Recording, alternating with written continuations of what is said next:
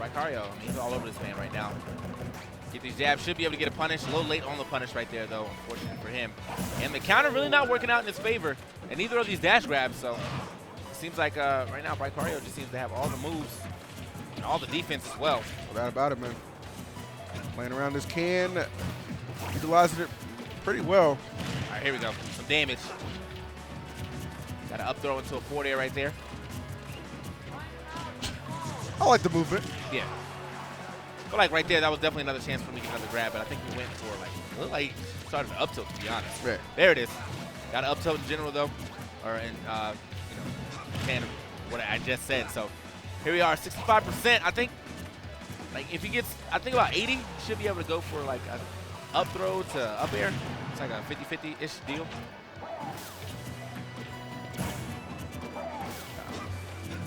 I saw Mike managed to bring it back into the game. Bring himself back to the game at the very least. 149 right here to 77.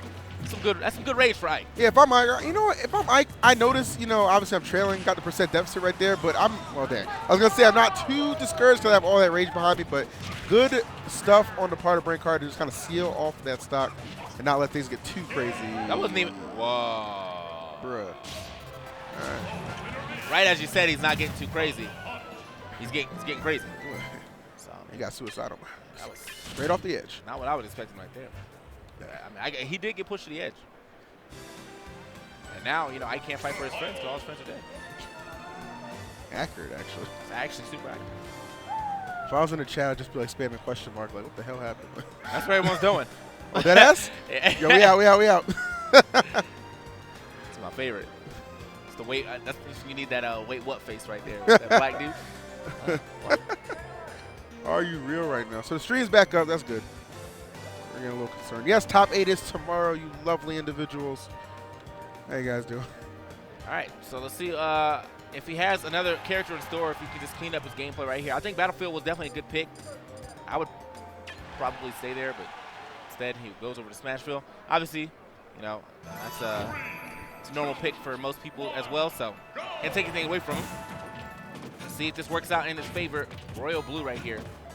I'm glad he actually played Blue Lucario too, because if he didn't, I mean not Blue Lucario, Blue Ike, or at least one version of a Blue Ike. If he didn't, I'd be a little tight. Yeah, I mean, I would be a little confused, man. Royal Blue, and you come out here just rocking that white? Come on, man. Keep it consistent, baby. Hopefully not consistent with those SDs, though, man. I don't know what happened in that first game. I looked away for a second, and I turned around, and it was over. Definitely a struggle for real, but here we go. Game number 2, Smashville. Switching it up a little bit. Trying to catch the roll right there and avoid this can all at the same time. That can, you know, it's so small, but it just covers so much. You know what I mean? Like, it's just so imposing. Okay. So you got a little trade damage right there, and it worked out in his favor. Not too far behind right here. The real problem is he definitely has to figure out how to get around this can and also put pressure onto Vicario to not allow him to just put the can out and run away.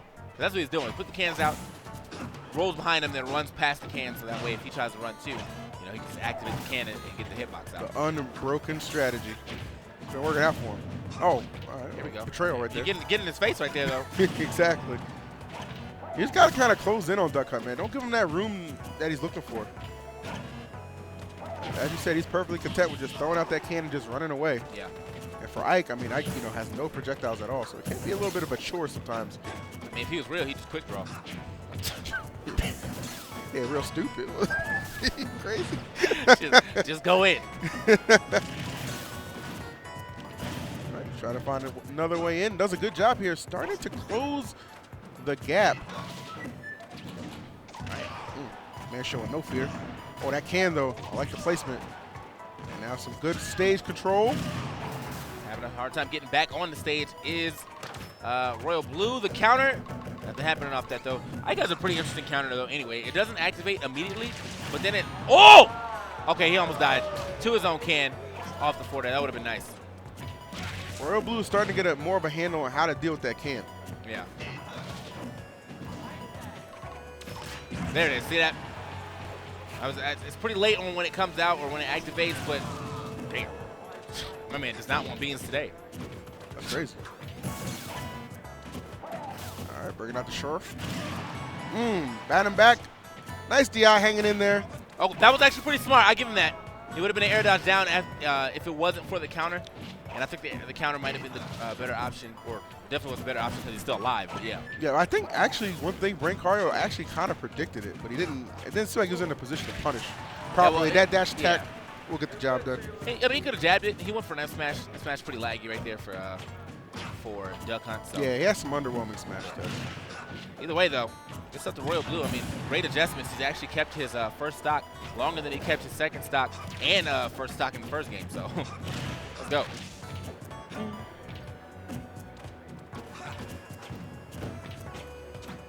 Watch yourself. Get that can out of here, too. The back throw just to put him off stage. My man always retreating.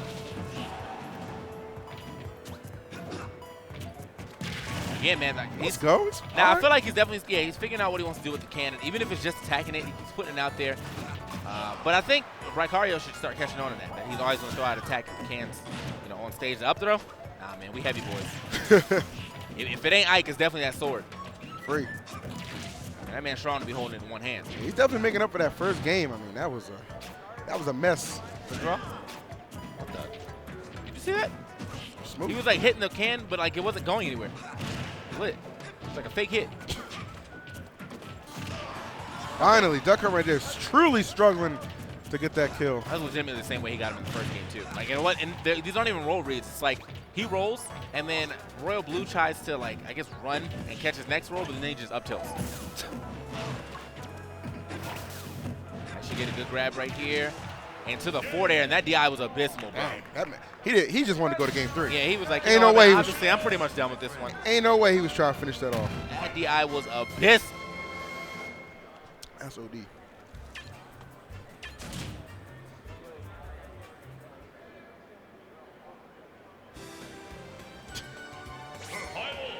All right, let me leave the chat. I keep posting. Yeah, I think you're done. I think you're done in there, man.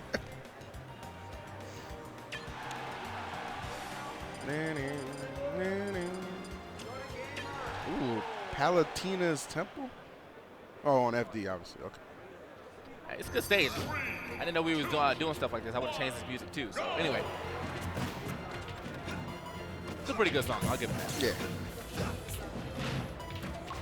All right, here we go. I feel like this stage needs like a dark theme. Yeah? Yeah, I feel like this stage would be dope nighttime. Just like, even if it was just switch. You know, like a Battlefield used to switch in Brawl. I don't know if it still does in this game. But now Battlefield switched to night and day in Brawl. It's nice. Well, I mean, honestly, we got a ton of modders in the community. Hey, chill, bro. Don't say that word. Someone hook it up. Who? What? Anyway, I only played the it was a word, not 2 letters. We out. Throw. Still missed the forward air right there. However, gets a lot off of that. Ooh, okay. Attack. Uh-oh. All right, my man got a little confidence behind him. You can see now with the options that he's choosing, man. He never threw out that down air. Not once. But right now, I mean, he's feeling himself. After that second game, I would be too. It's like a Pokemon who learned a new move. You forgot scrubbing it out. Learn down air. That's OD.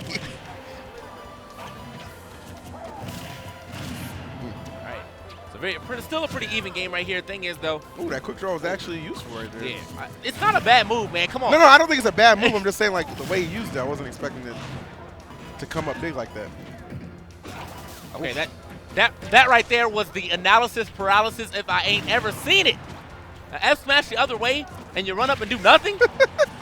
Come on, man. And then he gets sent flying right there off the left side. Just flick the C-stick, man. Anyway. Royal Blue, man, definitely opened up like it was going to be a quick 2-0 and a handshake, but this man has fought back in a major way. Yeah. He's in danger, or the Brancario right here in danger. It's at that loser side of things. Okay, steps out of that situation. I like that idea of trying to read the rolls now with these reverse tilts. Even maybe start going for some pivots right there, because it seems like Bry doesn't really know what to do once he gets to the sides. Like, it's always a roll in. So if that's the case, nice. Again, the up tilt, though, coming out. If that's the case, then Royal Blue probably can just pressure him to the sides and then turn around. Right like that. Like, my boy is reaching now, though. But he knows, man, because Brancario just has he loves those rolls, man. Yeah. And he's trying to get a good punish off of him. Now would be the time to pick up on that. Okay. Secure this game 3. Up air? Yeah, just a little off right there, but still leads into the grab right there. And look at my man with the pressure. Brancario. putting out so he can grab that ledge safely. Oof. Pyro. For that last Oh closing my God, blow, he's that got could be it, and it is. So despite an absolutely abysmal game number 1 right there, Royal Blue calms those nerves and brings it back 2-1. HLG might want to start looking at Royal Blue for that sponsorship. That's all I'm saying. Right. That's OD. It's round 2 pools, man. That's true. I mean, he did get on stream, and he won. So He did win. when you really think about it, a lot of good things going on. So Either way, man, great stuff right there to those players. I mean, I really thought Royal Blue was going to get washed, but obviously he just needs some time to adapt. it was. I mean, it was that first game that was a little misleading right there. But like I said, I think he just shook off the nerves and just shimmied out the confidence. You know what I mean? And Handle I feel business. like as he started playing better, Bricario just started getting more nervous. Like that Yeah. first game was definitely free. Right. And then, after he saw that my man had some similar skill, he was like, man, was shook. I can't just hit buttons. Like, It's crazy. that is indeed crazy. But yeah, good effort right there. That was cool. Again, apologize for the little bit of a technical snag we had leading into that match, but looks like everything is back on track. And coming up next will be one of our commentary brethren, Keitaro, and he'll be fighting someone out of Colorado in Avion? Avion, like the water. Let's go. Avion water is pretty good, actually. You ever had it? Anything better than Pure Life? Anyway, That's crazy. anything's better than Pure Life. And Dasani. You might think we're joking around, but some of these waters just have a bad Yeah, aftertaste. real rap, man, like today, like they came through with just the Kirkland, Kirks. which I know is cheaper than Pure Life. So it's definitely possible for you to always have that store brand water instead of going that Pure Life. That means you walk past that store brand water like, they really want that Pure Life. But no one wants that. We don't want that. Pure garbage. Real talk. What's your favorite water, chat? If I may inquire. We got some guys who like Fiji water, Poland Springs, Nestle. I'm just curious. Tell me Nestle what you is like. Pure Life though. Unless they have Oh, yeah, another, that's unless they have another water. I don't know. No, I'm saying like somebody might like Pure Life, so I'm gonna give them the option as well. But yeah, man. Well, if you're in New York, you only drink tap water. Yeah. They'll tell you that every That's true, right? time. Every time. New York tap water. That's how they say it. New York. Near. It's one word. Anyway, looks like New York. Poland Spring? Hell yeah. We got Keitaro coming through with, hopefully I see the Falco. I know he has some other characters he can play too, but I want to see that Falco. And then Avion with the Pikachu. It's going to be interesting right here. Again, a matchup that I think that Falco does very decent in. Not to say that I don't think he wins it or anything, but, definitely does decent in it. So. And after that, we got Scourge Mom with the Pika. Who, if I remember correctly, that man doesn't know what approaching means. And he's playing against Fusion, Shulk, and then Locust, Ryu. And, Ryu Ditto, okay. Wow. Locust and Dark Shadow. Locust and Dark Shadow in the same pool? But why? They don't do. That's not a character. You can't separate pools by character. I'm not talking about character. I just surprised they're in the same pool. It's round 4. Oh, okay. That's all right. That's deeper in there. All right, that's fine. Deep. Deep. Any upsets yet? No, not any upsets that I'm aware of yet. That NBA commentary. Keitaro actually an 80% rate of his down tilt hitting. That right there, that man is a shooter if you ever call him. Steph Curry of down tilts. All right.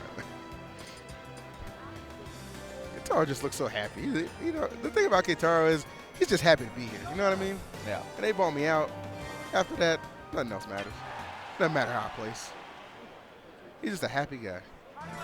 Well, let's see if he's going to be happy after this match. Avion, I'm sure, not have any intentions of making things easier on him. And Wait, hold Keitaro. What the heck? Me is illegal? Why are you trying to see this, man? All right, man. Anyway, Keitaro playing the cat's dad here. I'm pretty sure if Me's illegal, they only have 1-1-1-1. So I don't know if that gives him any of the stuff that Me's were definitely broken for at first, like the one-inch punch, the kicks, that flurry kicks that used to kill like 30 if you had rage.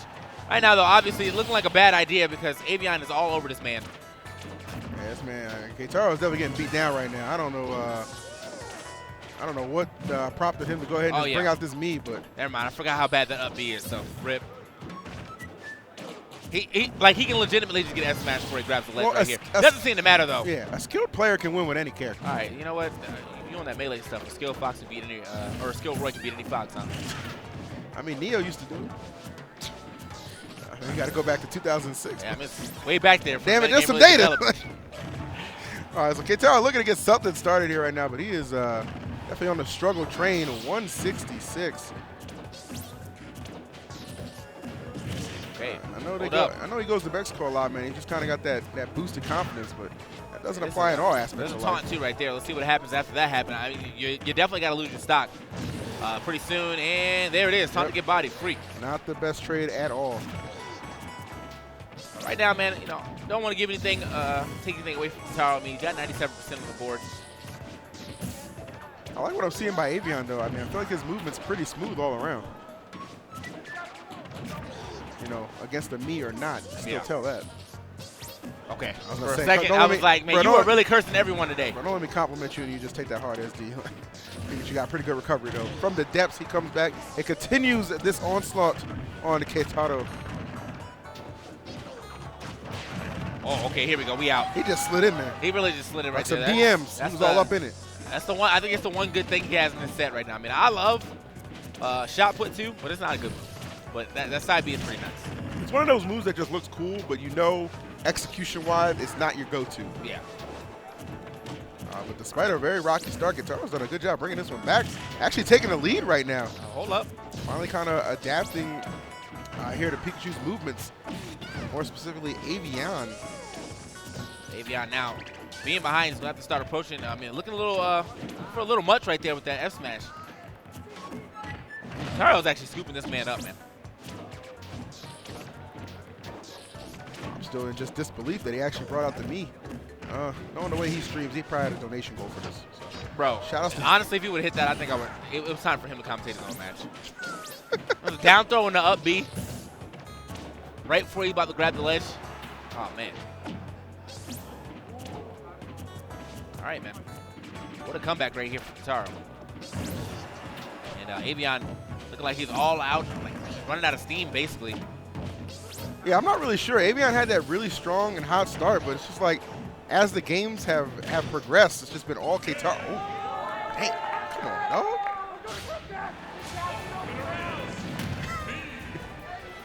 That was definitely the Hue. All right, man. So I need to know how he even died to that fourth throw. What is up with everyone's DI today, man? What direction are they holding? Because he had to be holding out for that. Like, he was trying to get back to the ledge or something. Either way, here we go out to game 2. He decides to go over to Battlefield here. Interesting thing about Mii's forward smash, although it's very strong, it's only active for 1 frame. So, oh, really? Yeah, don't try to use that on the ledge. Okay. Don't try to use that as a 1 frame punish unless you really got that timing. You get that, man, you the GOAT. It's real talk. Charles trying to be the Mii GOAT right here. Oh, my God. Well, there goes that 1 frame. Yeah, there it is. 1 frame, 1 stock, and 1 opportunity left here for Avian to win this game. Trying to keep this winner's bracket hopes alive. It's Kotaro time. Look, it's Kotaro time. It's Kotaro. That's a Kotaro time special, man. If you ever know, back in the broad days, he used to jab you, rapid jab, roll behind, and do it again. It's Kotaro time. Almost unpunishable, in a sense, when he was applying it. Oh, I like the dodge. And just continuing to get back in here. This man is moving. Go, down throw. All right, I don't know if he's going to get with that, but it looked good. Yeah, it looked good. Uh-oh. He did a side B. He did a side B. Yo, like if he would have air dodged, he was gonna die. All right, here we go. Getting himself back in the game right here. Nice F smash. Charles' smile is completely gone. Yeah, I know. And the way that there's like a dark shading, like I'm saying, on the light. He's looking extra evil right now. I'm saying, man. Like, damn, this man went complete Sith Lord. Look at this guy. He's so jovial and booming, but just now, like in the throes of battle, this is truly Keitaro at his darkest. I'm saying. It's actually terrifying. It really is. I'm expecting another side B kill, honestly, to be honest, from Kotaro, because he's doing quite well right now. He's already got him at 104. I think if he launches it right now, he should. Oh. Okay. Well, maybe 1 more. Good DI though. I will give him that. He needed some good DI to make up for that first game. Yeah, that first game DI was atrocious. Man, I'm trying to talk about it. Oh, Caught up. All right, Avion, a little glimmer of hope right here. Back air, not enough. Oh my God. Wow. He zoomed right into it. Zoom, zoom. Zoom, zoom. Go boom, boom. Same, and that was an Olympic throw right there. Shot put.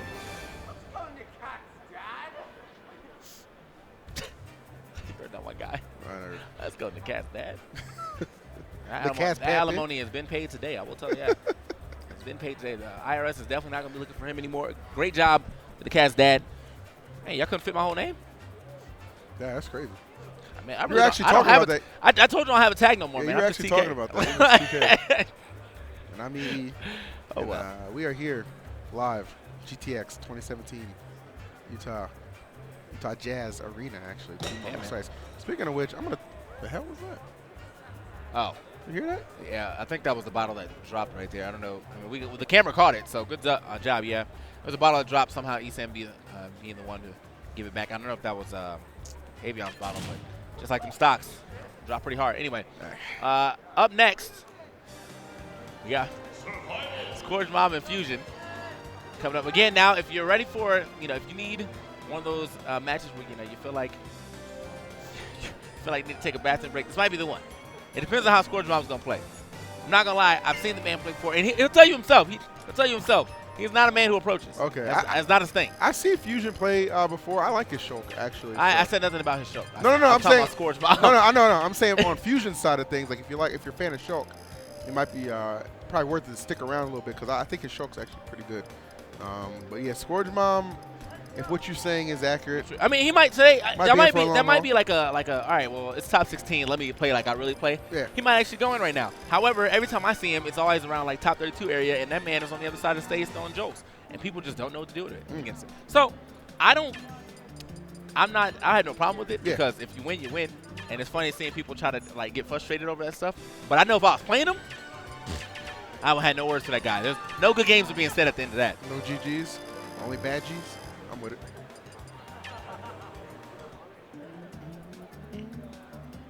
Speaking also, man, we have a Shulk on the screen, so you already know we're going to give only the top level of information about his arts.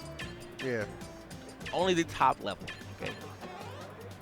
For instance, did you know, okay, that the speed art was actually originally called the blueberry art, okay? Because blueberries go through your system faster than any other berries. That's facts. That's facts. Wait, really? That's facts. Because I feel like when I eat a lot of strawberries, I have to use the bathroom. But when I eat blueberries, I mean, yeah, but not as timely. It's facts, bro. All right. I mean, I never lie to you. I'm not an obstetrician. Whatever that title is. Here we go, man. So let's see exactly how he gets in here. All right, so he's actually starting with the speed art right here. Yeah, you got to be that commentator that's always right by just giving just a blanket right statement. Speed art, he's moving faster. Exactly, and he is definitely moving right there. Nice connections here. And he's really going to have to rely on that speed, man, because Pikachu, I mean, you already know. All right. One of the quickest in the game. And Scourge Mob is indeed going to play that tight gameplay, as you said, man. Y'all need something to get up in there. There we go. All right, now, so the thing about the Buster art is it really comes down to, it's a 50-50 on who's the Buster, okay? Like, you're the Buster or they're the Buster, depending on, who gets that first hit. Like if you and Buster art get a down tilt, yeah, they're the Buster. But if they get any move on you, you're now the Buster. I feel that. True. Only facts, bro. Anyway. Facts only right here. No misinformation. All right, so Fusion definitely moving on him right now. I like the fact that he keeps going into speed art for the sole fact that he has to close in on Scourge Mob sooner than later, and this seems to be the way that he's going to do it now. This Buster art, I'm feeling kind of bad for him because he keeps going in it and he's trying to get more damage, obviously, but he's not getting any hits anytime he gets in the Buster. Yeah, Thus being the Buster. The only time he's really finding that damage, as you said, is kind of really when he's in that speed art, making things work for him. Otherwise, man, Scourge Mob just trying to run circles around him. To his credit here, Fusion still keeping it doable. Despite the struggle here. Got him at 63 already. Okay, jump art. Interesting thing about jump art, one of the passives is, okay, your SD rate actually goes up by about 50%. Only facts, bro. Only facts. I have no idea why because, you obviously have a better recovery, but It's like when you go and jump, so does your confidence. Okay. It just hikes. And next thing you know, you're doing stuff off stage you should never be doing. I feel that. Here we go. Now, this right here, this is the bet it all art. Like, he's at 114. He's at 83. Next big hit is definitely going to take it. He's out of that, though. It doesn't seem to matter. Still got the up smash. Right on the money as you call it out, my guy. Good up smash there from Scourge Mom. Keeping it moving right now. Kind of continuing the pressure right here. I like his spacing. Really clean. Trying to get in with these quick attacks. All right, here we go. Back in the jump. Interesting enough, though, I don't know how much this this art is going to help him. Even though that was great coverage, I feel like his best art as of right now has definitely been speed. You know, at higher percents. Oh, I see what he's going for now. He's definitely looking for the like that 50-50-ish deal. Yep. I don't know if he's still out of. I don't know if he's still in percent to do that though. And I'm not even gonna pretend because you know how the show can be. I'd be 1% off and I'm getting blasted. We're just making the Shokes out to be a very angry community here. I mean, I want to know. All I want to know is where's the lie. Where is the lie indeed? Where is this comeback that I'm sure Fusion is desperately looking for right here? He's not down too much. Needs to get rid of that stock sooner rather than later here. You know, I'm actually kind of surprised Fusion's not doing like any type of up tilt. He's landing in a lot of spots where I think he might be able to sneak an up tilt in there, but he's just not throwing that out. And not even in the bet it all art either.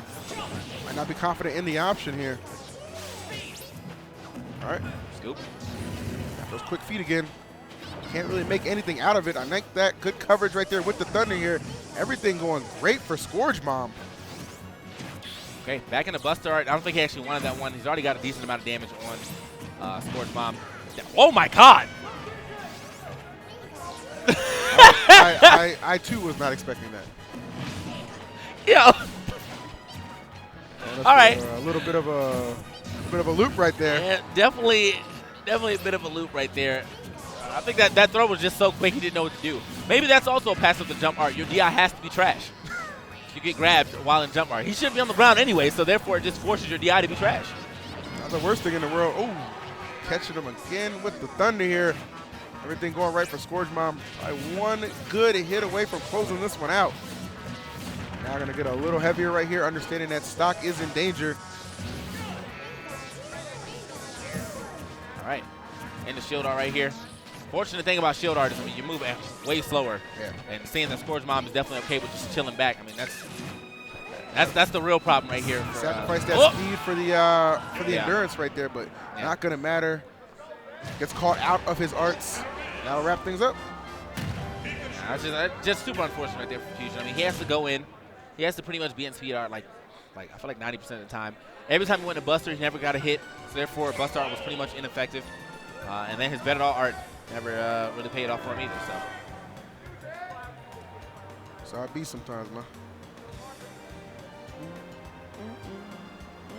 Entertaining match nonetheless, I must say. Obviously, Scourge Mom approaching a little more than you probably expected. But I feel pretty good about it. I mean, that's about on point. A little more. I mean, he approached by going through you so he can get to the other side. There you go. That's what the quick attack's for. There you go. Whatever. Anyway, let's go, Scourge Mom.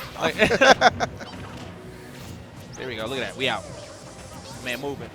All right. You know, actually, he might be approaching just a little bit. A little bit, man. A little sliver. See what this show can do here. I do feel like Fusion put up a good effort in that last game. Yeah. It's just he couldn't make up the deficit in speed, you know what I mean? Just could not catch up and close in when he needed to. Oh, nice by Scorch Mom, sneaking his way in.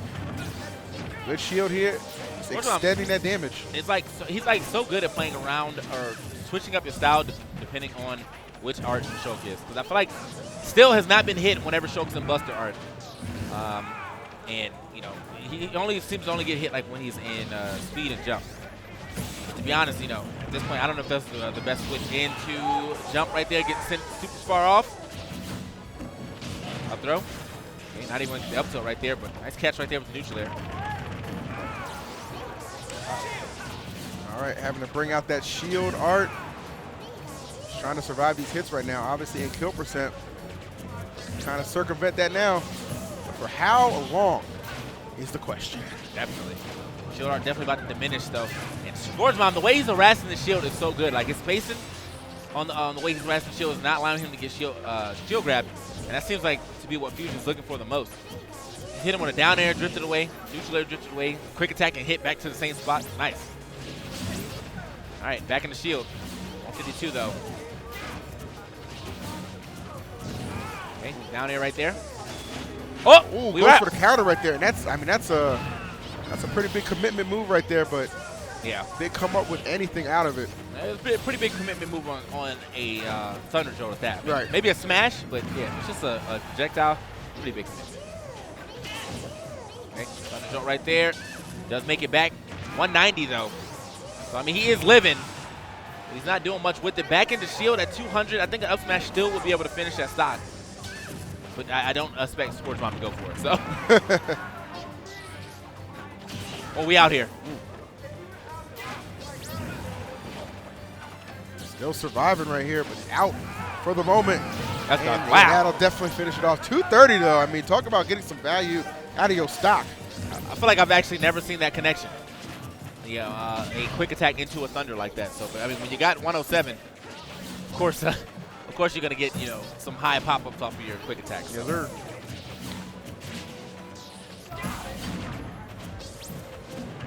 Okay, up throw.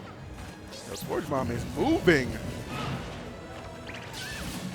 All right, whipping that forward smash right there. Oh, good catch with that up tilt. That was slick. And now just takes it all the way to 69. Beautiful play here. Coverage is real. He's just trying to land safely, but Scorch Bomb not letting that be the case. Trying to make all the big reads right now. Yeah. Scorch Bomb right here, though. I mean, playing, again, I say that very passive style right here, obviously he's paying off. Look at him at only 57% on his first stock. So, real problem right here for Fusion. I can tell it. I can't tell if he, I think he's getting frustrated. I'm looking at his camera now. Like, yeah, he's looking like, man, come on, man. Just round 2 pools. I mean, you can't get mad at him. I mean, you can't. You selected this character. And I like Shulk. He's cool. Far from the best. Bye-bye. Oh, and that'll wrap things up. Yeah, man, that's a rough one right there. That's a rough one, especially Shulk versus Pikachu. Obviously, we have some Shulks across the board who've done some great things in the past, but that one was just a little too much for Fusion to overcome. I mean, he needed to fuse with another version of himself to get that win. That's all I'm He saying. diffused with Cloud. Well, that's true. Could have got that. If you like big swords, just play Cloud. You know, you got Ike, you got Shulk, but you also got Cloud. Just Sure. go Cloud. Why not? Man, That was a long game, though. I feel bad. That was a long set right there. They definitely went the distance for sure, man. But it's all good because we do have an exciting one for you. Because now we're actually jumping into round 4, which is quarters. Yeah. So we're gonna see a nice little Ryu ditto coming up for you guys. Locust versus Darkshad. Locust versus Darkshad, so I'm probably, obviously a little bit of pride on the line for both these players.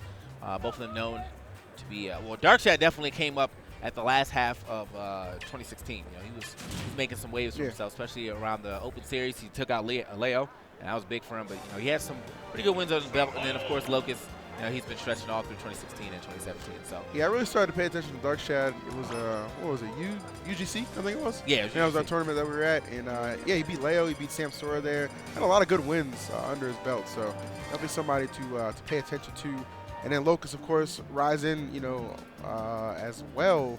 Late last year at what was it, Zero Saga, I think it was. Yeah. He beat Mr. R. That's when I first kind of noticed who he was. Yeah. And had some good showings like at Civil War and stuff like that. So definitely both of these guys, some greatness. Yeah. Some greatness inside them, man. It's just about unlocking that consistency. So we shall see who wins this Ditto, man. I mean, winning the Ditto doesn't always define who's the better player. Yeah, I but will say that. It's still gonna be but nice. It's definitely pride. a pride thing, as Yeah. you said, for sure, TK. But to Okay, be real, okay. though, I haven't seen a Rio Ditto in so long. It's going to be interesting to watch. Want to practice? Huh? Oh, okay. Man. Oh, yeah, almost so sharp. Well, man. I'm kidding. Respect. Man, I should have focused that last one. I actually got bodied. I actually legitimately got bodied there. Nah, but this will be a good set. I'm definitely excited for it. Again, appreciate you guys tuning in for us. Make sure you spread that stream link around. Let them know where you can find the best Smash for action in the building. Right, sure. All right. Why his Ryu spell like that, though? Why his all fancy? Look at this. Yeah, what the heck? Is that a leak of the scripts? Oh, my man Darkshad with the Evo hoodie, too. Let's go. It's a good hoodie. I was about to bring it myself, but I ain't really had too much stuff to go with that blue, so I just left it on. What blue? Oh, this? It's the hoodie is blue. This is gray. Right? Are you for real? I'm dead ass. I think it's. No, it's blue. It's blue with like gray undertones. Yo, what it? Put the camera back on me real quick. Put it on me real quick. Come on. Is this blue or gray? I think it's gray. It's definitely blue. It's definitely blue, bro. Wow. I actually thought it was gray. They're lying. Well, people are saying gray, so they're saying it because you said it. It's anyway, blue. It's blue. Like, I think it's gray. Game number 1.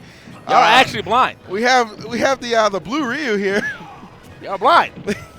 It's blue. Pay attention, man. You see what's happening? It's blue.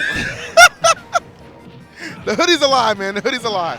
Oh my goodness. Both these guys is going back. I think it's gray. I'm just saying. It's blue, bro. There's gray undertones in it. It's blue. Well, speaking of getting put under something, Darkshad right there taking a dive courtesy of Locust. So it's going off right now. All right, man. The blue Ryu losing, like my opinion. It's unfortunate. Y'all blind. That's all I'm saying. It's blue. I mean, I do wear glasses, man. You gotta give me a break if I'm not correct on everything. Coming back to the stage here. Oh, Locust escorting Darkshad from right to left right there. Just asserting his dominance right now, but Darkshad finding a nice back air here to get himself back in this game.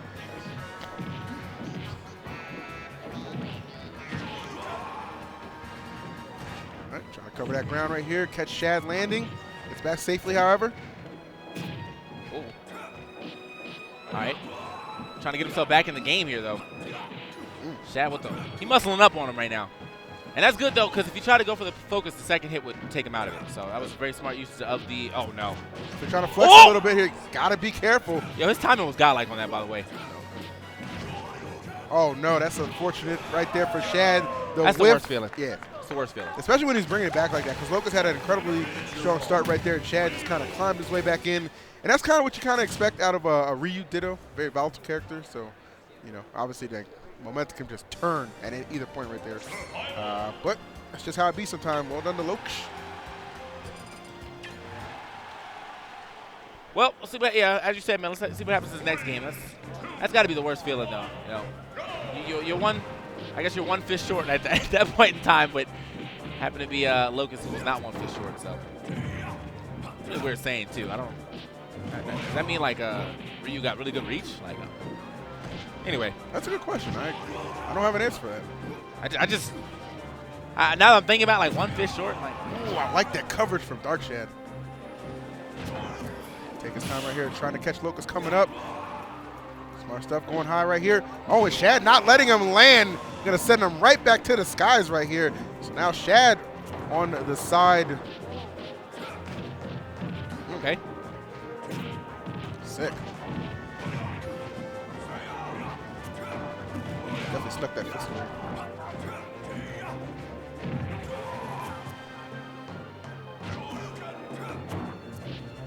I was extra bold right there from Darkshad. I never expected someone to come off the ledge like that. That's a better way to come off the ledge, though.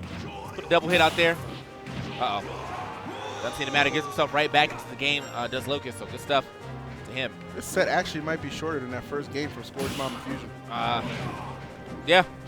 And depending on if this becomes a 2-0, then that's guaranteed. And even if it becomes a 2-1, I mean, oh, well, okay. Right, so definitely here's a little bit of extension right here. Guaranteed 2-1 right now. Darkshad winning that second game on his counter pick. These matches are definitely high pace right now. Fast pace indeed, man. Super quick. All right, so let's see where Locust elects to send him here.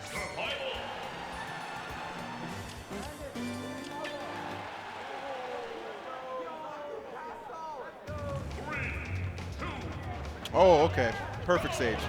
This is actually where this should be the finale right here. Nope. All right, Catch man. by Shad. Looking for a lot right there. Maybe expecting Darkshad to try to go for a follow-up, but Darkshad actually waited it out. Okay, still had his jump. Gotta make sure. You know, sometimes what happens is like you'll try to do like probably like fast fall back air or something like that, and then because of the input is the same thing as the down back. Yeah. If you do it with the stick or with A, you end up getting the Tatsu. It's the worst feeling. Worst feeling. I feel that. Look at that not being the case right here. Dark Shad, slight lead right now. Oh, Locust closing that gap in though. Does a great job applying a lot of pressure here. Like the way that Dark Shad's starting to elect to get off the ledge. I mean, he got punished right there, but he keeps mixing it up. Oh, the roll behind. Not going to get the sweet spot of that Shoryu, though. Oh! Ooh, oh, we out. The double stun on? That was smart.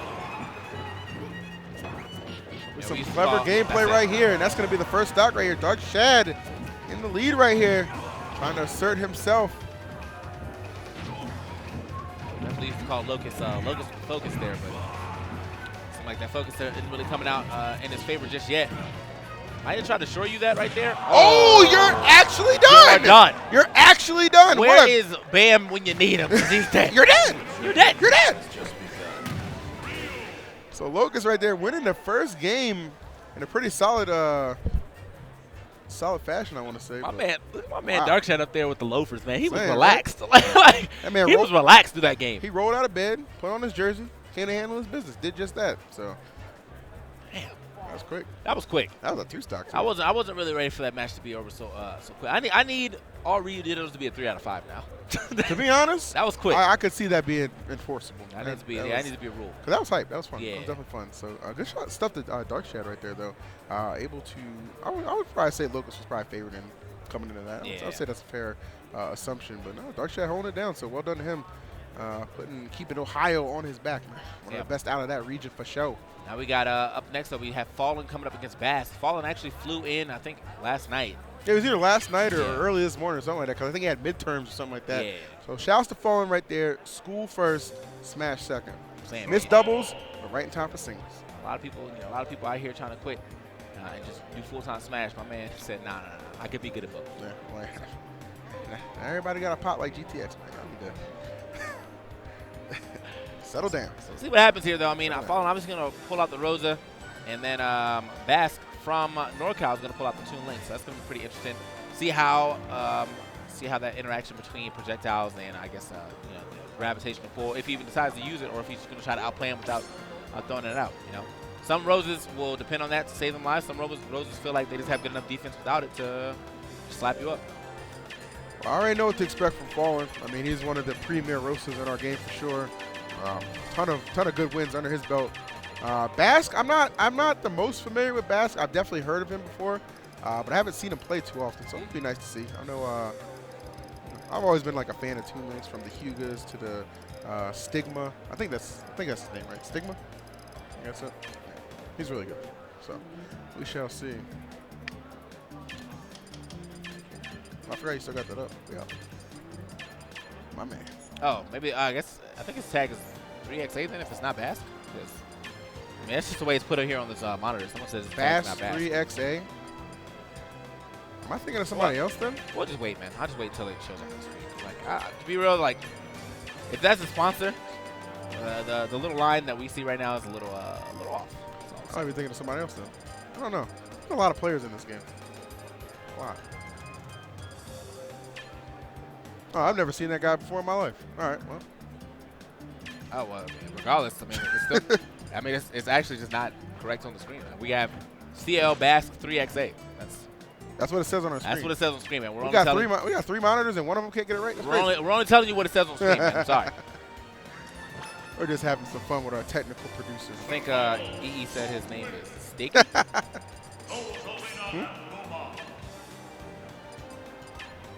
I said, whose name is what?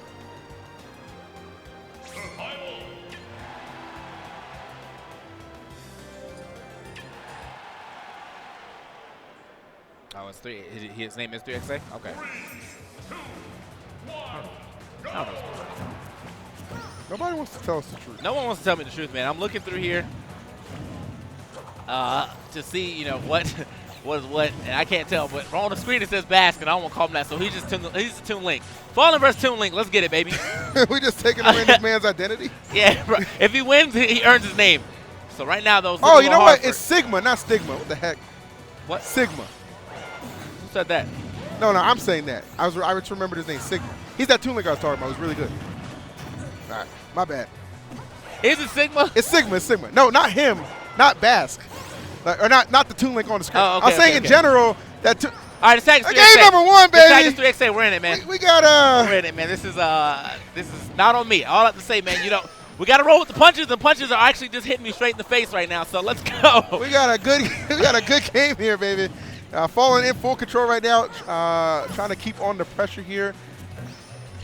Fallen's definitely good at controlling the ground. You see him right there, just kind of using those gravitational pulls, mitigating the threat of those bombs. That was an excellent job, though. God. 3X ain't even a good tag. This man's name is Bast. Whatever. Nah. All right, so he finally gets back onto stage here. Let's see if he can make anything positive of this. I mean, he's got a decent amount of damage on Fallen. However, Fallen also got way more damage on him. This rage could start to build up and seeing that Rosalina is one of the lighter characters in the game. I saw him go for that Randy F smash. To be real, I don't know if that will kill or not. Like, it's possible. Looking for the follower right there, trying to bait out a reaction, but not getting it. CXA. Ooh, he is see ya later on that one right there. Fallen getting that first stock off pretty quickly here, only 64%. Plenty of room to work with. All right, yeah. I mean, I'm plenty of room to work with right there. Couldn't really get that F smash he's probably looking for, and then honestly can't get the item control started as well. Yeah, that gravitational pull is really effective. Oh, the second part of that forward smash, though, coming through here. Fallen's just going to let it go high. I like that. Good that was a really good recovery, too, right? Yeah. Yep, just went high. Landed straight on that platform, reduced lag on landing. Great stuff. Man knows the ins and outs of this character here. He's delaying some time for Luma to make her appearance. And back on the screen she is.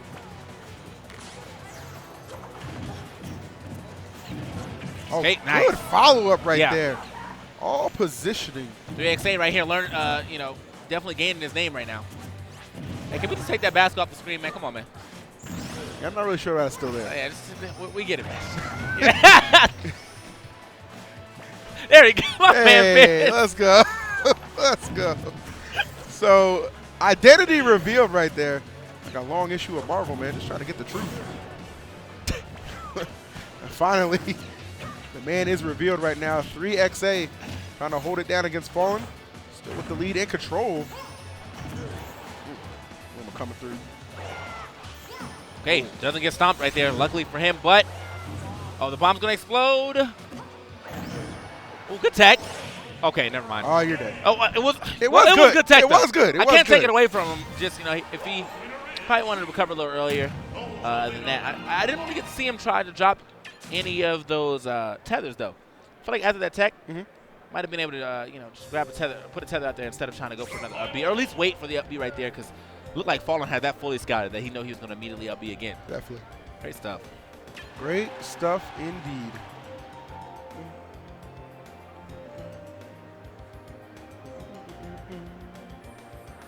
All right, so a little deliberation here. Let's see where we're going to go. All right. Yeah, I mean, obviously, the stage, can definitely play a factor, but the fact is, this matchup just doesn't look good for Toon Link. Yeah, I feel you. He can't get his normal Toon Link thing started with his projectiles and things like that, because gravitational pull being such an overwhelming factor for him. That oppression, man. Fresh. All right, so looks like my man has selected his stage. That's going to be a town and city. All right, let's get it. Wait. Also, Fallen just seems to be playing around projectiles like pretty free. Yeah, he's playing around them, and if they get too close, man, he's got the gravitational pull to kind of fall back on. Yeah. So. And not to say that like this just makes it so like this isn't like a Nest situation where they just think just because you can get your recovery gravitational pull that it's like an 80-20 matchup. Oh yeah, it's not unwinnable. Right. Yeah, it's just hard because now he definitely has an option for what is your usual way of putting pressure out there. VXA has to like actually go in, and even though Toon Link has some decent moves, most of his pressure actually starts with with projectiles and things like that. All right, putting some pressure right there on Luma. Just trying to keep him back a little bit. Fallen does a good job finding his way in, though. All right, don't hold that ledge too long, homie. Uh-oh. Oh, Okay. and there's trouble right I like there. that idea, though. You know, try to get for the early recovery so he couldn't get stomped. Managed to get back. Only because Fallen did get that second down air, but either way. Somebody just got to throw it out, man. I think that's like, there's like a quota for Toon Link to throw out an F smash like every minute. You got to meet it, man. Yeah. Oh, beautiful reaction Sandwich right right there, from yeah. Fallen, yes. Okay. See right there. Nice follow-up, too, knowing that the bomb's going to hit him behind him. Oh. Trying to put this pressure on here. Maybe expecting to roll in, not quite getting it. Much more even contest here at the start of things than we saw in that first game.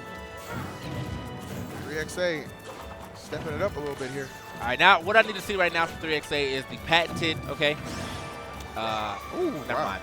Well, can't do it anymore. Well, he might still be able to do it, but I need the patented, okay, pivot grab near the ledge, immediate back throw. Yeah? That's what you're looking for? That's what I'm looking for. All right. Yeah, let's see. I haven't really seen him go for too many grabs, so like that option is just fresh. It's a fresh option he can throw out right now. Fallen, obviously, has been in shield quite a bit. Okay, well, that worked out, too. Yeah, Fallen's landing right there. Yeah. A little sloppy. Left himself open in a big way. So, again, 3XA, man, definitely showing me something here in this second game. It's unfortunate. I feel like it definitely would have killed earlier if he would have gotten it before that rage popped. But now that he ain't got nothing going for him. Here we go. See, that's the thing, though. Now he can probably start getting some grabs because he really hasn't been throwing that too. Oh, okay, well, let's not get crazy with it. You know what I mean? Like, he really hasn't been throwing it out too often in this matchup at all. So now that he's starting to throw them out, maybe force Fallen into some options to try to avoid the grabs to get a couple extra hits here. All right, trying to use those bombs against him. My guy out here swinging. Oh, I like the pace right there. Yeah. It felt like he knew the air dodge was coming, but he didn't really act on it. Once he Okay, saw it. Oh, he's still living. That was nice. Yeah, Fallen, no hesitation on his moves.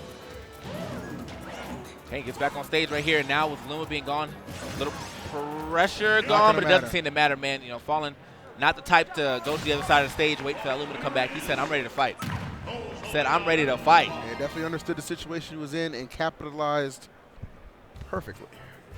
All right, some great stuff right there. To Fallen. I mean, even though that match looks a little difficult for 3XA, you know, that second game definitely looks a little better for him. So it looks like Lucas is stepping back up. Looks like we're on the No, he losers. just forgot something. Okay, yeah, never mind. We're still on winners match. I was like, I don't know if we're on the loser side already. Yeah, But we have winners finals matches coming up. yeah. Because I believe that. What up? You see me? You hear? I don't think they can hear. Oh, I don't know. Oh, they can't hear him? Okay. Yeah, well, so- the next match coming up is going to feature Energy Nairo and my boy XX. So that's going to be a fun one. Yeah, that's really didn't look. I mean, that's just, like a fun matchup at all, man. I feel like a lot of that wave when it comes to Rosalina. So it just seems like she has so many tools to deal with like any level of like reckless play or anything that you kind of feel like you have to go in there and deal with Luma. But even so, then you're just off stage and then she's out there to edge guard you. So it's just like a lot that she has at her disposal. Don't think she's like like top 3 or anything, but really good character. So, Yeah. Either For way, sure. up next we'll have Nairo heading up against Xax right here. So he's from NY, but he's actually from Jersey. So, in the tri-state area, just put it that way. Yeah. Nairo definitely hailing from New Jersey, holds it down. My boy XX, currently a resident of NorCal, man, but he's East Coaster too, man.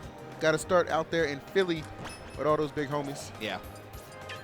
So it's going to be pretty interesting right here. I mean, I don't really get to see these two play too often, but I can tell you that XX, definitely one of those most improved players. Yeah. You know, he was never really bad, but he also wasn't really making results until like I'd say around the end of 2016. You know, he started making waves for himself, and now in 2017, I'd say XX doing pretty well. I don't know, even like between Brawl and Smash 4, he's always been that guy who's kind of on the cusp of greatness. Like if you play him in bracket, you know it's not a bye by any means. Yeah.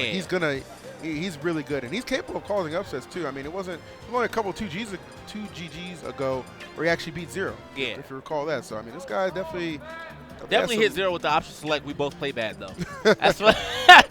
Honestly, I feel like people say that, like if you beat somebody good, like say you're good good, like but you beat somebody like elite. I think this thing, you know, oh yeah, we both didn't play too well. But I think in the back of your mind, like, nah, bro, I got them guts. I got him. You know what's up. Don't ever say that word again. That was gross. Let's say it, bro. Balk, as he likes to say.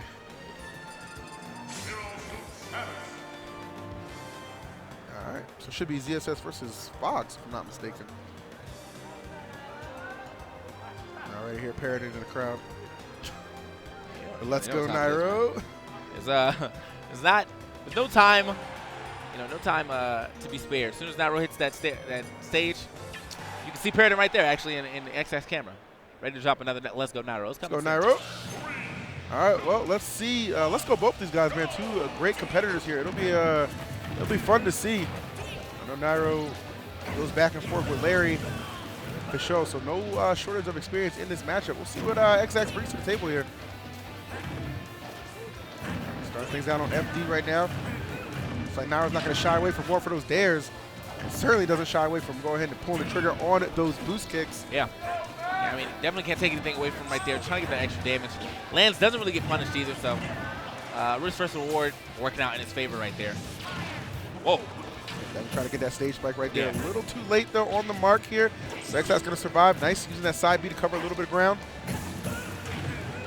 Both those guys just trading hits on the shield right now. Okay, up B. Got to be careful how you touch that shield. One wrong move could be your last. Okay. Oh, wow, just ran right up into that one. Now had that scouted out. Nice down smash into up B combination. That'll be the first stock. Yeah, it's pretty easy right there for Nairo. And now, trying to keep this lead up for himself right here. 67 to this 12%. I mean, Evans trying to add on that extra credits, extra damage, possibly just get the stock without losing it. Oh, here we go. Nice start off. Yeah, you knew he was going to go for it right there, and that is, whew, that is frightening right there to be in that situation. Nairo, though, I mean, you already know, man, this guy's striking ability second to none. Down splash placements right there, just like OD right there. I mean, that was like I think 2 or 3 different down smashes that led into either big damage or a stock. So great stuff to him on that first game. Again, don't want to take anything away from XX. I think he's in the notes right now, or at least changing song, one or the other. I don't know, man. See what happens in the second game. I have a prayer book somewhere too. I mean, it is the LDS thing. They make an app for everything. Let's see what we can get done here. Going to switch it up to Battlefield. Now, this is a stage that Nairo commonly counterpicks right here, so you know he's not going to have any complaints going here.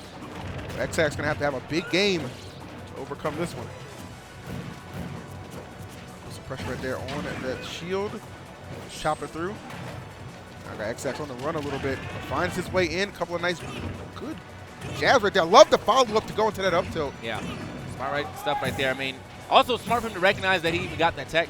You know, a lot of people, I think they end up trying to mash an air dodge, so they end up missing that tech. But Nairo got the tech right there, and then XX just knew he was going to roll in after that. So big damage on the up smash right there. Not enough for the stock, though. Not quite. Okay. Keep him in the air right there. Smart stuff. Oh, no. That was so good off the fact that he just used the up smash right there to just keep him high in the air. Yeah. Like, he knew exactly what he was looking for right there. That was, I mean, talk about thinking 3 steps ahead. That was brilliant. And the thing, though, man, like, you take ZSS to a stage or platform, it's kind of like, I don't know, man. I mean, Fox definitely gets some benefit off platform, too, with his up air chains, but I feel like ZSS is just I feel you. So much easier for her to get hers. Sometimes it's just a comfort pick right here. But not looking too comfortable, and I certainly would not be in this situation. You already know what's going to happen right there. He died at like 56 and 59. Yeah. I mean, that's you know, you take somebody to a stage that they routinely counterpick themselves, playing a character like ZSS who gained so much off utilizing those platforms, and Nairo just knowing those situations to put himself in to succeed right there. So it was a good effort by XX. It certainly was. It was just in those clutch type moments. I don't know about that, man. What? I can't agree with that counterpick, though. That's all I can say. I'm sure. I mean, I'm not saying it was impossible for him to win, but like you know Nairo, man. Yeah. Nairo, I feel like his conversions and those hard times off his up airs are like so good. I've seen Nairo just steal games. Yeah. on this stage or Dreamland all the time, and you just can counterpick him. It's all about the setups, man, and he just. I don't know, man. It's just second nature to him right there. So, you know, XX maybe, you know, not the best counterpick. I think we can all kind of all agree to that one, but tried his best, man. So we'll hope he has a good loser's run right there. Now we're moving on. I think now we're playing with a little bit of that boost too, man. You saw that J-Lo and Marshawn Lynch dropping that 15 mil to energy. Oh, yeah, he playing to keep that contract going now. Man, he playing for that pay raise, and I don't blame him. Shouts to energy, holding our boy down. Good set right there. Next up, Fatality coming to the stage, and he's going to be going up against IMT's own baby, Anti. Okay. That'll be a good one. All right, for a second, man, when we were looking at it earlier, it said Anti was versus Powell. I was going to get pretty hyped for that, but I don't know what happened to Powell, man. I don't know if he kept moving on into his bracket. I don't know if they put that there as like before they played, like before he played another match. Yeah. So they probably lost it. You know what I mean? Yeah. So I think that's probably what happened. But yeah, man, either way, we're going to get a good one out of here. Fatality and Anti, two very fun players to watch. Fatality obviously playing that fan favorite Captain Falcon, and Anti just a fan favorite in general for his Twitter shenanigans and just overall skill at the game as well. Yeah, man. So again, we're in Pools Winners Finals here, folks. So all the matches you're going to be seeing are probably matches you can also see in top 32, top 16 type deal. So buckle in, because we have Anti versus Fatality here. We have Tyrant versus Mr. R next, and then MK Leo versus JK. So a lot of good matches coming up for you. Oh, definitely. Yeah. Strap in, my guys.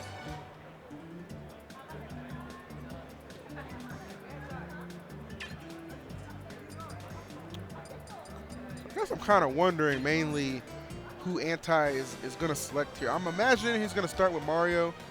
I know he tends to say he's not a Mario main, but he doesn't really shy away from using Mario, especially in opening games. Yeah. Obviously, he has that ZSS and that Cloud as well to cover some bad spots should he find himself in one. Fatality, I mean, outside of that one rogue appearance of his Mario at Super Smash Con 2016, I've never seen him play anyone but Captain Falcon. The man is a true character specialist and loyalist. I know. I remember that. Stole the win. That's all I'm saying. He stole that win, man. All right, so here we go. We still have the Mario on the screen. That Mario being Anti. So we'll see how this match goes at first, because I never know. Sometimes Anti doesn't feel the Mario at all. Decides to go for a one of his 18 secondaries. Man has a lot of good characters. And definitely has a lot of characters to select from. At that higher level, though, man, I don't think you're gonna see him play anyone outside of Mario, Cloud, and ZSS anymore. I think he's kind of content with making those his go-to. But we shall see how he fares here against Fatality. Fatality he just came off winning a rather large tournament, I believe, right? He won Showdown 2, I think it was. I didn't hear it. I think it was Showdown. Got to PG stats for that one. I mean, I'm pretty sure it was that. Right. Happening. Not sure what happened in that first first series, I guess, but a little hand warmer, the first game one. Yeah. Okay. Nice little connections right here, and then just following up perfectly on that platform. One thing you got to note about Fatality, man, his follow-ups are pretty crisp. Nice landing. That's smart landing behind him. Yeah. Quick cross up. I see what he's going for here. But he took a lot of damage trying to get that cape. So here we go. A lot of damage coming in from Anti. This situation, going for the cape again. A little off. I like the idea, though. It was a good idea in principle, or in theory. Okay. Trying to recover safely here. Does just that. You know what I'm trying to see now. I don't know if this is going to work. I don't know if he can get the height off of the counter, or not the counter, the wall jump. But what if he did that into Flood and just pushed him away? Oh, wow. That would be interesting, something to explore right there. Without trying to land safely, he does just that. Spacing out a good back air, very clean. Trying to safely put on this pressure to Fatality. Avoid one of those big, powerful hits. Good up, back throw. Smart stuff right there. Didn't need the last jab. Oh, nice. Fatality always knowing how to. Great positioning from Anti. That's the Anti right there. Yep. Roll back at that ledge. Get that grab as soon as you stand up. And that's going to do it right there. Fatality responding almost immediately there. Anti right here trying to find his way in. Fatality always does a good job of just responding to pressure. Yeah. Put him up yet again. Here we go. Big damage right here. And land on that platform, though. DI'd up there. That was super smart by Fatality. Oh, I love that. That's so smart by Anti. He just lands behind him, right? Yeah. So even when they do react to something, they can still just get the grab safely. Really smart play right here. Getting hugged up a little bit. Getting hugged a lot on that right side. Okay. He's getting whatever damage he could right there. Just a little extra credit. However, Like he's got a pretty good lead right here. Should And be a back I throw. can see that he definitely can tell that Fatality's looking for that old up air to knee situation. There it is. Oh, he doesn't get the knee, though. Yeah, Antai's did a good job. He has avoided that knee the entirety of this set. Don't want to allow that to be the closeout move for Fatality. You know he's hunting for it, as you said. Wonderful pivot grab right there. I'm surprised he actually even got it. It's like he was just definitely like he was out of range right there. But Mario finding a way, and Antai's taking game number 1. It's just like you just know. Once you start seeing like Falcon start like just hopping in your face like that, you know what he's looking for. Right. You know what he's looking for. It seems like Antai definitely scouted that out. Almost got hit with the up air to knee, but a little off of a little off of the mark right there. Right. All right, so again, 2 great competitors here. Both of them enjoying some recent success. Like I said, Fatality taking down Showdown 2 1 or 2 weeks ago. Antai only a few weeks removed, too, from winning Canada. What was that tournament? The T.O. Joe tournament. Montreal? Oh, man. Oh, Get on my level. Yeah, Hey, there I it was is. like, DreamHack Montreal. Like, you know he had a big hand in that, too. Anyway. Hey, Jim. Yeah, man. Okay. 2 very talented players duking it out. Antai again is stealing game number, or not stealing, taking game number 1. Now looking to get back on the stage right here. Fatality trying to smother him a little bit. Wow, talk about extensions right there. Yeah. Ooh, and Fatality trying to touch the ground. Antai not letting that be the case. Not at all. Just flings out that forward air. He's back, though. And the back throw just put him off stage right here. That's a very quick recovery right there by Antai. I scout not that he was going to go for that. Oh, he's definitely going to be gone, though. Not sure if he tried to get up off that ledge, but you know that jump was gone, but it doesn't seem to matter anyway. He hit that blast zone. Sneaky. Oh, that was nice. Wow. Right there. I like the fact he dropped down with the nair just for the coverage. Fatality tried to delay it a little bit, and Antai recognized that, and he was smart right there, because I think Fatality might have been banking on the fact, oh, you have to recover here. You're probably going to try an up B, and that's going to give me another chance at life, but that was not the case. Also, the drift away so that Fatality couldn't grab him. Yep. With his up B, that was super smart right there from Antai. So, Fatality, though, not out of this game by any means. Here we go. Gets himself a throw right here. Uh-oh. Oh, the up tilt, though, actually gets snuffed out by the neutral air. Very quick move for Mario just to kind of throw out if he's ever feeling pressured. Yeah, definitely. Using that perfectly to get out of that tricky situation here. Now it's brought back this match. They started out a little rocky here, but has managed to just close the gap. Okay. Sending it forward right here. Wow. He would love to just end this game right now. That was a shook air dodge right there. If given the opportunity, goes super deep for that one right there. Fatality, though, credits to him, able to avoid it. Antai probably fishing right here. Up smash or grab. Likely going to be what he's going to fall back on here to try and end this thing. He's looking. He's also trying to catch Fatality's jumps now because he knows what Fatality is looking for. Yep. Smart stuff here. Not giving Fatality one air dodge. Sometimes that's all it takes right here. Still not being able to punish that up B just yet. Fatality, though. Got him to the 70. Ooh, nice like, pivot. Yeah, just went right in there, just completely fearless. Oh, air dodge right there. Fatality wasn't in position, though. Oh, that's a back throw. That's probably game. Yes, it is. Antai with the 2-0 over Fatality. A great set between those guys. Antai will survive it. Woo. That was down to the wire. Yeah, that was definitely down to the wire. I mean, it was that was one up air away, or one good Fatality read away. I've seen Fatality even get away with the old 2015 side B. So. Oh yeah. Yeah. So I mean, I was looking for it as well. He definitely had the rage to completely obliterate that stock if he hit it, but that was kind of going to be a end all bet all right there if he threw it out and it got blocked. So he's like he's either going to win or he's going to lose. Right on that moment. But he didn't go for it right there and went for the pivot grab. Although Antai snuffed it out, got his own pivot grab. So long. Just good back and forth action right there. You got to appreciate that. So Antai will continue on throughout this tournament, man, winning his pools right there. And again, that was winners finals. All these matches left, guys, are going to be winners finals games. And the next one that will be contested will be Tyrant versus Mr. R. Tyrant versus Mr. R. Okay, so Tyrant still, still rocking out with that Meta Knight. I feel like, I think for a little bit he might have had a Sheik, but he just decided, you know what, man, I'm gonna keep to my roots. Yeah, Tyrant, he's one of those guys, like, he plays a lot of characters. Like, he has a Diddy Kong, he has a Sheik, as you said, he has a Cloud, but he definitely does fall back on the Meta Knight. Definitely feels like, I feel like anyway, that's his most comfortable character, so that's what he tends to go with. Yeah. So that's probably who we're going to see, no doubt about it. Yeah, well, we'll see, man, as we're setting up. I can already see Tyrant here on our side screen setting up. Also, man, shout out to Tyrant for the fresh cut, man. Oh, yeah, He been rocking the Fro for a while. Nothing's wrong with the Fro, but that cut is fresh right now. So. Definitely changed up the meta a little bit. Yeah.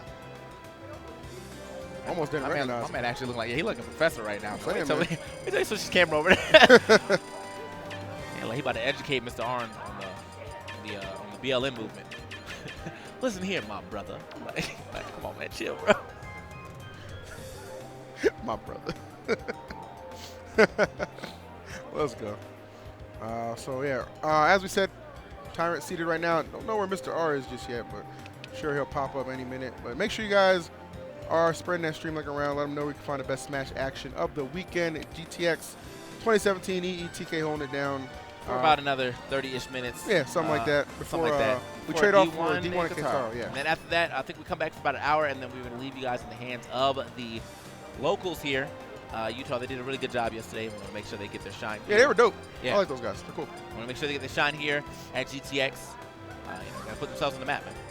Not a lot of. I feel like people don't even know that there was like Smash here. Just like I didn't know there was Smashes in Idaho. I don't know. I don't think anything's in Idaho though. And now out of nowhere, Pow comes through. Vicario comes through, even though he didn't win, but he still came through. There's people here from Utah who've been showing up. It's been nice. See some of that undiscovered talent. So I guess you went from I don't know to I do know. No, I can't give you that one. Switch the cameras, please. Can we go on? No. This is how we kill time. I mean, that's just. I'm sorry. That was bad. That was awful. That was actually terrible. Hey, something that's not terrible though. Talking about these WDs, baby. WDs, man. If you are ever in the market for some great memory, there you are. WD. I actually bought the that small stick right there. I bought a solid state drive for my computer that I'm building for the sole fact that I want to put all my games on it so they run super smooth. I can use my other hard drive, my normal hard drive for like other data and stuff like that. But for my games, that's going on the solid state drive. So go ahead and check that out, man. WD Blue, a drive to build. Viper Gaming as well, man. They actually have full setups in the back. Those setups look beautiful. It's just gorgeous stuff right here. They got mouse pads, memory, all kind of things right there. You can be hitting them up. Check them out, Viper Gaming, at I guess vipergaming.com. It's probably in the chat somewhere. Vipes. And of course, we haven't got a chance to talk about ourselves, man. The GT Thrones, dog. The GT Throne. Now this one is the gold edition. The other one was the black edition. There's absolutely no difference outside of the logo. But there's a little thing here inside that you can plug into. And so when you're playing games and stuff, you can feel the rumble. I know a lot of people don't like rumble. I love rumble. Now, I love rumble for this game specifically because if I'm getting slapped up and I feel it in my hands, I know it's time to change whatever I'm doing. Like that's true. That's man, I'm getting slapped. Like, even your controller's like, bro, what are you doing? That's OD. Yeah. But yeah, we have found Mr. R, so he's on the stage right now. So yeah, Mr. R Tyrant. Good match for you guys coming up. Yeah. We'll see what happens here. We finally got Mr. R sitting down. Bro, they love leaving this camera on us. Yeah, well, I mean, where else are they going to leave it? Honestly, where else are they going to leave it, though? There's not many other places you can put the camera. Just cut to a commercial break. I like that, I don't know how they do it, but I like that sky view they have over the stadium where we are. Stuff like that. That's pretty cool. Yeah, that one on the side right there. Yeah, that's cool. Real nice. So, man, yeah, I think after all of this action, I think there will be some Melee here on the screen as well. So we'll be switching back and forth here on the VG stream. And then tomorrow, there will be Rivals 8 top 8, Smash 4 top 8, and then Melee top 8. So make sure you tune in to the conclusion of GTX tomorrow. But also make sure you just keep tuning in today. Catch some of that hot Smash action. Yeah, man, you got to see how we get the championship Sunday, man. Sure those upsets will be raining down in full soon enough. So here we go, man. Tyrant versus Mr. R. Both these guys are the best of friends. It's like every time Ramen comes over, man, ends up in SoCal, man. He's always at that Tyrant and Sky House, so Yeah, man. these guys are always playing together. Yeah, to be real, I mean, they definitely play a lot of friendlies. I was there for whatever event we did last at SoCal. And I went to go check out the Sky House. Let me tell you, man, I feel like they play like Sky House, you mean the Sky Mansion? Yeah, well, the Sky Villa. Yeah, well, it stepped up. But anyway, went to his villa, and yeah, they definitely played friendlies for like 3 hours straight. So.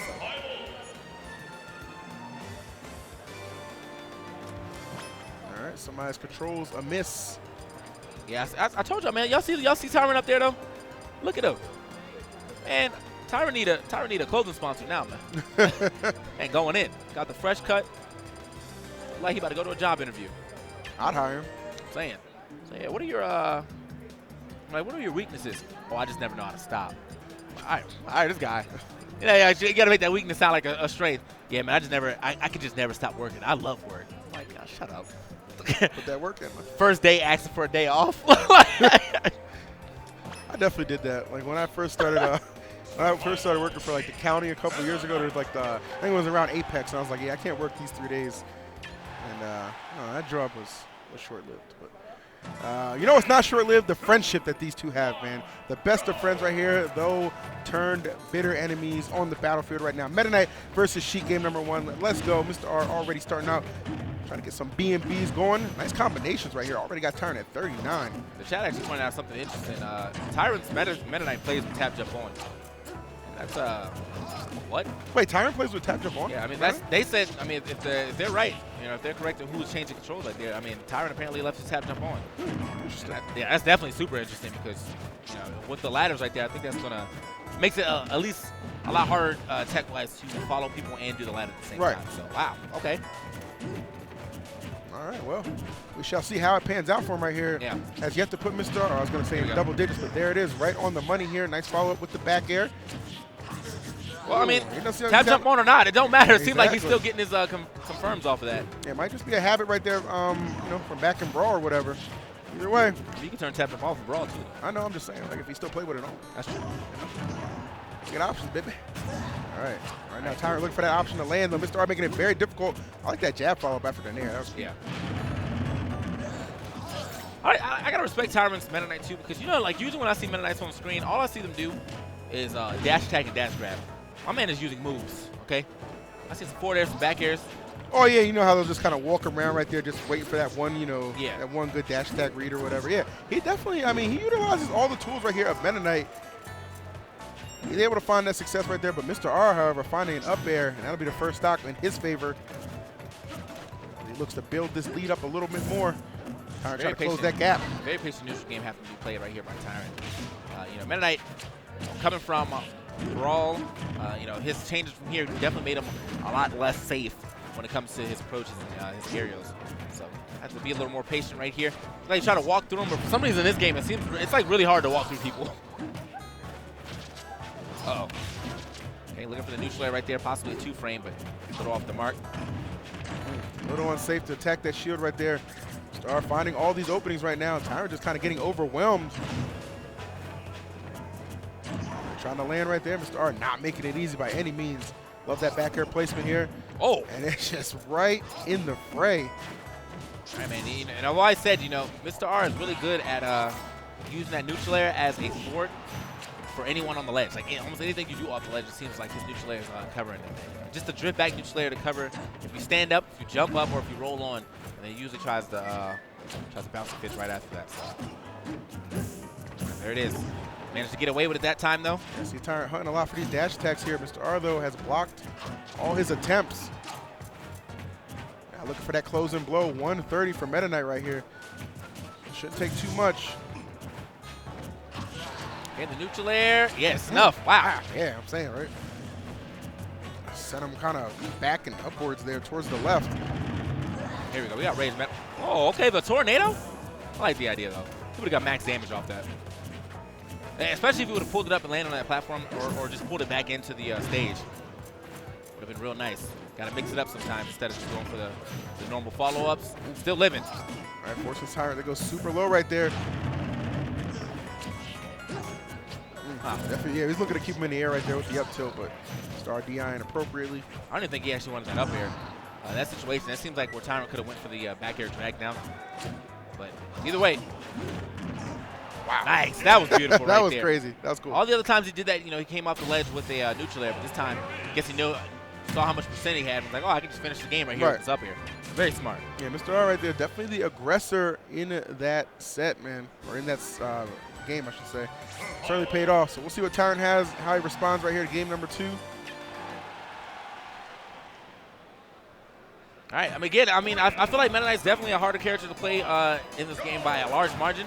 Not to say that he's a bad character, but with his limited options of approach, it makes it so difficult to play against who really know the matchup. It seems like Mr. R really knows how to play this matchup. So, oh, hold up. Really good sequence of events right there off that footstool. Man, he missed the grab right there that he was looking for, but he still got some F tilt, so that was nice. How about just extending that damage? Okay. Meeting him in the air right there, Mr. R. Then Tyrant smothered here. Okay, Tyrant get back on stage and adding a little damage right there. But again, look at yeah, that was nice, very nice. Using that Vanish invincibility to make sure he can line up that Vanish hitbox on that Drill Rush. So. Yeah, I was gonna say that Drill Rush is definitely susceptible right there, coming back to the ledge, and Mr. R knew it. Things just kind of working out perfectly for him. He has a tremendous lead right here, not really showing any signs of letting it go. Tyrant does his best here to battle back. Oh, wow. My man is deep out there right now. I'll say that would be the fastest recorded bouncing fish kill I ever saw if he actually died to that. So we've already seen some funky DI throughout a couple of sets earlier, so you never quite know what to expect here. One thing you can always expect from Mr. R is consistency, effectiveness right now, and he is definitely putting it on display. And Tyrant on the receiving end. Back on stage here, caught the roll in, but just a little late with the dash attack. So, forward throw to bouncing fish. All right, aggressive landing right there from Tyrant, but it worked out in his favor. They're looking for that back air, smart stuff to land behind him here. Got him off stage, now just trying to make something happen. Struggle, my guys. He was definitely looking for the anti-air right there, but looked like Mr. R decided to drift back just a little bit. And this is definitely a struggle. Maybe? Nope. Not Kirby, man. Yeah, smarter him to recognize the platformers right there. Just hope it was going to be enough to aid him in finally getting off that stock, but not meant to be just yet. The back throw, however, no, still. Mr. R not willing to give up the stock just yet. Tyrant tries he might, cannot vanquish this man off this first stock. Relentless. Chopping him up right there. Send him to the right side. Still not able to get the stock off. Pretty decent rage here on Tyrant, but also, man, 135 here. Oh, wow, hold up. Shades of melee right there for a second if you got to kill with that forward air. Dash attack. Tyrant narrowly just hanging in here, man. 134, that is scary, and it's not going to take too much more for that up tilt to start killing, but not going to even need it. Well positioning right there on the stage. Just slings out the back air, and that'll wrap it up. So I'm sure Mr. R not too happy about having to fight his boy right there, but you got to do what you got to do. Yeah, he put up a decent fight right there. Unfortunately, he couldn't get them stocks off, but Mr. R, Sheik just so polished. It's just so polished. Yeah, man, it's clean. Like a fresh car off the lot. I guess I don't know. I mean, it's not that fresh. It's like a fresh car off the car wash. Yeah, there you go. Let's do that, man. He only drove it 3 times. Let's put it that way. There it is. So here we are, man, out into the next set we have coming up is MKLeo versus JK. Ooh. So that's going to be Mexico versus Vegas. Marth or Cloud versus Abeyo. I'm not sure what his preference is in the match, but I feel like it's Marth. Are you going me? I mean, oh, wait, hold up. Kataro's sitting back down. Why is Kataro on the stage? Hey. What if he's going to the meet? So Kataro's sitting on stage. In our little program over here, it says MKLeo and JK are playing at some point in time. However, Kataro just sat back down, and I'm waiting for his opponent to sit down to see his face, see who's playing after that. I'm so confused. Yeah, I know you heard that guy. We've been following the thing perfectly. Yeah, I know you heard that guy in the back. Are you going me? And he will be fighting. So this isn't correct. This is a loser's bracket match. We still have winners bracket matches. Yeah. What? What? Wait, he's not in losers. That's the guy Fallen beat. Oh, okay, that is true. So that means Kitaro has to be in losers. Yeah, that's true. I wonder who put him in losers then. So he's going Falco though. I will tell you that. So now we get to see some Falco versus Toon Link gameplay. 3XA is back on and ready to play against Kitaro, who the only time you ever see Kitaro not smile is literally during game. It's crazy. I don't know, man. I'm not asking. Maybe they're trying to speed it up. Who knows? Oh, you know what? I'm seeing this green thing right here. So I don't know if that was saying that's the last winners bracket match that we had. Apparently, Esam put Kitaro into losers though. No. And for the guy who asked why am I watching the right side, it's because I have a tattoo here, and it's the wolf link. So if I put my watch on the left side, it looks like the wolf has a muzzle, and that's just dumb. So I put it on the right side. Why don't we have the winners matches? I don't know, man. You really. I'm really just curious. I'm just curious. I wanted to see some Falco gameplay. I really want to see MK Leo and JK. That's all. Like I was looking at the program and I was like, all right, that's gonna be a juicy one. But all right, whatever. Kentaro's my boy. I'm cool with that. See what he can do. Oh hey, you know that's some cool way to Smash 4, baby. We got Smash 4 Boot Camp, December 7th through the 10th, Las Vegas, Nevada. $10,000 pot right there. Go to SmashGG/S4BC to register. Yeah, man, we'll be there. It's gonna be nice. It will be dope. And remember, here at this event, the highest placing non-invited player automatically gets to attend that event. So it's pretty solid. I mean, I did want to see MK Lane on JK too, though. I'm just saying.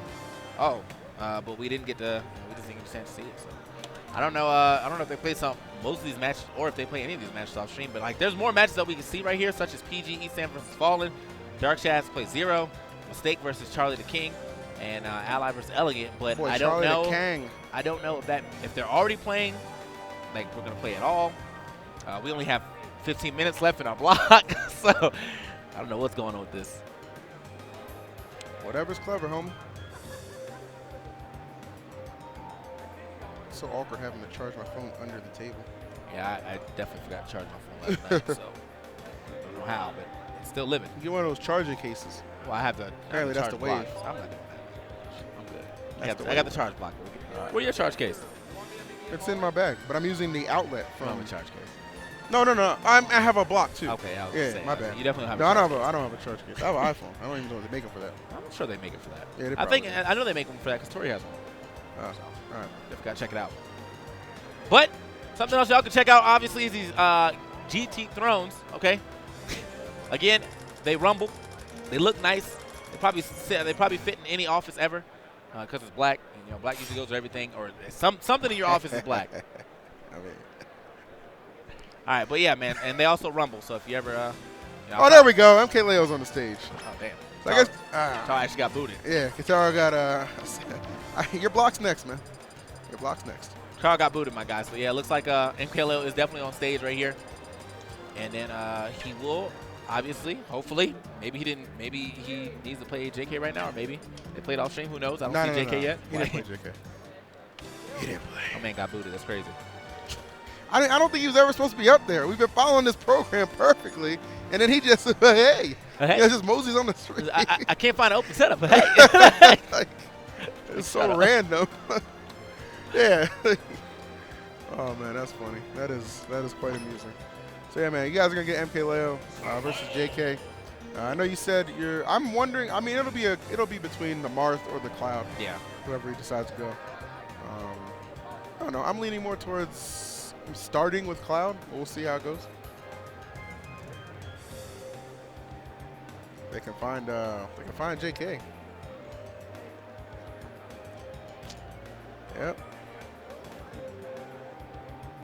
Yep. I don't know. It's like it kills me.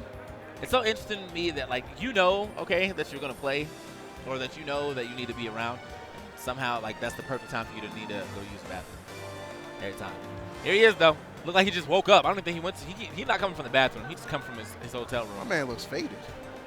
Man, come on, man. Should give him the benefit of the doubt, man. I know Vegas gets down, man. What happens in Vegas stays in Vegas, but we in Utah right now. Y'all need to. Let's go, JK. I noticed that he has a set of the HyperX Cloud. I don't know what those are. Look, dude, what is he like? All right, something's going on. Dude.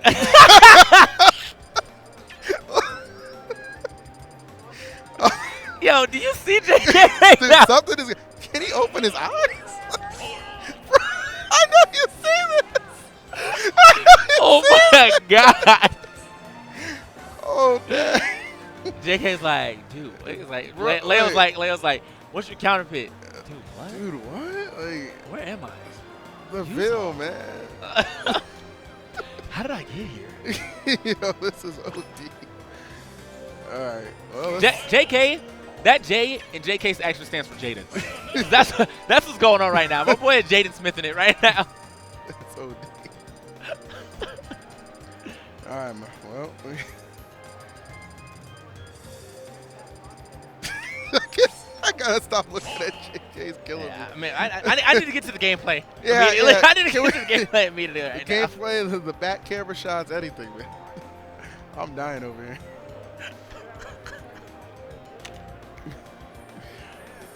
Nice headset though. That is a nice headset, man. Very nice headset. That new HyperX. I think Leo right now actually has the HyperX Cloud Alphas on. Oh. Not to be confused with the HyperX Cloud Stinger best gaming headset under $50.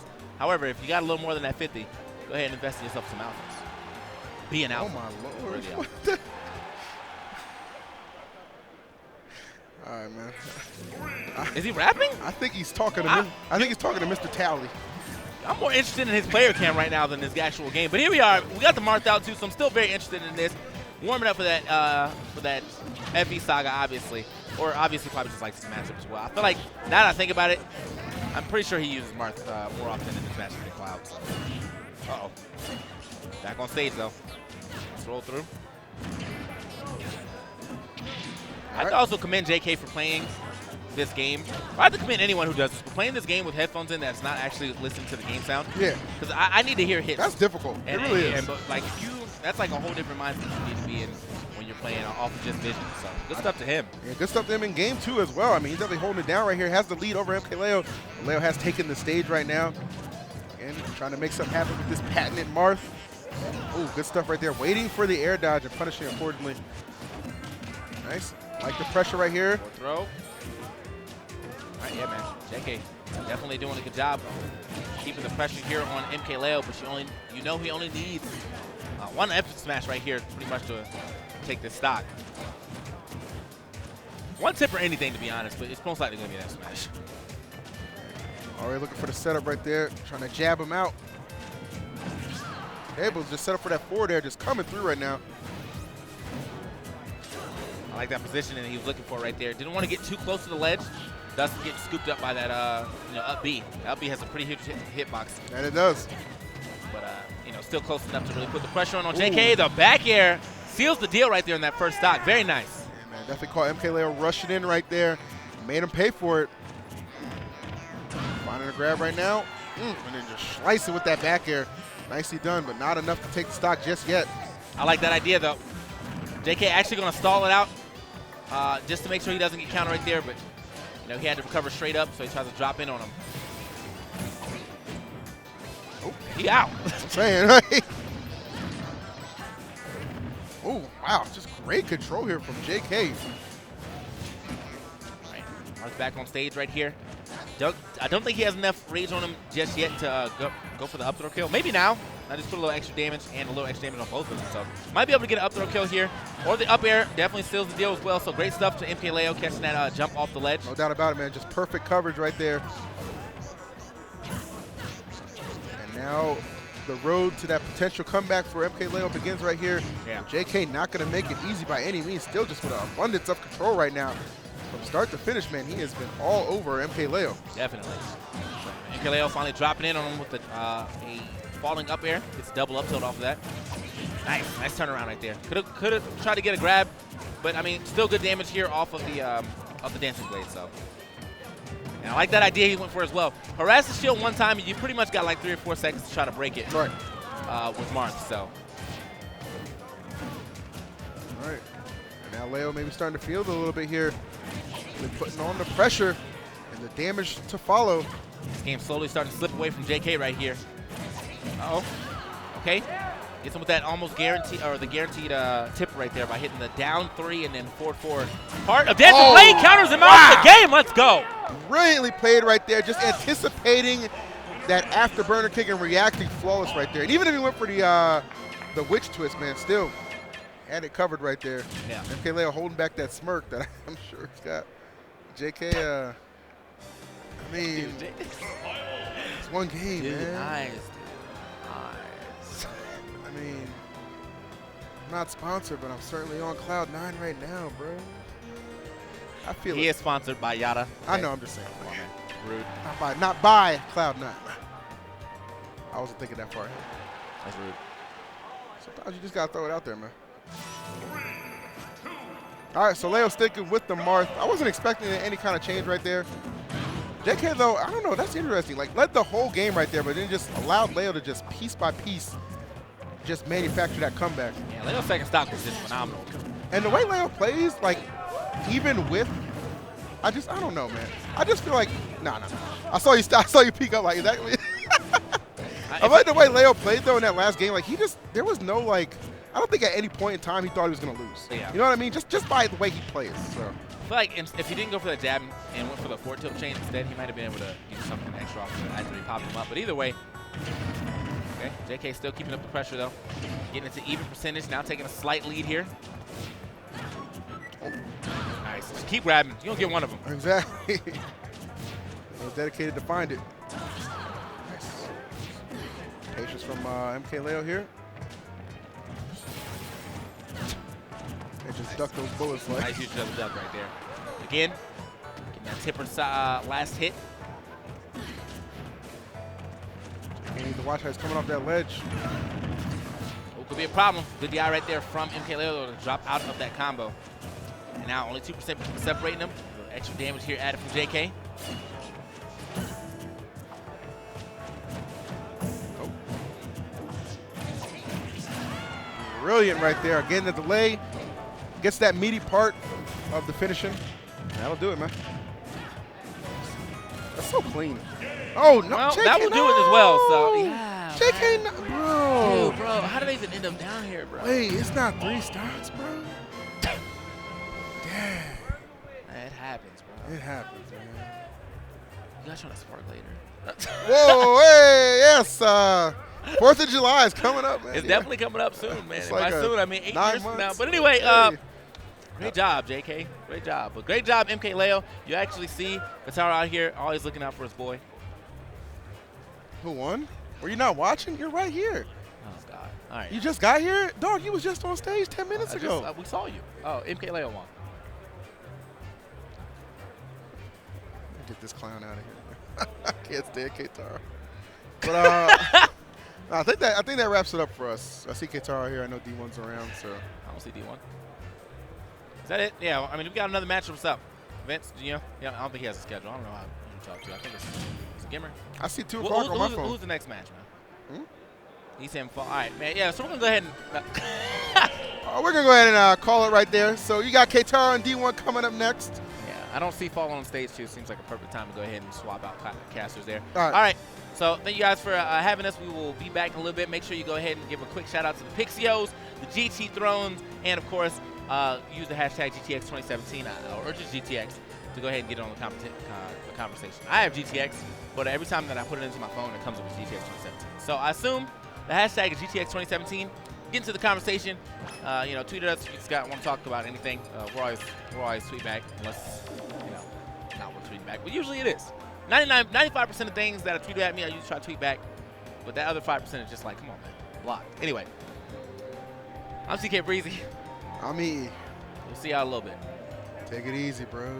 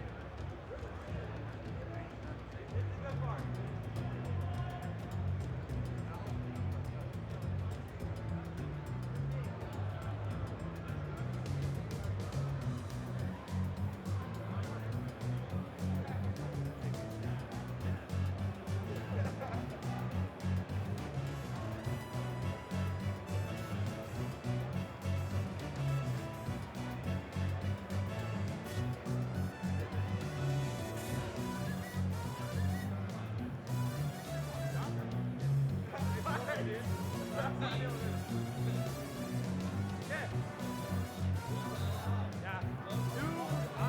choked the biggest win. I'm so mad.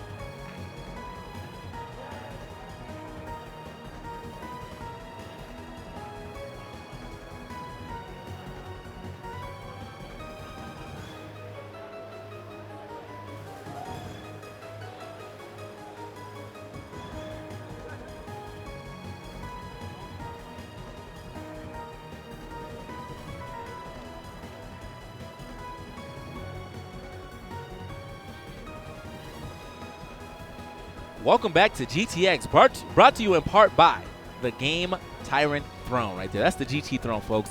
Great chair for a great person. That could be you.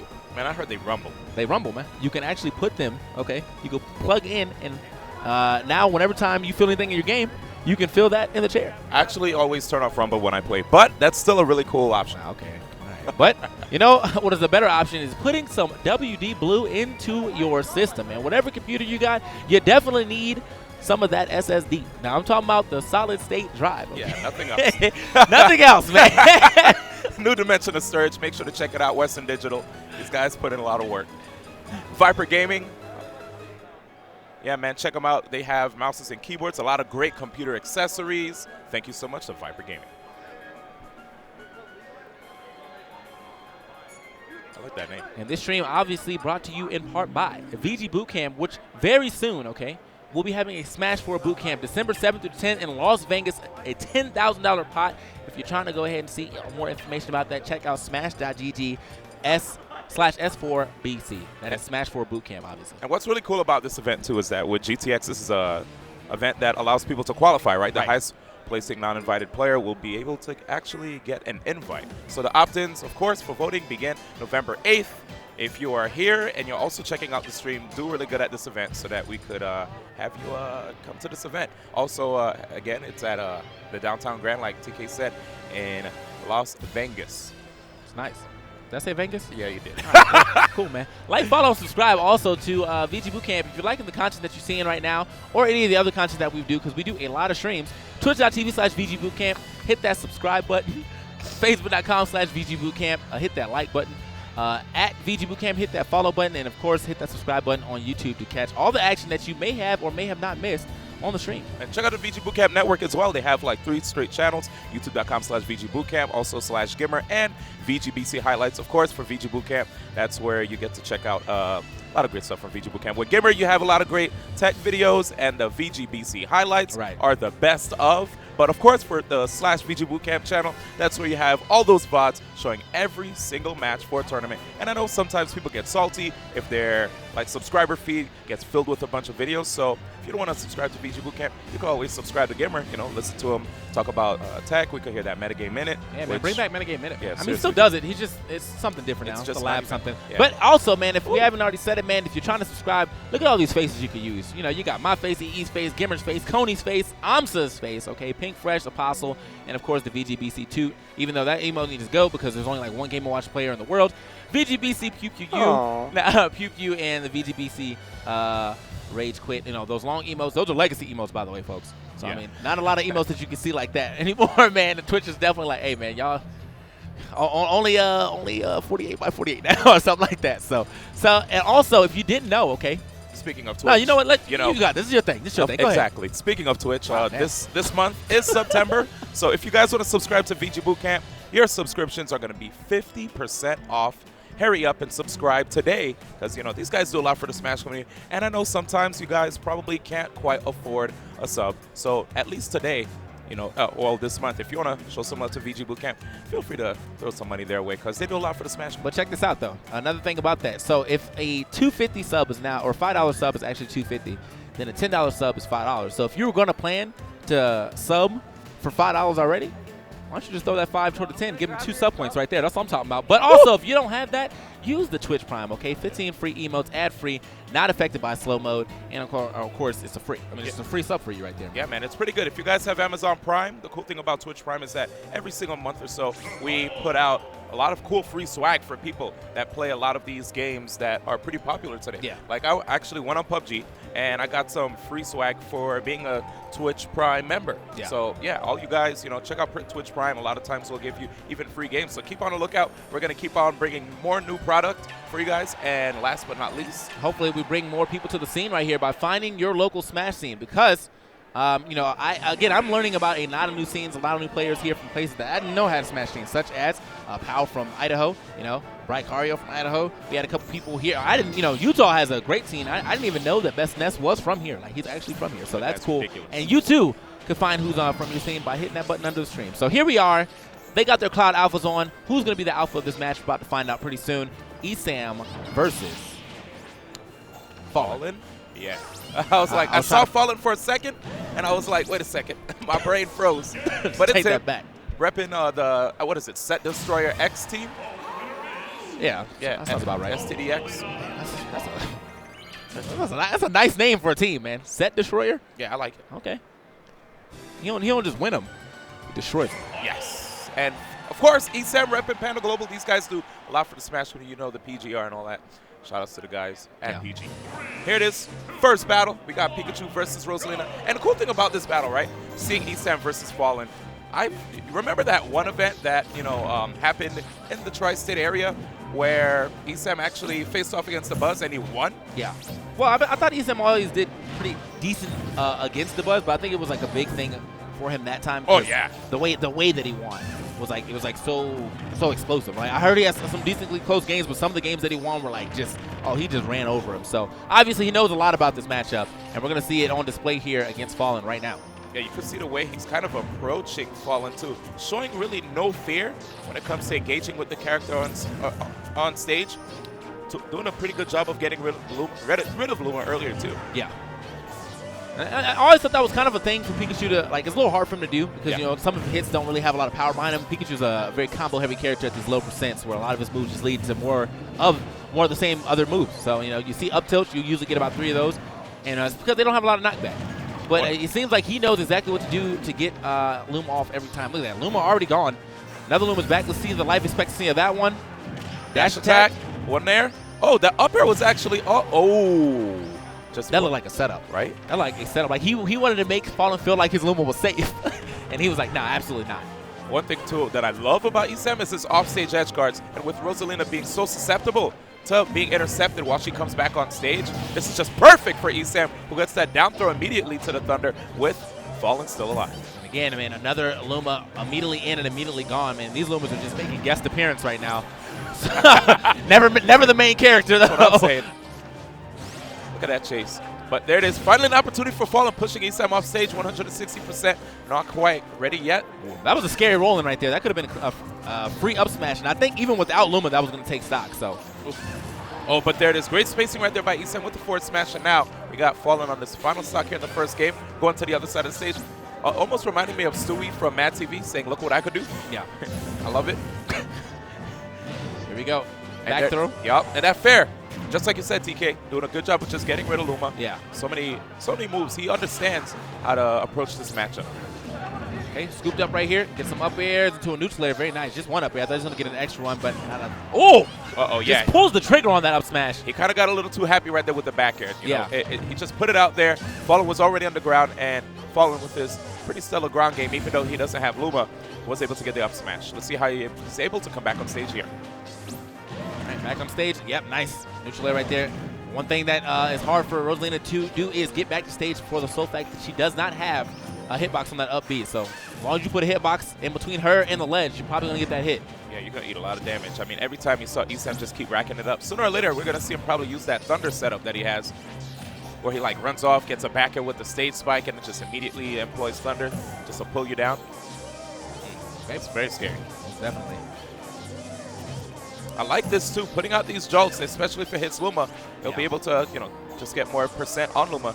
Yeah, I like the way he's playing right now because he's not, you know, he has the advantage, but he's not pushing it so hard that he starts to lose it from being reckless. You know, he's like, you know, sometimes I just need to check back. Just stay back real quick, see if I can get that, what it looks like he's going for is that down tilt setup. But I think with the % that Fallen has and the fact that, you know, Rosa is so floaty, he might not be able to get it anymore. One thing that's been working out, too, is just, like, space fairs, down tilts. Oh, I mean, space fairs and dash attacks, rather. Yeah. Because even if he gets grabbed for dash attacking, it's only like, what, 10%-ish that he gets for getting thrown? And at least what you saw. If he ends up dash attacking Luma off, then he's already eradicated some pressure. That's something I used to do when I played like Falco. Yeah. I would just dash tag and eat the grab. Yeah, Like, exactly. you know, whatever. So that was really good right there by Esam, able to end the first game right there with a dash attack. That was a lot of knockback to Fallen, unable to get the first game. But, man, let's see how Fallen is able to deal with Esam's pressure. You know, Esam so aggressive, if you notice, to the point where I don't really see Luma boxing Pikachu out with jabs, you know. Instead, Luma's just kind of on the defensive, taking hits. Look at him. He's shielding a lot. Okay, there it is. He gets his jab out here. Yeah, I think that's going to be like very, very pivotal for him to win these matches, even and just to find a way to keep his Luma alive longer than she has been. Because this Luma, again, look at that, already 15 seconds and it's gone.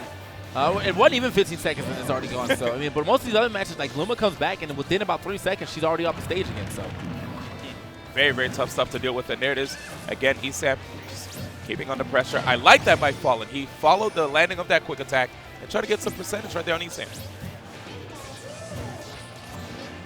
Ooh, one thing that Fallen is so good at is just, you know, he's a great puppeteer, right? Yeah. When it comes to actually using Luma, de-syncing the characters, actually being able to push Luma out, and catching some even sick tech chases, which we've seen earlier in the stream. that was a good catch too, right there by Fallen. You saw Esam, you know, overcommitting to the idea of trying to get Luma off the stage, so he got a free punish off that. And Luma still is existent. Well, okay, well. Never mind. Yep. And again, this goes back to what we were talking about. You saw he got the throw. He's in a position where he's trying to come back, but his stock isn't quite gone. At least Luma's gone. I mean, yeah, Luma's gone for him. Decent amount of rage. Not a crazy amount. Able to get that. Oh, another great interception. He could hit Luma, but great. You see Fallen. Let's see the drift. Nice. Beautiful drift right there to get back on stage right here. Keeping the Luma on deck right here. He's got the white Luma, actually. This Luma actually has a better credit score than most other Lumas. Oh, my God. Oh, jeez. Up throw. Not even up throw. I'm focused again. You body people. I got it. I get weak when people do that to me, man. All right, I never see it coming. That was great, man. Great follow-up right there. Ah! Sorry, people. TK, he's too good. Hey, man. That Luma, again, every time I want to see him be able to do something with his Lumas, but it's like Esam, you give him an opening to get him to get that Luma away, and he's going to take it.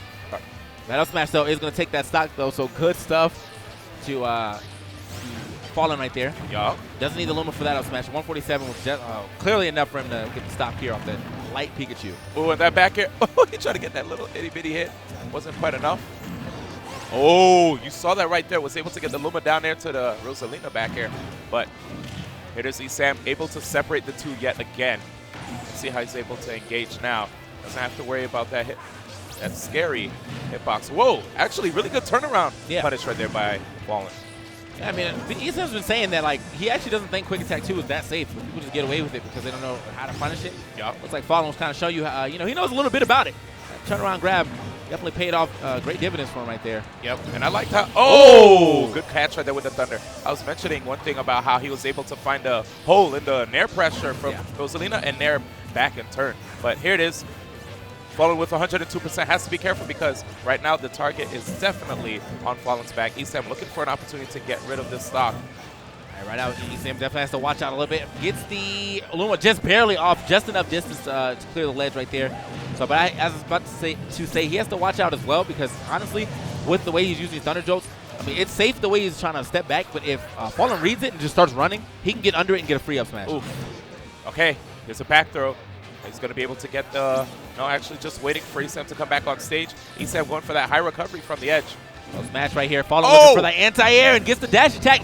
That was a little risky. I'm not going to lie. In the pull down. Oh, my gosh. He pulled him all the way down. Oh, my. Actually pulled that man straight down and off and out of the game. Thought he was going to get the actual hit. I mean, regardless of how that Thunder was going to hit, he was most likely going to finish the game because he was on the outside. But he just pulled him down on the way. What a finish. I mean, that was beautiful stuff. D1, man, just go ahead and elaborate on what happened there in that match. I mean, honest to goodness, I still can't believe, first off, how stellar Esam's anti-Luma play was. You know, he was using the fairs to get rid of. Yeah, you know what I'm saying, man. Like, the dash attacks. We catch those. You know? What? You just transformed. What in the world? What are you talking about? I'm still TK Breezy. I don't know what you're talking about. Is that how TK sounds? Oh, what's up, TK? Good to see you, man. I'm doing good, man. You know, where's EE at? Oh, wait. Let's see. Foreskin Tim. What? That's EE. Hey, oh, yeah, you're right. That's you because you just said it. But here I am, Keitaro. We're going to have some nice, awesome matches coming up. I'm not too sure what's going to happen, but I believe it's Wave 2, or it's like Wave B of pools. Round 1 pools, too. Yeah, okay. Because I remember yesterday when we were commentating, we mentioned Wave B, and I was like, wait, but that was doubles. So we're here in singles. What's up, guys? Dio Keitaro back together again from yesterday. And big shout out to TK Breezy, too. That was fun being able to finally get a chance to commentate with him. We haven't commentated in like eons. I feel like it was probably since Genesis. Oh, really? Yeah. Oh, wow. He's a pleasure to commentate with. Yeah, man. He's fun, man. Yeah, but can we talk about, though, that Thunder? Did you see how that Thunder? Oh, yeah. He did the Thunder, and it brought him down, and it brought him straight down. He had no time to jump, up, beat anything. He just died. Yeah, I've never seen him do down throw, Thunder, and the opponent just goes straight down like that. Like, that's usually I see him get setups where he's off stage and pulls him down, but not.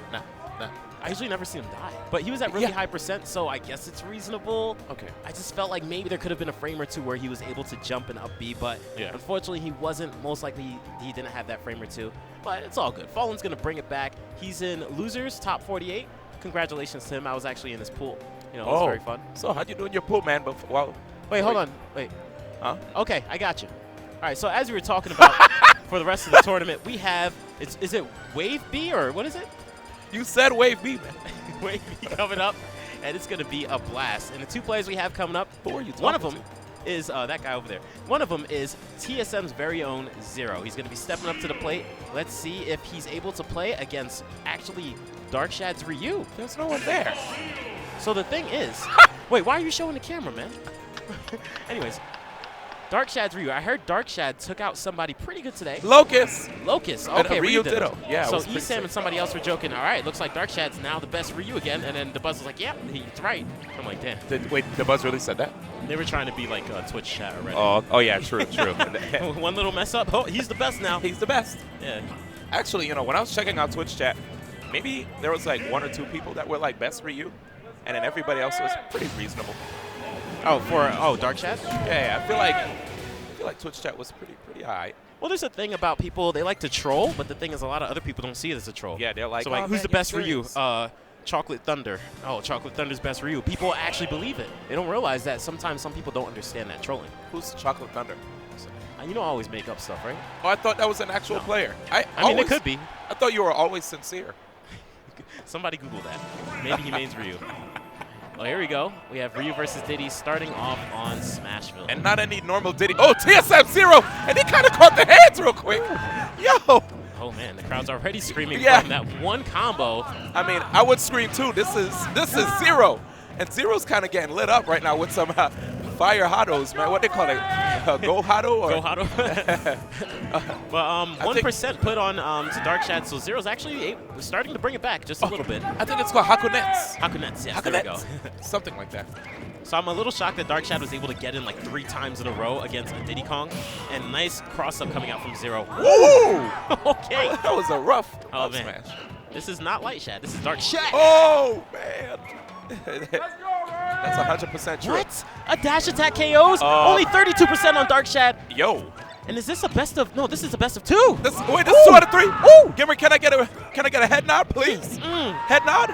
Oh my goodness. 2 out of 3? Remember that time when Zero said Ryu's the best character? He about to change his tier list. Shut oh! Make it back! Make it back! 47% best for you. Oh, Twitch chat, you can do it. You can know post what? it. Because of that one match, he's now officially the best Ryu in my mind. Twitch chat. Oh, Y'all can say whatever y'all want. Mods, do not ban them. Let them do as they please. Top 3 Ryus: Dark Shad, Trella, Chocolate Thunder, Locust. Wow. Was that a hand warmer? I don't know. That was weird. This is best of 3. Keep that in mind. First off, who the heck is Chocolate Thunder, man? We got to talk about Dark Shad right now. Dark Shad with the stellar game opener. The guy's combos were stupid good. Zero literally, deer in headlights, was just getting caught with the feet, the Hadoukens, everything. That was not looking like Zero at all. He just got caught so many times. Like, that's the thing about Ryu. We heard Mr. R complain about Ryu, saying Ryu might not even be top 20 or top 10. But look at Ryu. If he gets in, he gets in. Diddy Kong has one of the best neutrals in the game, and even so, he just wasn't able to do anything. He wasn't even able to get like one grab that whole match. And Dark Shad just got in like 3 times, done. Shoryuken. 3 times again, Shoryuken. Wow. Sometimes Ryuken KO at 20%. If he just knocks you off the stage, gets that dare that you just saw. Yeah. You get the up tilts into the dare, and then, I mean, Zero, I thought he was going to be able to come back. He didn't even come back from that. And right now, Zero actually sitting there deliberating. Dark Shad, he is quite on fire. I have to say, I like Zero taking his time before he went into the match, because it could actually calm the momentum down a little bit, you know? Yeah. Because right now, Dark Shad, he's probably really, really excited, especially after his performance against Locust. And now, game 1 against Zero? Zero, he better wake up, man. All right, I like what he's doing now. Zero's not just landing right in front of his face. Oh, never mind. Never mind. Wait, dash never attack? mind. Never. Oh, he wanted to carry him off real quick. My goodness It's like, gracious. yo, We have Day in the background cheering. yeah, it did. I can't. It's like it's distracting Wait, me. is Dark Shad's name Ryan? I don't know. I heard him saying, "Oh my." Because I heard him like, let's go, Ryan. You hear it? Let's go, Ryan. Speaking of Ryan, we have Ryan Dark Shad right now trying to land, but Zero's doing a fantastic job just punishing wherever he lands. Oh, He's catching the feet. Yeah, I'm telling you right now, Zero looking like a carpet because Dark Shad, he's wiping his feet all over oh him. my goodness. All right, okay. This is a position Zero wants. He wants Dark Shad to be on the platforms. Oh, but Dark Shad gets on the ground. Zero just lets it happen. I think he doesn't mind because he's just going to throw the banana and stay behind the banana the whole time.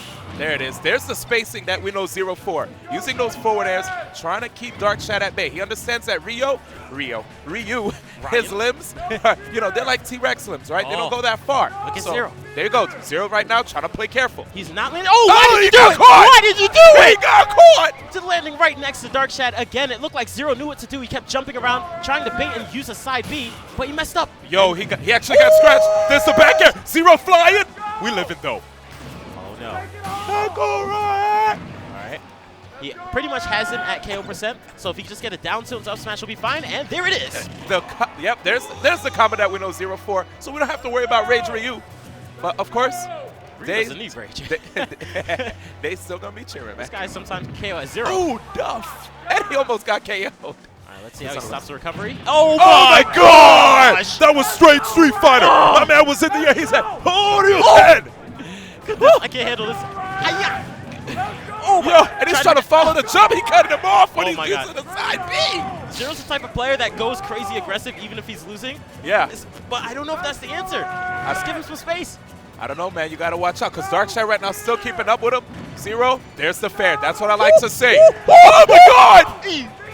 Oh, he saw the side B, but he missed the punish. Looked like he was trying to go for the banana. Zero has to watch out for that recovery, too. Okay, good stuff right there. Trying to push Dark Shad off stage to get that free banana pull. Let's see what he does to get more percentage. All All right, he just needs to get him to about 20 more or so more percent. That grab's going to be a good position for him. Yep, he kind of had to put himself in a suboptimal position to get that grab, but oh my gosh, Dark Shot on the HUD! He was on the hog. He wanted that KO. He's like, I'm going to 2-0. If he drops down low, drop zone, I will get that KO. I mean, he's trying to get on that PGR. I see him, man. I see him. He made it before. If he gets this one win. Oh, Dark Shad, number 47. Correction, higher on the PGR.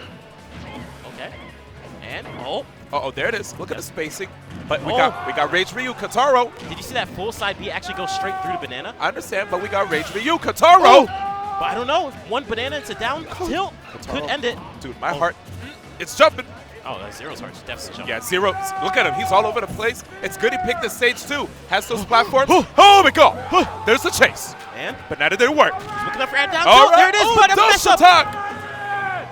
There, that's going to be a KO. What a second game. Jeez, man. I can't even count anymore. What the heck? Wave A, wave B. Game 1, Game 5, 7. What? Oh, man. Jeez. Dark Shad did a fantastic job there, but Zero was able to capitalize due to the fact that he had the platform. So That's it. before, Dark Shad was just like, but then Zero realized that and said, you know what, I need platforms to run around, just get away from everything for 5 seconds and recompose myself. That's it. Man, if you guys are enjoying the match, make sure to use the hashtag GTX. This match is just out of control. Let us know who you like, actually. Hit us up on Twitter, too. Zero, Dark Shad. It'll actually be pretty interesting to see who the people want to see win, you know? Because some people, I know back then, a lot of times people would go against Zero, but after a while, Zero has been getting some losses. Yeah. People have been coming back, you know? Things have been swinging in his favor a little bit. Then again, who knows? People probably might want to see a breakout. They might want to see Dark Shad I just know that get that medal. Leo's on the same side as Zero. Yeah. Oh, really? So you're trying to say you want Dark Shad to win? No, leap of faith, man. I definitely want Zero to take this. Hopefully he's Is able Zero to do leap of it. faith? Yeah, he is. So anyway, here we go, guys. Wait, Zero, let this rock. I know, Home field right? advantage. Boom. Yo, don't let it happen. Oh, no. to- Oh, no. Come on, Yo, girl. Zero, come on. Let him come back. Yo, what is going on here? Why did he let him take him to FD? Why did you go here, dude? Why? This is he Do loves some the damage. stage. Oh, okay, he did some damage. All right. Diddy's not a Street Fighter character. Last time I checked. Oh, and we're You hear we're the on Ryu music? stage. Yep, I hear that music, man. Oh my gosh. Capcom better watch this. Okay. That's Ken's song though. That ain't Ryu's song. Oh, it's a mix-up, man. So he's trying to mix up, trying to mess with Zero's brain. Let him think about Oh this. my God. Uh-oh. There's the throw, slamming him on the ground, following the landing. Zero did not be reversed. That's a good choice. Yes. Ryu's waiting for that because Ryu can't even run fast enough to catch up to the point if he doesn't reverse, so he just didn't. No! I can't believe it! No! He got the dare! Ooh, he Focus. said, Double focus! Oh my God! He got the banana. I can't! He I said, can't! hold this potassium! Hold this potassium!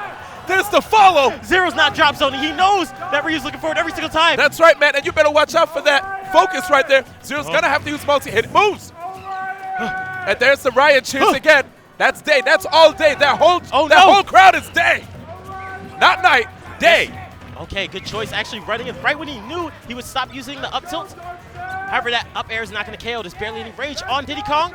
Let's see how he lands. Zero with the banana in hand. Dark Shad actually ran up and shielded. He ain't And afraid. that's gonna KO. There it is. 43% on Zero, though.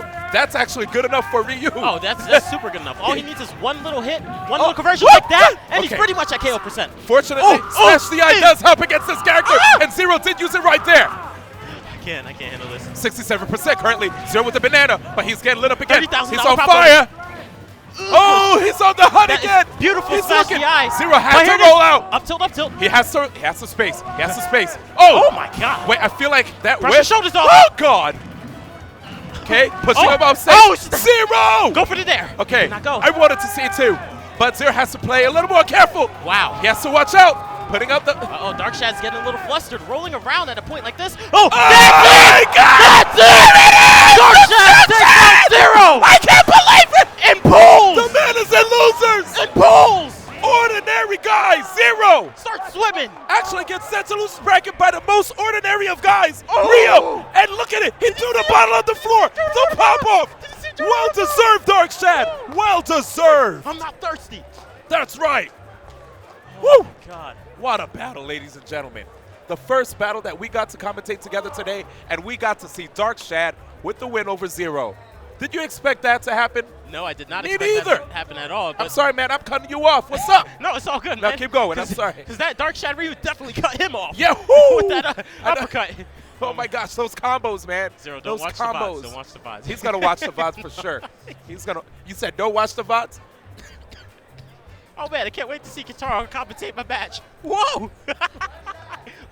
Whoa! Yeah, yeah, yeah, yeah. That's what happened, though. That's what happened. It's not our fault. It's not our fault. I wasn't expecting that. You don't expect Ryu to just jump in and do like 80% in 10 seconds. I mean, you expect him to do a lot of damage, but not against Zero. I mean, Zero's the guy that's been playing the game for such a long time. He's so experienced against all these players. And if I'm not mistaken, isn't Dark Shad like in the same kind of like Midwest Oh yeah, region in the that he same lives in? Midwest region. Dark Shad's actually from Ohio. He was ranked number 1 in Ohio. I think Tweak might be ranked number 1 now, but I don't know. Dark Shad might be taking that number 1 spot back away from Tweak, even though Tweak was able to take out Zero 3 times this year, or 2 times. Wow. But I'm actually dying after that match. Like, yeah. So that all I'm saying is that okay. You know what's funny? I was saying like Leo's on the same side of the bracket, so Yeah. that means if Zero's out, Leo might just make it to like grand finals free. But Dark Shad's there, and Leo still does kind of have a little bit of a Ryu problem, so you never know what's gonna happen. Dark Shad for top 8. Maybe. Yo, Dark Shad said, I just threw these hands. Yeah, Dark Shad. Now I'm throwing this water bottle. Yeah. Wow. Wait, can they hear you, Gimmer? Yeah, they heard that. Oh, they heard that. Okay. That was a really good joke, Gimmer. Anytime you want to make another joke, Yeah, feel cut free us to, off. Yeah, anytime. Anytime. Go ahead. You want another Zero one? stream. Got you. All right. So here we go. Wow. I don't know if the next match coming up could actually top that. But we do have 2 great players that are hitting the stage. One from Southern California, the other one from Canada. Mistake versus Charlie the King. That's gonna be a good one. Mistake is looking to potentially be even the best Bayonetta in the world right now. Better than Salem. I think he beat Salem. I mean, that doesn't mean everything. It is Yeah. Bayo Dittos. Sometimes Bayonetta, the character can help carry bad players Oh to, no! to make them good. I thought we buried that already. Oh no, I like repeating it. It's just very funny. That's Man. obviously a joke. Of Mistake course. is clearly an amazing player, and we have Charlie the King coming out. SoCal, like you said, amazing Fox. I believe he almost beat Zero that last time. It was a 3-2 victory for Zero, but it was like pretty much last hit. Did absolutely amazing. I want to see how Charlie the King will do against Bayonetta. This is a common character, so I would expect to see. Yeah, we both just took our jackets off. We got way too hype off of that. I can't wear a jacket anymore. Yeah, me neither, dude. I'm actually just taking my jacket off. Anytime Dark Shad commentates, or plays, you have to take off an article of clothing. Yeah. Whoa, is that the game? We'll be naked. Hey, don't put him on the stream too much. Oh man, but yeah, Mistake. His conversions are super sick. This guy, I have to say, I really love seeing these young guns out here just putting in work, getting results. Mistake, definitely a player who I remember at first there was a little controversy, leading up to Shine, but things abated a little bit now. Everybody has a lot of great respect for him. Of course, they always had respect for his play, Yeah, he's a consistent top 8 player at these majors. I see Seemingly it. came out of nowhere, but he wasn't traveling before, so now is his chance to show just how good he is. And he's starting off pretty good. This is Fox. Fox is pretty easy to combo. Yeah, I thought you were actually trying to quote Fox. Okay. Ooh. Okay. Ooh. Okay. All right. He hangs out with Void a lot. He does come over to the CLG house. I'll tell you right now, Charlie the King, he's so technical with Fox, man. He tries to make it really difficult for you to land using those perfect pivot up tilts, as you can see there. Oh my goodness. Yeah. The tomahawk to up tilt, actually. And that's KO % and a quick kill. Dude. How many upsets are we going to see today? So crazy. I was talking to Bam, too. I remember one time Bam was telling me, man, even though Larry may be the best SoCal Fox, oh my God! Oh my all the way up, all the way up. These Bayonetta players are practicing that really hard to double up B into up air. A lot of people aren't expecting that. They're not DIing correctly, and stuff like that happens. Yeah, there it is again. Okay, that was good following the DI. Just got that quick dash attack. I wonder if he actually wanted to perfect pivot up tilt. Probably might have, too. Possibly. But I'm Yeah. liking these back airs right now. He knows that Mistake's likely not going to go for witch time at this %, so he's taking it easy. Doing these late tomahawk things again. Always waiting for these witch times. Very solid. And look at that. Pulling back. Mistake thought he was going to probably be able to get a grab. Oh, Bad no. spot for Fox. So Charlie the King was actually doing really good the entire time. The moment you saw him get off stage, Oh the my moment you saw God. him get off stage, it all fell apart. Jeez. It all fell apart. He had to come back on stage, and the Mistake just literally followed him the moment he tried to come back. Charlie the King, this is a prime example of how tough it is to be a Fox main, Because the moment you go off stage, even though you didn't edge guard him, he had to basically he had to collect himself. He was like, oh man, I flew off stage. I need to come back. Mistake was already on stage and ready to just deal with him and carried him all the way off, trapping his landing too with that downer. You saw that, man? Yeah, at 62% he died. The thing about that is usually it's pretty hard to combo into down air or almost impossible. But that platform, the Smashville platform, it can either work for you or against you at the right time. And after he did the side B burner kick, he was in perfect position to do that down air and KO him really early off the side. So fantastic by Mistake for noticing that. It's probably the best Bayonetta in using down air. You'll see him use that a lot. That move does kill kind of early, especially when it's near the edge. Let's see if Charlie King can bring it back. I like how Charlie King opened up the match right there with the back air, especially since a lot of times. Oh, but he should be fine. A lot of times Bayonetta mains try to space out with like their fairs, their neutral airs, right? So he just said, let me go with an air-to-air, right, and cut her off. I saw another tomahawk there. He tried to short hop, land, and get a grab. However, did not see through it. Ooh, okay, what is going on? He's not stopping. Oh, yeah. I mean, that's what you're going to have to do in that matchup. Make sure you just keep on stalking Fox. Oh, no! That's Mistake. one thing I actually noticed about Mistake. He's able to get top 8, etc. So maybe he's making the right choices, but sometimes he goes for that smash attack and not the best time. That was a charge one, too. On the top platform against someone like Fox, I don't know about that. Yeah, that was quite the commitment right there, and he paid dearly for it. Here it is. Mistakes, trying to see if he can get this edge guard on Charlie the King, but Charlie just trying to keep it going, only getting one hit. Oh, that's an up smash. This time it found its mark. All right, 19% again. Mistake doing really well at losing his stock semi-early and then bringing it right back to pretty much even.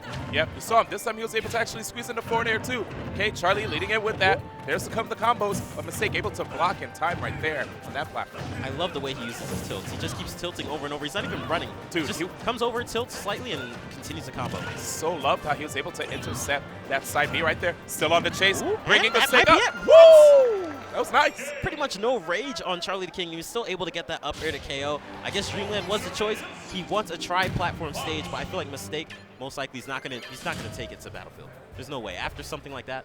I mean, yeah, a lot of times. I mean, if you're a Smash 4 pro, more often than not, you're not gonna want to deal with Fox on Battlefield, dude. That's a very scary stage for you to have to face off against Fox. So here it is, Town and City. These guys showing a lot of respect to each other. We got 1-1 here in the scoreboard. Game 3. Let's go. Keep in mind, guys, Mistake is the higher seed, so if Charlie the King does win this, he'll be causing the second upset in a row during this stream, or during like 2 times in a row, pretty much. So here comes all this damage though from these jabs. So damaging, dude. Oh no, a little shocking to see him finish the kick. Oh, dude, did you notice the perfect, like the pivot grab on purpose so that he could get more damage? Oh yeah, that was really nice. Yeah, sick. And no tech, so this is gonna be tough for him. Let's see how much damage. No downer coming out. Oh, being on this platform. Okay, he was able to escape. Yeah, it was good DI coming out from Charlie the King. That did not get hit by the second kick. Went down again, forced after recovered off stage, but at least he's not off the top. Well, Charlie the King is very active. He's always doing attacks, usually rarely grabbing, so I feel like we might see a witch time coming out from Mistake, knowing that Charlie King just keeps going for these either up tilts or back airs over and over. Yep, but there sparingly he does go for the grabs, and that's probably when he's able to catch him off guard. We'll see what happens here. Good patience actually coming out from Charlie King. It's like he knows the exact time. Dude, oh my gosh! That footstool! Almost KO'd from the other side of stage too. Oh my! Wow! Oh! Charlie the King! One of the best. He did a fast fall, beautiful angled up B with Fox. He should have been dead 100%. Yeah. That was so impressive. So much knockback. Oh, there it is. So close. Duff, and you're out of there. One stock apiece. This is super even. Yeah, I love it. This is actually a really good battle. You know, a lot of times Fox players complain about facing off against Bayonetta, but right here, looks like Charlie the King. He knows what to do.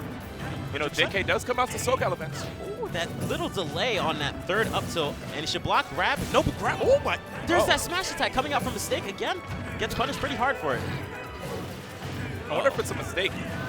I mean, his name is Mistake. Yeah. But it looks like this part isn't. Yeah, so watch out. Again, that witch time, a good % chance for it to come out. Oh, what a save. He was actually able to get out of there. Forward throw. Let's see if he follows the tech. Oh, actually, Mistake was able to jump out of there. Oh, no. Bad positioning. And he might be dead. Dude, that interesting clank. Uh-oh. One back air from either character. Dude. This might be it. Oh! And up B. He jumped into air dodge. Oh, my. Back air. No, does not come out. What? Forward throw. Okay, let's see what he does this time. He's going to go crazy. He shouldn't go crazy. He'll probably wait for the up tilt. No side B. Oh! 2 upsets in a row! Look at that. Charlie the King representing Southern California, getting the win over Mistake and moving on. Winner's side. I'm still blown away by the fact that he grabbed the ledge twice. I know Bayonettas a lot of times like to feel safe there, and usually Fox will go for the up tilt over and over near the ledge, but Charlie King's like, come on, I know what you're going to do. You're going to grab it again. You're going to grab it, down smash right after. Dude, that was 100% a mistake by mistake, unfortunately. Yeah, but there's been a lot of mistakes by mistake during that mistake of a set that we had during the mistake. well, I mean, it wouldn't be a mistake for Charlie the King, but he did get a win over Mistake, who made a lot of mistakes. You just during made a that match. mistake on your calculation right there. You made a guys on huge commentary is a mistake. Can they hear? Could they hear that? Can they hear you? Yo, that was a good one, Gimmer. I can't wait for the next one. We should have the. Wait, hold on. Yeah. Every upset that happens while you guys are on, get ready. You know what we should have? Did you see that video? I think Kuragane Hammer posted when Australia showed DC and EE, you know, at Smash the Record. They should just have a laugh track for Gimmer whenever he says something. Oh yeah, we should do that. 'Cause Can you nobody install else that? would laugh, you know? Can you install that on the stream, Gimmer? Yeah, nobody else would laugh, so have a laugh track, Gimmer. Oh, he took off his headset. Oh, He knew we, he's like, he knew we were gonna burn him. He knew it. He was like, they're probably gonna roast me. Or I can't handle this. One moment though. So- We have another possible upset that could happen. This guy feels like is always underrated all the time. I think he's like ranked number 25 or so in the PGR. This is Elegant coming out against Ally. And Ally before has lost to Shoyo James, which is a New Jersey player, or New Jersey. Yeah, he's from New Jersey, and he mains both Diddy and Luigi. He's lost to Shoyo James before. I want to see what my boy Elegant can do. Yeah, I mean, Luigi versus Mario. Remember prior to the nerf, people were actually talking about that matchup, how they feel like Luigi can actually do pretty well against Mario. And I still think, you know, Luigi can give him the hands. You know A lot of Mario mains think that Luigi wins. You saw what was happening in teams. Elegant and Zenyu versus Ally and Music King. It was really, really scary seeing how Elegant was like confident versus Ally. And it was very scary too seeing how what Ally had to do in order to avoid those Cyclone setups while he wanted to come back on stage. So we'll see what happens. By the way, big shout out to the people in the crowd. We see my boy Nakat, Larry. There's Zero talking Zero's to MK chilling. Leo. He's like, you know, we're on the same side, both the winners. But Zero's like, I got to make sure Smash 4 lives. I got to lose every national or two. you're so silly. All right, man. well, Ally coming out again. That's a legit John, by the way. Yeah, I know. I have to make sure everybody keeps watching. Imagine. I feel like he would do that. That's Like, if the I spoke to script. Zero, and I was like, yo, were you trying during that match? Even though he was trying, he might look at me and be like, sometimes you just got to do what you got to do for the sake of the humanity. Oh, yeah, true. He probably wouldn't do that. I don't know. Well, here we go. We Yeah, have Beefy Smash Dudes, Elegant, Luigi main, and of course Ally Mario. Ally has been slipping up a little bit, but now he's coming back into form, taking out a lot of players that he might normally lose to, and showing that he could potentially be top 10, top 5 again. So this is one of his best chances. He's actually the best player at beating 0-2, so, and Zero's in losers. So if he goes to losers, hey, who knows? We might see Zero out at 65th. No. Can we please not will that? Can we use potentially? Potentially. That's true. That's true. No, that's just me, man. Safe master. Anyway, so here we go. Elegant versus Ally, Luigi versus Mario, and check out how Elegant is already just trying to make Ally afraid to want to engage on stage. Here comes the damage already. He's playing it really patient, just waiting for Ally to come in. Ally's having struggling to figure out how to run in and get that grab. Yeah. And the grab doesn't matter too much because Luigi and neutral are usually out of the combos. Uh-oh. This entire time, we're going to see Elegant just keep popping Ally up in the air. That was a good forward air, but, I mean, low percent. So even if he was off stage, would have came back. Wow. 92% already on Ally. He's close to the percent of being able to be KO'd by an up smash. And I also like the way Ally came back on stage. You saw how he got caught by Elegant whiffing the down air and then using the nair upon landing. Second time, he waited. So that was good. Oof. Adaptation. Trying to get that 2-frame lifted dash attack. Was not able to get it to happen. And this is percent to be KO'd. Yep, that perfect shield actually might help out Ally a bunch, but he took so much damage. Okay, he's far away. He had to burn the jump really early. Now a bad spot for That Luigi. is terrible. What a bad spot for Luigi. The What back hit of the down smash. Oh no, that put him in a terrible position. And side B's very easy to punish. It looked like Ally saw through that, waited for it, and was able to punish that back air. Dude, and if you notice the percentage that Ally had too, man. Yep, using that flood to push Elegant away. Elegant's gonna have to employ shield next time. Elegant, actually, I was about to say, is he going to look for the down B? Might as well. There's not much Mario can do, especially to Luigi at this percent. Oh! Okay, his mash is on point. Oh, gosh. You know what? Never mind. Maybe there is a lot that he can do, and that should be a KO. Yeah, back throw that at back that throw. ledge. A lot of high percent there, and there it is, Elegant. You know, the table's turning. That one down smash actually changed up everything. Ally looking like he's just going to employ a lot of patience in this matchup. Understands that if he could just find one mistake from Elegant, he'll be able to just capitalize right there. And Elegant now actually getting a little bit more aggressive. Yeah, he's running into Ally a whole lot more, and that's what Ally wants. Before, Ally was trying to run in, and he kept getting punished. But now Ally's hanging back and using a lot of back airs instead. Yep. Oh, what was that? Just trying to use a move that could get that great horizontal knockback on Luigi so you can capitalize on his recovery. It is quite exploitable, especially if you get rid of his second jump. But Elegant smashes have been pretty good. We've seen him time and time again. These downers are really mixing up Elegant. Elegant starts blocking, sees the downer, and then lowers his shield. And Ally's able to knock Luigi into the air, and that's where he wants Luigi to be. Dude, what a change up. Okay, there it is. Elegant pushing himself inside. Wow, what a chase. Uh-oh. Waits for that landing by Mario, putting out an active hitbox. Ready jump high. Yeah, and this time he didn't rush it. Uh-oh. Oh my god! Wow! Great stuff right there, sending him straight down with that down throw forward there. Elegant, not looking too happy about that, but I really think he was playing good in the beginning. Yeah. It's just, you know, a smidge of a slip up. Ally able to capitalize big time following that recovery. Like I said, right? You capitalize on that double jump, and you're in trouble. But Yeah. when he capitalized on his double jump, he lost the stock. Remember, that back air was so good that Yes. first time. Back air is extremely good. The thing people would say is like, wow, Ally got lucky both of those stocks. This is how Ally plays. He always looks like he gets lucky. So that's a part of his play. Realize that it might happen these next two stocks again if he's able to 2-0 Elegant. Uh-oh. Wow, he's telling Luigi, don't go in the air, because that's what's going to happen here. Okay. Nice reset right there. Another reset. Uh-oh.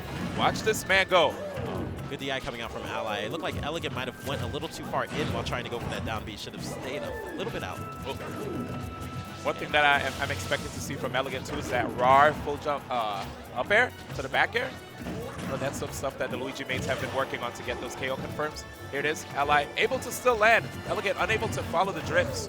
And the up B not going to be able to KO since it's not the reverse up B with the multi-hit. This might be death for Elegant. Wait, does he have a jump? He has the mash. Yeah, he doesn't even need to jump if he has the mash. So, Yeah. Considering how both him and Con mash, they always come back. And that was good that he put the fireball out there, trying to slow Ally down. Pops him up in there with that neutral air. Let's see. Oh Ally! my gosh, the Ally special slightly moved back into F smash. Ooh, good tag. He had to do it. And it looked like Ally was trying to prep for a backdoor right there. You saw the pivot grab attempt. Uh-oh. Who's going to go for an up smash? They're both almost looking for grabs, and we might just see it. Oh, Reverse up smash. well, Oh my gosh. I guess it was Ally. Mixing it up by charging the flood for a bit and then running straight in for that. Back throw should not be able to KO, so go for something else. Yep, and you know, That's unfortunately. that. Oh, okay, good stuff right there. That delay kind of scared me. I was like, is he really going to let him just get away with that landing? I thought he would actually go for the up smash, but Me just too. to make sure he timed it really well and got that up B. Yeah. Here it is. Ally's go. spacing out with this back air. You know, Mario may not have the best range, but that back air is such a decent poke right there from the skies. Makes it difficult for people to try to get inside, especially if he, you know, pulls away while using it, which we just saw from Ally. You saw that? Oh Jeez. my goodness. Oh goodness. Oh gracious. He's not able to land right now. Able to get the reset on him too. 72% already, and nice recovery coming out from Elegant using the down B himself. You notice that Ally's using the spin attack too, the down air with Mario. Yeah. It's like they're both Spin using attack. on each other to mix each other up. Here it is. Oh, that's a mistake right there for Ally, and he's going to take some damage for it. I really like how Ally's using the back airs because he realized in that first match, he was actually losing neutral consistently against Elegant by trying to run it. So he realized, you know what, screw that. I'm just going to go for back airs. Oh my gosh! He got the spike right there with the down air and then immediately converted into that up smash. That's what he needed because it was looking really good for Ally in the neutral the entire time. Ally able to consistently come back on stage, able to land and not really take much damage from Elegant. And now, finally, he was able to find that down air, giving him that opportunity to put one on the scoreboard against Ally. And now we go to a Game 3 situation. I don't know if I'm ready for a third upset in a row. We just had Dark Chad take out 0. We had, do you remember the upset before that one? Was it Charlie the King taking out Mistake? Mistake. Yeah, it just happened. Yeah, it just happened. You know, so will we see another one happening? We're going to Lylat. Interesting choice. I want to see why Ally decided to choose Lylat. I feel like this is a stage that Elegant would choose as a counter pick. Yeah, I've seen Elegant go here. Okay, well, let's see. I know the platforms are a thing, of course. Yeah, I feel like the platform is giving. Oh, never mind. Elegant a little bit of trouble figuring out how Ally is going to approach. Ally can land on the platform and land off a back air. Oh no. That's a grab opportunity right there. Oh, soft neutral air, no back air. That was nice. It looked like he was trying to reset it again. He's going for reset options instead of just trying to hit him away again. I like it. Uh-oh. Yeah, and Ally. That game. Oh, no. That was a scary situation right there. There it is. Putting Luigi in the air with the up throw. Yeah, There's they're a- both going for a lot of resets right now. Yeah. Like hit, waiting for them to land to get another grab because they know that both Mario and Luigi can just neutral air out of these combos really early. And I like the way the platforms are laid out here on this stage. So it does kind of help Ally, who doesn't really want to be too close. Oh! Oh my goodness! Wait a sec. Was that an attempt for a misfire? Wait a He second. could have possibly just up beat. That's what I'm saying. It must have been a flub. Interesting. He still does have the lead by like 30%. Uh-oh, but yeah, now Elegant trying to see if he can get that Cyclone. Fortunately for him, he didn't get much in terms of punishment from Ally for that. Good mash. Waiting for the roll. But Ally rolls away, playing it like smart like a top player, not rolling in. Elegant right now trying to see if he can catch the landings from Ally as he goes from platform to platform. At times like this, you just have to follow their platform movement, keep getting that percentage that you can land on your opponent until you're able to finally get that KO opportunity. It's like every time Ally lands on the ground, he gets grabbed. Ally possibly either just needs to stay on the platforms or go back to his original back air spacing option. Fair? Oh, Oh, he actually just attacked upon landing. Wasn't afraid.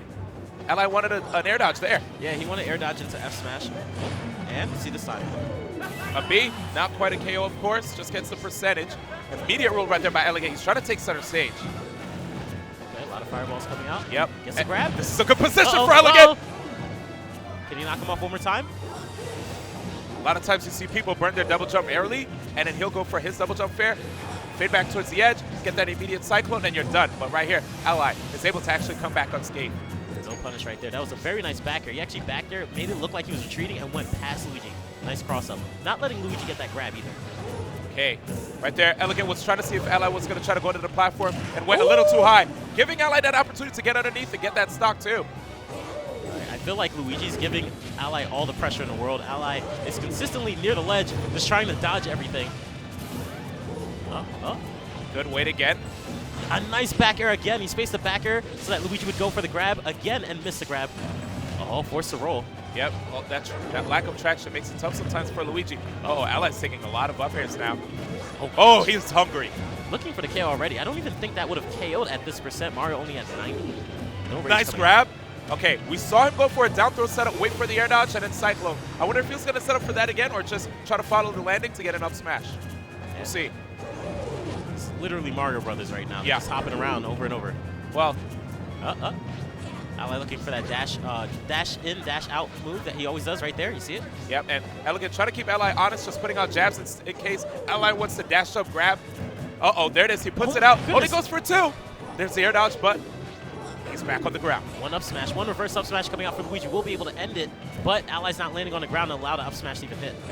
Again, see, this is probably why he picked the stage, because you could actually Uh-oh. avoid Uh-oh. the up smashes better here. Very true. Yeah. Okay, Ally? Elegant is respecting Ally so much. He can just run in and possibly do a back air. He's not even at KO percent. He does not care. He's like, you know what? I'm going to wait until you flub. I'm not going to flub first. I know you're waiting for me. But using that flood like that actually helped him out just to give him some stage. Now look at that. He's way closer to center. All right, now Elegant doesn't care. He does not care. He was like, he's, whatever. he's like, I didn't take a shower today. Here, help me out. Uh-oh, bad spot here. Oh, no. Double back air. This is what makes Ally so clutch, man. Oh, my gosh. Almost stage spiked right there, but that's a back air. Elegant. SoCal does it again. First Charlie Decay. Now we have Elegant. Look at this, dude. All these stellar players. Actually, SoCal, 2 SoCal players got wins over Canada. And this is what happens. 2GG having way too many events, man. They have a Monday night. What is it called? I got you. Mega Smash MSM? Mondays. Yeah. Wednesday night fights. Yes. Friday night flubs. Thursday night tornadoes. Like, they got all these tournaments happening over there. So way too many.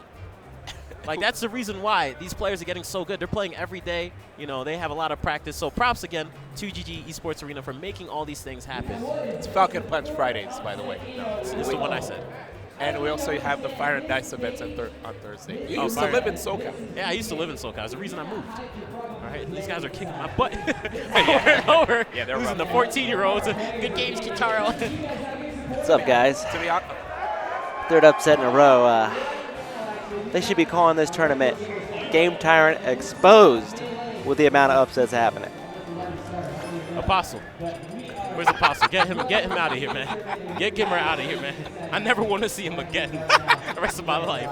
Speaking of wanting to see stuff again, we have GT Throne, the best chair in the world. This chair, by the way, vibrates, which is amazing. So if you have VR, you can hook it up to this chair. So be sure to check them out. Game on. G-Throne is the first and only gaming chair that uses patented... I can't read right now. Technology to incorporate dynamic vibration into your gameplay. Yesterday, you could only see the game, but now you can feel it to give you the ultimate edge against your competitors. Game on. Check it out. GT Throne, once again, it vibrates. That's awesome. I want to see it. Oh, I feel it. I feel it. But that's the third upset in a row. Maybe we'll see another one. We have MVD coming out. Is that Best SNES? No? Dude. Is that Best SNES? I don't know, man. But No, I don't know. We'll get a confirmation from Gimmer if he's paying attention. Yeah. He has the headset on his head. Yeah. Is it? Oh, wait. MPD versus Best SNES Is Best SNES? from Utah. Oh, man. Yo, when we saw Best SNES Against the yes- cat? yeah, Oh, no. I didn't want Dude, to I put was the cat on closing my blast, eyes, dog. man. I didn't No, want- I was like, the cat, no. I feel like we always stay burning the cat, yo. That's because he's our good friend. Yes, he's one of my best friends. That's why. It just happens. But, I don't know what to say. I saw Best SNES versus the cat. It's like... He was catching that. Yeah. The cat was like, okay, and then Best SNES was like, no, okay. He just took him. He was just taking him out. But I know the cat's going to bring it back in singles. So it don't even matter. But right now we got Best SNES versus MVD. Florida versus Utah. And the people here, whenever they see Best SNES play, they go crazy, man. Oh, of course. I love it. Right now, of He was course. taking out Void too. He was destroying Void in doubles also. It was a 2v1. No, it was a 3 stocks to 1 stock against Best SNES. Void had 2 stocks. Yeah, Best SNES is that dang good. CLG about to never let me back in their house right now. MVD number 29 on the PGR. Best SNES is what? Is he number 2? In his region, I'm not too sure. I believe number 1. Let's see. This is Utah, right? Yeah. I guess we'll find out pretty soon. But no matter what, he's definitely ranked. He's an amazing doubles player, so I want to see if he's able to take out MVD. But MVD is an extremely technical Diddy Kong. He might not be the best or the second best Diddy Kong when it comes to being technical, and surprising you, MVD is all over that. I feel Zero's the fastest Diddy Kong, but I feel the second fastest Diddy Kong is MVD. He's always doing some weird stuff. MVD's pretty darn sick. By the way, feel free to hit us up on Twitter and let us know where our boy Best SNES is at. Oh, yeah, definitely hit us up on Twitter. I'm at KTaroTime. Hopefully you know how to spell that. And we have at XD1X. Let us know what rank. You said XX, it's XD1. I said XD1X, all right? All right, What? You need to still You figure out need how to- to learn how to count, man. You're like a 1, a 3? I heard you earlier. Okay. You guys are crazy. A Anyway. town and city. This is going to be an interesting choice. Back throw can sometimes KO off the top. That could help him out. MVD has to be sure to know what percents to be able to get that up throw to up air KO. But let's see how Best SNES is going to do this. Yeah, dude. I really love watching the way this guy plays. His neutral air spacing is pretty sick, and you could see the way he tries to like fade in and out with Ness, making it difficult for people to figure out how to actually like intercept him, figure out his movement, you know? Yeah, his movement's very tricky. It actually reminds me of quite a lot of Foe. Yeah, actually. This might be the reincarnation of Foe, man. Okay, We barely get to see him. Just curl his hair and he's there. All right, the percents are looking just about even, but look at that trickiness that MVD has going on. He fared knowing that if you were able to block it, you still get hit by the banana. Banana coverage. He did it again right Yeah, there, too. he's not afraid of the banana, dude. He'll destroy it. Right there. This time, MVD catching it. Trying to see if he can intercept now with up airs. Uh-oh. Oh, yeah, he definitely reminds me of Foe. Yeah. Because Foe would go for that. Yeah, a lot of Nesses go for those tricks, especially the ones that practice a lot. They go for those upbeat tricks. But that one was a little far away. Let's see if he can land. Not giving him any space to land. It's surprising that up air does not KO just yet. Actually, I have to say, MVD doing pretty good here. Even Right. though he can't really use the banana to try to like catch Best SNES because he's in the air most of the time. Still, though. I mean, the banana's just so intimidating to deal with, right? Pretty fast option. Has good range. Wait! He keeps mixing him up with the second jump and making him end faster and using the down throw of the banana to up air.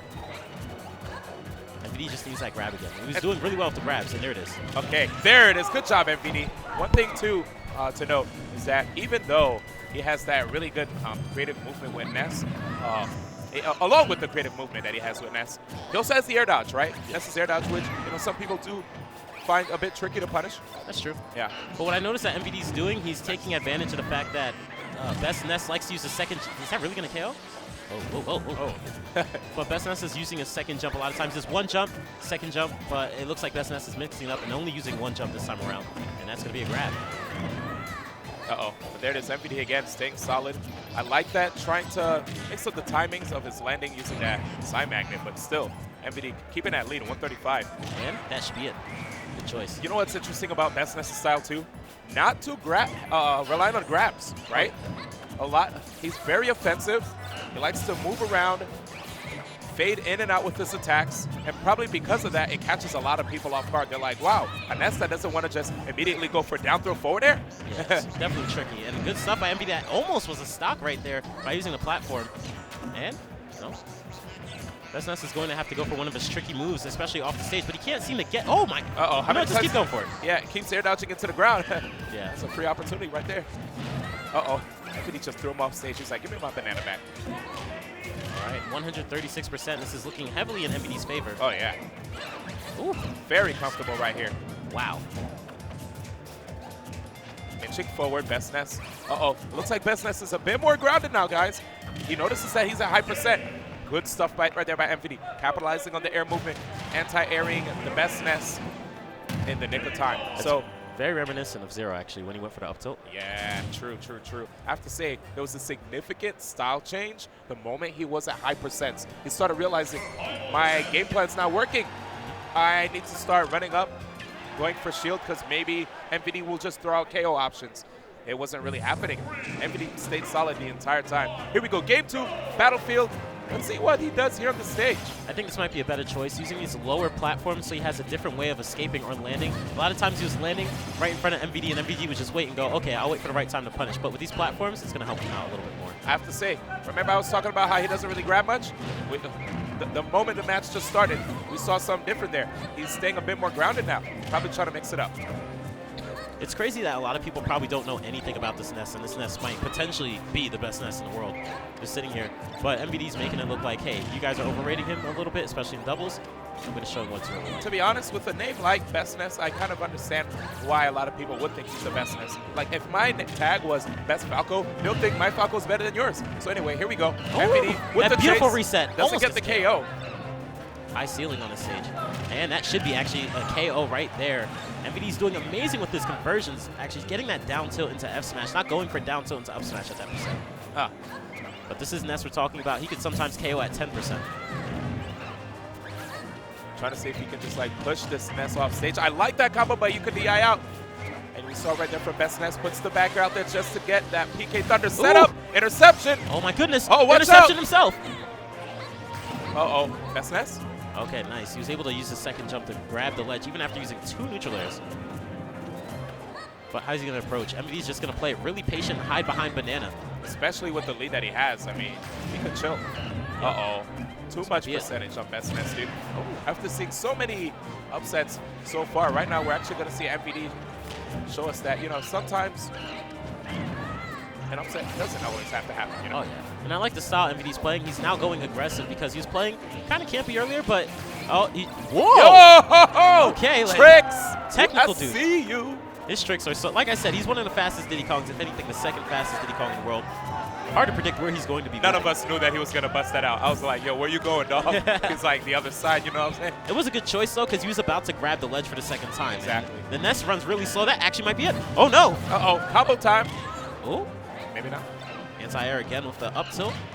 But Best Ness taking out that banana. It's a good choice. He needs to attack Diddy Kong when Diddy Kong does not have the banana. Yeah. Diddy Kong with banana against Ness, very bad choice, and that's what happens when he has banana. Yeah, man, you don't want to get caught with that banana throw down tilt frame trap. It's really hard to deal with. You can't really intercept it. MVD actually got the hit with the banana peel and the down tilt, so that was a free forward smash for him. First hit missed, second hit did what it needed to do. KO the opponent. Good job. All right, and that's, again, MVD ranked number 29 on the PGR, number 2 in South Florida.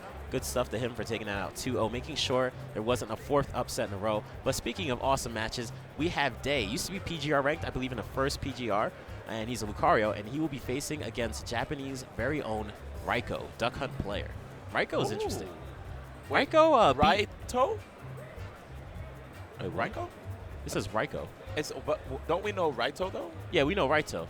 Hey, Gimmer, how about you stop them jokes? You corrected it on the screen. It says Raiko. See, man, and if we kept saying Raiko, the Yeah, chat we- would have came through. Kitaro! Boy, Raiko, learn how to commentate. They would have lit us up, yo. We would have got like 2 paragraphs, 3 paragraphs. Yeah, and a bunch of tweets, Yeah, and a Reddit post. It ain't safe out here, man. But Day is now currently ranked number 11 in the Florida Power Rankings, and we have Raito, who's been doing phenomenal. He's able to take out a really good player. I believe it was at Genesis. There were 2 Duck Hunt dogs that came to Genesis and caused a whole bunch of upsets. I believe it was Raito and Brood. I think Brood took out, was Brood that took out Zero? Didn't 2 Duck Hunts take out 0? Whoa, no, I don't know about that. They had I'm one just kidding. tournament. I was like, whoa. I'm just One of kidding. them took out Zenodo, I believe. Like, both of them took out Diddy. Two Diddies. Yeah, That's what I meant to say. Okay, Sorry. there you go. I'm bugging. Thank you guys. Thank you guys. But yeah, so we're gonna have a lot of fun with Raito. It's Duck Hunt. Duck Hunt is a weird character. I feel like, you know, I'm just gonna say it. He's kind of lame, man. He's a little lame. I'm just saying, man. I feel what you're talking Throw about. that disc. Woo! Like, he's not fighting you. He's letting other people fight for you. He's throwing frisbees. You think he wants to play catch? He's trying to kill you. I don't understand. I mean, is he that good of a character without his friends, though, to help him out, you know? Without his frisbee, without his kick the can, without his ward-off. What is a what-off? That's the name of the that's the Sounds the like thing a kung that- fu move. What-off? that's what the homies do when they come out with the guns. Oh, yeah, Ward-off. All right, so we'll see what happens here. Day is Lucario, so no matter what, this is going to be a crazy match. But I feel like it's going to be a lot of Day trying to chase down Raito, getting a lot of damage early on by being aggressive, and then trying to go for either side B, back air, etc. with Lucario when Lucario's at 80+%, because he just knows he can get it. And Duck Hunt actually a lot of times has a lot of trouble getting KOs. Yeah. But I feel like Raito, especially Raito and Brood, 2 amazing Duck Hunts, probably the 2 best Duck Hunts in the world, are really good at getting those KO confirmed sometimes. Watch, you're gonna see when he does down B, you're gonna see what I was talking about. We'll see. We'll see. All right. Props to Raito for being able to come out here. I believe it might have been 2GG that did like a compendium or was trying to raise money for Raito and maybe somebody else to come. But it was especially Raito to come to GTX and then go to Big House right after. So you will be seeing Raito at Big House. We'll be seeing us at Big House too. Luckily, that will be fun. And it looks like they're deciding on a stage. Should we choice. talk about his shoes though? Yo, Jay! I like Raito's style, man. Not style. Raiko.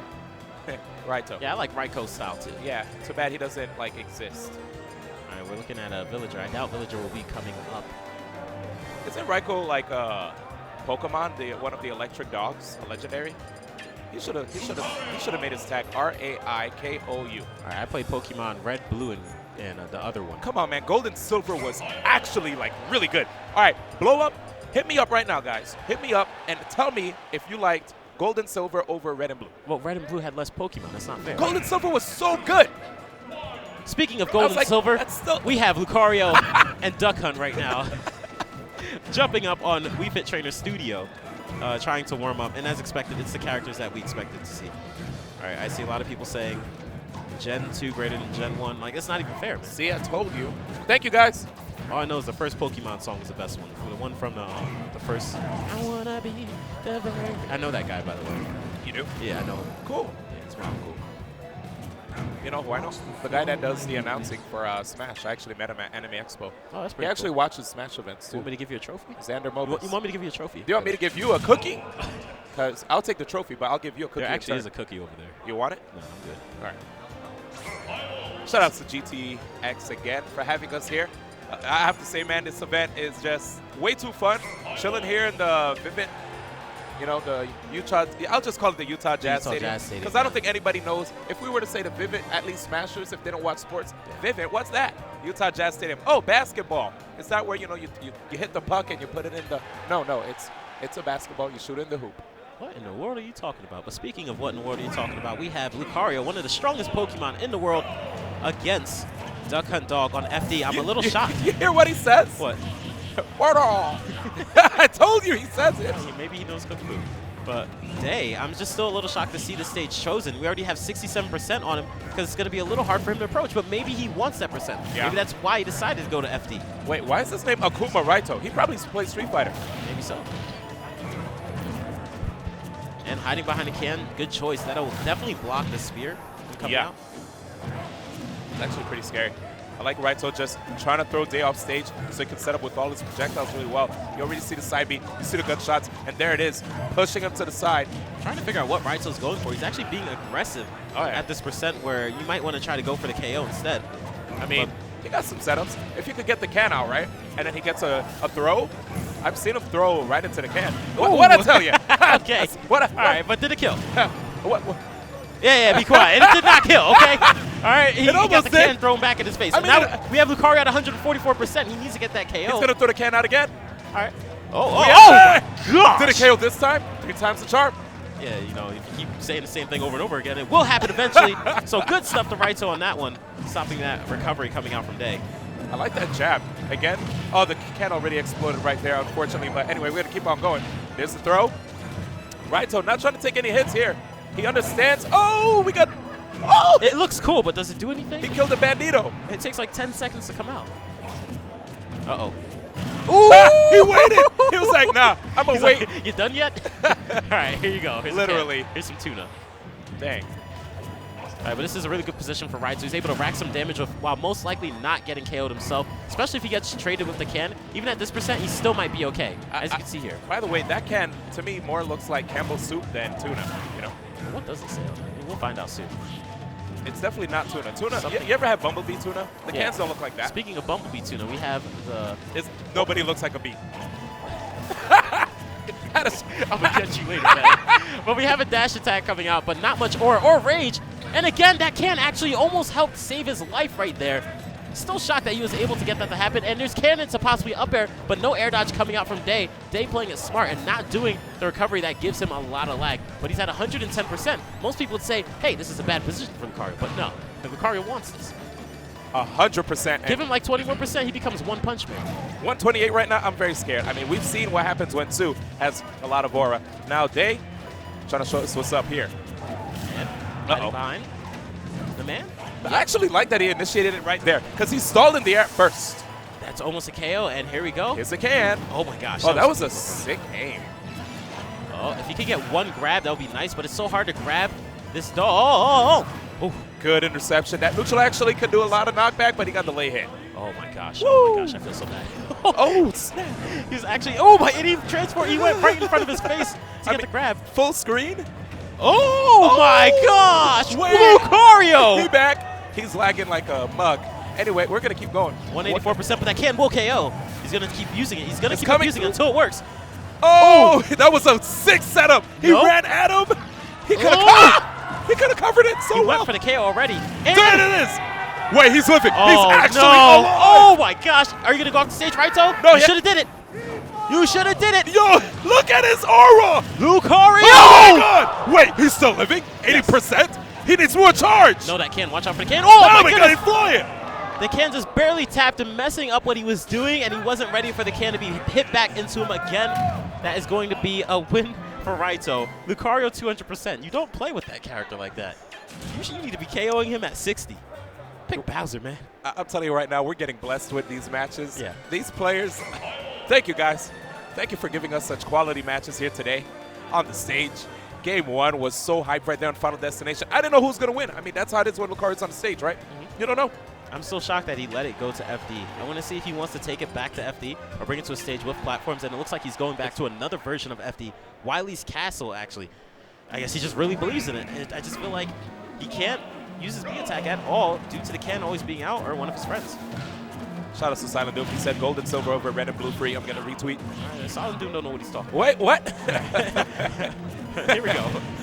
He ain't from America. That's okay. Anyway, here we go. Wardall. Oh, he comboed after the Wardall. 91%, 101% off the bat. Man, you could count. Yeah, I can. Thank you. And then a beautiful up air. Dang. And he's still following him, too. Is they going to be able to land? I mean, 0%. And I like the baits that Duck Hunt's actually going for. He's always waiting for Day to air dodge. Day being at 138. Now, that's good for Lucario again, but when you have your opponent at 10%, what can you really do? Yeah. You still have to do like 2 or 3 wins of neutral to be able to get the KO. Ooh, okay. This is why I picked this stage. Okay. I didn't know you had tech like that, baby. Okay, yeah, that's true. I can see why. So it helps him out with his recovery just a little bit more since he's able to cling onto the wall. Okay. It's been All a right, minute. What? Yeah, that he just hit on stage. And I like this Should've now. been He's at high enough percent that side B actually pushes the can back towards Duck Hunt Dog. No, no, no. Uh-oh. Raito's getting a... You saw that? He called his homie while the homie was already out. That's when you know you probably might be getting a little flustered, man. He's like, well, Lucario 171, I'm scared. Can I KO you, please? And I actually like how Raito decided to throw the can high because he kept seeing that Day would use the side B to actually push the can back towards him. So he thought, I'll make the can go over him and KO him anyway. Dang, you see that homie right there? That guy, he lost his hat. He looked like Gimmer. No hair. Anyway, here we go. Gimmer, put back on the mic. But this is good percent for Lucario still. It's going to be a little hard for him to get the KO, but if he can get a strong read, he'll be okay. Oh, he almost got that re-grab right there. But I wonder if he still had the grab involved. Probably. I like that Raito's deciding to just land with an attack, knowing that Lucario's likely going to go for the mix-up. Day's trying to wait for that air dodge again. But again, I feel like in neutral, Duck Hunt Dog is going to destroy Lucario on a stage like this. Oh, yo, he caught him. I mean, Raito, he was still in the air. Oh, no. Oh, wow. Up tilt to up tilt? It seemed like Raito did not mind jumping in right there because he had the can coming up from behind. True, anyway. true. Yeah. That's a great thing about having the can, right? It allows you to cover yourself if you go for certain foolhardy, seemingly foolhardy options. Ooh, nice. Pushing the can away, but can about to explode. Uh-oh, Gunman coming through. Ooh, trying to end his stock already. And it looked like they didn't even bite, too. He saw the setup. He was like, nah, I feel like you're going to use the can. Uh-oh. No items out, so Raito's looking a little flustered, not knowing which B attack to use. I thought you said uh-oh because of the song that was playing. Oh, no. Ooh. Okay, not going to do. Ooh! What in the world was that? He live it. Was that some flashing? Oh, my goodness. Wow, that was actually really good aim. 1-1. I think Raito might have thought that the can would be able to come out fast enough or just in time, but it went right below the can and was able to hit Raito, so I'm shocked. You know what? It's Lucario. I should never be shocked. I should never be shocked. Right? Because he always has his homies to shoot for him. Exactly. So the thing is, Raito's favorite stage would have probably have been FD. So maybe he'll take it back to FD, or maybe he'll feel like, you know what, at least let me just get that stage away that has those walls that mess up how I tried to stop his recovery. So we might see a change back to FD. Oh, no, looks like Town and City. Ooh, interesting. But by the way, I'm really hyped. Kotaku actually made an article about us being here. That's pretty cool. Oh, that's pretty fantastic. Yeah, Did I mention my name? Shoutouts. Anyway, here we go. Oh, man. Sorry, I didn't hear your question. I don't think I'll ever hear it. Anyway, so here we go, game 3. Oh, my God. Ooh. So the match is starting out how we'd expect. Raito getting most of the damage, but Day actually getting 5% off the bat. Actually, Day almost might have a lead right here. That up tilt was so far away. Yeah, I like how he actually was able to catch it. Okay, here it is. Still charging his ball, realizing his ball was half the reason he was able to win that last match. So might as well have it charge at all times. That setup from Raito was really cool. You saw him go for a full jump can, and he still had access to an aerial after the fact, you know? It's actually pretty sick, just to cover his landing. I love seeing Raito take out that can whenever he's in the middle of a competition. Look at that. He grabbed afterwards. Ooh, goodness. Not going to KO just yet. But that thing is so scary. Raito doesn't want to get hit by another one. Day keeps going or waiting for the air dodge every time. So I want to see if Raito just decides to air dodge again or decides to do a neutral air attack. Soft nooch. Okay. Can? And nope. Yeah, he was able to go right underneath. It's so fortunate for him that he didn't get grabbed. That's all I have to say. So having the gunman and the can out actually makes it difficult for Day to find these aura spheres on the ground. As long as Raito keeps it out like that, you know, it gets to cover Raito pretty well. Nice, and there's the mix-ups. So we saw him jump before, throw the can, and then just like use an aerial. This time he double jumped back, trying to keep his opponent guessing. Good stuff right there by Raito. Raito hanging back just a little bit, but a dash attack almost KOing. Lucario can actually use that side B from that position and still get the KO, and he's going to shoot it. No? Oh, not yet. Keeping Nice. it. Boom. Oh, my yeah. goodness! See? You have to put the gunman out there to just take the hit. He knocked the can away. It's better, too, because you don't have to block it, so you don't have to deal with shield damage. I think it's pretty smart. Oh, my goodness, and that might not be a KO, actually. Well, you're psychic. Oh, tried to possibly go for that step. Oh, That's wow. Lucario usually does not have KO throws, but with all this aura, it's over. That's actually probably, I feel like I don't really see Day use the down airs that much. That was really good that he went for that option. I was going to say, though, maybe he doesn't go for it much because Raito's always spacing himself out from him, right? Uh-oh, kick the can. Anybody can battle. Anybody ever wonder if Duck Hunt Dog smash attacks are good? There's your answer. That up smash completely missed. Oh, my God. Yo, look at Day. So nodding his head, he was like, all right, that's good stuff. That's good stuff. That's esports version. There's a certain angle you have to approach. You have to go either really low or really high against that can to be able to avoid it like 100%. And that time, he's at the perfect angle to get hit by it. So good stuff by Raito for controlling the can really well. Oh, Nice follow. Okay, throwing the can back at him, just gonna shield. I like that. He waits until the can's right about to explode, Day, and then he tries to approach. Because Raito thinks, oh, you know what? He's going to wait for the can to explode since it's about to explode. But Day's like, nah, I'm going to come right in because I know you're going to think I'm going to wait. It's like double mind games. Oof. I love when I see these kind of mix-ups, man. You have to keep your opponent guessing. You can't just keep doing the same thing over and over. And I love the change on the jab. Oh, okay. He wasn't ready for a KO. He's trying to kill him early. Make him land into that F smash. Wow. Can? Oh, no, that was a bait. You know Can. that, right? Yep, and that's a lot of lag. Up smash, it's going to be the See KO. you later. Good stuff to Raito from Japan, taking out Day 2-1. That was looking like it was in Day's favor. Day actually got the first stock for once in the whole time of the set on that third game, but Raito just took control of that can. Mind games. That was a really fun set to watch. And, you know, I have to say, man, good stuff to Raito, consistently coming out to the States and wowing the crowds. Like, it's very impressive to see a person use an underutilized character in Duck Hunt and actually do very, very well like Raito does. You know? Oh, yeah. Like, Day's definitely not a pushover, you know. Like, this guy, he practices a lot back in Florida, and he has a lot of great knowledge when it comes to the game. I mean, one time, you know, actually, Gimmer actually played him in tournament and lost to a full screen up B across the stage. Like, it's crazy, really? right? You know? Oh, Gimmer? Yeah. I mean, I'm not surprised to see Gimmer lose. Good, he has his headset off. But speaking of people like Gimmer, we have Tweak coming up next to play against Zenyu. Zenyu, he is potentially top 4, top 3 in SoCal, top 3 according to Charlie the King. I want to see if he's able to prove it. Elegant was able to take out Ally. Let's see if Zenyu can be able to use his amazing Mario combos. People say he has the best combos of any Mario in the world. He does. He might not be the best Mario. Yeah. Maybe not even the second. He might be the second at this point. But he's able to combo so well. It looks so flashy. It's just always awesome to see. I love it, man. Like, I've seen some of the videos that he posted, and he actually tried to get more people to use down tilt with Mario. You know, down tilt's actually not too bad. You Very could good. go for like down throw into down tilt, and then he has like a bunch of 6 setups off of that. Literally, if you guys just like go on Google, search for like Zenyu Mario combos, and he'll have a bunch of like cool concept stuff just to put you on the right path if you're also trying to develop your Mario, you know. Mario's just, he's way more than down throw, up tilt, up tilt, up tilt, up tilt, up tilt, up tilt, up tilt. All right, Up I tilt, don't know about up that tilt. many up tilts, man. It's Up like 3. Tilt. If you know how to DI, it's 3. Up If, tilt, up if you're tilt. DIing the wrong way, then yeah, it's going to be like 3 or 50 like Up you. tilt. And we got the camera zooming in on to Zenyu. I can't wait to see what he's going to do. But speaking of awesome players, we have Tweak, somebody who I've been saying is a top 5 player in the world. And a lot of people are like, Tweak top 5? I don't know. He might be like the 4th best Cloud at best. And I'm like, and then he beat Zero like twice or 3 times. Was able to take out MK Leo. Wasn't not with Cloud though, but he was able to do a lot of things. Tweak is showing that he is potentially a top 5 skill level player in this game. Every single season, he moves up like drastically, or he's supposed to. He goes like from being a top 20 player to being a top 10 player to being a top 5 player, and I think it's set in stone at this point right now. I That he's top 5. can't wait to see the PGR like for this season. PGR version 4. And What's he up to Swar and all the other homies? Hopefully I did a good enough job so that they could want me back. If you know, by the way, guys, if you want me back, let them know. If not, Want you it's- back it's for cool. what?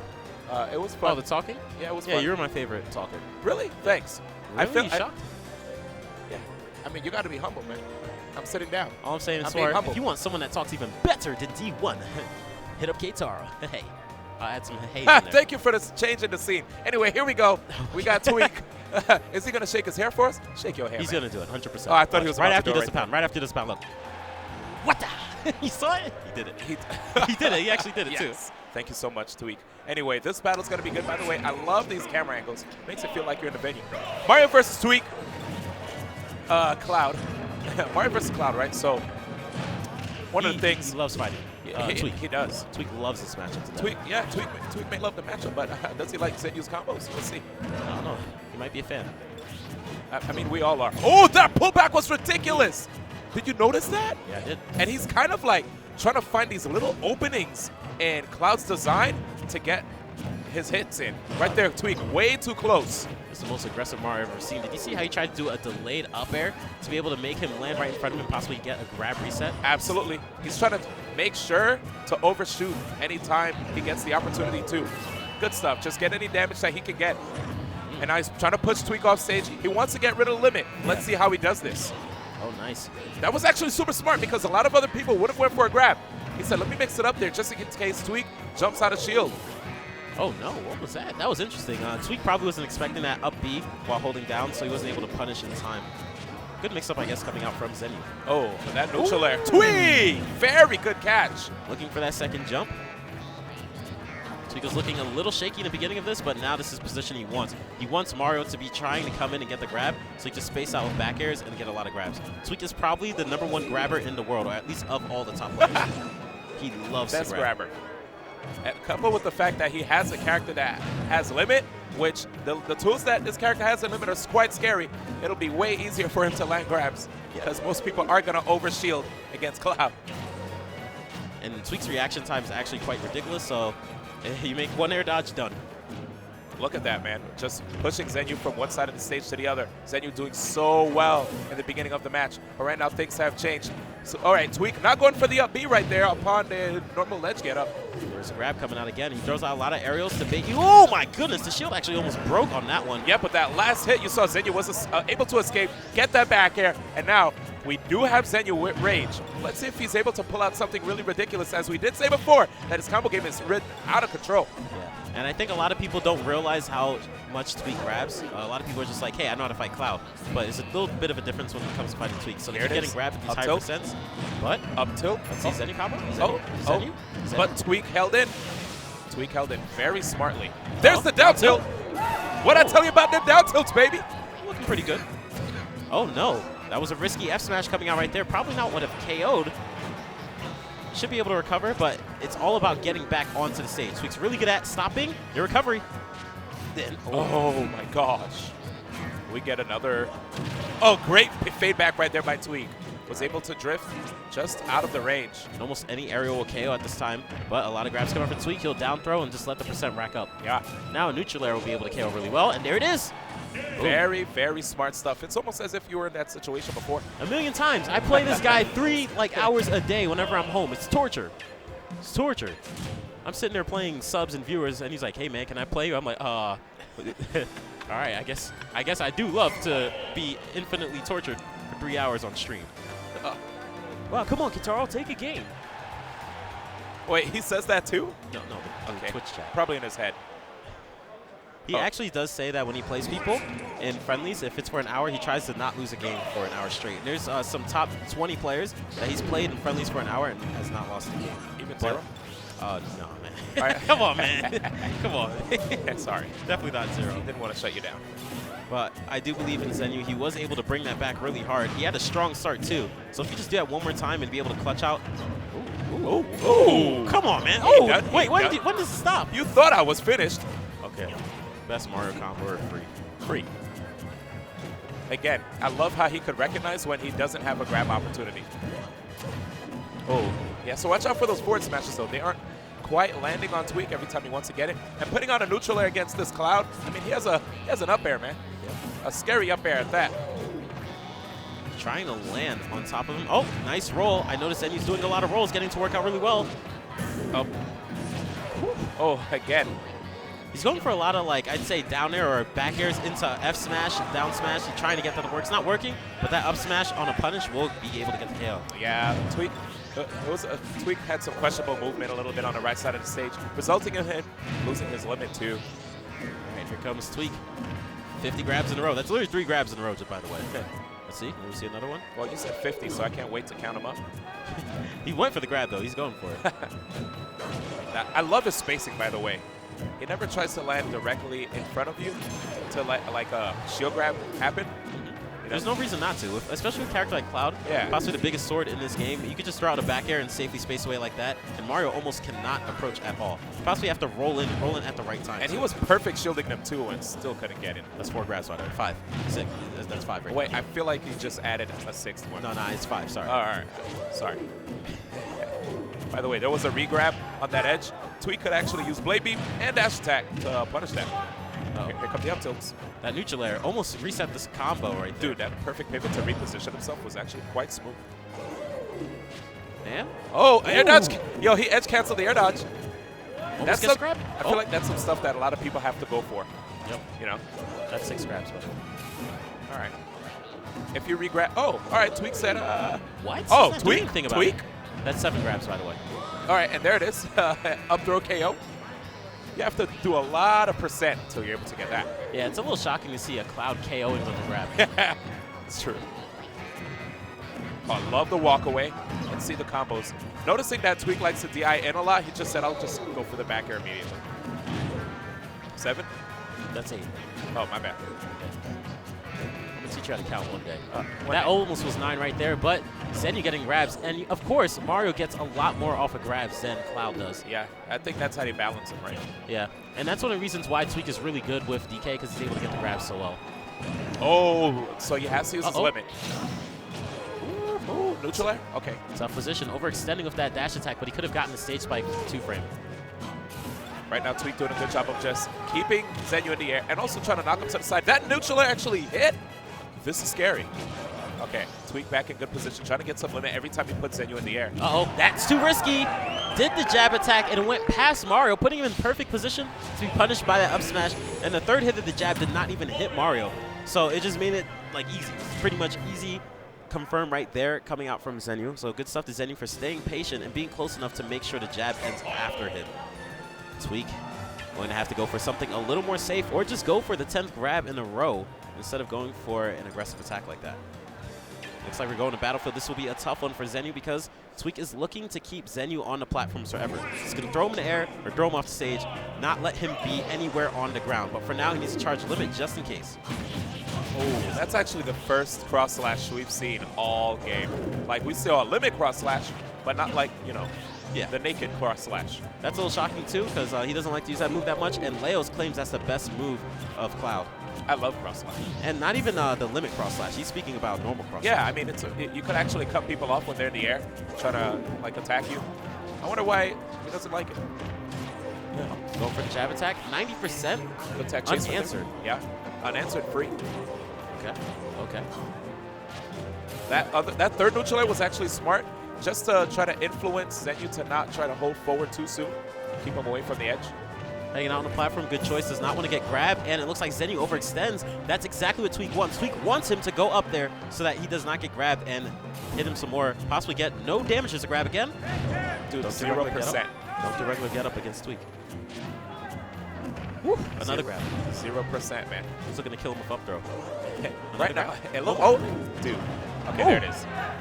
And Mario on the stage, I mean, we've seen some crazy stuff from Mario's on the stage in the past, so let's see. The trickiness. He's using the top platform as a thing where it's like, okay, another grab. He's dropping through the platform, doing back airs and up airs. It's hard for Zenyu to predict when he's going to land, where he's going to land. Oh. So seeing those jabs right there from Tweak, it kind of gives me an idea. Oh, wow, wait a second. We'll get back to that. We'll get back to that. Stop it! Oh, my God. Crowd went crazy for that. They wanted to see a raised finisher off the top. Oh, man. Like, man, is Tweak going to 0 to death him? Oh, he got 1 up to, Zenyu. Yeah. 70% right now on Cloud, but Cloud already putting up maximum damage on Mario. Mario's not able to approach. Yo, okay, we got a real fight over here. 56% right now on this man, Zenyu. He could actually still bring it back. Tweak playing so well. We saw amazing spacing, just handling the match in such a great way with all the speed and the range that Cloud has coupled together. But now, Extending a little too hard for that forward air right there. You don't want to approach Cloud from above. Just that one attack is done. One thing I noticed is that when it comes to the incremental play, Tweak has it. But like Zenyu, he just needs that one opening, and he's just so explosive. That's one of his biggest boons, just having the combo gate that he has. And now we have another opportunity, but the up air allows him to escape out of that. Again, one miss. But that up air was actually pretty smart, because what if Tweak tried to jump out and thinking that a grab was coming, you know? Or even spot dodging. oh no, that's a risky position again. He went above Cloud. Surprised to see that. And we might actually see Tweak burn his limit for up B. Nope, he keeping it. He's on the chase though. He's keeping it for solo, but clean coming out from Tweak, being able to take this 2-1. Keeping that limit forever and using it at the right time where you felt like, you know what, he's not expecting it here. He's expecting it when I get up off the ledge. Did not use it ever there and just randomly used it when he thought that he would drop shield. So good stuff by Tweak on that one. What a battle. That was a strong battle. What a battle. He's definitely Zenyu making himself look like he is top 4, top 5 in SoCal. I would say 100%. Charlie King, you are right about that part. He's an amazing player, and not only is Zenyu amazing, but Gold and Silver as well. You know, the people have spoken. My timeline, I just checked it I don't out. care about your timeline. But speaking of timelines, we have the Smash 4 Boot Camp coming up December 7th to 10th. We're going to have so many amazing players there. Las Vegas, Nevada, $10,000 pop bonus. Go to smash.gg/S4BC. I like that. That rhymes. It's kind of cool. Skimmer, sit down.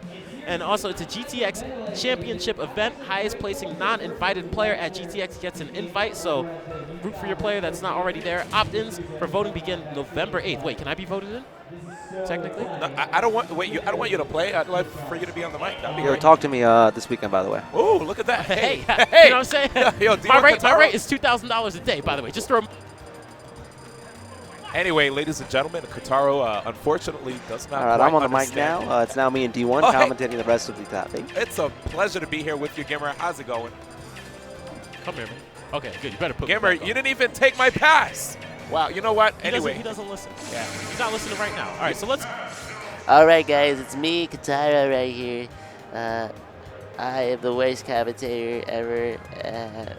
Hey, ho, ho. Oh, hey. All right. Back to you, Katara. That was a. Oh, Gimmer. Man, I almost had a heart attack from that joke. That was so good. Let me. Anyway, ladies and gentlemen, this is the D1 show. Welcome to the I'll never D1 do it show. again, don't worry. All D1, all the time, here at the Game Tyrant Expo. Kataro will be back. He had to, there was a bathroom break, and oh, you're right here. Hey, how's it going? Fantastic. Oh, your mic's back too. Yeah, wait. Yeah, speaking of fantastic, we have an awesome set coming up, and it's going to be from CLG's very own The cat. Void. Oh. I mean, it could be the cat too. I believe he's still in winners. He actually has to face off against Larry Lurr pretty soon. He'll be on the stream. In the winners finals of pools. I And think the that might cat- be the last That match. would be hype. He loves fighting Fox. I actually heard that Larry did not go Fox when he fought the cat. He's afraid to go Fox when he fights the cat. And I believe Larry last time beat the cat 3-2. So it was a really close set. Yeah. The cat has an answer for that.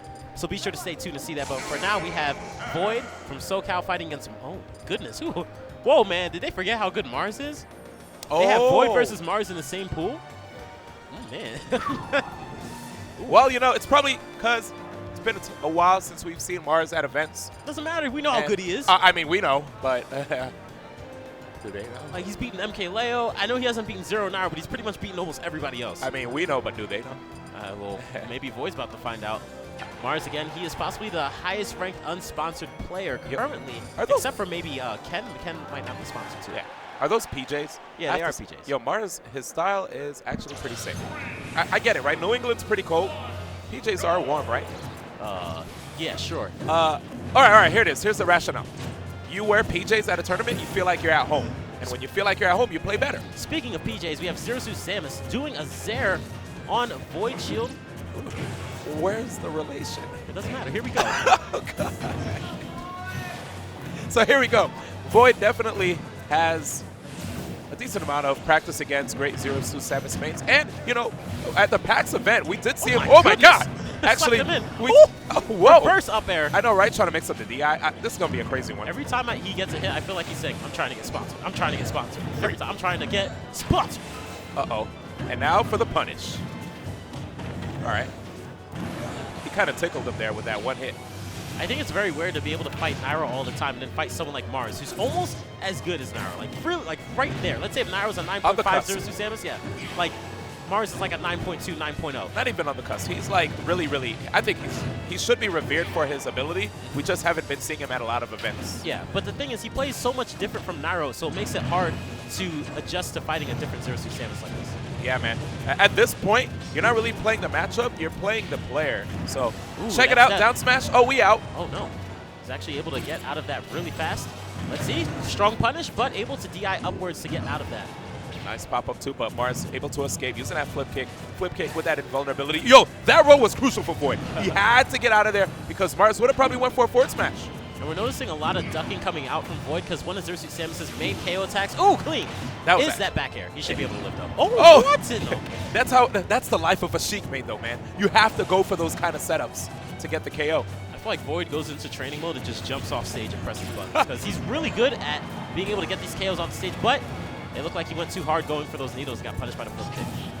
And now, notice how Void was able to just put himself in the air like that, avoid that the hitbox of the down smash, evading that up smash potential anti-air. Trade? Weird one, too. Oh, That's damage. To be continued. Damage. right. He's going for a lot of grabs right now, and he's taking damage for it, but I guess he doesn't mind. It is lower percent. He should be able to get that punish. This is on the platform. It's a short platform, too. You can't roll too far. Will he go for it? Oh, goodness! Who seeded this, man? Who seeded this, man? Oh, we haven't seen Mars for a couple of weeks. Let's put him at 45th seed. Oh, no. Wait, you think he's really 45th? No, obviously. Yeah, I was like, no way. Obviously not. He's ranked number 14 on the PGR. I think the PGR before, he was ranked number 13. He's consistently a top 15 player at the edge of it, but consistently a top 15 player. I mean, what do you think they seeded him for this event? What did they seed him? Maybe like 18th or 20th or something. Anyway, so here we go, game 2. Void already right now down a game. Footstool? Nah, he just said we're not going to do any blank combos. Actually, you're right. They might have seeded him like around 14. Okay. That was actually a good pullback right there by Void. I love this matchup between both of these characters. You know, Sheik's neutral against Zersuit Samus is definitely better. Uh-oh. See that grab again? Clean, perfect pivot up tilt, trying to push him off towards the side But to that- abuse the platform. Yeah, but that DI from Mars that we saw allowed him to escape that. We have ducking actually coming out from Zersuit Samus herself. Oh, you saw that edge cancel? Yep. Ooh, so wait, you went underneath the grab. Yep. Sir. That ducking works so good against characters like this that rely on grab and back air, and that's going to be a KO. That was actually a really good stock. I mean, that was pretty surgical if you ask me. 0%. He broke Mars down to a science and got all of his hits, avoided the grabs. Been really good at neutral the entire time. A little random history. There's this thing about being a top player Yeah. and playing in your region a lot, where Mars might have played in his region, not lost a tournament for 3 months in a row. To come out and possibly lose to somebody in pools, it's something like he's not used to that. Oh, so yeah. he's going, no, I'm winning. I don't care if I'm fighting 0. Yeah. I'm still going to win this. I am not used to losing like the rest of these I guys. feel you. Oh, so right there, expecting Void to try to double jump out in anticipation of a grab. Good tech, too. Again, escaping a platform tech chase. Most players would have probably missed it. And right now, Void. Oh, no. Oh, no. Oh, That's my it. God. That's it. That was a Vine combo right there. Vine setup, even. Rest in I'd peace, Vine. I still have to say he is the best Sheik at getting early percent combo KOs like that. He waited for that air dodge, got the F smash on the platform. I feel like Smashville is definitely a stage that works better for him, more so than it works for almost everybody else. Yeah. So are we going to see him go back to Smashville? I heard a click really fast, so it looks like Town and City, I think this is a much better stage. Just running it back. I mean, I'm scared to fight Zeus and Samus on this stage, dude. Of course, everybody should be scared. Then again, Void could get setups into up smash That is on true. the stage. So I'm shocked he did not ban the stage against Marzo or Zeus Samus in general. yeah. Maybe he thought triplats would be better, so you banned that. Oh, no. Uh-oh, couldn't quite get the blank. Beautiful. Knowing that Sheik was going to jump above him, so he did that up smash to read that. Uh-oh. Uh-oh. Oh, he actually just nared right out. Yes, did you see that? That spot dodge into grab? He didn't go into defense. He went straight into offense on that one. Oh, did he slide into that? I feel like he slid in with that down tilt. Possibly. Yeah, it must have been a perfect pivot. Now looking for possibly that back air KO. Looking for Trump the back air. Oh my gosh! Did you see the way he actually did that up B? He up B the other way around. It's like he dashed right to the right of him and then did up B. Another one! Again? Not gonna KO. Dude, this is actually really scary. He keeps catapulting Void every time he comes back on stage. Those are really... Oh, okay, goodness. okay, Mars. That's one of the things about Mars that's really scary. What? How explosive he can be with these attacks. He found his mark! How? He's like, you're supposed to die. I'm just going to keep swinging out How? these KO attacks until I eventually get one of them to hit. Mars looking to possibly cause the 4th upset in these last 2 hours. Jeez, man. Here it goes. It always finds its mark, man. I'm telling you. But Void looking, getting that grab into bouncing fish. Fantastic choice. Possibly going to look for that neutral air into up smash, but Mars keeps getting these. Oh no, please don't tell me that's it! Oh! A 2-stock coming out from Mars against Void. Void always having a little bit of trouble against Zersuit Samus's. And again, Mars unsponsored. And in my opinion, to some level, was kind of underseeded because he hasn't been to too many nationals due to the fact that he doesn't have a sponsor right now to fly him out to say, hey, you want me to defeat TSM? I'm Mars. You want me to defeat CLG? I'm Mars. You want me to defeat Phoenix One? I'm Mars. Your name could be in front of Mars. He was catching him when he was trying to use like spaced pullback aerials. Like he'll do an aerial. You saw he nared Mars's shield. Mars saw that and he said, okay, I know Sheiks like to use nair a lot in neutral. While you land, I'll just grab you. Because the, tether. Yeah. So it's like, you think you're spaced against a lot of other characters, they'll probably miss. They'll have to probably like dash forward. Mars said, upon your landing, I'm going to get that tether. That was really smart. You know? Very smart. He keeps going for the grabs. Yeah. And Void a lot of times likes to run up and shield and just see what you're going to do. And then possibly wait for an attack to go on a shield, like neutral layer. That's what a lot of 0-6 Samus will do. But especially since it's a best of 3, he felt like, you know what, Void isn't going to adapt to the fact that I just keep grabbing. Like, you jab my shield, you shield. Now you think I would jab your shield? No, I'm just gonna grab. Like, and it takes a bit for the grab to come out. Yeah. He still went for it anyway. So good stuff to Mars on that, getting that 2-stock taking out Void. That's the 4th upset in the last 2 hours. But speaking of possible upsets, we have Salem versus Captain L. And this is losers bracket, right? Yes, I believe. No, this is winners. Oh, so who said Salem lost to somebody? Who were you talking to? You. It wasn't me. I didn't say that. Did I say that? No, I didn't say that. I didn't say that. Somebody said Salem got upset. You saw another guy with hair just like this, and you probably were looking in the mirror, because we kind of look a little bit alike. And you're like, Salem lost. Oh, what? You won? Do we look alike? A little bit. No, but we have Salem here. Hi. Rocking his new Fursona. Hi, guy in the orange shirt. Good to see you, too. Good to see you, too, buddy. Fantastic to see him. All right. His name's actually James. Have a good one, James. That's not his name. But here we go. And he's fighting against Captain L. Captain L is either ranked number 1 or number 2 in the BC area. Really good. I believe he got top 8 or almost top 8 at Battle of BC recently. Fantastic Pikachu. I don't know what he can do. And this is Pikachu versus Bayonetta. So and it's a Canadian Pikachu at that, too. yeah, I just said that. It's from BC. Remember we did Battle of BC? Yeah, we did. All right, here we go. Oh, look at that quick attack into almost a fair startup off the bat coming out from Captain L. Clean, and that's 35%. Looking for that reset, not able to get it. But Salem extending a little too hard. Before he's playing Campy in the first 10 seconds of the match, and now he's trying to go in. And Salem, of course, a lot of people have to understand that this guy is a big deal coming into this season, right? He had such stellar performances besides EVO. We've had that DreamHack Atlanta performance, and ever since then, a lot of people have been saying, man, that he could potentially be one of the top 3, right? Oh yeah, people thought he might be the best player in the world, and there's still a chance of him to prove that, especially with Zero going to loser so early. Oh, look at that movement. He said, I'm not going to go for the obvious forward throw. I'm going to make you guess. I'm going to force an option out of you, and I'm going to punish that option. It looked like he was trying to go for a combo reset instead of trying to go for the kill off the bat, because even though Bayonetta has 79% rage on him, yeah. Pikachu is only at 39%, so it's unlikely to get that KO even with the Smashville platform assist. Agreed. Regrab? Not even. He thought. So tricky, that Salem, I tell you. Uh-oh. Already looking for that up air kill. Might have wanted to go for another up B instead. Oh, he's actually trying to nail him with a dive kick? Dude, that move is so scary. And this Pikachu going for down tilt, looking for that possible jab reset, and went the wrong way. No thunder even. Ooh, good tag. You need those. All right. But we see that random up smash coming out from Pikachu, or Captain L go for a different setup to try to get the KO. Captain L, I wonder if that was an edge cancel. He got off the platform so fast. Should call him Captain L cancel. Oh, wait. Edge cancel. Wrong game. So, anyway, Salem. Looking for that. Oh, that was a good attempt. But a lot of light coming out there. Maybe he'll go for it again. And wow. Yo, okay, these Pikachus have been going more for down throw instead of up throw thunder, and actually hitting it too. Okay, roll into up tilt. I thought he was actually going for roll in to grab, but there goes that almost 35% combo again, and he gets the reset. But watch out for that back air. It is pulling back, gets it with a dive kick right there, but Captain L. Oh my goodness. No tech. Oh, no tech at all. It actually looked like one of the easier ones to tech too. Maybe he thought he would get hit harder into the stage and tried to tech a little earlier. Yeah.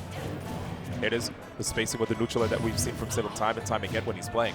I feel like to an extent this has to be a kind of hard matchup for Bayonetta. Pikachu's so small, so he's a little bit harder to combo. He can sometimes down B out of some combos. It's rare you'll see that. And also Pikachu, it just seems a little hard to hit. You can't get the back air on him like you would on other characters. You can just duck through it. Yeah. So short.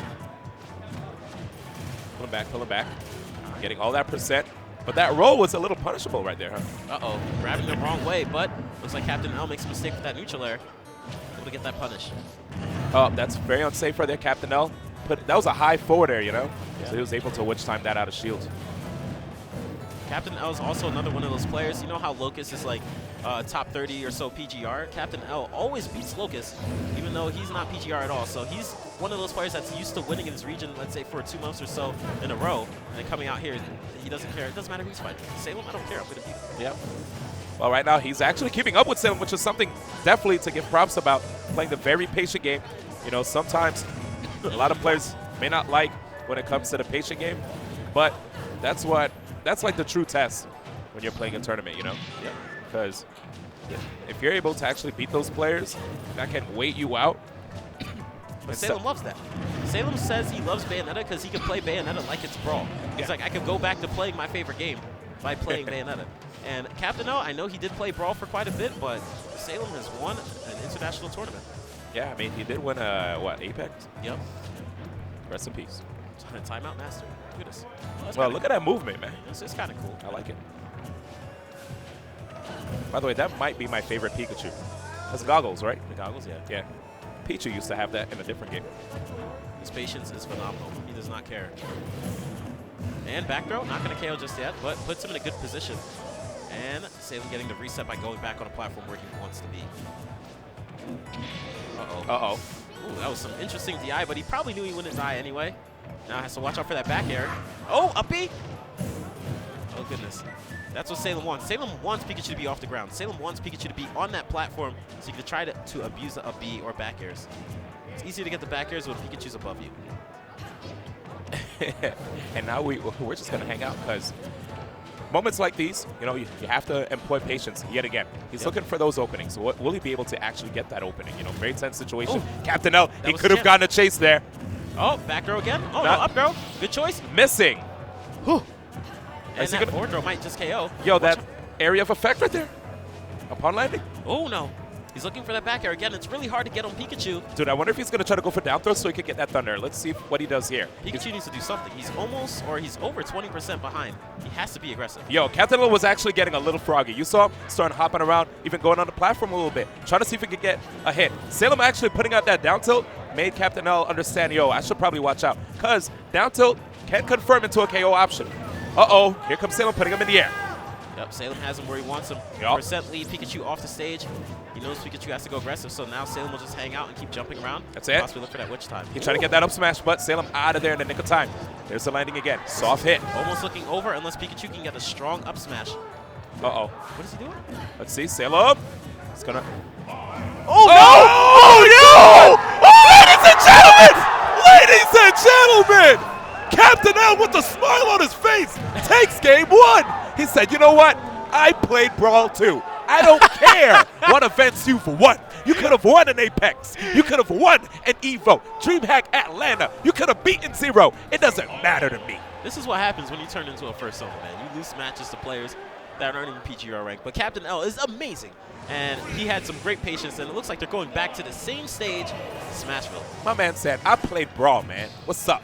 I like that. I respect it. There's a thing where, like, sometimes if you play really, really patient, people aren't expecting you to go aggressive. Yeah. So I think Salem thought, I'll just go back on this platform and waste 5 seconds. Captain L's like, I know you're going to go back on that platform. I played Brawl too. Come on, man. That's I it. timed out like 50 people. You timed out 60. That's almost the same amount. Let's go.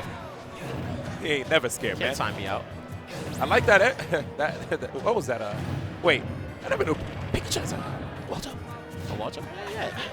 He's a rat. Wait. Well, see, Pikachu doesn't have a wall jump in Melee, so I got confused. That's reasonable. Had a whisper. That's what happens when you commentate too many games. Here we go.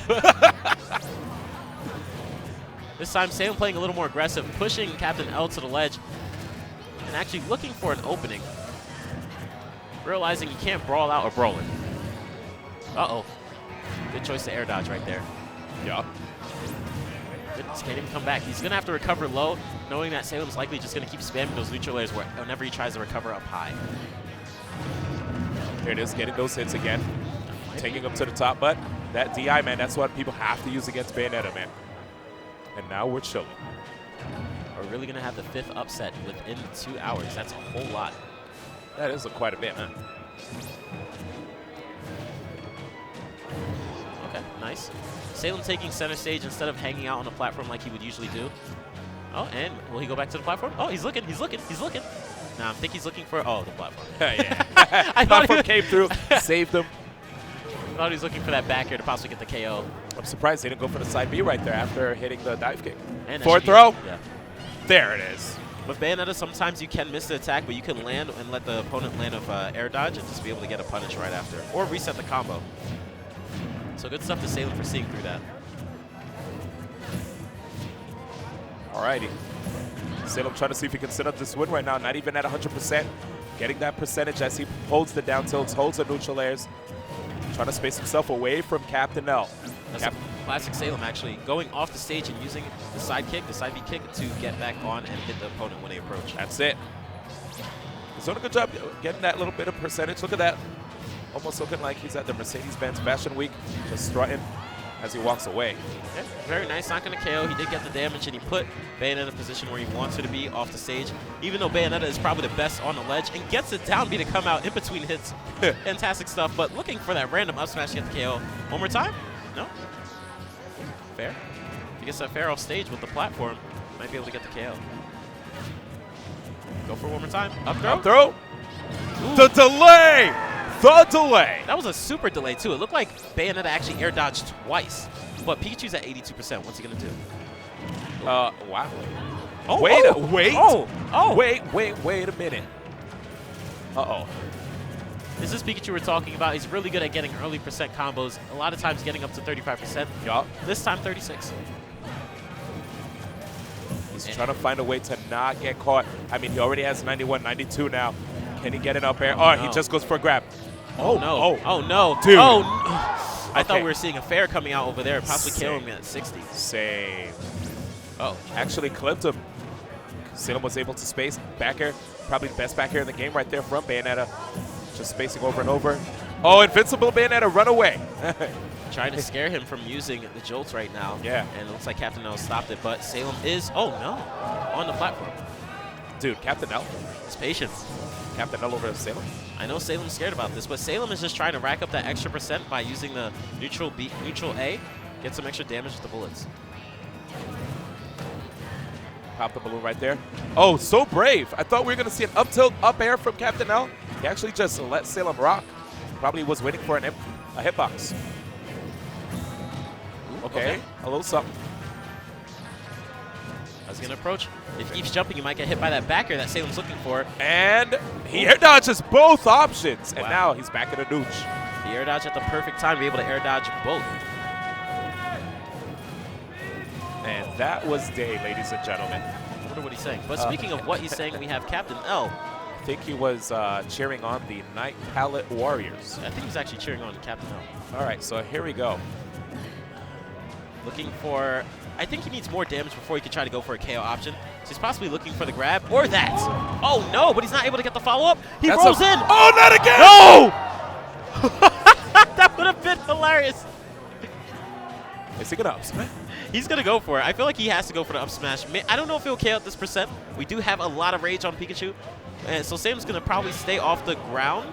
Dude, 50. It's like less than a minute off the clock right now. He had to not go on the platform. He didn't want to get caught. He jumps. Good option. choice.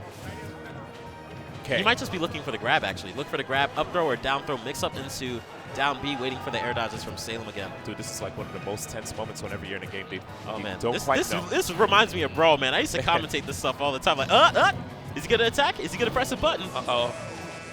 Here it is. Oh! And he lives. He snuffed him, but the man still lived. He didn't get knocked out yet. Oh, back air. Try it. Up smash. Oh, he wants it now. 80%. Look at- What's he going to do? Get Trying that to- back throw. Get the back throw. Trying to get that Get shield the back stab. throw. He wants to Get KO the with the back throw. forward air. He wants the forward air. Get the back throw. Look at He went for it.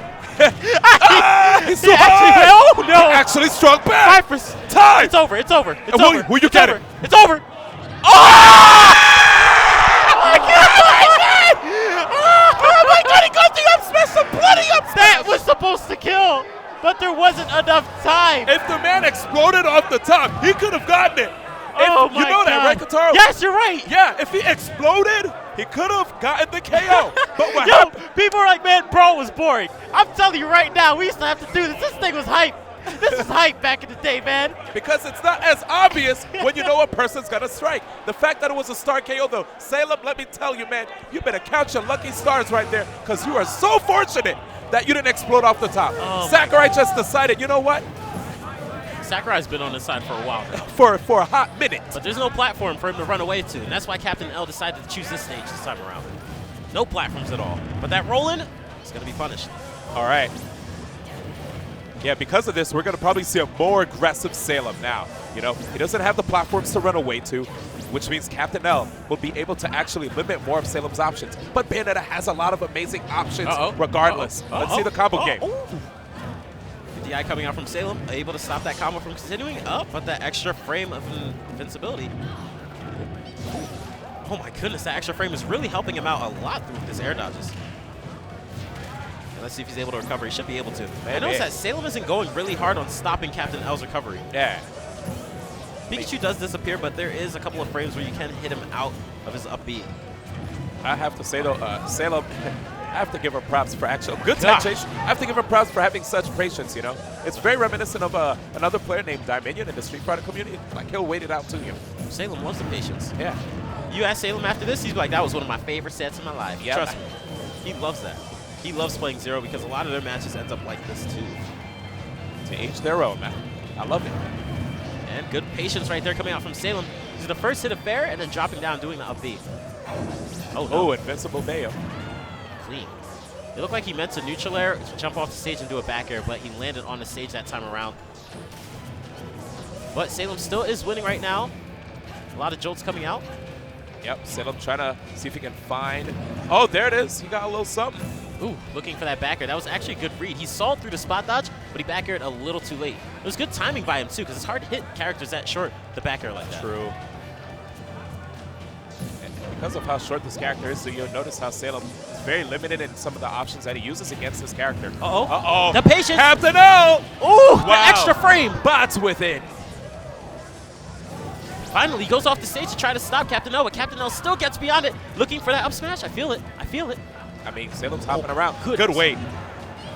Yes. I like that. Instead of going for the neutral air like he did the other time and Captain L escaped, he said double up air. That is a top player choice right there, just waiting for the roll. Sometimes standing near an opponent, like, you make them look dumb. You make them feel dumb. Stand in front of the opponent and just wait for them to roll and get the punish. Look, feel, all the above. Okay. All right, we got people saying we believe in you, Captain L. Let's go. One person. But it is certainly possible. Captain L seems to have the skill level. This is Pikachu. Up throw into immediate down B. Doesn't get the hit. Oh no, that was a little risky, but he did not get punished for it. I'm surprised we're not seeing the random up smash come out. Yup. Back throw, not going to be able to KO. Good choice.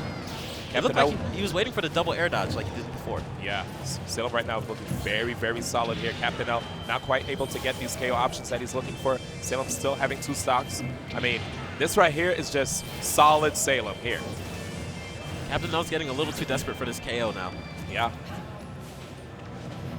And now Salem could comfortably actually run the clock out if he wants to. I'd say so. Already more than half the time has passed, and he's going for a lot of grabs, tweak style, knowing that Captain L has been playing extremely patient. There's no platform to run from, or no platform to run to, so Salem instead is just going in with the aggression with the grab. Yep.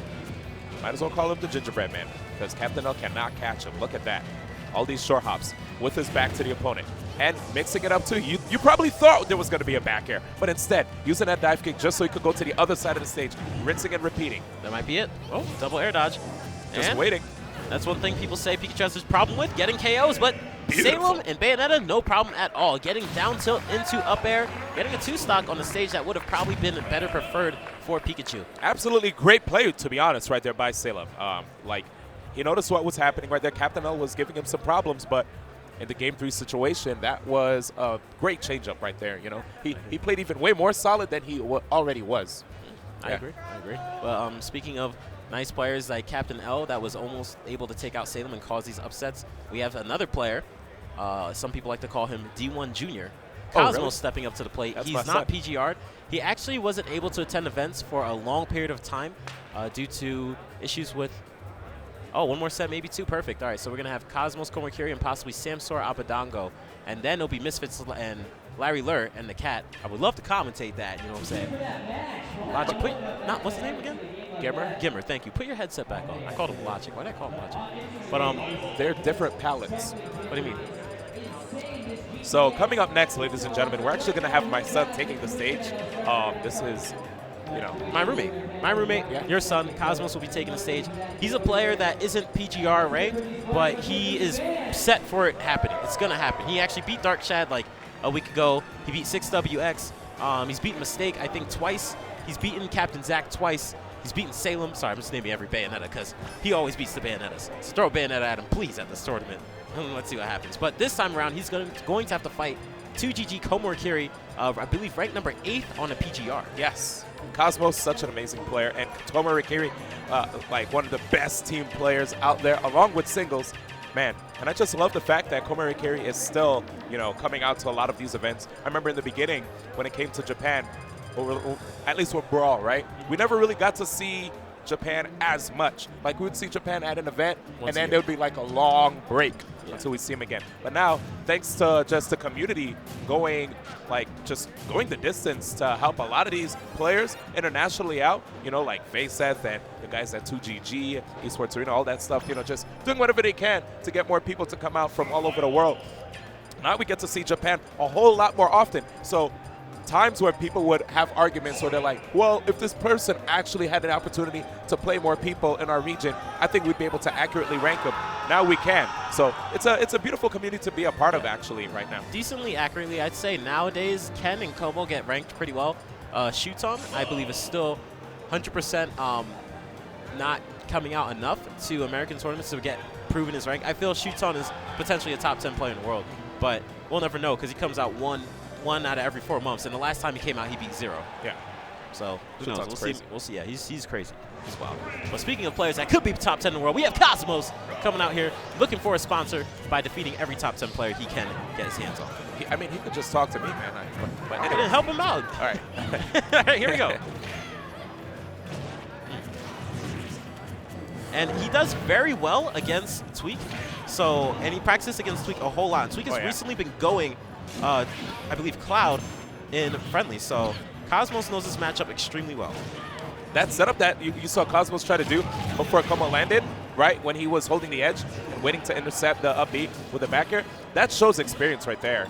But right now, Komori Kiri trying to make sure that Cosmos has a tough time on stage. Yep, Very solid delay, too. It's looking very even right about now. We have Cloud with no limit, so it's going to be hard for him to get the KO. But Cosmos, or actually Corrin in general, has a lot of trouble landing on the ground, and Limit's now charged. Wow, but right there, actually making sure that hitbox was still active before grabbing the edge, and now Como had to actually break that limit. Let's see what he does here. Recovering is going to be very hard. Oh my god! That thing always shocks me. I actually feel like Cosmos knew the perfect frame where the invincibility was going to run out, dude, because that was so fast. It's the pin. I don't know what's going to happen here. I feel like there might be a chance that Como might not have enough core in practice, and Cosmos will take advantage of this. I mean, when you think of Japan, are there really that many like stand-out Kamuis? Not really. There's Earth, I know, and not too many much after that, at least on to Cosmos' level. Yeah. He's waiting for Cosmos to overextend, and Cosmos finally does, but only getting 6% because Cloud can't get too much off of grabs. But he can get a lot by keeping Corrin in the air, but so can Corrin. Ooh, that was a clean mix-up. Cosmos is playing this just perfectly. Oh, actually trying to see if he can trap him right there, catching that air dodge. Landing is always a hard part, but using that platform to land in a different way. That was actually really scary stuff right there. Como influencing the way Cosmos just wants to get back on stage there. These hitboxes. Nice. Forward throw. Grab. Yep. Oh, the pin! Oh, I thought he was going to pin, actually. Oh my goodness! Oh, this is the getting- patience. Yeah, it's too intense. You saw he went for the pin anyway, even though it was limit up B.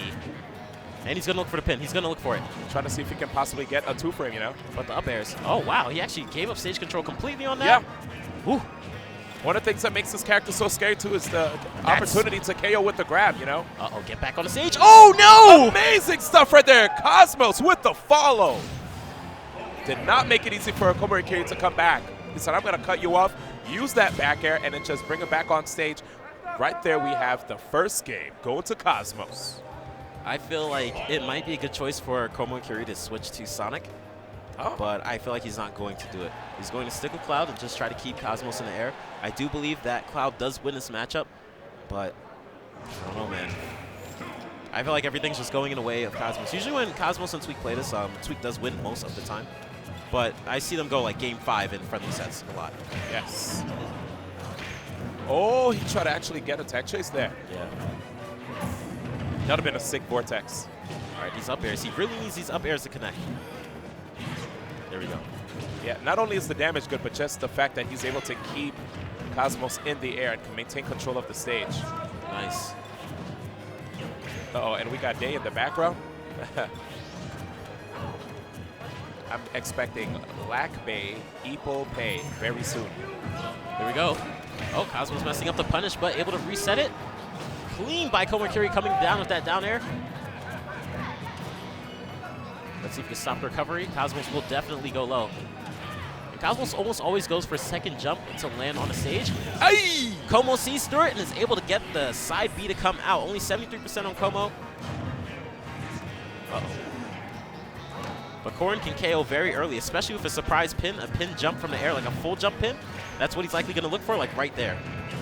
Right there, using that jab just to get the. I love that too. You saw him bait out that air dodge, spot dodge, air dodge. He's on the ground. Oh my goodness. He waited. It looked like he was just going to land off an attack, and there goes It's a the tip. random pin. Yep, it's a tip too. To the untrained eye, it might seem random, but to Cosmos, it was quite calculated. And there goes the random pin again. I'm sorry. It works well, though. Oh my goodness, almost actually got the spike to Yeah. make him die. Yeah, fortunately for him, that platform was there, dude. Uh-oh, uh-oh. Nice throwing out that up air. Sometimes you have to spam the up air to get out of a lot of combos from characters. They don't time their combos well enough, and they're above you, like that. And will he go for it? Second jump again, coming out from Cosmos, but Komori Kiryu not able to punish this time around. Cosmos will need to take off Cloud and make him burn his limit to be able to win this game. Oh, that was very unsafe. Yeah, just landed right there in front of him. That was a very nice recovery coming back from Como. In terrible position for Cosmos. Double jump off the platform. Oh, no. Oh, nice. Oh, burned his limit himself. Cosmos showing no fear. Are we going to see a pin yet? Very soon. He's going to try to take him off, make him have no limit. Off the stage, use the second jump. Double jump? Okay, no, actually, I like that. He actually went for the edge. Good, perfect shield. He needed that. And still no high double jumps above the edge. Oh my goodness, that back air would have been devastating for Como. So good thing he actually got that to work and gets the grab, misses the pin. Okay, Sad gets back on stage. Wow. That was a good wait, but now Como with the limit. This is scary. Very scary, but we do have Cosmos with pin. If he can just get back on the stage, double jump, back onto the platform. He's mixing up his recovery now. Really well. Oh. Actually ducking low, but not blocking. But he put himself back into a bad position again. Nice by Como. Como actually pulled. That was smart, because you saw how far Cosmos went forward from the back air. Como actually just kept pushing forward too, showing that he definitely does have a decent amount of knowledge when it comes to the matchup and didn't try to get caught up by any setups there.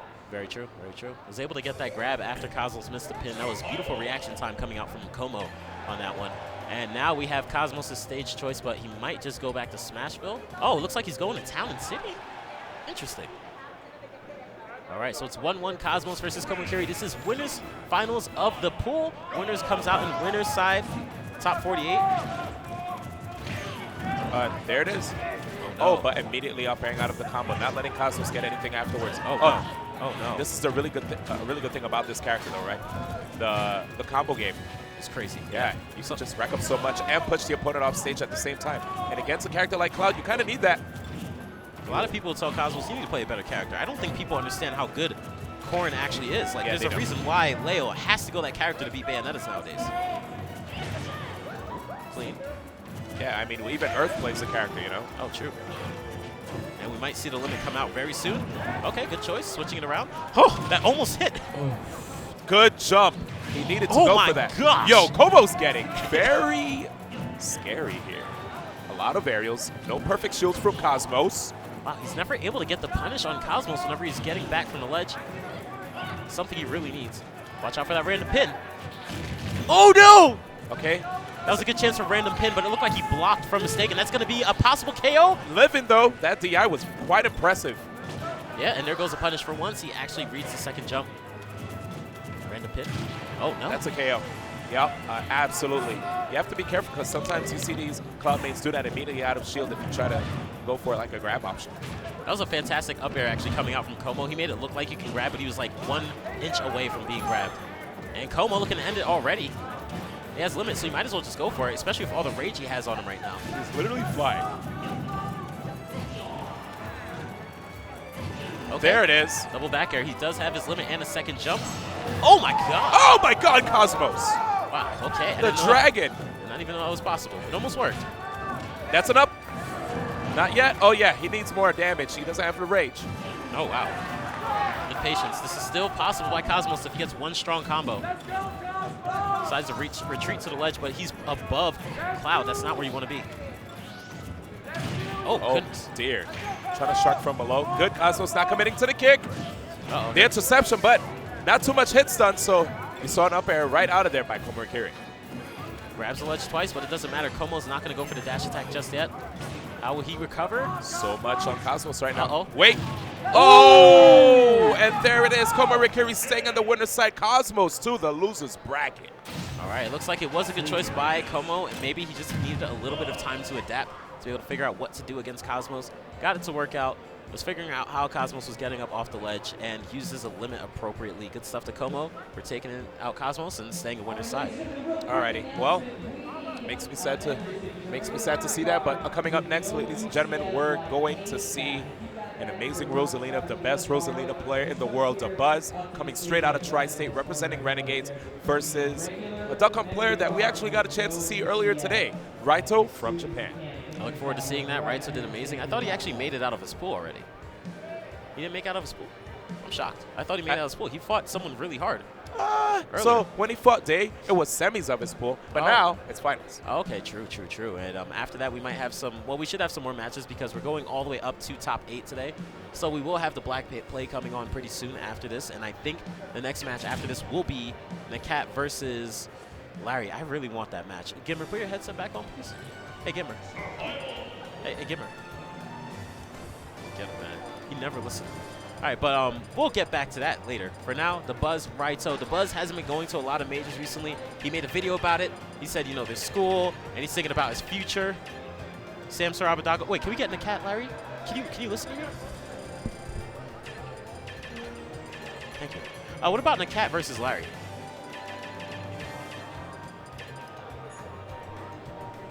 Okay, there's no problem, man. It's all good, man. So we're going to get Samsur versus Abbedaggo. That's actually pretty cool. Mewtwo versus Peach. That's characters that people like to see. Unless Abbedaggo decides to go with a different character that he has under his belt. What do you think? I think Samsur versus Abba actually Abbedaggo. might be meta. So I was still in Raito versus Dabuz mode, and I just have to flush that out of my system. Okay? We might see Meta Knight actually. Abbedaggo, yeah, because Meta Knight could just up air Peach into the shuttle loop. Can we switch over to Hungrybox currently shooting an arrow? Oh, guys, Is that possible, Gibber? Could we please show them that, please? Don't want them to see that. Hurry. All right, Hungrybox training for Smash Guys, right now. look at this. Look at wait, that's not Chew. I thought it was Chew. Sorry, Chew. Is that Chew? All right. No, that's Crunch, dude. Oh my goodness. All right, so what is he doing? All right, let's see. Come one, come all to Fantasy Con. Let's see if Hungrybox can actually find his mark here. This is how Hungrybox trains for his Smash 4 pools. Very hype Hungrybox, good to see. That's not even Crunch. I messed up. And here we have it, Hungrybox. But speaking about Hungrybox and Crunch, we have Samsur and Abbedaggo jumping up to the plate right now. Looks like they're warming up their fingers for a bit. Check out this awesome venue, guys. GT throwing amazing chairs. Awesome fans in the background. We have Pixio. They're the people who have the monitors here. Check them out. Pixio's awesome. They're Pixio on, I believe, Twitter. And we have Luminosity Gaming Abadongo stepping up to the plate. So, ladies and gentlemen, we have actually a quick update. Larry Lurr versus Nakat has already transpired. And guess who was the victor? Cat? 2-1 victory over Larry Lurr. Wow! Let's go! Yeah, that's what I'm talking about. Yeah, huh? I thought you were a Larry fan. Where you at, Misfits? You fake. Where you at? Wait, the moon is right here in front of you. Don't say hey, that. Moon. Hey, Where Misfits at, huh, Moon? Hey, what's up, my guy? Ha, the cat beat Larry. Ha! Yeah, go home. You next. Dang, but the moon doesn't play Smash 4. I don't care. He next. Oh, so you're saying someone from CLG is going to body Yeah, the gonna moon? body him, man. Wow, you fake! Yo, can we get the moon on camera? Moon's actually my favorite Melee player, but we might as well let the CLG train keep going on. Good stuff to the cat, making sure to get PGR'd again, even though he doesn't want to. Here we go. Game number 1, What? Samsor versus Abadongo. Oh, wait, Samsar actually kind of moving over here. He's moving, but But, I mean, just one launcher. Let's see. Just one up air confirmed. usually this matchup is hilarious to watch. I Like, love it's it. kind of sad, but it's hilarious because you never really see Meta Knight that much, so when he wins, you're just happy. Like, you're like, oh man, look at Peach flying. You know how like they say Bowser always takes Peach? I feel like it's Meta Knight. Yeah. Before Meta Knight got nerfed, I actually really wanted to pick him up. Oh, wait, Babon, hello? I'm surprised he dropped the bomb so early. Something a lot of times you'd want to save and try to use. Did you want to pick up Meta Knight too? Who, me? Yeah. No. You don't like up airing people into an oblivion? No, man. It's fun. It might be. Okay. I'll just watch MKLeo do it. He doesn't do it anymore. Yes, he does. With what Ken, characters? Ken, when he fights Ken. All right, here we go. Only Ken. Nice fair. Whoa! Peach usually able to KO very early with that fair. I like how they buffed that attack compared to Brawl. She pretty much had no KO options in Brawl, and now the up smash and fair are stronger in this game. This is shocking to see him in such a huge lead, but it doesn't matter. It's Meta Knight. One dash attack. I honestly, if Samsor gets this win, this is huge because it's very, very difficult. I think he's fully capable of getting the W here. Backdoor does Should be KO. able to KO, yep. Oh, no. But Abadongo still keeping on to that first stock. There it is. Look at you, Sam. Look at you, Mr. Sora. Dang, that's crazy. Ooh, I like how he was able to get the up B to come out just a little bit, but this is bad position for Samsor. He needs to be able to land, and he's mixing up Abadongo really well, but how long is he going to be able to last? One down throw might be able to end it. Ooh, that platform helped mess things up. Forced him to land on the platform, it seems. Oh, no, is that actually it? No, no, no. Oh, and there it is. Abadongo already showing how difficult of a matchup it is. Samsor actually has to play out of his mind in order to escape those Meta Knight confirms. If you guys don't know, pretty much you could dash attack Peach at 0% and possibly get the KO with up airs afterwards. So Samsor is looking out for that one dash attack that might end his life. Yep, keeping his back to the edge, understanding that he could limit Meta Knight's combos if at least he takes a hit from the edge with the dash attack. Good choice going that high to actually do the down airs. He's down airing very high, so he can't get dash attack through it. But that's a little low, so he's going to retreat backwards and go for the reset. Okay, no turnips. He's actually trying to, I wonder. He's putting a lot of pressure on Abadongo. He I actually- can't seem to do anything right now. Wait, reverse? That would have been nuts. If he got a bunch of reverse up airs into a back air, that would have been a clip. If I haven't seen one. Sometimes Samsor goes on the aggressive side and does down airs very low, where he can still actually get dash attack. So if he misses that one down air, he'll retreat all the way back to the ledge so that he can't get dash attack anymore. Or do something like that. See, look, he's retreating. Down air, retreat, down air, retreat. I like it. He's like, dash attack this. This is his matchup, guys. It's pretty much on the ledge. I mean, he has to, though. It's so difficult. Just the conversion rate. Oh my gosh, that was a good chance for Abba. He's looking for that one dash attack. Abba might as well throw. Oh, never mind. Never mind. Samsora, No, you tried so hard! Living, though. You're dead. Oh. Oh, he actually did not get the sweet spot of the back air. That would have been it, dude. That was funny, though. I had a feeling it might not KO, but and it didn't. So good stuff to Samsor not dying at 44%. That's ridiculous. Dude, if he got the hard hit of the back air, you know that, you ever watch The Price is Right? I think it's The Price is Right, right? Yeah. They go,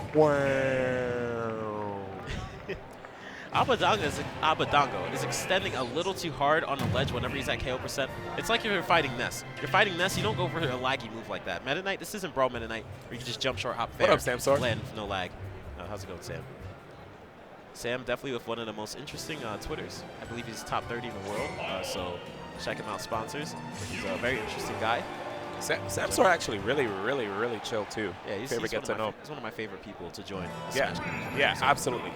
Anybody who's like just super chill, super positive. Mewtwo. Yeah. Wait, Mewtwo's back? Up. Dude, I miss his Mewtwo so much. I'm surprised that he actually was discouraged from the Meta Knight. I mean, I feel it. Samsor was playing really good, though. He wasn't giving up free openings. Yeah, Samsora is making the matchup look annoying, and that's the thing about Meta Knight and why a lot of people don't want to solo main Meta Knight anymore. A lot of times it's an annoying matchup. You're trying to get the dash stack, trying to get the grab. If you don't get any of it, you're just sitting there like rolling and running in circles over and over. But watch how Samsor now is way more confident, though. He's out here swinging Yeah, at he's actually Abadango. in the middle of the stage. Yeah, he's exactly way different than what we've seen before. Literally just giving him the royal treatment, dude. This is a little scary for Abadango. I mean, this is scary for Mewtwo against a lot of characters because he's so light, second lightest character in the game. He could just get ferried at like 70 with Rage, Peach, and be dead. Dude. So you could back air the Shadow Ball with Peach. Yep, of course, man. That thing's You knew big. that already. Yeah, that thing's big. I know a lot about that. Hey. Hey. Okay, kids are watching. Anyway, so here we go. And we're looking for that fair already. I feel like Samsora is going to go and just swing it out because he's at that percent. Well, mixing it up and actually going for grabs instead. Reminiscent of Tweak. Fair? Fair? Boom. One of those will be able to KO. Oh, he really got... Okay, Sam is really out here, dude. He's showing Abadango what's up. Switching up the play styles the moment that Mewtwo was introduced. If he could just get back to center stage, he's fine. Yeah. It will take a lot for Mewtwo to KO. He needs his shield to go back up, though. I don't think he'll be able to get any grabs on Samsor the way he's playing. Yeah. He's going to have to probably look for fair opportunities, Shadow Ball opportunities, catch him in the air. Oh, he got a grab upon landing. Yeah, that's a tricky situation because the fair can KO and Peach stays floating in the air. That's perfect for Mewtwo to actually get the fair, so that's why he had to land on the ground after a while. Yeah. Good perfect shield too by. Nice catch, actually, by Abba. I like it. Good stuff to Samsora for not coming back into Mewtwo after that combo to be reset. Okay, fair. Not going to KO. Yeah, DIing away. Uh-oh. Nice. Uh-oh, can't land. Yeah, Samsor literally just making it difficult to land there, using all these up airs, making sure that Abadango just keeps taking percent as he tries to get back on the ground. But now, in a good position to get a decent charge on his Shadow Ball. All right, Mewtwo's going to be tricky. He's going to use that Shadow Ball trick a lot, but a fair will be able to KO. Dude. Down throw into. Oh! Oh my goodness! That was so much knockback. A good mix-up coming out from Samsora. He's going to look for that fair again. He's going to keep looking for it. He knows he can't right now, so he might as well just keep going for it. Abadango, you can't afford to keep taking those fairs. It hurts. It just happens, man. One more. One more. Let me see. Jeez. Forward. Yes. And now the setup. He's gonna keep going for it. This is rough for Abadango. This reminds me of Falco versus Mewtwo. This is why I feel like that matchup's even. You can just keep going for that safe KO option while Mewtwo's sitting there, throwing out stuff, and that's what happens. Samsora. Yes, up on his feet, hopping up and down. He is so happy right there. Great play. Actually was able to get the mental victory over Abadango by forcing him off of Meta Knight. Then, after that, once he saw the Mewtwo, he was like, you know what? I'm comfortable with this. I'm going to take it all the way. And he sure did. Great job right there by Samsora, man. Because we honestly, Qatar and I, when we were watching that, we're like, Meta Knight, how are we going to make this look like he has a chance? You know what? Let's be fair. Let's say he has a fighting chance. And he showed us what's up, man. He did it. He did the dang thing. I'm very proud of him. Very proud of him. Yeah, he did a Wow. good job. All that training that he's done against Meta Knight. That's the thing. I feel like he wanted Abadango to switch off Meta Knight. He's not thinking like, all right, bring the Meta Knight back so I can fight again. He's like, please, please, please switch, please. Oh, perfect. You switched? I don't know why you did, but that's exactly what I wanted. Also, I'd like to give another shout out to my boy in the cat for taking out Larry Lurr. Just in case you guys didn't hear before, Larry Lurr is ranked number 6 in the world, is it? It's 6 or 7, right? He's top 10 for sure. Top 10 for sure. Oh, Yes. okay. What's the cat number again? Number 41? He's top All right, no, he's number 45. He's 41. All right. top 40. Wait, I actually Top don't 50. remember what he is, but you know, One of the top 50 players in the world. looks like he's going to be a lot higher. Good stuff to the cat again, because at Majors recently he was able to take out Abadango. He took out Larry Lurr. There's another person he took out, Twitch chat, if you want to remind us. I believe it was at EVO. Yeah, Twitch chat will probably. Oh, Captain Zach. He took out Captain Zach, who was previously ranked number 7. So he took out 3 top 10 players. That's a pretty good resume, if you ask me, dude. Oh, it's an amazing resume, man. I wish Amazing we resume. had resumes like that. Oh, I do. in Smash 4? Yeah. Oh, I cool. beat a couple of people. You forgot. I beat Nairo. Did you know that? I beat Nairo.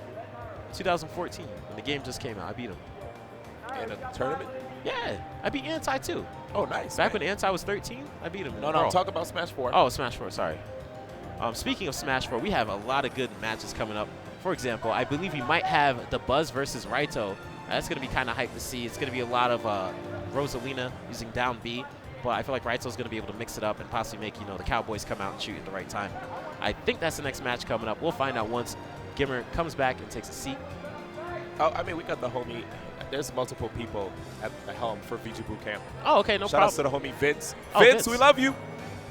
Hearts? Yeah. The homie, dude. We might love you after you tell us what match is coming up next. We know what's coming up next. It's the Buzz vs. Raito, right? I don't know. It doesn't. See?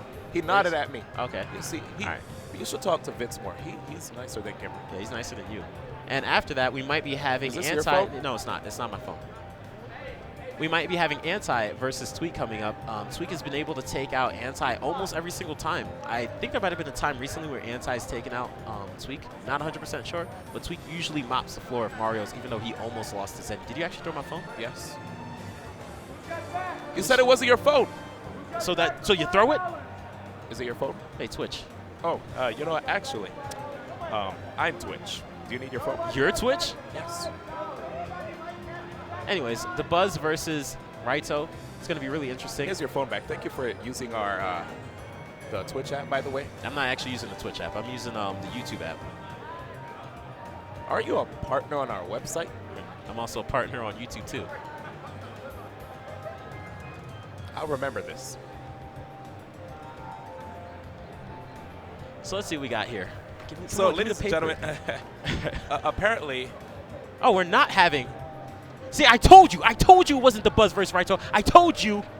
Listen to Vince. He's such a good guy. Thank you, Vince. Vince, aren't you a good guy? Come on. We have. Let's see. No, you don't read that. Oh, shit. You don't read that. Oh, sorry. All right. What the heck? But it looks like we might have some different. water spilled. Okay, good. We have different matches coming up right now. We have Captain Zack versus MVD, I believe, will be happening. So when MVD had that really tough matchup earlier against, who did MVD fight again? It was Dude, we almost spilled water on the electronics. Think I care? The stream would have been gone. Call me Mac D 2.0. You know what? You could go to YouTube. It's fine. Go to SmashCaps.tv. What? What is it? Okay, anyways. We're going to have Captain Zack versus MVD. It's going to be a very fun fight. I believe that Diddy slightly beats Bayonetta. I know that Zero says that either Bayonetta wins or it's even. Not 100% sure. I think he might say it's at worst even or Bayonetta's favor.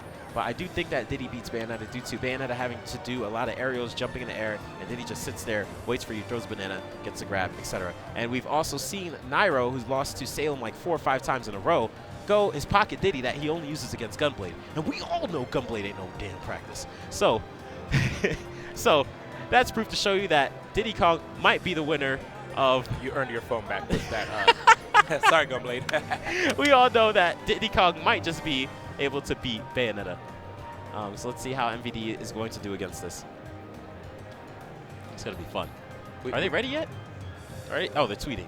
You notice that a lot of top players do that nowadays? What? Tweet out that they're on stream? Yeah, yeah. That's good because a lot of times... Did you tweet out that we're on stream? For me? Yeah. So I'm part of this group where they actually have, It's a yes or no question. So I retweeted the tweet that said, hey, the stream is live. And I retweeted it because it helps benefit the community. Okay, I like that excuse. We have a team that tries to help, push like anything that's really relevant to the community so that we could get, as many eyes on it. Yeah, I listened to every word you just said. But this is the matchup again, Diddy Kong versus We will Bayonetta. listen to every word I say. Yeah, I did listen. All right, Diddy Kong versus Bayonetta. We have, again, MVD, who I like to call the second fastest Diddy Kong in the world, moving all over the place, doing a whole bunch of tricks, mixing it up really hard. And Captain Zack, who was the premier Bayonetta, possibly right after, I'd say, Pink Fresh was the first premier Bayonetta win, before Bayonetta was patched. And Bayonetta was patched, so there's points in time where MVD's friend, actually, Esam, said that Bayonetta's not even top 20.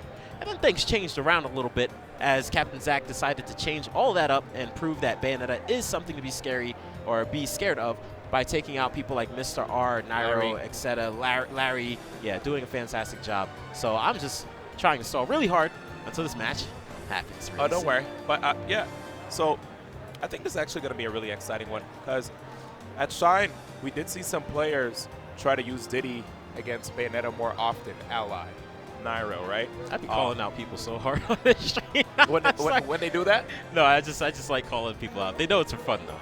Oh yeah, yeah. I mean, I think it's quite obvious that you're a jovial guy. Jovial, that's a good answer. I like that. Game Tyrant Expo though, man. I mean, this, I have to say, if all goes well, man, we probably might see another one. I'd love to have this, and if we have this again, make this like your #1 or #2 priority tournament in the universe. Like, this thing is amazing. Like, do you see this venue? You see these stands? Like, we could have these stands filled up next time. I want that to actually happen. To be honest, this is kind of out of control. And what made me really happy is a lot of the big TOs from like Smash actually decided to come through and show support. I look to my right, and actually I see Dr. Z from Melee'd On Me. He's one of the head TOs for Genesis, and he came through for this event. We have Matt.Zeb, who came through. Seth, right? Bear came through. Keitaro. Yeah, Kataro's a TO. Used to be, you know, I used to be a TO too. I ran actually 3 tournament series: the Dip series, Sudden Death, and TNA. You're really good at making up stuff. Trips and air dodges, by the way. Don't get your mind out of the gutter. It's a brawl New joke. York always makes those weird names like TNA, trips and air dodges. yeah, and is not N. Okay, and is an A. It's apostrophe N. Okay, yeah, sure. I like the way you give my phone back. But yeah, this is gonna be fun. Again, we got Bayonetta. What are y'all doing? Come on, man. Start the match. Start the match. Okay, here we go. We got Growlithe. The statue of Growlithe right there. You know, check that out. If you want to buy that, it's currently 50% off. So price before was $1 million. Now it's $500,000. If you want it, you're rich, consider buying it. We also got a dragon that spits water out of its mouth instead of fire. That golem looks sick. I don't know. That guy had his shield up for like 3 days straight, blocking that water. I mean, he looks like he needs a shower, so he should just like put his shield down. Might as well. And we don't have Hungry Box shooting arrows anymore. I think that's Mr. Eric. That might not be. Oh, it's gone. How's it going, guys? Can we? Dang. I actually want to see it again. I want to see that I again. want to see more. Can we have some more tours? Can we see, please? Can we have some more tours? A tour of the venue? Yeah, I want some more tours of the venue if you guys don't mind. It looks like we're not getting tours of the venue. Well, you get to see our mugs. Yeah, that's pretty cool. That's cool. By the way, be sure to follow me. I'm at Keitaro Time. Let me know anything. Feel free to DM me. I have open DMs. Same. Yeah, you do? Yeah, 100%. Always. So, guys, I'm XD1X on Twitter, YouTube as well. Gonna be, like look posting at the Mickey Mouse thoughts there. Nope, I didn't cut you off when you did your thing. I'm cutting you off. And Twitch.tv/XD1X. I stream. You stream? How do you not know I stream? I literally stream like 4 times a week. What? That's But awesome. I do it like really late. I'm a late night streamer. That's why. So am I. Have you seen my streams? In Mexico. Yeah. I might do one today, actually, in GTX venue. Like, if people want more tours, check it out, Rush Hour Smash. Just go on my Twitter. Be sure to follow. Check me out. Actually, don't follow me on Twitter, man.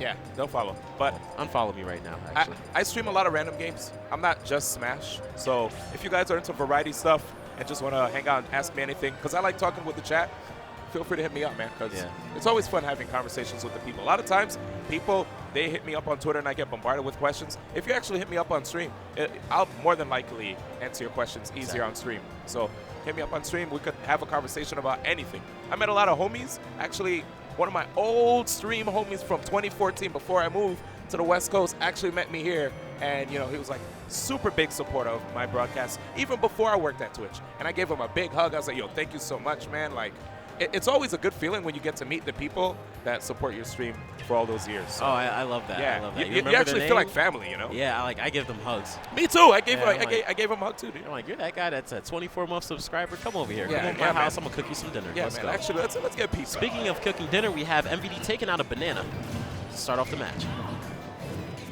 All right, so we could finally commentate.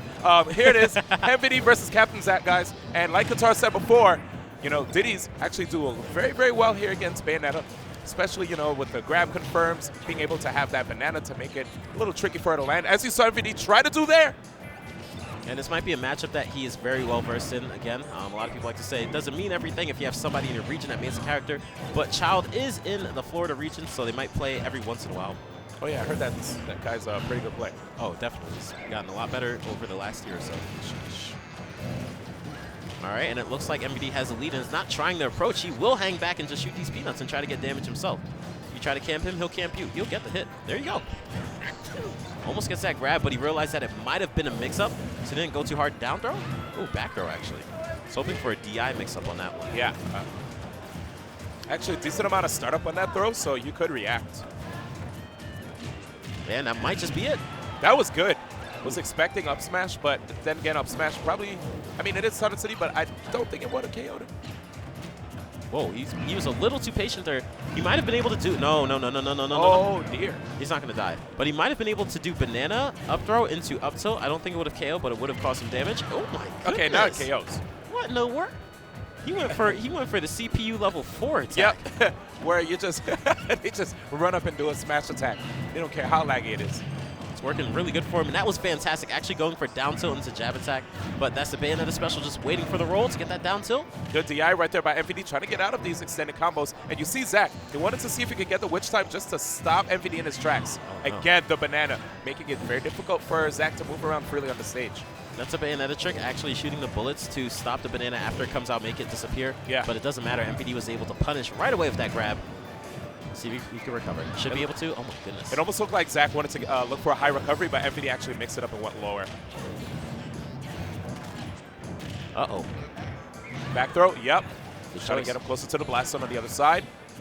Just taking him off the stage, and that might just be it. That is actually it because of all the rage on Diddy Kong. A clean 2 stock coming out from PG MVD. Absolutely solid plays right there, dude.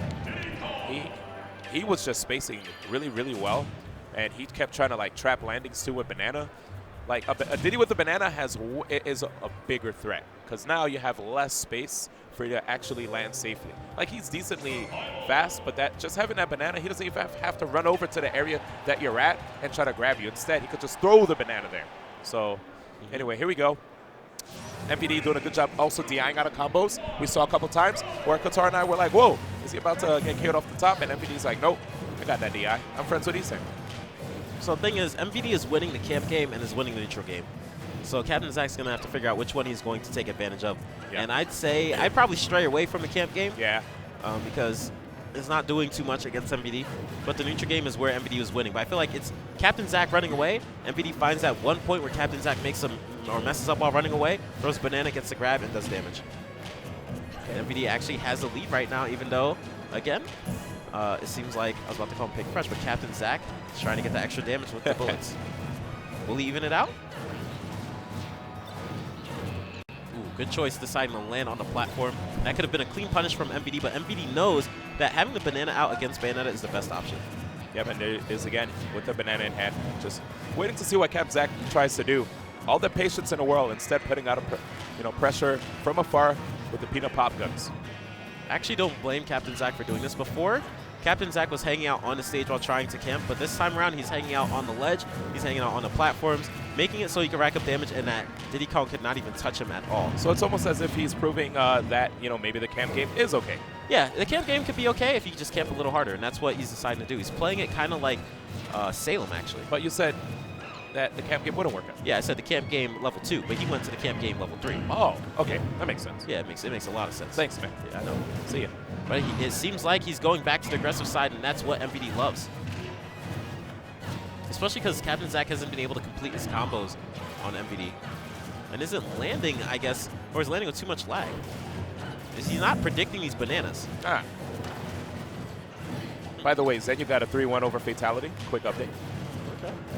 Wait, Fatality's out? Yeah. Wow. Yeah. Who put them in the same pool, man? Or maybe it's top 48. Yeah. Man, that's a grab. Again, Captain Zach not landing too comfortably right now. Let's be a little more safe. Ooh, I love that by MVD. Waited just a little bit, but this might not actually be his death. Most likely not. I was surprised he wasn't able to get. Oh, my gosh. If he had died by that. Honestly, yeah, the trade is what actually got me. I'm shocked that he was able to even get hit by that up B. because MVD actually down tilted, and he was pretty far away, but I think the down tilt extended his hurt box, or where he can get hurt, and that's allowed him to get hit by the up B. This might be death. Nope. That platform was like moving away. If it was just a little bit closer, I wonder if he could have gotten an up smash. And he's in good position to just keep using the peanut. He has to force Captain Zack to get off the ledge. Okay. Zack not giving up any free grabs after that banana on shield. Really good evasiveness too. Now MVD's being a little too aggressive on Captain Zack's shield. That's the third up B in a row we've seen come out from Captain Zack. He isn't getting too much to come out from the up B. Diddy Kong's one of the harder characters to combo with Bayonetta, but he just keeps waiting for MVD to do the down tilt, because that's all MVD's looking for, and he just up B's out of shield. MVD might need to change it up just a little bit. Oh, and? Good damage, but not the end of the game yet. Again. Oh, invincible. And he took the banana too. Yeah, he was like, that's mine. Oh, that up tilt. It's so fast. I don't believe he actually meant to grab the banana twice. Ah, He grabbed it twice and he threw it twice, so, or like he had it and threw it twice. He did not mean to do okay. that. I see what you mean. I love that mix-up coming out from Zack. He actually dash attacked to make it look like, hey, now you can hit me, and you couldn't. Still had invincibility. Ooh. Landing a little uncomfortably right now coming out from Zack. Does not want to let MVD bring it back. Diddy Kong's one of the best characters at doing a comeback. Ooh, no grab coming out there. Bayonetta 2. Yeah, I guess you could say that. Yeah. Whoa. Oh, that'll be. Zack's always waiting for that air dodge, and Yo, he takes advantage. Single hit witch twist too. You have to be like really on point when it comes to nailing those, and he was able to get that hitbox right there. Right, MVD is going to have to decide on a better stage, a stage where I'd say Captain Zack can't camp as much. The ledge is no matter what going to be a spot where you can camp, but I feel that platform helps out a lot too. Because they're hanging on the ledge, ledge. You might think, okay, I can punish now with a peanut, with a down smash, but then they retreat to the platform, and that might be giving them trouble. I'd say that Smashville might be Bayonetta's best stage actually, so might need to go to a different stage. And it looks like we are going to Lylat. Good choice. Oh yeah, he loves Lylat, right? Yes. He's one of those different people. You know how like you could vote Democrat or Republican? Democrat? Yeah, Democrat, yeah. He's the one that votes other. He's the one that voted for like the hot dog or whatever. Or Harams. Yeah. Yeah. Rip. I mean, he does play a monkey character. It makes sense. Jeez. But Captain Zack is taking advantage. Dude, this guy's the biggest he's the biggest supporter of Lylat. If you ever say anything wrong about Lylat on Twitter, somehow he'll find you, Yeah, even if he's not following you. He will go in on you Florida style. He'll literally name search Lylat. Let's see who's talking bad about Lylat today. You can have one follower who'll still respond back to you. Who don't Yes. care. 0 followers. Your name could be Bot. That's Twitter it. Bot. Hey, Twitter Bot. I heard you talking bad about Lylat. Yeah, what's up? Did you see that match of me versus Captain Zack where I won for 2 stock? On Lylat? And again, this is going to be a slightly campy match coming out this time. A lot of peanuts, a lot of running away, taking out Banana. MVD knows having Banana is the best position versus Bayonetta. Diddy Kong with Banana versus Bayonetta, I believe, is a winning advantage for Diddy Kong. As long as Diddy Kong is patient enough. You know, Captain Zack doesn't actually have a problem with Lylat either, though. If people take him here, he said that he has a couple tricks up his sleeve. That was definitely a witch twist, in case you didn't know. 4-frame move. Definitely a witch twist. It just came out so fast after the side B. Yeah, pretty quick move. And the fact that when you trade, when you're if you get a grounded trade, you're still in a good position while your opponent's in the air. Good choice by MVD, just going for the aggressive side, realizing that this new form, level 3 of camping coming out from Zack, is defeating MVD right now. So he has to just run in. Like a good roll here might be the choice. Oh, duck through it. And that's a punish. But he's looking out for that witch time. He doesn't want to go too hard and go for unconfirmed combos. He wants them to be confirmed ones where he knows for a fact that he cannot witch twist. Watch him, man. He has like so many opportunities to just like keep mixing up MVD. It's like I'm on the platform. I'm not on the platform. I'm on the ground. I'm on the edge. I'm off stage. All right, he's going to retreat back, take out the banana. Banana's gone, take it out again. And actually, the way this stage tilts, it can help him with catching a short character like Diddy Kong. See, right now, the way the tilt is, oh, it's about to change again. Oh no, you gotta be aggressive. That was a good time to actually swing the wrong way from mistake. That might be death. Oh, so close. Bayonetta even said the same thing. Oh my goodness. Now Bayonetta's looking for that back air, hoping that Diddy Kong will jump in air. That roll. That was a bait, a smart one at that. Just a little too late on the witch twist. I like that by Zach. And keeps throwing the banana to try to make Bayonetta pick up the banana and just swing out aerials. And it's working. Oh, so close to. Oh my goodness, down tilt. He's looking for these down tilts now. He wants that KO. He wants Down to, tilt? yeah, Down definitely tilt? wants to open up, maybe. But remember, when he went for the down tilts before Katara, we've seen witch twists out of shield. Yep. Might be 3 a times bit in a row. risky. Yeah. Wow, I'm surprised he wasn't able to get the grab. But we do know MVD's DI is actually pretty good, so maybe he's not too scared of the witch twists if he attempts a down tilt. Maybe that's why he down tilts so much. Very true. Yeah. Oh, I wonder if that was an up tilt. Oh my goodness, the MVD going with the CPU level 4 up smash attack. 5. 4, I said 4. 5. He leveled up. All right, okay. Yeah. I'll let that go. Ooh, stopping with the dash attack. But he's still looking for either up tilt or down tilt, but he's rolling a bit too much. Captain Zach, a big person in looking for the rolls or air dodges, taking advantage. Oh my goodness, what in the world was that? Okay, if it works, it works. Banana on the platform, wait for him to fall off to down smash. All right, so quick update. Void with the win over Tyrant. Nice. So Tyrant's out? Yeah. Wait, Void's in losers? Oh yeah. Yeah. Yeah. Lost to Mars. Yeah. How did the banana go through go through the bullets and like hit on top of the platform? Good stuff to banana. Banana privilege, dude. Uh-oh. And he's still waiting for that opportunity. We see Zach just hanging out. Uh-oh. Zach, what? Wait, What's going Zach on? got a Oh, double he's jump. fine. He saved it. Yeah, he's banana. Possibly using the triple jump glitch too to be able to come back. Yeah, because I swear that was 2, right? Was that 2? Yeah. It looked like it. All right, let's see if he can convert off of this really hard. Decently hard. Oh, Oh. I saw him trying to go for that before. He went for it like twice and wasn't able to get it to work. That time around, he got the 2 hits of the fair into another up B. Dude, Zach got so much damage off of that one opening, man. And now, MVD's gonna have to rebuild. Good choice. Oh, wait, he's rebuilding, all right. And he got it. He got it. He got it. Nice. He baited all that out. Oh, no. He missed a banana into Nair, though. That made no sense. It looked like he just down tilted through Bayonetta. I think sometimes if you're too close, especially on Lilat, the down tilt doesn't come out. Still trying to see why MVD would go to the stage besides him liking the stage in general. I feel like this might be better for Bayonetta. Maybe Just the it way might she's be getting big. personal preference, too. Yeah, it could be that. Oh, Zach. Or it could be that. Oh! Oh! MVD! MVD said yes, Lilac. You're welcome. And people actually right now cheering. I Oh feel my so God. bad. What? Look at him. He's like, Keep Lilat legal. you know it's Lilat. I mean, nope. Now he should have known. I'm speaking for MVD. He should have known that was gonna happen. He should have used this triple second jump double flip right when the curve was turning. He should have known about the angle. I feel like the last thing he said after a heckler in the crowd just said something to him, he probably said, "It's fair," you know. So everybody has these. So bad. I want him. He just wants to bring MVD here. Sack is so bad. He just wants MVD right here between Oh us. no. He's like, make Smash great again. Keep Lilat legal.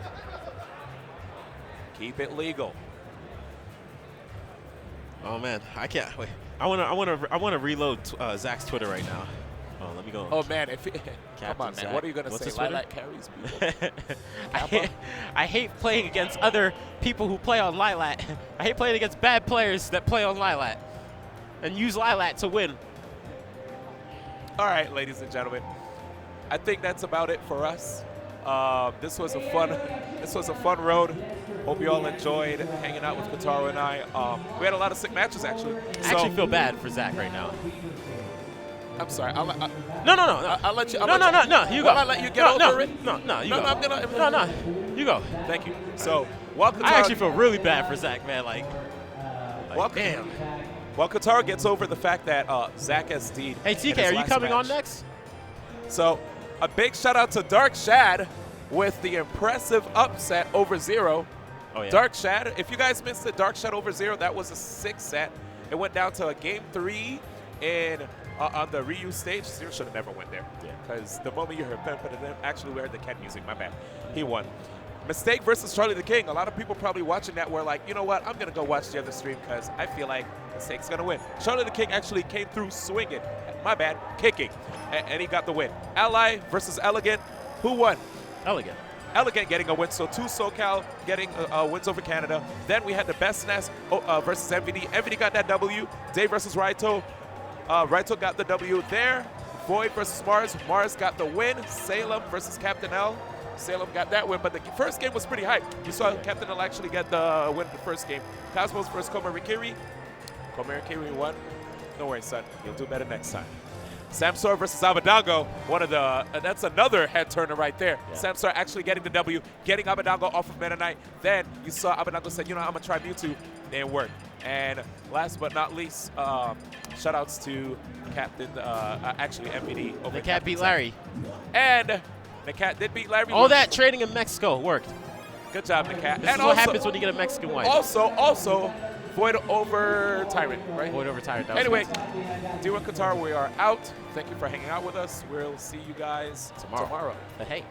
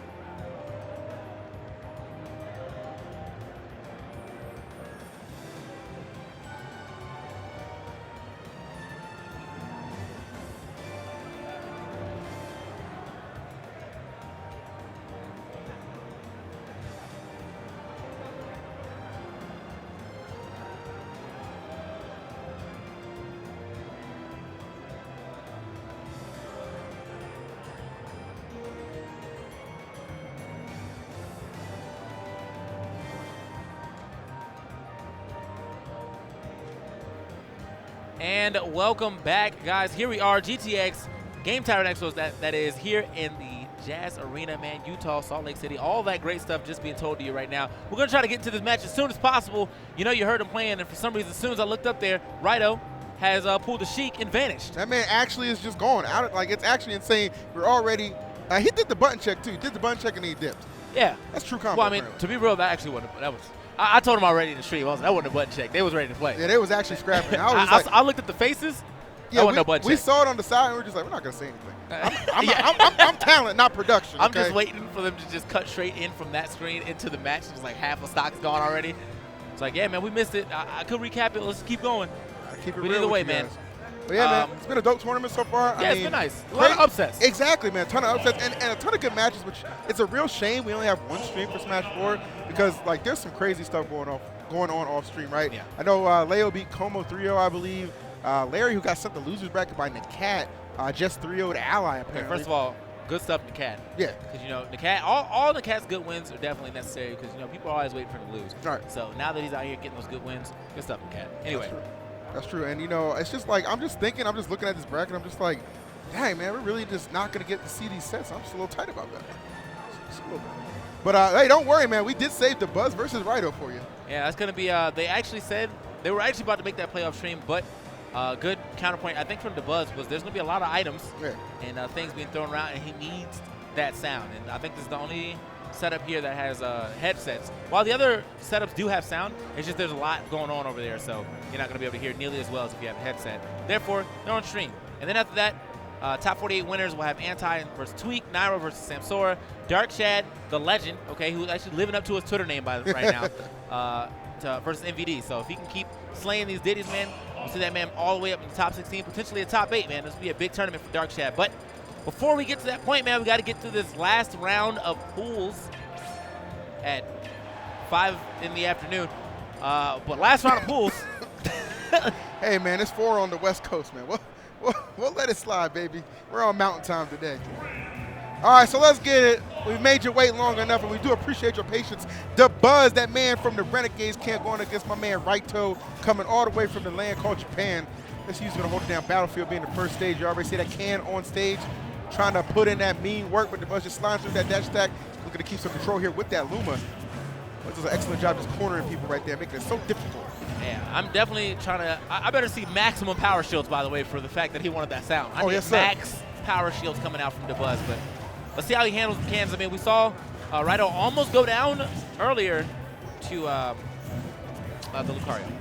Oh, Day. Day, yeah. Yeah, Day very got- close. I mean, he brought it was very close, at least the first and second game. The third game, I mean, Rido just kind of pulled away with that one, but the second game, you know, Dave managed to take that win. And let's see if DeBuzz has a better grasp on his traps, you know, his the way he decides to interact with his projectiles and things like that. Yeah, no doubt, man. I mean, you know, the Buzz does have the benefit of knowing that, you know, he's faced off against Rido a couple of times, and he is undefeated versus him, man. But, you know, as many upsets and things we've seen at this tournament already, nobody is safe. I can assure you of that. That's true. Pretty much a dead even game here. Rido with a slight percent lead. Okay. You see that gravitational pull coming into effect right there, trying to neutralize that can a little bit.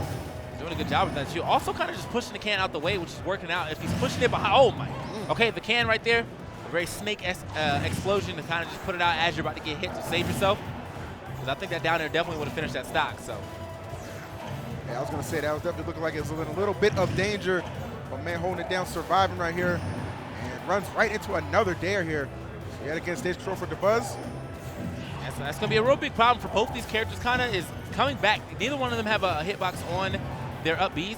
However, Rido or Jug Hunt's up B is much slower than Rosalina, so Yeah. I can definitely see Way easier to him getting punish. sniped out, yeah. Definitely. Real easy. Man, just trying to get back to stage right now, though. Finally gets on stage, gets F-O'd right off. And DeBuzz not playing any games right here. Oh, I Take like care that. of That it. was That's so it. smart. Right? He knew that Rido was going to try to put some type of hitbox, some type of protection out there with that can. And was like, you know what if I just take it? And then what you going to do? Oh, DeBuzz going super low right there. Nice tech right there. And then just kind of bouncing back a little bit. Give himself some space here. Just trying to buy some time for that Luma to pop up. One missed grab from Rido going to cause a couple of seconds of delay right there. Yeah. So that's plenty of time for him to get Luma back. Rido kind of pushing his luck here. He's landing into DeBuzz a lot with those forward airs right now. Let's get another neutral air right there, but does not manage to get that one to hit. My man, the sheriff is flying. That's crazy. You see? That was the drop. That was the Halo drop shot right there. It definitely was. All right, so Ryder right there able to drop that stock off with the buzz here. Not out of this one just yet. Only 41%, man. So he's trailing, but nothing he can't make up. Seeing this guy make some incredible plays in the pass and smart. Very, very savvy. Always going right after that Luma any chance he gets. Making it just a little bit easier here, trying to corner Rosalina out here on the right side. Doing a good job. I don't think he's even been touched since coming back since that stock loss.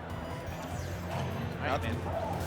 And I feel like, I mean, even if it's not that big of a deal that the fact that he has gravitation to pull, I feel like it's just frustrating as a player to watch all your stuff get just kind of scooped up and thrown away. I mean, you got to keep trying, obviously, but, you know, all these setups that you're used to getting all the time are just, you know, it's cut down by about half. Not to say that, again, not to say that just immediately means he wins the matchup, but, you know, it does make it a little harder for you. I feel that, man. It can be very, very frustrating here. Ryder has done a good job sticking in it thus far, despite that stock loss earlier. Knotted up. Very, very tight battle right now. Try to hit him with that smash attack. Yeah. Duck Hunt smashes are always just kind of frown a little bit. Like, I feel bad for him. Yeah. You know what I mean? I mean, a very slow, you know, slow developing match right here. We got about 2 minutes left on the clock, and kill percentage is starting to be hit. So I don't expect to see a timeout, but definitely still a slow developing match. Well, you already knew it. You know, you knew what kind of getting into. Yeah, exactly. You knew what you were getting into, and that's just. I mean, you got to play kind of methodical. You know, these two characters are not really the most aggressive things in the world. So I mean, you put them up against each other, man. It's just about who's got the juice, who's got the patience. Right now, man, it looks like the Buzz leading by a small margin, but that does not mean by any means that he is safe. Okay, I know. Nice. That was nice right there. Just clipping him with the can that he just put near the ledge right there. See how the Buzz actually rolled on? That was super unsafe. I'm surprised he even got away with that. Yeah, that was mad risky. I think Ryder was actually just not expecting him to pick that option right there. Just For real, man. Yeah, that was. I planned for the smart option. He Yeah. He's just out here doing things. Back throw, yes. All right. Stage control. Luma should be back any second now. Any second now. Any second now. All right, there she is. All right. Oh, all right, well. Fourth throw. Black Luma's not mattering on that style. It's a rough one. Chill, bro. It's real. All right, there it is. That worked out in his favor. And Raito slowly bringing himself back into that game and then taking the win right there, man. Shouts to DMX himself. That was a rough riding dog right there. You already know, man. Well done to Raito. So the Buzz right here, got to do a little contemplating here. You know, it's felt like he was leading for the majority of it, but when it came down to crunch time, those high percents, was not able to seal the deal. All right. So the Buzz right here, we'll go ahead and run it to Town and City. See what he can get done right there to bat back that can. Good catch. Yeah. Always got to watch yourself being over Rosalina, man. Those air dodges have to be a little dangerous, you know. For sure. Rosalina can kill. Definitely take some stocks mad early. Yeah, that up air of hers just has ridiculous knockback on it. So that is something you have to be well aware of. I'm sure Raito is. Again, it's not these guys' first encounter. And Raito usually plays them pretty tight, man, but it has been the Buzz able to get over him. Get rid of that that Luma right there, so making the matchup just a little easier for himself. Quick can combo, trying to get as much damage as he can off that fourth throw. See right there, that seemed like a more safe drop in on his forward air. I feel like earlier on, he was kind of just dropping in with the forward airs, like directly into the shield, so he was getting shield grabbed quite a bit. Now he seems to be trying to space it out just a little better, working out in his favor. I can say Raito's efficiency at just taking care of Luma and just taking her off stage, like she's not even a factor, has just been amazing. Yeah. Definitely one of the things that's really keeping him in this game. It honestly has him a huge lead right now. It's reverse Sheriff. Really trying to figure out what option he's trying to cover from that deep. Sure. Okay, oh, wow, she's done. Okay. Yeah, another one of those quick explosions right there. I think the up smash was coming out, but you know that can comes out quicker than an up smash. I'll tell you that. That's definitely the struggle right here for the Buzz. He is trailing quite a bit. And Raito really no signs of just slowing down. He's got all this momentum in the world, and he is riding that wave, trying to get to this victory. Creeping up on him a little bit. Never without them Bush's baked beans, man. I'm telling you. Don't shoot his dogs. That's all I'm saying. Sheriff's always trying to protect a family-owned establishment right here. You already know, man. Right? Again, man, this Lumas, man, I feel like this tournament altogether, these Lumas have some low life expectancy. Little unfortunate for the Rosa players, but definitely very fortunate for their opponents. Yeah, the way Rido's playing right now, man, PG stats, if you're watching, get that tweet ready, man. Got to upset Lumen. Oh, that, bro, if he I would hit right? that, I was thinking the same thing. How you alley-oop to yourself? gets himself a back throw, trying to get some more stage positioning right here. Good scoops. Thought he was going to run off stage after that. That's the fact about it. A DeBuzz move. He got the can out the way, thus making it easier for him to get the the punish. Ooh, good up smash? smash, though. Sends that can back, too. Yep, well Gonna timed. return on that. All right, so now DeBuzz under the gun here just a little bit. So you can figure out this formula right here. Rido has been all over him. And again, the efficiency at removing Luma has been, honestly, the difference maker here. A lot of damage here on DeBuzz already. Still needs to add a little more damage before he decides to try to go for the kill. However, still good to see him having this type of lead, but DeBuzz slowly but surely starting to bring himself back into this game. Look at that. That lead cut down to about 30% now. Yeah, really a couple of big hits right there. Certainly aiding DeBuzz right now in this comeback. And he might just get it. I mean, the way he's finding himself right now. Ooh, careful on those air dodges. You know, it's a rock and a hard place to be up there, man. But Yeah. Oh, my. I feel like Rido started to rush this game a little bit after he lost that stock, and it did not pay off for him at all. What a perfectly spaced F smash right there from DeBuzz. And I'm telling you, man, you look at how that transpired right there. I think DeBuzz finished him off with 78%. That means when Rido came back down on that last stock, DeBuzz only took about 7%. That's insane. Played that stock damn near flawless. About 7%. 7. About 7. It's crazy. Just saying, man, as soon as I noticed it, I was like, I think Rido was going a little too hammy. He was, he was playing perfect. He was like playing like perfect offense earlier. Then after that, it just kind of seemed like he was going in into a level that looked basically reckless. And after that, DeBuzz started capitalizing on all of the ways all of his offense turned around to his favor. So see what happens here in this third game on Town and City. That's just how it be sometimes. Yes. Off to the third game we go. Interesting to see if Rido can kind of keep his composure here. Obviously, was probably expecting to get the 2-0 right there. I mean, all signs were pointing to an upset, but the Buzz just would not fall.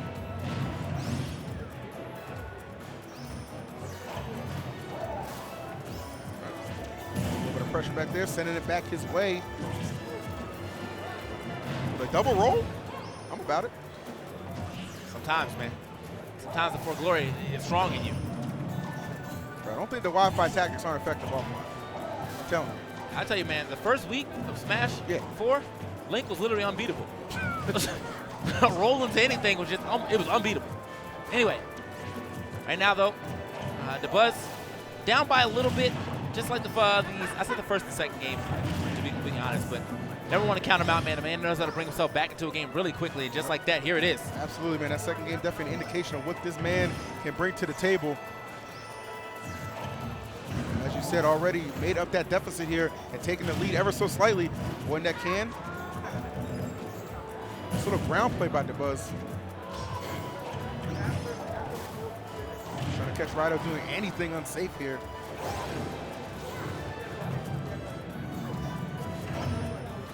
Right. Nice. Okay, running over there, get a quick 4 there. Starting to push him off right here, getting that stage control and the can as well to boot. Oh. Okay. Commitment is real. Oh, right there. that was a lot of commitment right there for him to go for that neutral air. I thought he was going to maybe go for like a, down air that was going to land him back on stage, but he was just like, man. Yep, and that right there, going in. the weakness of that recovery, DeBuzz, all he had to do was just kind of train his eye to follow it. And, oh, well, damn. Okay. Yeah, he's been getting a lot of up tilt kills, but I didn't know about that up smash. I'll tell you that. Like. Just like that, Rido not letting DeBuzz get any kind of lead. And this one coming down to the wire here in game number 3. Stock exchange right there. Wall Street gameplay. I'm telling you. See, he's going to be able to trade this last stock in for a win, though. Again, guys, we are still in, I think, the 2 out of 3 area until we get into top 48. So whoever wins this next game will be moving on into top 48. Yeah, this is the last match of Pools winners finals right here. So really pivotal match for both these guys. Yeah. Not trying to be, I know DeBuzz not trying to be on the wrong side of an upset here. And there are a lot of killers already in the losers bracket. I mean, you already know Zero's down there, so whoever's running into him is just not having a great time. Not to say that they can't beat him, but that's always a feat. I feel you, man. I mean, you got Zero there, you got Larry, you got Captain Zach's Como, there. Captain Zach. I mean, It's deep. either way you go, man, that Shark Tank is it's not getting any easier. Yeah. Buzz yet again making up a deficit he's facing here, but Rido again able to extend it.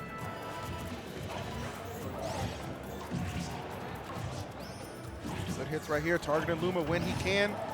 I will say one thing for DeBuzz, seems like he's doing a little bit better of a job protecting her, not letting Rido zero in quite as easily. As I say that, she does go boom, and so did DeBuzz, but the stock remains intact, just barely there. Very Had to smart hold your usage. breath on that one. Very smart usage of the gravitational pull right there, too. You saw Rido trying to go for the reverse. Oh, that's it. shot. That's Woo! done. Hot dog, hot diggity dog. Duck hunt is successful. What? That's a saying, man. It's a saying somewhere. The hell was that? Dude, I heard it somewhere. It's an old Western or something. Hot diggity dog. Hot diggity dog. Oh, my. Congratulations to Rido completing yet another upset here at GTX 2017, man. Nobody is safe. Well, that Nobody's was, safe. I mean, that was Watch definitely a your hot side dog, bets. but the only person getting cooked over there, obviously, was DeBuzz, so. It's done. He's real. Either way, man, DeBuzz obviously still in the tournament, but now also in losers, so the loser bracket just getting even more scarier. No doubt, no doubt. That's OD, that's OD. So, well, there you go, man. Rido, wow. That's insane. And I count on your hands how many of the top 10 of the PGR are either in losers bracket or out of the tournament. Yeah, man. Apparently, according to the chat, Como's already out. Oh, Como lost already? Yeah. Oh, wow. I didn't get that update. Definitely some defeats here. Yeah. Not really the placements that people want to play, but however, Como did win double, so he still got something nice to say about his run at GTX. That's true. So. 2GG still got something to tweet. But yeah, man, we are actually done with the pools. Now we get into the best of I thought you were 5 going to say area, our block. or into our block right Like- here.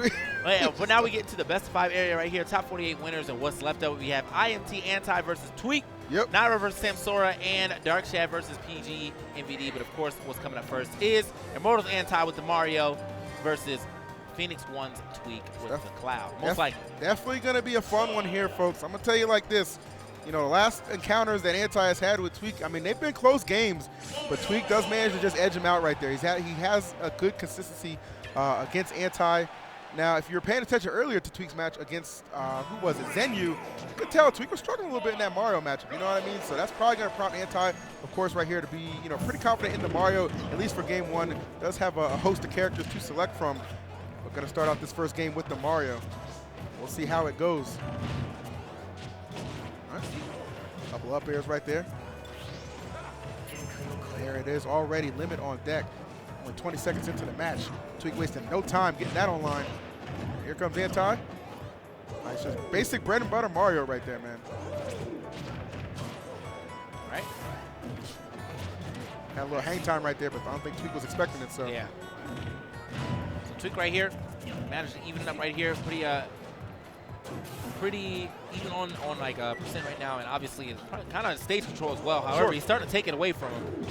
As you can see, that man is having a hard time getting some footing, and he finally finds it with that neutral air. Yeah, that's a difficult part right there, man. Sometimes when you're just trying to find that landing, somebody as efficient as Tweak, man, makes it that much difficult for you. Yeah. And now it looks like he's kind of returning the favor right here. Tweak finding the platform to aid himself on getting back down. All right, Anti kind of just letting that go. I'm not sure what that was about. Well, that looks a little unsafe right there, but you know, sometimes you got to try something new off the ledge to see if you can catch your opponent. Didn't take too hard of a punish. There we So go. he's still fine. Well, him here, like Tweak, trying to be offensive here in his return. Gets back safely and then just nails him with that forward air. Anti right now just narrowly surviving.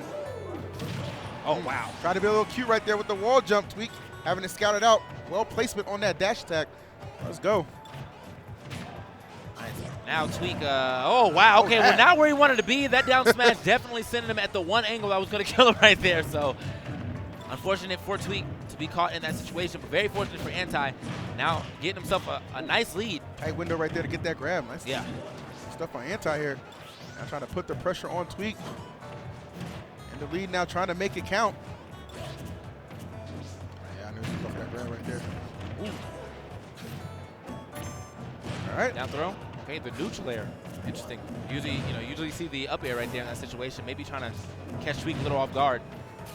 Also even put him in a tech chase or a tech situation where if he had missed it, might be able to get a jab lock. But either way, it's a lot of theory crafting right there when just rather see an up air. Anyway. I feel that. Ooh, and Tweak, we're going to see some damage here, and he's finding it. Oh, had the read on the air dodge, but the finishing touch just a hair off right there. Anti catching a little bit of a break and a down smash there. Tweak bringing this one back right now.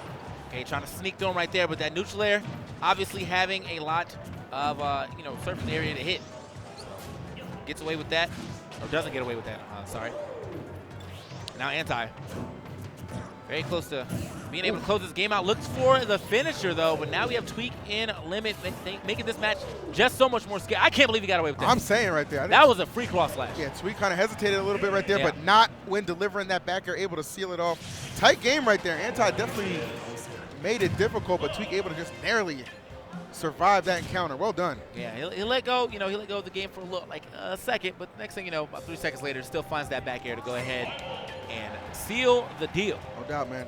And this is scary. I mean, this isn't just to stay in winners. When I think I scrolled over the bracket earlier. I think the loser of this has to fight 0. Wow. Yeah. So that's if that's the case, that's pretty nutty. Yeah. Anti's beaten 0 before. Exactly. Right? That's why so there's worse things. Yeah, both of them have beat 0, but at the same time, it's still. You never want to have to you never fight just 0 don't want and to play losers, 0. Yeah. So. Especially not even in a top 8 situation. So on the line for both these guys. Big damage. Ton right there, just coming out from Anti. Tweak though with his limit here, able to get back and assemble some stage control. Only for the moment, Anti continuing to chase him down. I like Anti's crossups. Okay. Definitely looking for a back air of his own. Tweak though, beating him to the punch on that. I like the way Tweak's landing too, though. Just putting that pressure out there, not allowing Anti to try to get any of those Mario mix-ups from when you had to hit the ground. That up air just hitting so far ahead of him, and actually got a chance to harass the shield after getting hit. So. Oh. Good recovery. Yeah, but maybe not the greatest move off the ledge, but still a good recovery. Use that wall jump to make sure he can immediately snap the ledge. Came off the ledge just a little too aggressive though. That move, much like Fox or Falco Double A, is not really that safe. Yeah. It looks good. It feels good. It's cute, man. Yeah, but it's definitely cute. But then when you get up smash, Roy, you're like, oh, that's definitely not safe. Right. Oh. Woo!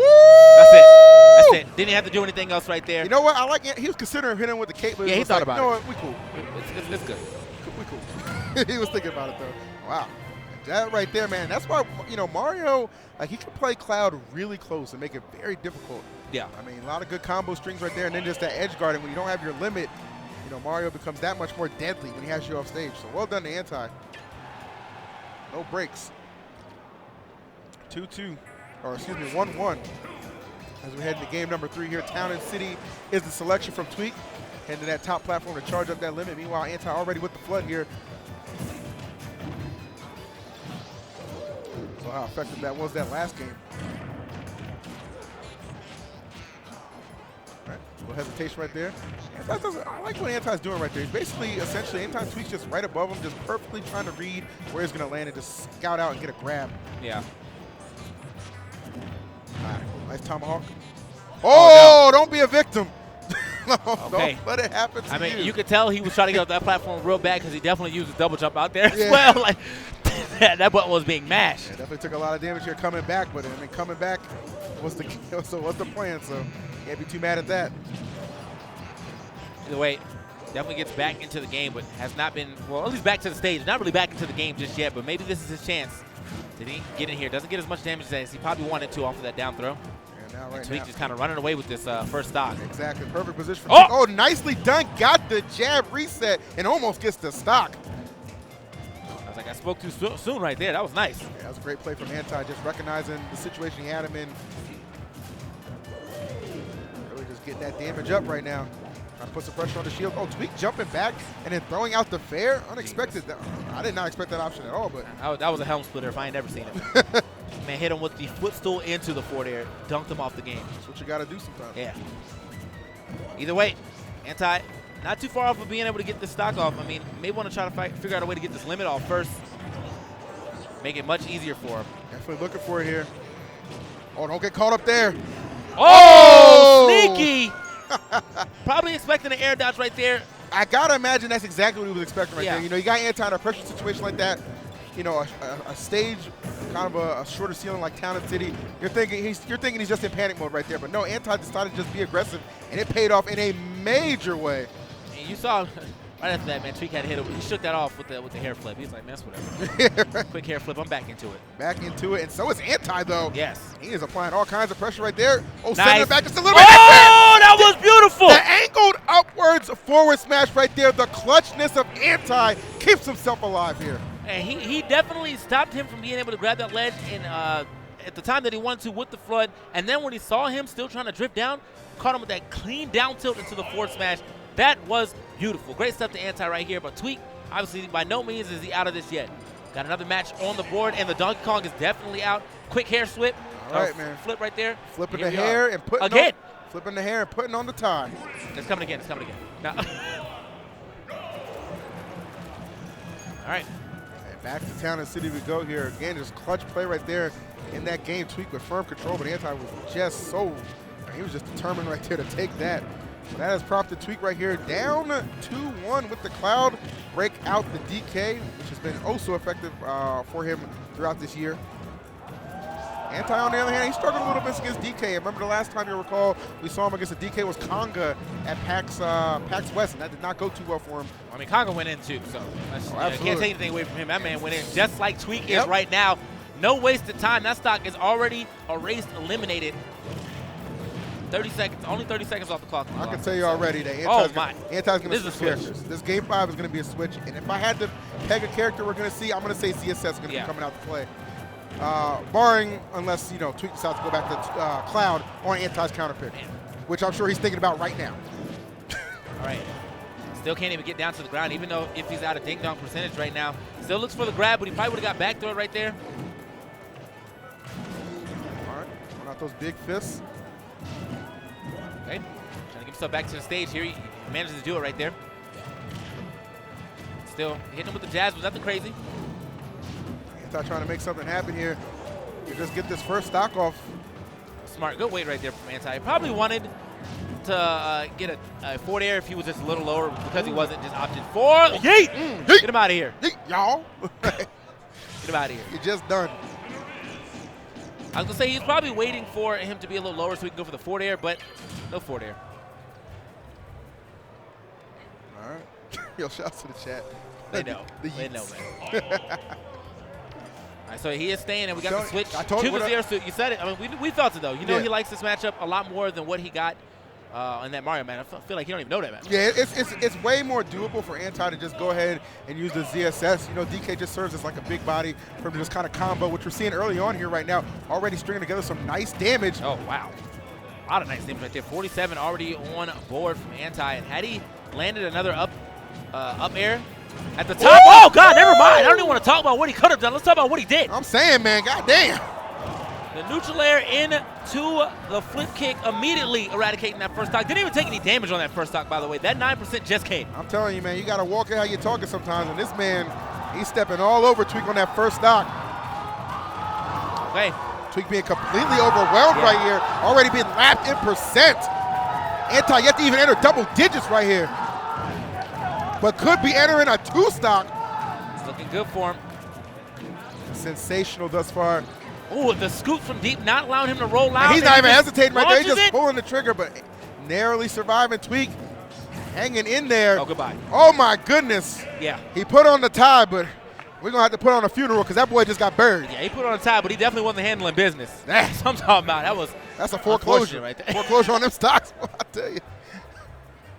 We got a business. Sell, man. That's what I'm talking about. Damn, man. Anti right there. It's been a been a hard road for him against Tweakman, but he definitely showed up here at GTX. And hey, you can look at it how you want, but that's an upset. Yeah, that was beautiful. Especially the past history, man. Wow, good stuff to Anti. Really? Can't Really? take anything away from him right there, man. You know, he had to play with 2 different characters to win. You saw 2 characters come out for Tweak 2, but he knows exactly what counter pick he wants when it comes down to Donkey Kong. Like, obviously, Mario's not, cutting the, cutting the check, obviously. Yeah. But that ZSS, I had a feeling. I'm telling you right now, man. If Anti didn't win, if he wasn't able to make that comeback in the 3rd game, that would have been. I think that might have been a completely different set. You know what I mean? Like being able to get the counter pick advantage right there is very crucial for Anti, and it paid off big time. So valiant effort by Tweak, but Anti, the better man on this day. yeah. And so up next, though, we're gonna have everyone's favorite man, fan favorite of all Smash games has ever been in, basically. NRG Nairo coming through, and then of course Samsora, who is on a tear today. I have to give him that. Dude, apparently Love has just beat Leffen. Wow. I just gotta throw that out there. Everyone's on his hair today. Okay, Everybody, holy cow. that Utah air, man, something's in it. Something's in it. But Samsora, he's taking out some of his, I won't say some of his demons. Yeah. He's playing some of the harder matchups with Peach, and he's doing quite well. Abadon actually switching back to his Meta Knight to try to play him, but it did not work out. Yeah. However, I feel like Samsora has played the most Meta Knight, so he just knows that matchup. Yeah, I mean, I agree. As far as Peach go, I feel like his bracket is always, it got at least 2 Meta Knights in it. Well, I'll say the good thing the good thing for Samsora is definitely the fact when you're able to overcome one demon, that kind of sets you up to beat another one. And I know Nairo, he's a demon and a pain for a lot of folks, so it's not going to be easy by any means. But we shall see what the best Peach in the world can bring to the table against the best ZSS. Going to be a showdown for sure, guys. We hope you've been enjoying the action. Black Plague here holding it down for you at GTX. I'm hyped. I'm having a good time. I mean, I'm ready to see this action.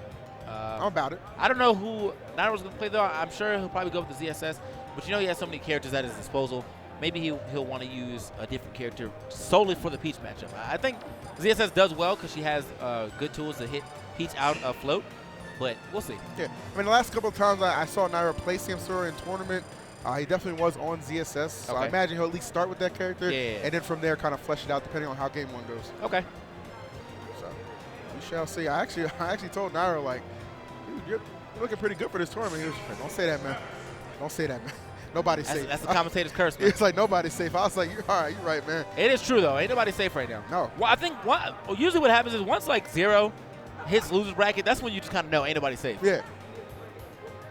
Oh, and I think, and I remember somebody told me earlier that Zach and Zero are actually playing on stream. So if that's the case, I'd love to get an update on how that one went. And we'll bring that information to you momentarily if we should get it. But right now, we're going to bring this awesome match here. NRG Nairo, Samsora. Get Samsora a sponsor, by the way. Yeah. Man is for the way that he's been playing lately. Yeah. He got top 3. I think he got top 3 in dubs. And now here he is in top 48, taking out some people that are already considered upsets for him, and he's now trying to make another one right here. All right, so apparently 0-3. Zach, thank you for that information, guys. As we jump into this first game here, Samsora already with the lead and stage control right here. Nairo, you have to put on a percent until that moment, but Samsora just battling back right here. That's an aggressive piece that he's playing right now, Oh, too. yeah. I love it.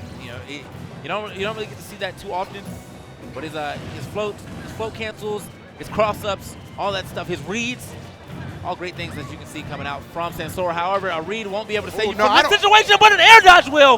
Get out the way. I have no idea what Nairo was thinking going for that up B right there. And I've seen him do reckless up Bs like that before, you know what I mean? And I would have thought he would have thought better of that situation. Because if he did whiff, you knew exactly what was going to follow. Oh, yeah. He did it perfectly. That parasol just taking that stock out of nowhere. Wow. I mean, to be real, though, ever since, Genesis 3 when he lost Hugo, yeah, I know. Yeah, That's reason. That's all I think. Yeah, Every time I see that, I'm like, man, that's a Genesis 3 moment right there, That's baby. exactly what I was referencing right there. But I don't know. Nairo known to be a little reckless sometimes, but he's also known to make pretty amazing comebacks that could be on the verge of one right now.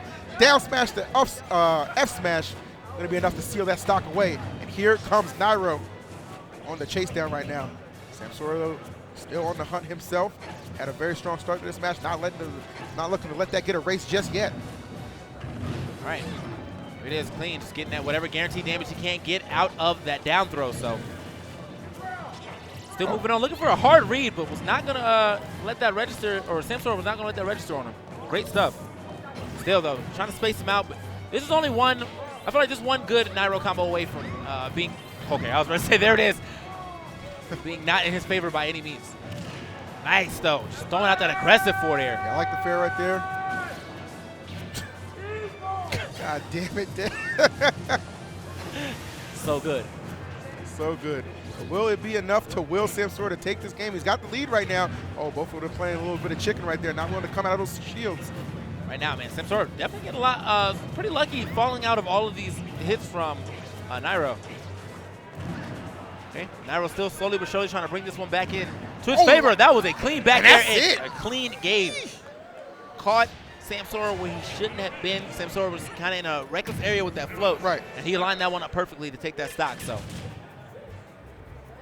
My man was definitely in firm control right there, but that's the Nairo effect, you know what I mean? Like, until it says game, it's never over against this guy, and he knows that.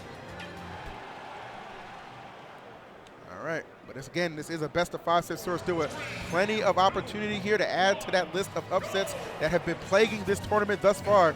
As we take it to Smashville right here to contest game number 2. No character change needed. And again, both these guys have extra characters, but I'm not really sure if they plan to switch to them. You know, Samsora does have a Rosa and a Bayo. Right. But I feel like they've never really got him the success that I would expect to see when I get the switch in comparison to him just staying Peach, you know what I mean? I think Peach is probably his best bet. You know, I kind of Free. think of those characters, and I think of Nairo's experience against the Buzz, as well as, you know, the myriad of Bayonettas that we have in this game. That's probably not gonna cut it, man. Your best bet is to stick with that tried and true main, that being Peach. You already had a close game right there. You just, you know, it's all about clutching it out in the end game. That's what he's looking to do right here. As yet again, we see him in the lead early on. Man, that was 3 down throw to back airs right there to get him all that damage. So good 70% on the board. And still, you know, you got to look at the spacing that he's employing right now. All those back airs seem to be either hitting super deep outside the shield or actually hitting Nairo. So the rollback is going to get to that situation. Nice dash attack. Oh. However, And right problem. there, now that's when it's okay to pull the trigger right there. Yeah. Obviously, close quarters enough where you're going to hit that up B. Very safe boost kick. And now just a lot of up airs following. Okay, yeah, there it is, that dash attack. Sometimes not registering that second hit if it's not spaced correctly. However, he still managed to get that grab out of it. Nope. Up and over. All right. Little footsies right here. This guy's playing a pretty tight neutral. I like the pivot grab. Get back on stage right there, and the forward air off the ledge. Very aggressive option. One Nairo was definitely not expecting. Ends up losing that stock for it, so I feel like he could have got a better punish than that up air. But either way, damage is damage, as we like to say. And a stock, maybe a stock. Nope, not this time. Applying a little unsafe pressure right there on that shield. Now we're going to make him pay, but Samsora able to keep his stock intact here. And now starting to build this lead up just a little bit. Nairo again coming in, and that boost kick this time will take care of that stock. 30% deficit here for Nairo. Samsora still keeping it moving right now. Yeah.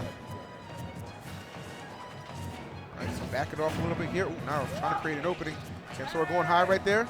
Good trade right there from Samsora, making sure he's throwing out that nair to kind of thwart any of Nairo's offense if he was just a little off. Working out for him right now. Definitely. I like his float height too. You know, he's not floating that height where Nairo can safely harass him with Zairs. So Nairo has to kind of commit to trying to harass the float if he wants to. And if he ends up going high and like Samsora reads that, he can probably just get under him and get a free punish. I feel that. Yeah. Smart stuff. Ooh, scooped up though. Uh-oh. Oh no, that's a tough spot to be in. Okay. Yeah, just barely gets out of that. But however, Nairo still keeping him off the stage. Very close to a match between these two competitors right now. Yeah, seriously. Scooped, down throw. I like what Samsora did right there. He knew he was going to attack that shield and then waited for the spot dodge of Nairo. Yeah. Really good awareness. Nairo needs to be careful of that. But the right read could lead to the stock loss here. Samsora not trying to go down 0-2 right here. Making Nairo work for it right now. Trying to get back to the stage safely. Finally does it. Super low. Oh, and the roll on right there. Very underused option here at top level gameplay, but sometimes you get it scary. and it works. Okay, the momentum cancel flip kick right there, just barely living that forward air though, would not be able to take another one of those.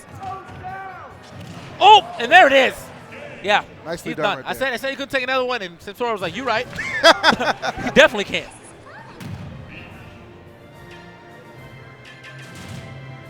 All right. There you go, man.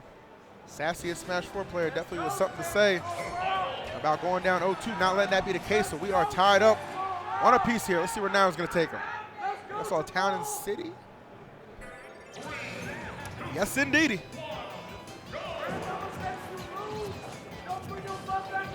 All right, so definitely one member of the crowd, at least, very much so, Yeah, in very the much corner of into the game. Samsora here. Very much into the game. I will tell you that, man. That's so much dedication and being a dedicated spectator. Anyway, moving on into this game 3 here. All right, trying to space him out a little bit with those Zairs, whiffing that grab. Easy damage right there for Samsora. Like the up to. Ooh, that there. Okay, getting down right there aggressively with the down air, as you said.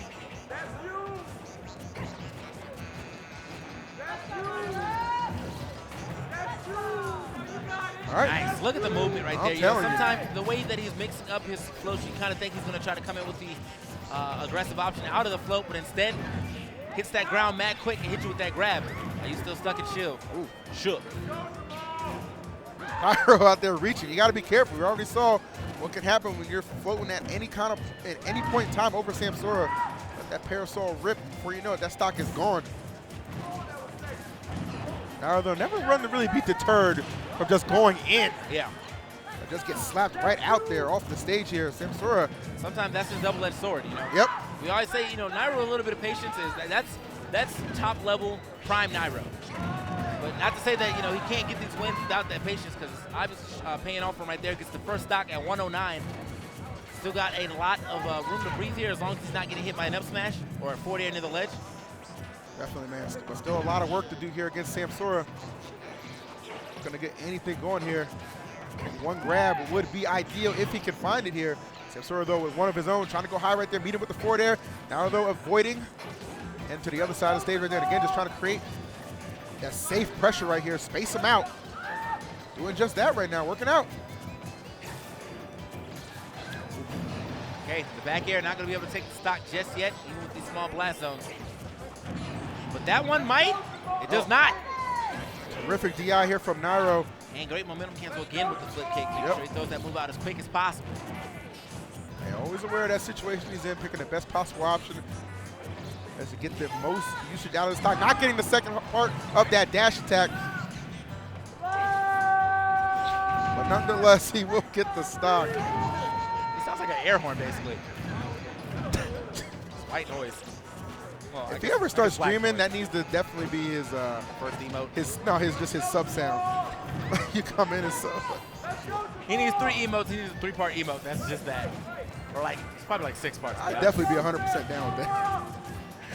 All right, here, but this game's still continuing on. Game number 3, very pivotal game here. Nairo looking pretty good right now.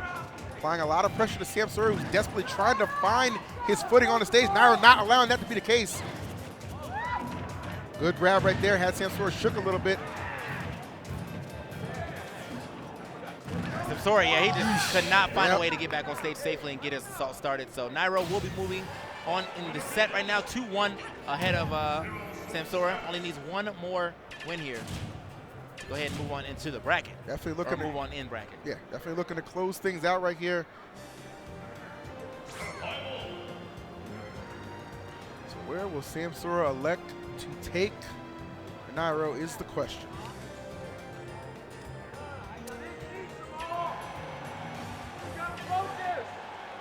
This is it for us, right? Yeah. All right. Quick. Quick, boys. All right, let's get it. Nairo one stock away here from advancing on. Oh. Nice grab. Right there, Samsora tried to get a little more off that with the up air. Quick imagination, but could not get it. Rushes for him. Great tech right here from Nairo. Still moving on, though. Still trying to get as much damage as he can.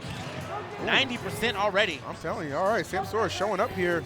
Game number 4. Oh, that was wow. the read. That's that read I'm talking about, man. He gets a lot of those up smashes on people trying to roll past him, so. Okay, definitely kind of understands where they're trying to be.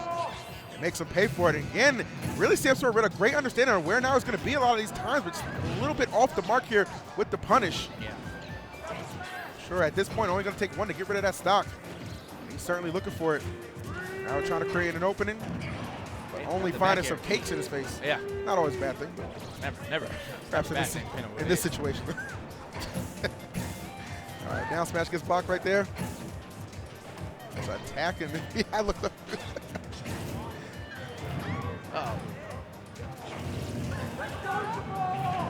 Ooh, okay.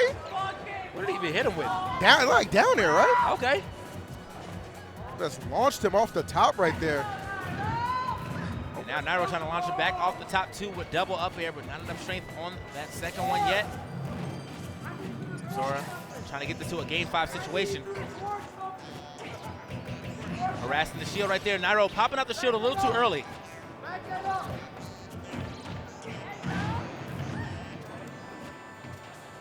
Now that I think about it, that first stock almost looked like it was dare to neutral air. I gotta see a clip of that. Yeah, I didn't see a clip of that. However, Well, we already know exactly what just transpired right Yeah. there. The boost kick from Nairo, as effective as ever right here, trying to get himself back into this game, not trailing by too much at all. so now Nairo slowly but surely kind of whittling his way back into this game, or at least he's trying to. Samsora, though, not really trying to give up too much of that. Another great spaced forward air. I like the way he's spacing him, too, so where he gets to, like, kind of drift back a little bit after he lands it, or if it's on shield on one person, just to make sure he doesn't get give his opponent an easy punish. Yes, sir. Not that time. That was an easy punish. Oh, wow. Now we're going deep right here. Samsora electing to go low right there. Oh, now we're trying to catch the roll, had it scattered out, but not able to get it. Right. Now this tight neutral game right here. roll. Oh, but Samsora breaking it. He was looking for the roll right there, but was not able to find the one he was looking for. Samsora looking for another up smash read, but Nairo just not giving him that roll in that he's wanting. Okay, very rare options to use, but when you use an option like that, that's mad rare. People don't expect it, so you always get one free one. I feel that. All right. Excellent grab here. Oh, again. That's the anticipation from Samsora. This time finds his hit right there, but able to cancel it out there. Hanging in there just barely, though. I mean, all right, so I also just found out that Samsora's name is Jamal, or Day is just being incredibly racist right now. Oh, no. His real name is definitely Jamal. Imagine, Yeah, no. No, my name's Travis. Oh, my bad. I just assumed. Don't assume anything about how this set was going to develop. It is 2-2 right now. Samsora hanging in there. That would be kind of wild if they just picked the name. Just pick the name. Let's go, Jerome. What? Let go, Dante. Damn. Is that what we do?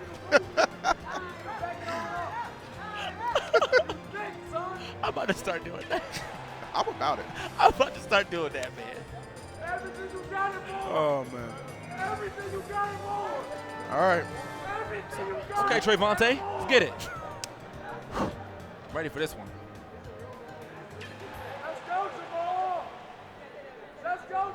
Nairo versus AA Ron here. For game number 5. But let's go, man. All jokes aside, this has been quite the serious and competitive set. All coming down to the wire on this one. Nairo's counter pick going to be Lilat. You know, if he ends up losing this, though, I'm definitely telling him to blame you. You already know, man. You told him to look like his tournament. You can't give anyone good luck until, like, grand finals. That's it. And they got to be on loser side. Miller. So here we are. Game 5 on Lilat. Now, Lilat has definitely stopped some people from moving on to this tournament. According to them, it happened to be Captain Zach, who took a loss to MVD here on the same stage. Let's see if this counter pick works out for Nairo, who is the one who got the counter pick here. Yeah, definitely, you know, I mean, there's a reason the stage is so talked about. It's a tricky one to play against, man. Some shenanigans can happen, but at the end of the day, man, if it's on the board, man, you just kind of got to weather the storm here and figure out a way to get the job done. Oh, yeah. Obviously, Nairo with no qualms, as he was the one to select it here. Oh. Poke his way through. Ooh, actually does poke his way through right there. Gets the up tilt to register, but doesn't get too much more off of that. Can we talk about? There's definitely two battles going on right now. Can we talk about Paradin versus Day? I'm loving this double battle. This is dubs. You have this battle right here, and then the coaches and fans in the background as well. Tight battle on both sides. Needless to say, Day is not a Naifu, excuse me. Nonetheless, we battle on here. As game number 5 here still underway. Now, right now, forced off the stage. That's you. Woo! All right. Let's go, Jamal. Trying to catch him right here. A couple of jabs. Nicely done. Samsora taking the back air to the face, but still living. Now watch the, I like that right there. It's going to drift back instead of, probably running into Nairo in a situation that would have led to instant Ooh, stop. I like that. Yeah. He used those good acrobatics from ZSS to kind of position himself and just dropped it there. Probably an option Samsora was not expecting. Okay. Also was not expecting an F-tilt to hit. I don't even know if he meant to get that F-tilt. However, it worked out in his favor, and now very tight battle between them yet again. Oh, what an answer! There's a terrific catch there from Samsora on the cusp of causing yet another upset here at GTX. Samsora, an amazing player, but not seeded to beat Nairo here. This could be his time, though. Remember, y'all wanted crowd mics, by the way. Anyway. You did want the crowd mics. Y'all did say, there needs to be more crowd mics. There needs to be a stipulation on that.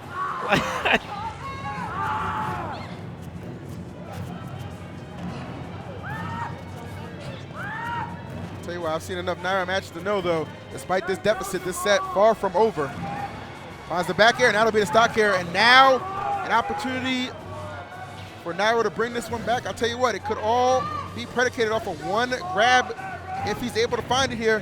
One grab or one just well-placed neutral air or up tilt or up air. Up air, yep. Even an up tilt right there could probably lead to something great for him, but either way it usually starts. That's how it starts, man. One grab, one neutral air, one up air. Oh, but it doesn't matter. It all starts and ends right there. Samsora with that forward air. Let's go. All right, now Samsora able to take down Nairo. Another one of the PGR top 10 falling here at GTX 2017. My goodness. Jamal, man, putting on. That he was the original Black Excellence. You already know. That's true. That man refused. I don't care what's going on in the NFL right now. He ain't taking a knee. He stood up and he handled his business. Definitely handles business. So good stuff to him. First, another upset obviously on the board right there. Not to say that Samsora couldn't beat Nairo, but I mean, if you're talking about seeds-wise, and if your fantasy brackets for most people, usually you have Nairo going over there. But Samsora is he is out here and he is ready to play today. You already know, man. Boy was not playing around. Well done to him. I mean, all you can do is tip your hat right there. I mean, can we get a comparison of winner's bracket to loser's bracket? I feel like loser's bracket is harder than winner's bracket right now. Loser's bracket is definitely. Is that wrong to say? Is that? Loser's bracket is definitely not where I want to be. I mean, I know I'd probably be there because of who I am, but where y'all could be is sitting in some Game Tyrant Thrones right there. That's the GT Throne, guys. Game on the GT Throne, first and only game which had to use a patented technology to incorporate dynamic vibration into your gameplay, thus meaning your chair vibrates when you get slapped. All right, so make sure you plug in and use that, or make sure you go ahead and check out the website. I'm pretty sure it's in the chat right now, and if it's not in the chat, GT Throne, hit that Google. So, with that being said, I think we have one more match for you on our side, and then we're going to get to top 16 winners. We are passing over to the Utah local guys who did a great job of commentary yesterday. Yeah, my man. Make sure they get put on the map here. Yeah, my man Swift Nerd and Savage, man, definitely held it down yesterday. So we'll go ahead and give them an opportunity to hold it down in the region and take us to top 8, which will be happening tomorrow. Me and TK will be opening that up for you guys during the first half, and then D1 and K-Taro will go ahead and just finish off that last one. Like, double duty, not me. not today. Double that check. We out here clowning. But yeah, man, it's definitely as I said, man, our last match right here, though, for our side of things is Dark Shad, okay? Who, remember, he did beat Zero already, going up against MVD. So now, can he slay another Diddy right here, or will MVD have the tools or the resilience to take him out? I don't know what that was. I don't even want to ask. Here we are. I wonder if that's the same water bottle he spiked. What kind of water you is think that? that's alcohol? No. I said he spiked, like he spiked it. Oh, the one he threw. Okay, I was like that. You think I just put him on blast like that if it was? I'm saying, man. Man, we in Utah. I ain't trying to get this man in trouble. Dark Shad turns up like that. Oh. Let me find out, man. We are in Utah. That's Turn Shad. Somebody's watching this. They about to roll up in his joint right now. I'm like, sir, you drinking in public. Yo, let's go, man. Game number 1 right here. MVD versus Dark Shad. Both of these guys causing respective upsets. Obviously, Dark Shad over Zero. Not too many people saw that one coming. Actually beat Locust on his way to that victory, too. And then MVD able to defeat Captain Zach. And a nail biter as well. A lot of good things for both these guys thus far. And if I'm Dark Shad, I'm feeling pretty good, right? I'm looking at, the fact that the last last couple of weeks, I've had a pretty good record against Diddy Kong. You know, over Yeah. Zenodo, over JJ Rockets, here over Zero. You know, kind of figured out something right now. But will MVD be the one to finally put an end to this run for Dark Chad? It's good to see Ryu's out here doing well, too, because, you know, for a while, everyone was like, oh, Ryu's busted, and then people kind of started to figure out how to play him, and they were like, wow, Ryu sucks. And now, here he is again, still showing you that, I mean, I know there's some good DLC out there, but I'm one of them. Get dunked on, though, real quick. Nice, I like that. Using the banana to go ahead and get through that focus so he can land a aerial as he lands. However, you know, if you guys remember from the last few Ryu matches ago, Diddy does have some privilege of landing forward airs on top of you, so gets to lay down right under your focus if spaced correctly. So. No doubt about it. All right, so off to a good start here is MVD in the lead. Like I said, Shad's been taking care of these Diddy Kongs for a little while now, but I don't know, man. I feel like MVD should be pretty dang good at this matchup, you know. Oh, well, all right.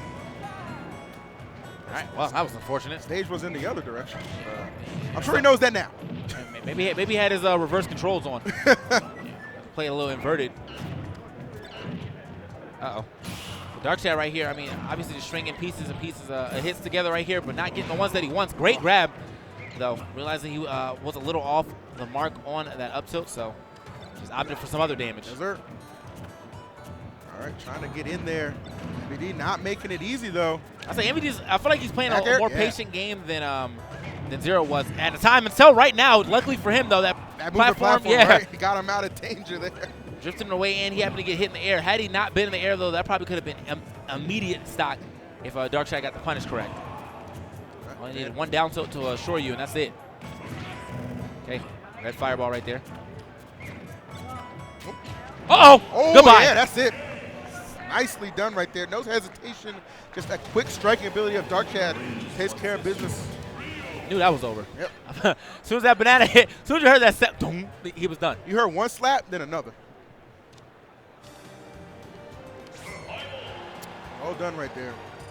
If I'm MVD, I'm slightly tight just because I lost that first stock. Yeah. Like, he really didn't get an opportunity to build that lead that he was kind of in position for getting that first stock off. So, well done to Dark Chad nonetheless here as game number 2 heads to FD. Again, I feel like MVD probably a good amount of experience in this matchup. I think a DJ Jack who's from Florida as well. I know they've faced off a couple of times. Used to play a lot with one of his former PG brethren, that being Trellis. So, you know. And now the only thing he's playing with is some leg drops, man. He's playing with Hulk Hogan right now. Man, you can't play around with Dark Chad, man. They let you know. Ain't no game out here. Okay, Dark Chad actually looked for the punish on that monkey flip. He was just a little early on it, but the down air did come out. And I'm completely sure that would have erased that stock. Right.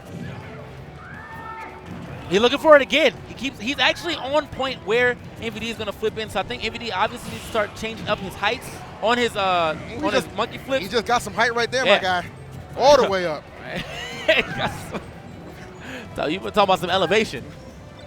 Ain't no joke around here, man. Dark Chad Boy, looking jumping to higher make- than Vince Carter out here.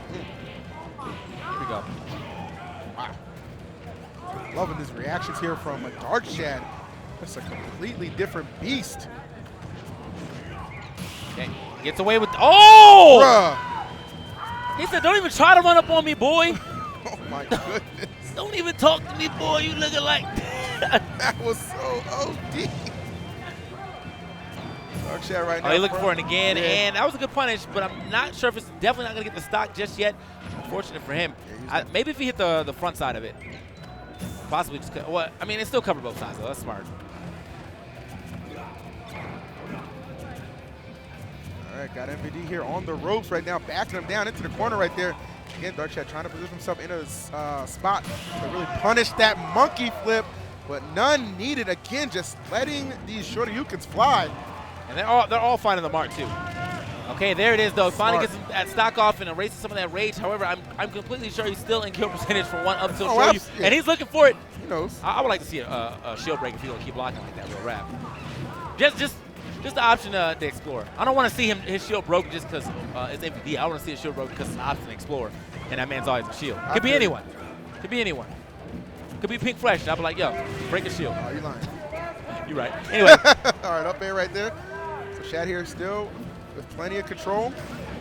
Smart by MVD, not trying to force a monkey flip there. Yeah. Just go back to that ledge, reset the situation.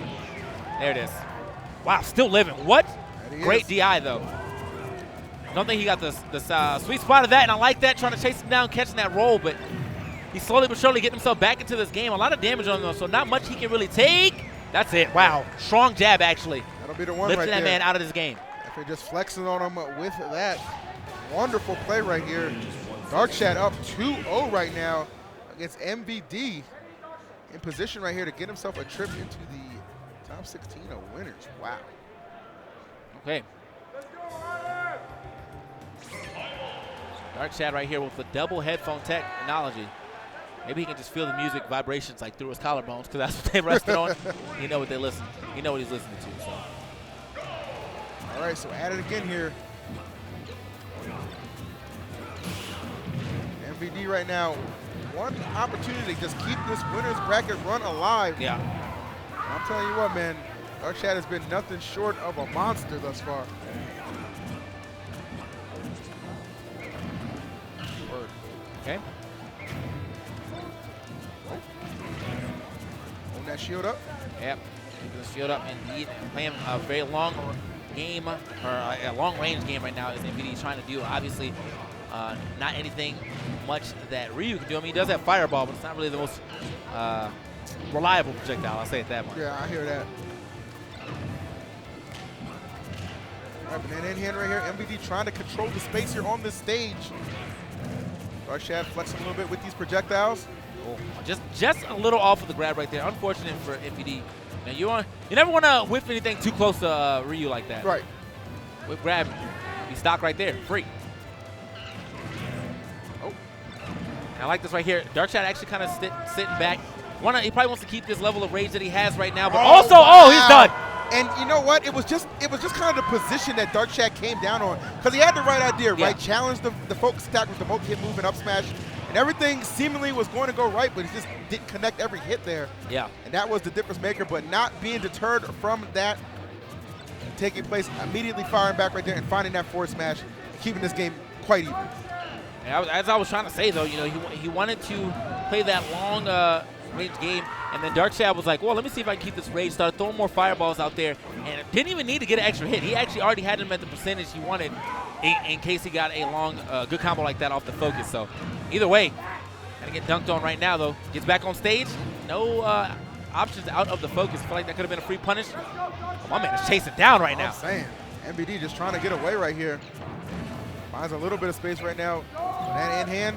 Trying to make it do what it do. Darkshad, oh my goodness. That's Diddy privilege. He was laying Telling down. you. He was on the hammock right next to him. Darkshad looking for that 3-0 and a handshake. MVD looking for that fourth game. Trying to find it right here, but the only thing he runs into is a jawbreaker. Darkshad with the clean 3-0.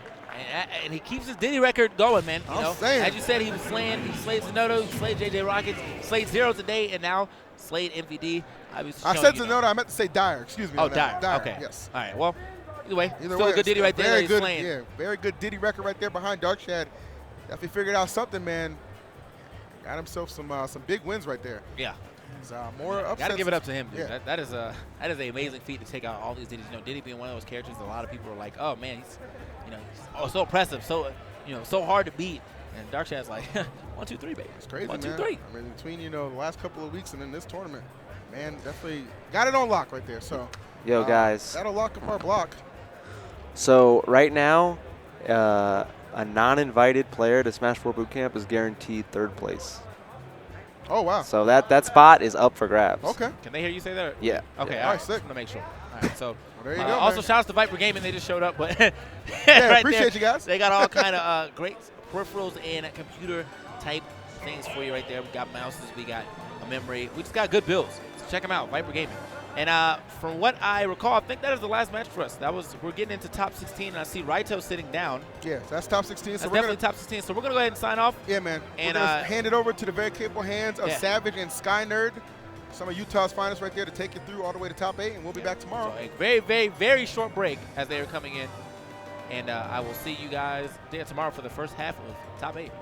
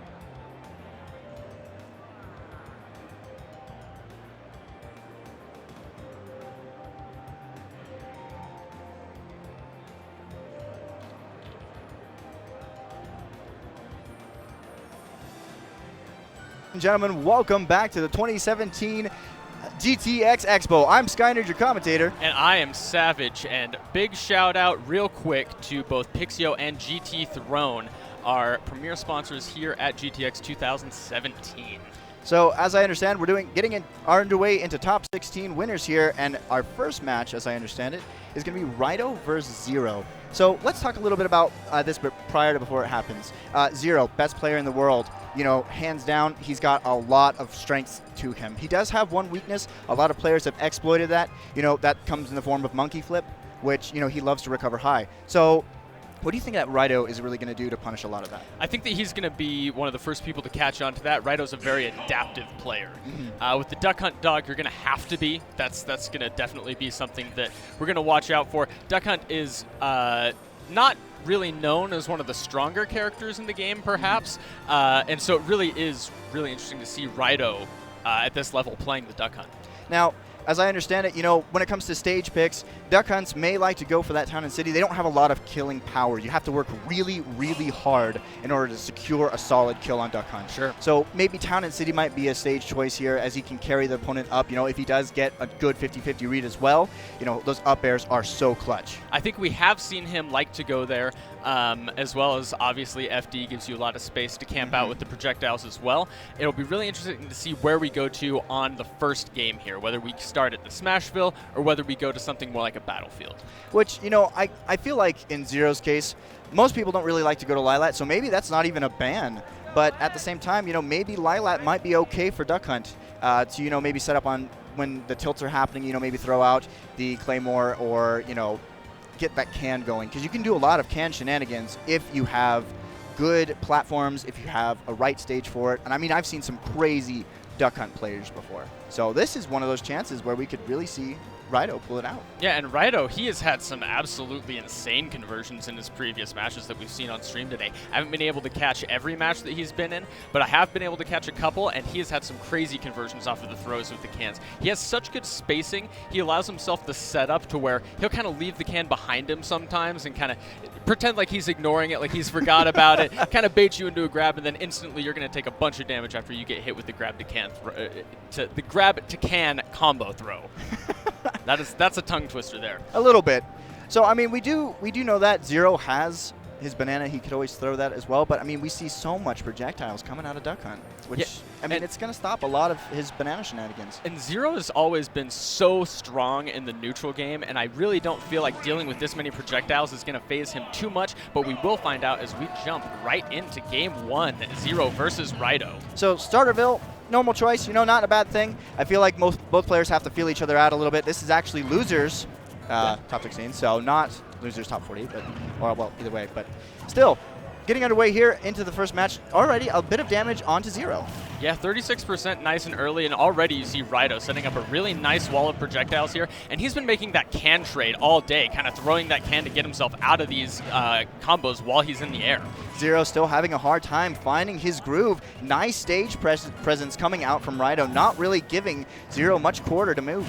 Yeah, and every time that Rido seems to go in, he gets hit with a little bit of damage, so you'll kind of see him maybe want to back off a little bit, but he's doing a great job carrying his momentum, and that is an early forward smash onto Zero, just over 100%. That's going to take the first stock. Man, you can see just the projectile play coming out. Anytime that Rido gets caught by Zero, who, by the way, is phenomenal at doing conversions off getting hits, you'll see he insta-cans, and that just explodes and stops Zero's momentum from doing anything. And now we see Zero put Rido into the edge guard situation, but Rido doing a great job making it back to stage. That's a really difficult scenario against Zero, as we do know he's extremely strong on those edge guards. Absolutely. It looks like Rido himself, though, he's just doing a lot of mind games right now. I feel like he's kind of in Zero's head, kind of keeping him on his toes, and not really giving Zero any any kind of quarter here. He's just showing him, hey, you know what? I am an excellent Duck Hunt dog. You may be the best player in the world, but I'll give you a few new tricks that you can teach an old dog. And if you're coming all the way out from Japan, you've got to make it count, even against the likes of Zero here in the losers bracket. The loser of this is going home. This is for 13th place. Whoa. I guess no jump. Yeah, it looks like he did lose his jump there, but he still does have an 87% lead here on the last stock of this first game. Zero catching himself, getting a little bit more momentum. Just finding those niche kind of hits that he needs to find right now.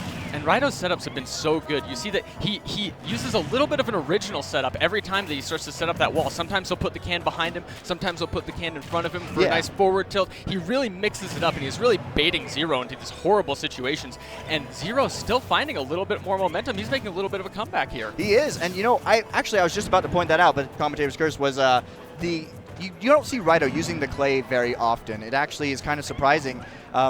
But that's because Zero's kind of in his face all the time, so it doesn't really allow him to get those conversions that he wants with the clay. Yeah, and he's making a really good use of the can, and especially the grabs. I feel like he's getting a lot of grabs on Zero, where a lot of players really struggle getting a lot of grabs like he is. That was actually really, really close.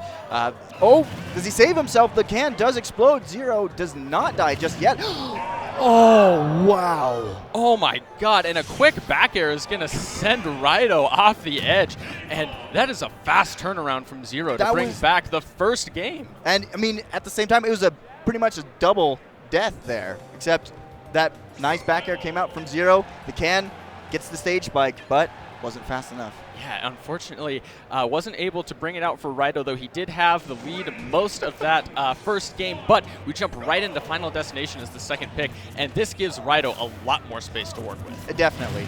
You can see that he'll be using his projectiles a lot more. He's able to run away and keep Zero at a distance. That's going to be very, very crucial when it comes to whether or not he can set himself up for those combinations later on that he wants to do. But Zero, so far, he is in the face of Rido, but Rido is shutting down all of the options. And already, we're only 20 seconds into this game, and Zero, he's taking 70%. Well, and this is what I'm talking about right there. Just that can exploding stopped all momentum that Zero had, and he was gaining it back and gaining it back fast. And we know how much Zero loves to have that momentum. He loves to get you on the edge. He loves to play with those fast conversions and really put his opponents in terrible situations with all of the momentum that he brings on the Diddy Kong.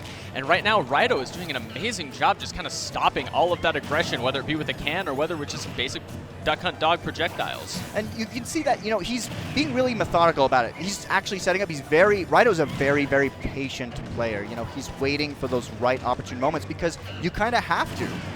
You can't just charge in as Duck Hunt. You have to be very, very patient and very thoughtful about which next move you're going to do. Especially against Diddy Kong, because I feel like as such a high-level character as Diddy Kong is, he has a lot of great options to shut down a lot of the things that Duck Hunt Dog throws out. He has a lot of really good spacing tools, a lot of good ways to get in, and, you know, this can just keeps hitting Zero, and he is finding no way in. Well, that's the thing. I mean, you got to give it to Zero for being one of the best players in the world, but at the same time, you know, Rido, he really is just doing an excellent job of keeping him out. You can't really...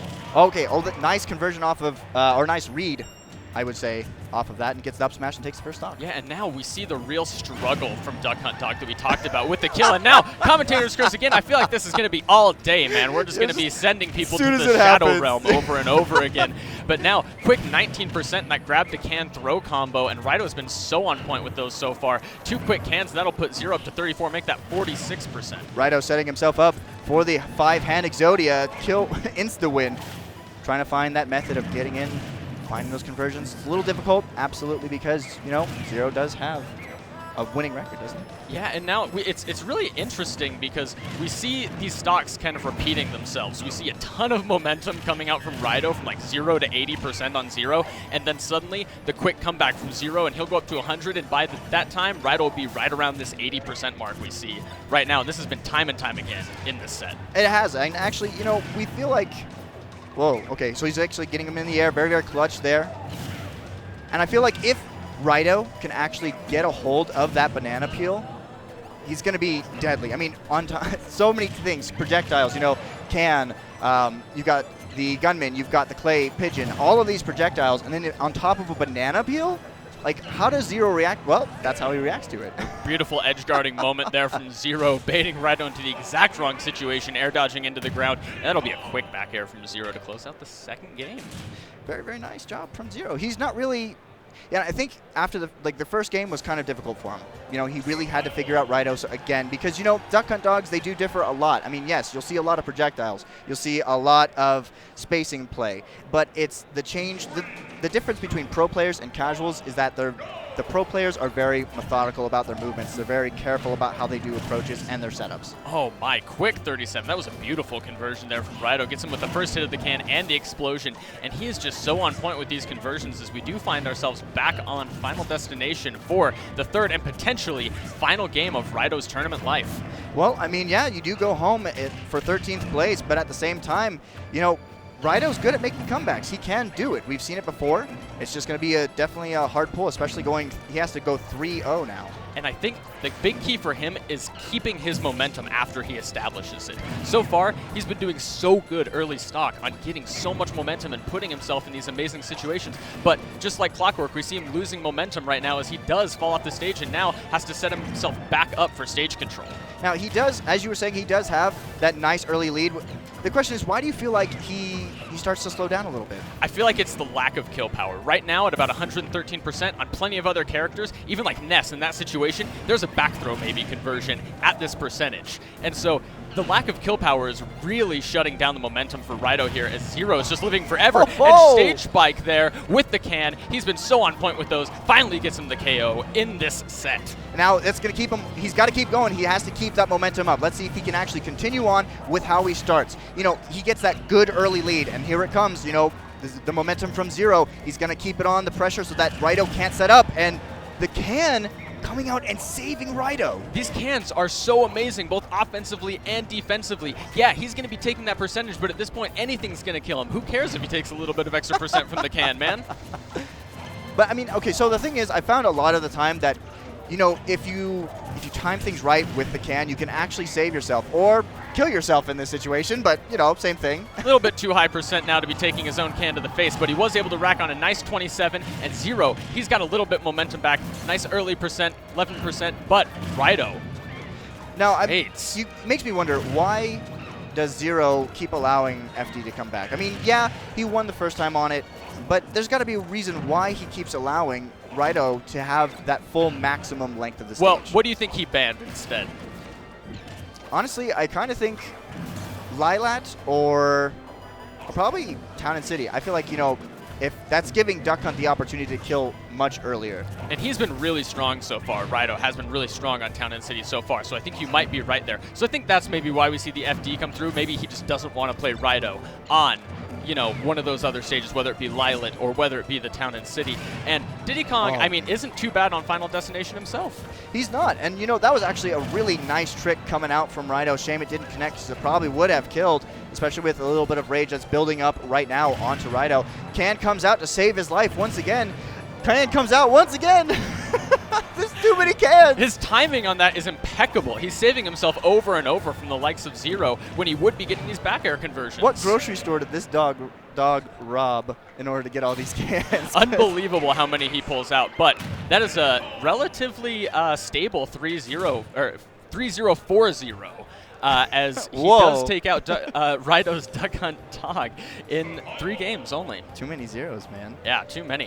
But what do you think the biggest downfall there was for Rido as we saw him just consistently losing his momentum, not able to find the closing stock in any game in the set when he was so close? Well, I mean, that's the thing. Rido starts off super, super strong. I mean, we see such dominant play. He knows how to get the combos. He knows how to carry things on.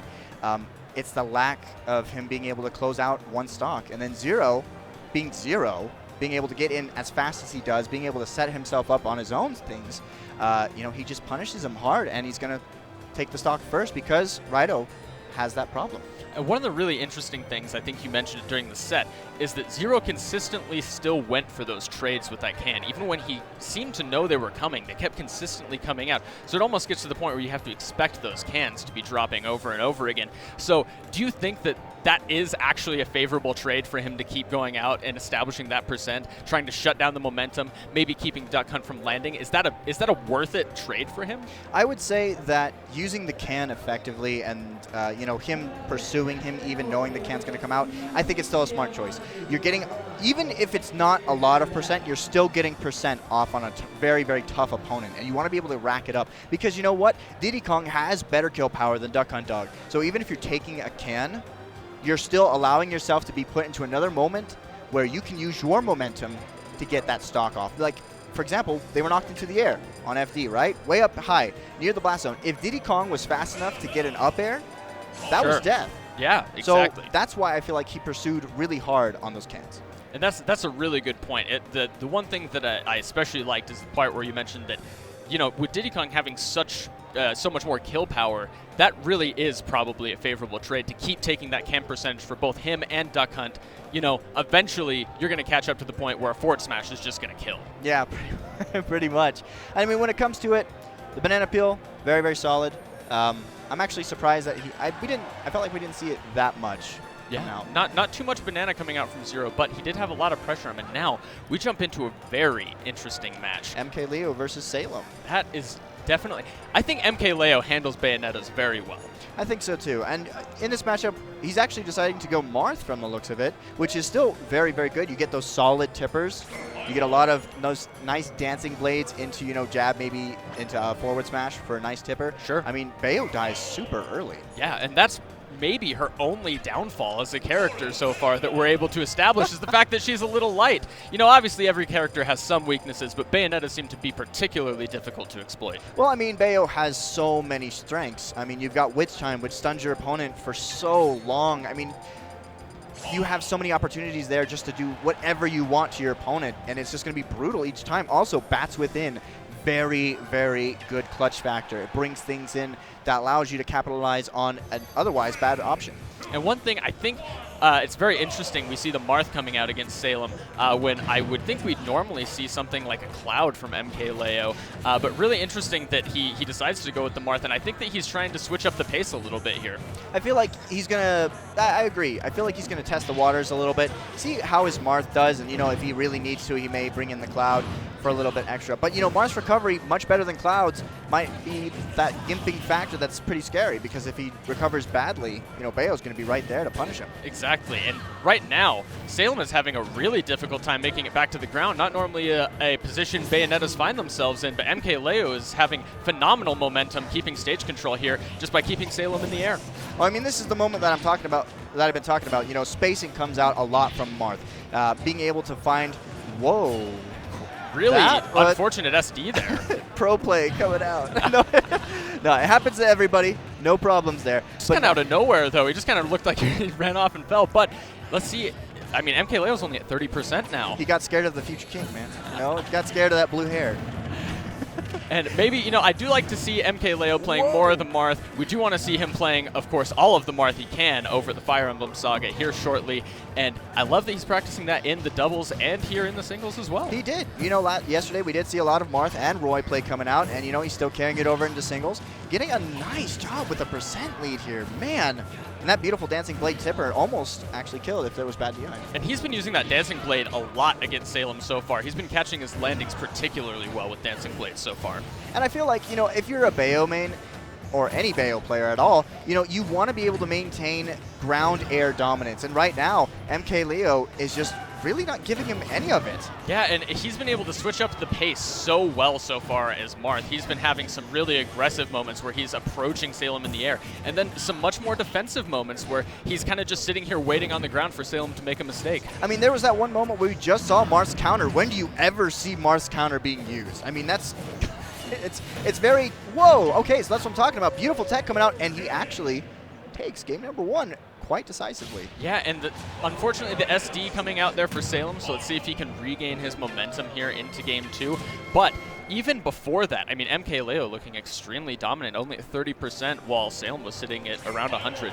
What do you feel like Salem has to do for the second match to be able to bring things back, to really gain that stage presence again? You know, MKLeo was in control the whole game. He had the pace on his side. He had all, you know, he was spacing where he wanted to be. He was in complete control. And right now, I think Salem needs to establish a little bit more presence. He needs to hit with a few more, like, quick conversions early and really establish his presence on the stage to get a little bit more momentum in his favor. You know, I feel like there's a lot of things that Bayo does have to be able to get in on people. Like, for example, you know, maybe the side B into Witch Twist in the end there to stuff out that grab.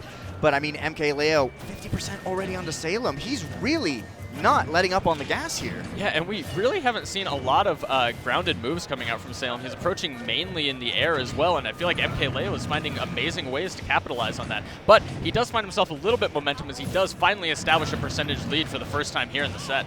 And I gotta say, he does have him at 69, which will make it pretty strong. It's building up that rage, but not quite enough to actually stuff. Actually, a forward smash at this percent would kill if it was a tipper. Yeah, and so I think both players kind of not in too much hurt here. Both of them looking pretty healthy. We still have a little bit more stock to go, but MKLeo is actually having a little bit harder time finding himself getting in just with no trouble like he was last game. But that's a tipper and almost KO, but good DI by Salem there to not die from that tipper Dancing Blade. You got, okay, forward smash coming out right away. Really, MKLeo punishing so many options. And I feel like when it comes to his gameplay, MKLeo is using every single option in his character's kit in order to make something happen. For example, counter. We never ever see counter come out unless it's for a super hardcore edge guard. But he's utilizing it on the stage. He's not really, even with Witch Twist, he's just using counter and tricking up Salem because that's not really a prevalent thing. Yeah, and oftentimes we don't see Marth players use the entire kit that Marth has to offer, all of his B moves, all of the aerial moves as well. And now we kind of see MKLeo taking advantage of the full Marth kit, and that's something that I really like to see coming out from him. He's looking incredibly strong so far in this set, but he is actually quite a bit behind for the first time in the set so far, about 40% lead to Salem here. Something interesting that I saw that MKLeo was doing was he was using his up B very, very well. He was getting out of a lot of the combos that Salem wanted to do, kept pushing him off. If Salem gets that opportunity to edge guard you, he will absolutely do it. But you know what? MKLeo using his recovery very, very quickly there, stuffing out a lot of the options that Salem wanted to do. And Salem really had a beautiful edge guard that we kind of didn't talk about there on MKLeo. We did go extremely deep to get the last stock. And I feel like that is what he needs to do against MKLeo right now when MKLeo is playing this strong on stage. The only way to kill this man is going off the stage to kill him when he's playing Marth. That was actually a really, really clutch moment right there. Seems like that forward smash just barely whiffed on to Salem. If it had connected, it would have killed. And Salem riding him all the way to the top. Not quite a kill just yet.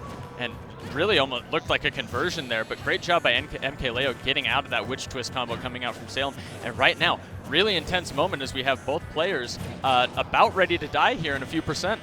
Yeah, I feel like maybe a solid Dancing Blade, if he gets near the edge and it hits with the tipper, that could definitely get the kill.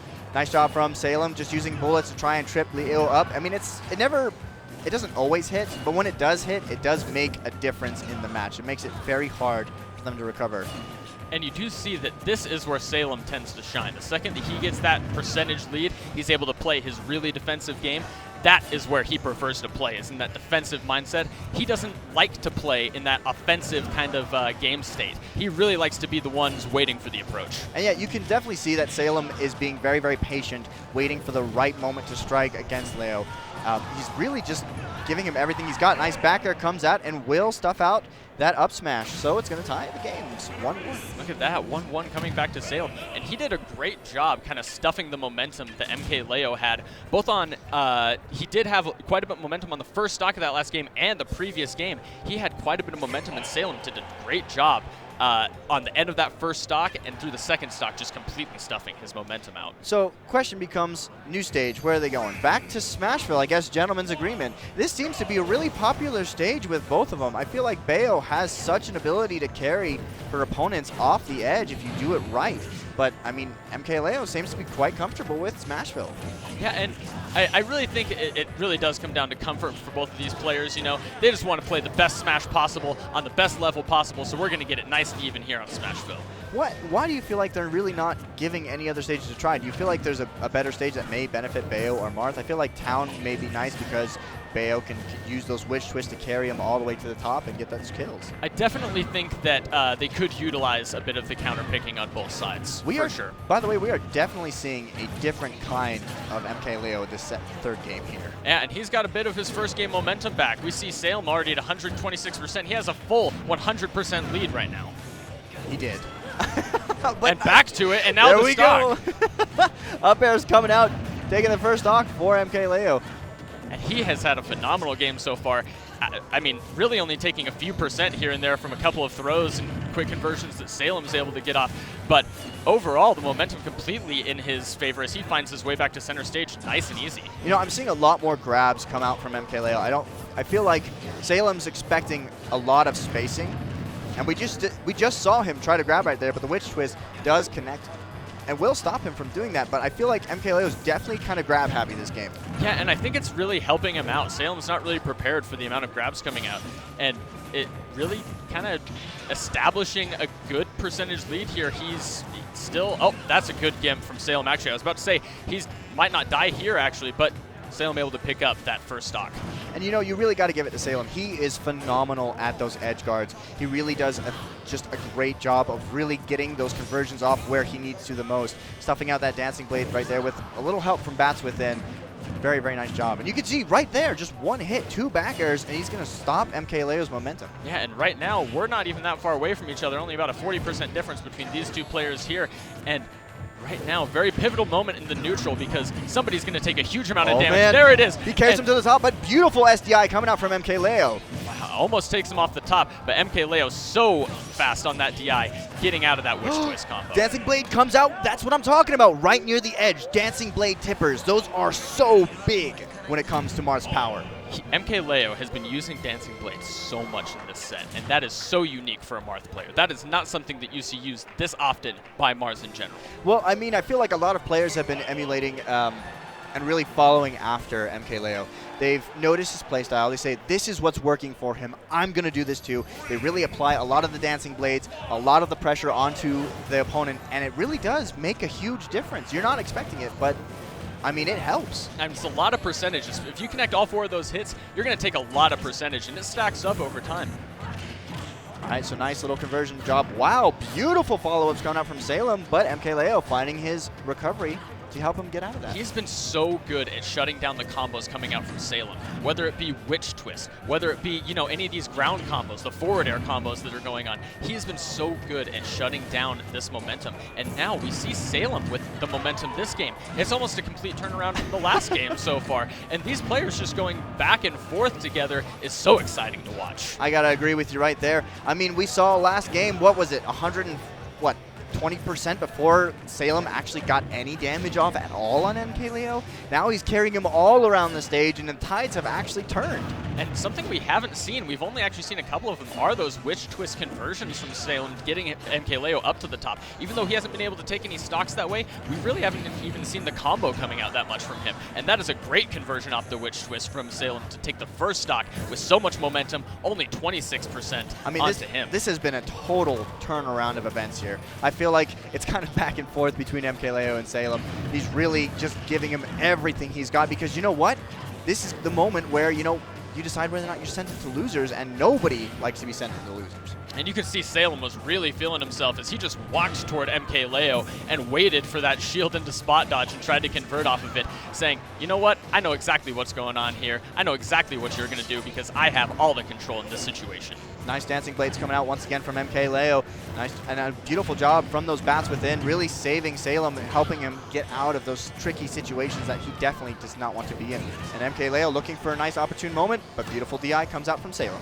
And Salem really not giving anything to MKLeo. He's not even going for these air dodges on these empty hops by MKLeo off of these throws anymore. It seems like he has something figured out in his game plan to stop MKLeo playing this Marth against him. Yeah, you know, I'm kind of surprised. I mean, a lot of the time, yes, if you air dodge into the ground, it's going to slow you a ton. You're not really going to be able to enjoy that. But hey, Fair comes out and it's going to take the first stock off of Salem. We'll see if MKLeo can get a nice momentum shift. And there, finally a side B conversion coming out from Salem. MKLeo's been great at stuffing those out so far, and he hasn't really been able to get a lot of momentum off of those side B conversions. Really, Salem has been doing a lot of just, you know, quick 1-2 hits in the neutral here. I feel like MKLeo, initially what he was doing that third game, he was grabbing a lot more. And I feel like Salem just isn't giving him the opportunity to grab as much. We see definitely nice, wow. Right in his face, just popping shots. I'm right not afraid of you. And he does take quite a bit of percentage for it. And now MKLeo actually brought this game back pretty close so far. after only giving Salem like 30% on his first stock. Well, Salem is building up the rage onto Leo, so you know what? If an opportune moment does come up for Leo, he's going to take the punish. And there it is once again. If the DI was bad, Salem's going to go. Oh, wow. I was really scared of that tipper forward air right there. But quick back air from MKLeo keeps Salem off stage, and now he has an edge guard opportunity coming up as Salem tries to find his way off of the ledge. We can see that Salem definitely uncomfortable in this position once again. He's starting to actually spot dodge again when he's coming down. He's actually afraid of those empty hops. And that's really been scary for him because he's taken a lot of percentage, you know, from those empty hops coming out. Looks like he's just trying to stall a little bit on the platform. Bales excellent at stalling out a game, and percents were just tied. But now Salem, if he's trying to run out the clock, he's definitely going to have to be more careful. He is definitely in a deficit. Looks like the up throw's going to come out, and it takes the game. MKLeo getting a 3-1 over Salem. Wow, up throw coming out. Only 130%, but he was in rage, man, so that's going to actually do it. That is something that we don't see very often coming out, is that that up throw kill coming out from Marth. And our other commentator, Keitaro, joining us. How's it going? Looking fabulous, my man. He's always looking good. That much is for sure. And now, the 3-1 to MKLeo. I actually was not expecting him to come back and take that last game at all. I mean, at the start, Salem had a amazing percent lead. And just it was the same principle as game number 2, you know? This really did go back and forth. It was a ton of changes in momentum, a lot of changes in the pressure that was being applied to those players. And, you know, you got to really give it to them. They stuck to Smashville, so it really boiled down to both these players know this stage. How do you change things up each game just a smidgen of a bit to make things different? And that's the ultimate respect there, Smash player to Smash player. Just going back to Smashville every time, saying, you know what, we're just going to play the best of our game each, and the winner's going to be the winner, man. None of this counterpick nonsense. I'll show you my true power. And, you know, MKLeo, he really is a fortuitous player. You know, he has the mindset last night in the doubles coming back, 6 games, you know, taken out over Nairo and Zero. And it really is crazy to see him play from behind in all of these situations, and still, he's still going in with all of his heart at super high percentages, just trying to bring that percentage closer and closer, and is able to close out stocks so easily that way. You know, I do want to give some props out to MKLeo. You know, he is a younger player. It's just amazing to see the newer generation of Smashers coming in together and really upping their gameplay, because you know what? They have to work harder to be able to catch up to the people who have had so much experience already. And now we have a pretty classic matchup coming out. We have the Fox versus Mario as we get into Charlie the King versus Anti. Now, once again, on to Starterville. I feel like this is just going to be a very, very chosen stage. A lot of the time, you're not going to go wrong with Smashville, like you just said. So, in this matchup, I feel like if Fox gets that momentum, you know, he keeps carrying up. He's got those up tilts. He's got those up airs. He has so many setups for so much power kills. Mario's going to be in a bit of trouble. Yeah, for sure. I think that right now, Charlie is doing a great job establishing momentum here in the first game, but he's really known for that. Such an aggressive player coming out all the time, and so much fun to watch. And quick up smash onto Anti's face, catches him right in the nose, sending that plumber right up top. I mean, he's stealing his pasta. He's not letting him get anything from it. But it looks like Anti getting a bit of a shift here, trying to find some more damage off of those down throws. But you know what? It's nothing quite yet. Charlie the King was really, really quick with that first stock. Yeah, coming blazing out the gates. And like I said, he is known for his aggression, but he is looking incredibly strong in this first game and doesn't quite get the reset there off of the forward air conversion, but does get the forward tilt for some extra damage. Something I feel like, whoa, nice forward smash coming out from Anti. He's going to equalize the stocks here. But something I have noticed a lot of players been doing, especially when it comes to Mario's fireballs in particular, is they will use an aggressive option, like, for example, a forward smash, intentionally get hit by the fireball because, you know what, hey, they're like, oh yeah, I'm going to totally hit him at this fireball, and then I'm going to follow up afterwards. But you get intentionally hit, and then you do a very, very quick option that has great frame data right after to snuff him out and actually surprise, get some surprise percentage off. Definitely some next level gameplay when we're thinking that far into the meta. Now, it seems like Anti has established himself lots of momentum as he has an edge guard opportunity, and Charlie's able to get back on the other side. Beautiful job from him going all the way across the stage underneath Smashville. The recovery off of Fox is so good. It's amazing what they did with that, with the Fox illusion into Firefox. I mean, it's it's so good now. It's still easy to punish if you know how to get it, but at the same time, and we've seen that already, Anti doing an excellent job of just stuffing out Charlie DeKing's recoveries here. Yeah, and that is one of Fox's weaknesses and always has been ever since Brawl. It's really good that they added so that you can illusion and do the Firefox at the same time. But the problem has always been for Fox is he's always kind of been it's kind of been necessary to use that illusion all the time for recovery because Firefox has some of the worst startup of any recovery out there. It really does. It's very, very punishable. And so as a Fox player myself, I feel the pain of this man always having to use the illusion to get back as well. And always, you know, that Firefox isn't always the best option. I mean, Anti was able to punish it quite a few times there. He was, and that actually gave him the momentum that he did need, but already, man, Charlie DeKing starting off super aggressively, as you just said before, in game number 1, but Anti, even with all that aggression, he still turned it around, and that's going to show you the caliber that is Anti's Mario. Yeah, and just he did so much damage off a few quick conversions. And one of the other things that I really wanted to point out is the angle of forward smash that he has been hitting people with. The angled forward smash on Mario is definitely a new evolution that is something that we love to point out here because it definitely changes the trajectory and the angle that you're going to get hit at.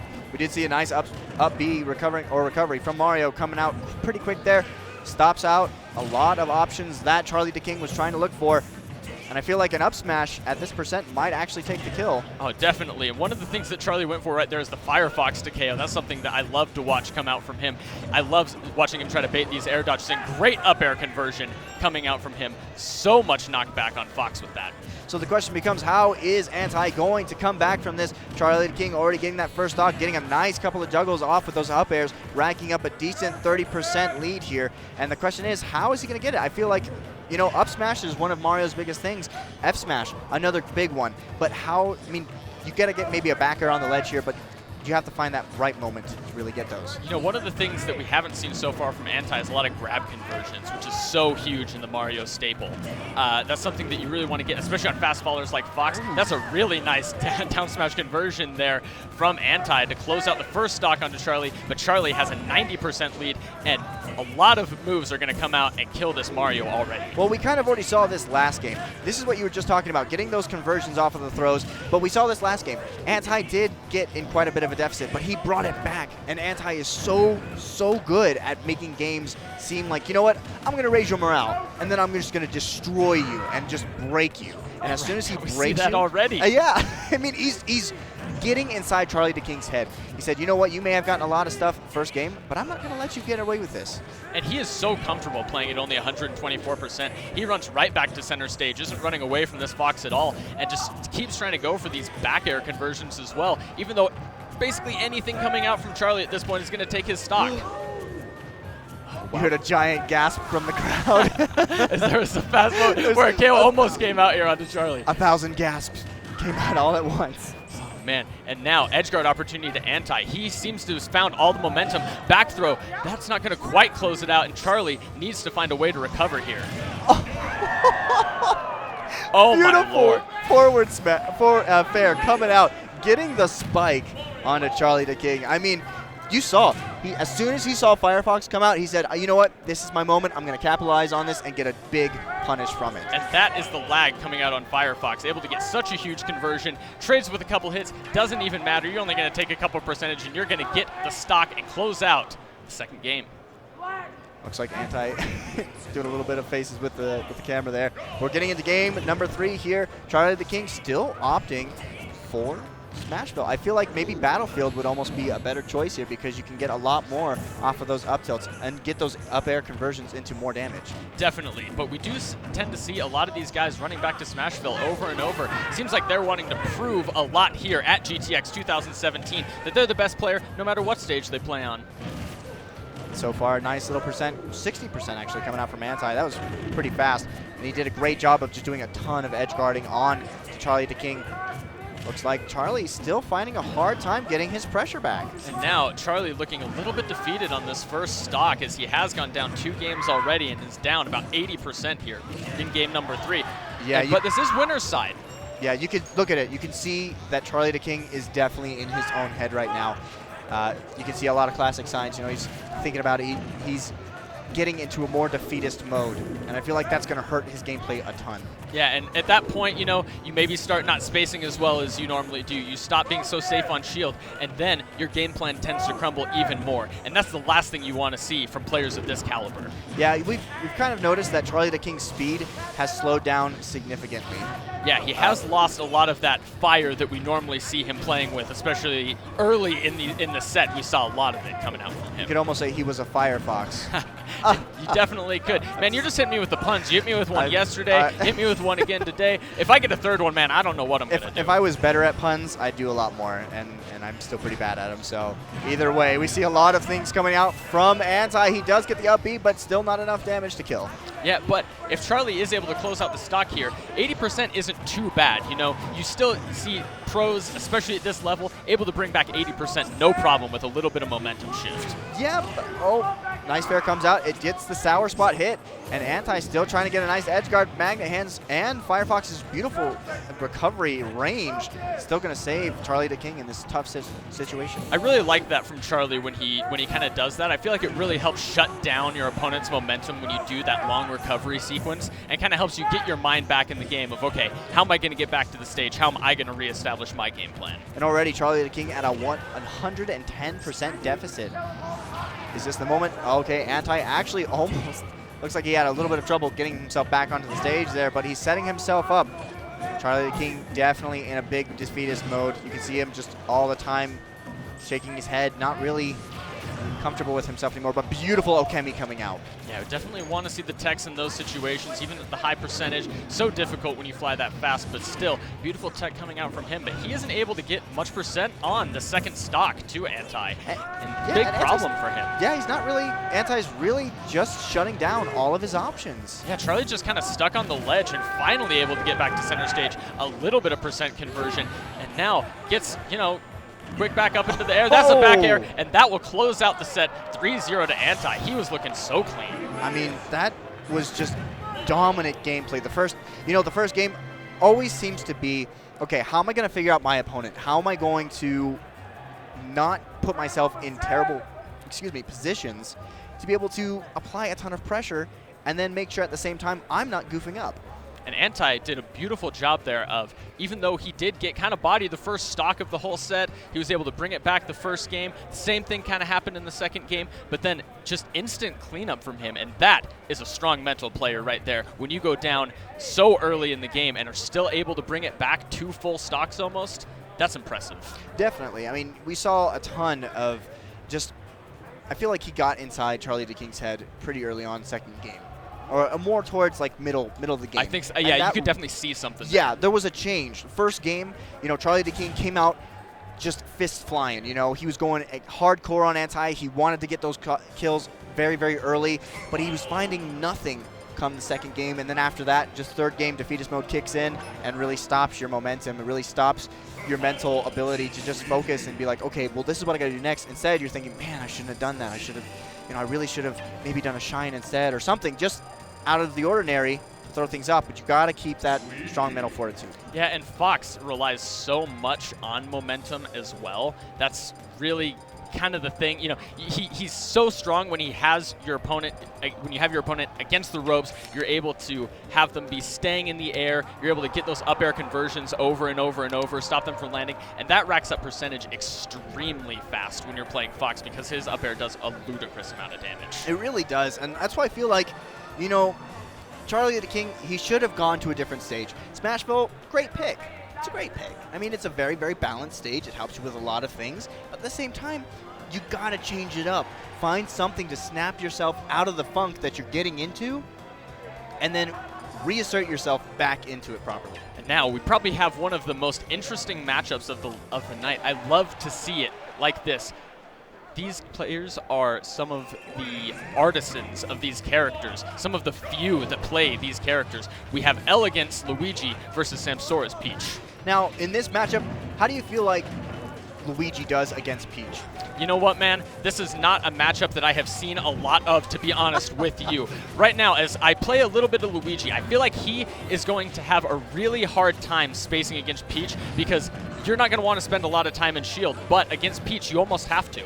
Now the thing is, Luigi is more of a aerial fighter. You do see him in the air a lot. He gets a lot of conversions off of things. But Peach, at the same time, she floats. How much more aerial can you be? So I think that's going to be the hard part for him. Yeah, it's going to stuff out a lot of his options. Definitely, but he is able to take a fast lead here, 40% lead, as we are a minute into this first game between them. And you can already see Samsora finding it difficult. He gives him 2 booty bumps and is up B, and still, you know, he has a good job of just stalling out until he really needs to get back onto the stage if he's in a deficit.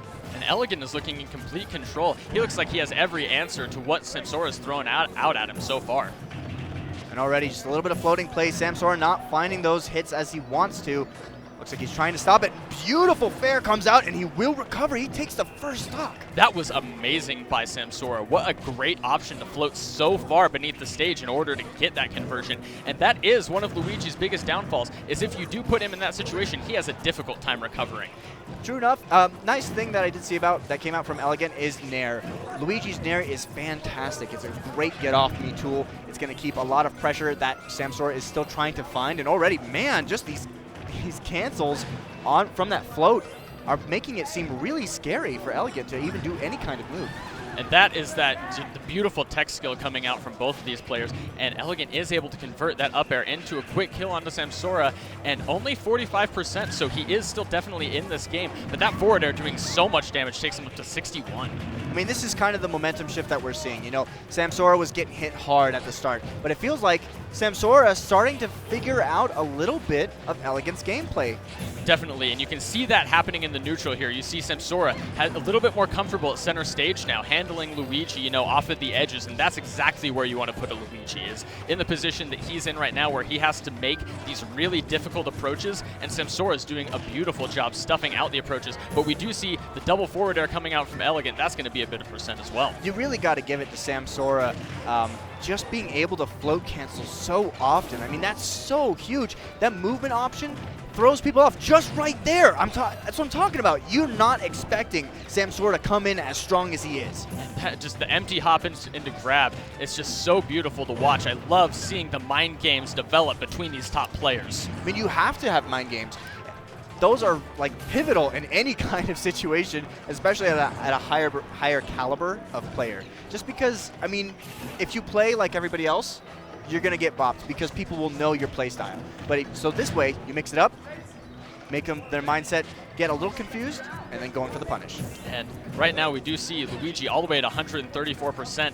Almost anything, any kill moves will come out, and dash attack almost converting the kill onto Elegant, but not quite, and he's going to be able to get back. How is he going to maintain control here? Can he get back to center stage? I feel like Samsora is just going to keep going on with the pressure, but hey, he stuffs himself out, and actually, nice job from Elegant getting the grab. Still a little bit of percent off, but an up smash will probably take it, or hey, down smash just the same. And really good job from Samsora dealing with that Luigi Cyclone, getting back down to the ground, but Elegant, quick closeout there, and you know, even though he was playing from behind a good portion of that game, he kept his mind with him and was able to close it out there. I mean, it's the adaptation that comes out from these players. You know, hey, you're doing this kind of movement trick. How am I going to approach you in this set, and how am I going to really bring things back for myself? We're actually getting underway into Battlefield as game number 2 commences in winner's quarters. And this is a really interesting counter pick coming out here from Samsora. Let's watch how he utilizes these platforms, because that's something that I love to watch Peach players do when they counter pick to this Battlefield, is how did they utilize these platforms with their floats. I feel like this stage kind of benefits Elegant in the same manner, though. I mean, Mario has a lot of follow-ups on his own stuff, but Luigi, he's not that different. Like, yeah, sure. You know, he'll find a few things, and this is what I'm talking about. Will he use the platform to carry things up? He actually does whiff a little bit more follow-ups, but it was a good job from Samsora getting out of him. Yeah, and he's had a good neutral so far, Elegant, a couple of grab conversions, and that's going to put up quick percentage. And really, as Luigi, you get a few grab conversions, a few jabs in, and suddenly you're looking to put your opponent in KO percentage. Nice stall coming out from Elegant, but hey, he actually keeps the pressure onto Samsora, and it looks like things might be changing just a bit. Yeah, nice grab there by Samsora. Quick 38 onto Elegant. But Luigi Cyclone not going to quite close it out, but good percentage coming out from that grab combo. I feel like Elegant's really catching on a lot to Samsora's gameplay. You know, we're seeing a lot of the movement that was working game number 1 kind of get stuffed out. But I mean, at the same time, oh, he actually goes for the protector of the queen.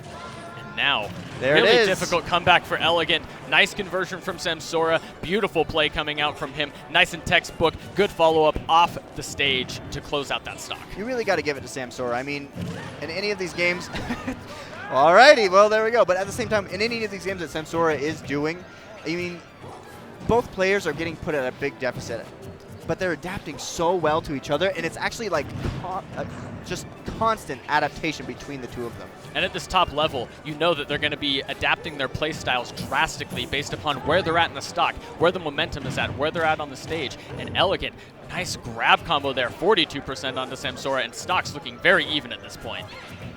All right, nice little float conversion coming out from Samsora. Can he actually get the proper edge guard? He does decide to go with a turnip, and he actually stops Elegant's recovery. Good catch by him, stuffing it out with the down air, but Elegant makes it back to the stage, no problem at all. But he's down 40%. He's able to get a nice aerial conversion, puts Samsora up to 71, and now 20% behind. He has to get back to stage. Is able to find it, and now he's looking for anything onto Samsora to try to establish some more momentum. Nice job from Elegant getting that grab, but he doesn't really get a good follow-up off of that. Percents are building, which means, hey, the rages as well. And that, you know what happens when rage builds up. Deaths do occur. Oh, man, beautiful movement coming out there from Samsora. You saw the float, tries to get the forward air, isn't able to get it, drops it into the grab, and gets Elegant right back off stage. You know, you really got to give Samsora props for how he was edge guarding Luigi. Luigi's recovery is pretty safe a lot of the time. Yeah, for you sure. have a very, very short window to punish it depending on which characters you're playing. But right now, Samsora, you know, he does a great job of just stopping him from really getting back onto the stage and establishing the dominance. Back air, that's going to be game 2 to Elegant already. Wow. Samsora looking really strong in that second game, actually, but just not able to close out that second stock. Yeah, I feel like Peach, depending on how you approach your opponent, I mean, you really, as you see Samsora doing, he's trying to mix up his movement options as best as he can, but sometimes your best isn't enough. You got to find a different avenue to really approach Elegant. Elegant's movement and his shield game have been particularly on point. Those are the two things that are really important when you're playing as Luigi, is the difference is to when to shield and when to just use your good movement, because when you're sliding with that shield, it is a horrible place to be in as Luigi. Well, the thing is, Luigi's very slidey, and I feel like that also makes it a little bit difficult for Samsora to really capitalize on a lot of punishes. You know, Peach being very floaty and Luigi being very slippery, he gets out of stuff quite easily. He's, you know, as Peach, you're able to do a lot more follow-ups, a lot more combos onto other players. Yeah, and yeah, definitely harder on somebody with the likes of Luigi there, but it looks like Elegant has been able to find himself a quick lead here, but almost gets the up B. Samsora has converted so many stocks that way. And he's actually gotten a lot of percent onto Elegant, but once again, we've seen this happen in multiple games already. You know, he does build up pretty quickly. He may take the first stock, but after that, he can talk the talk, but he can't walk the walk. And right now, we see both players on such high percentage. An edge guard opportunity for Samsora here. He gets the nice grab there off the empty float, and he's been so strong with those mix-ups so far off of those floats. Still having a hard time punishing Elegant's recovery. Looks like just stands there for a minute. Sometimes all you need is just one moment to stall things out, just for a fraction of a second, and that way it throws your opponent off. Nice job protective of the Queen, but it still doesn't quite do anything for him. Yeah, able to get back to the ledge there. That's going to be the forward air coming out from Samsora. That's going to close out the first stock of the third game here. And right now in winner's quarters, both of these players, whether they lose or win, still going to be in this tournament. So you still do have some extra tournament life on here, but the pressure is still on because you're looking to secure yourself a spot in the winner's semis. Which is always big. You always want to be in winner's semis, obviously, because you're trying to win the tournament. And this GTX, by the way, fantastic tournament. We've seen a lot of upsets, a lot of great plays, but I got to give it to these players for making it this far. Yeah, and everybody at this level is such a high caliber player that really stocks can go either way, and that's why we're seeing such huge, crazy momentum shifts from game to game. And right now, Elegant's still back in control as we do see the final stock. If he is to close it out here, this would be the closeout for game 3 for him. That's what we've been talking about. A lot of the time, Samsora does have a lot of pressure, and he does get a lot of damage, but I mean, Elegant brings it back. It's his adaptation as a player. It's the capitalizing on those moments where Samsora screws himself over. That was a beautiful neutral air to shut down a lot of momentum from Samsora there just a moment ago, and he's had so many of those beautiful neutral air conversions to really stuff out Samsora, and I think that's been a huge portion of his game plan, is being able to really stop these combos that Samsora is so famous for, and he almost is able to close it out, but is not able, and Elegant survives to the very last second there as Samsora floats down to the Shadow Realm all by herself.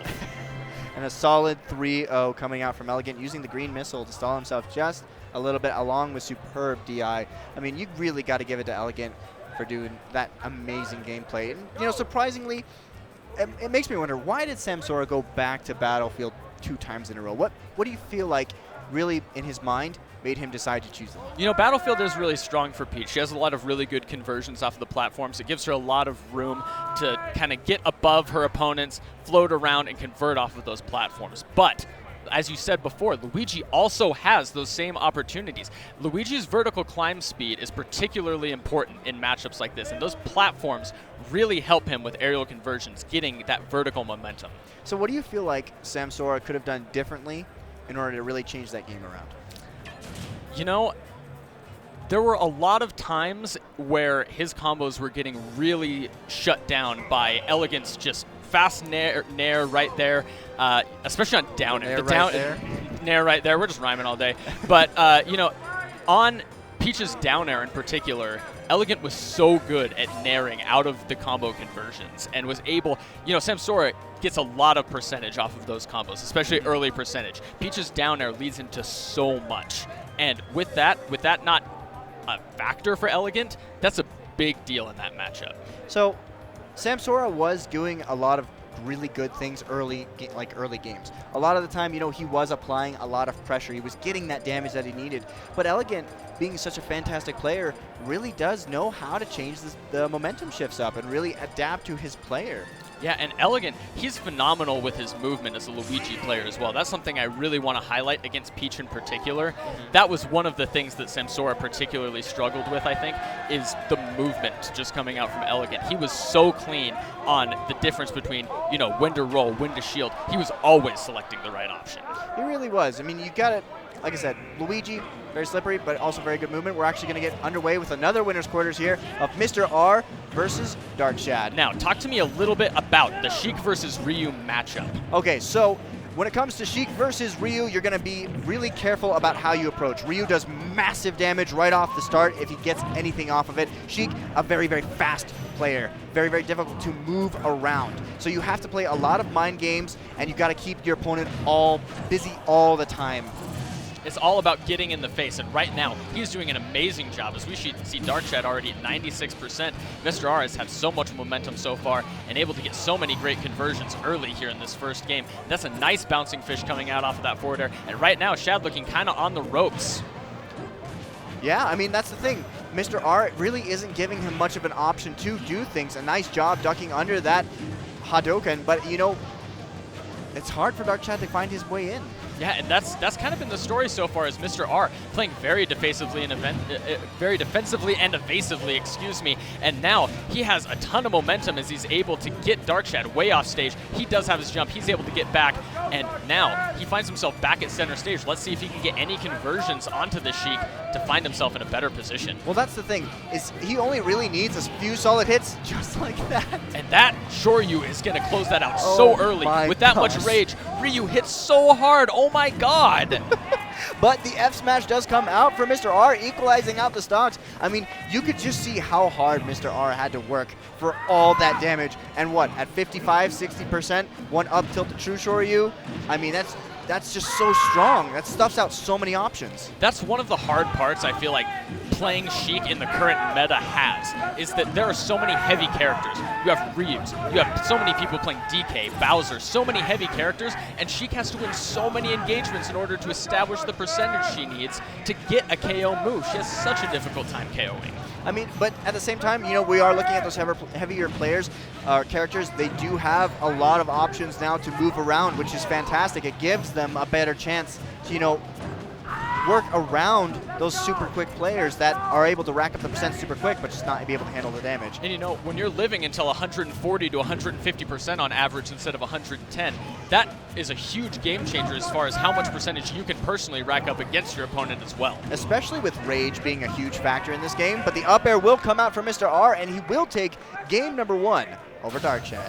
That was a great conversion coming out there from Mr. R. Beautiful up air to close out the game. And Darkshad, he had actually a lot of percentage onto Mr. R, but overall it looked like Mr. R was in complete control of that game. Yeah, you know, you really got to hand it to Mr. R for using all of his mix-ups, all of his mind games on Darkshad, because, you know, you have a very linear movement as Ryu. Once you're moving in the air, you're kind of going that direction. It's pretty hard to turn around a lot of the time unless you're using that focused attack, which will help set up for a bit of crumble pie, or in this situation, humble pie, if he actually does get a good conversion off onto Mr. R. But Darkshad has been so strong in this tournament. I'm sure we'll see him gain a little bit more momentum into the set. And right now, we see ourselves on Town and City. This is a great pick for Ryu. Definitely. I'm kind of surprised Mr. R didn't ban anything out. Definitely racking up the percents really quickly here on Darkshad, but it's not going to take him very long in order to get a kill. If he does actually stale out that True Shoryu, it's going to be some problems for Mr. R, or for Darkshad. But if he can get a solid few more hits, just maybe 20 more percent, he can rack it up just enough to get that True Shoryu off the top. Yeah, and Mr. R, complete control of the neutral right now. Darkshad has been able to get some great percentage countering the neutral from Mr. Whoa. R. But right now, Mr. see R that has movement? had, yeah, very strange. And Mr. R has Darkshad on the ropes yet again as he's trying to find back. And almost the shield break coming out for Darkshad. That's close. Mr. R on low shield. I mean, yeah, and with Sheik, when it comes to a low shield, you got to be really, really careful. Any kind of move will either eat through it or break it. And we see that Mr. R really isn't allowing Darkshad to utilize his focus attack all that much unless it's just as a recovery option. That's exactly what I was going to say. Darkshad has not found much success landing with that focus attack as we see so many Ryus do. And, you know, that's a really powerhouse thing that helps Ryu's a lot in difficult situations. Nice F smash coming out from Mr. R. He's going to take the first stock in Town and City, which means that's pretty good for him, especially when it comes to this kind of stage. One thing that I've noticed a lot more Sheiks converting with lately is that forward smash. We see the frame traps out of the air dodge, and right there, just the forward smash coming out nice and early. I feel like that has become one of her staple KO moves lately for both Void and Mr. R. Yeah, there's a lot of traps, too, that Darkshad can do as well, and we see that he is starting to find a little bit of things, but Mr. R is going to stuff him out pretty quickly and say, no way, man. I'm not letting you get any kind of presence on this stage, because if you do, I'm going to be in some big trouble. But Shad has had a fight back into this game, and now we see him with a percent lead, and he's actually establishing a little bit more percent than we saw in the previous game at about the same time that Mr. R is. So right now, I would actually say with the weight classes, we have Darkshad with a good lead. Yeah, I would definitely agree with you there.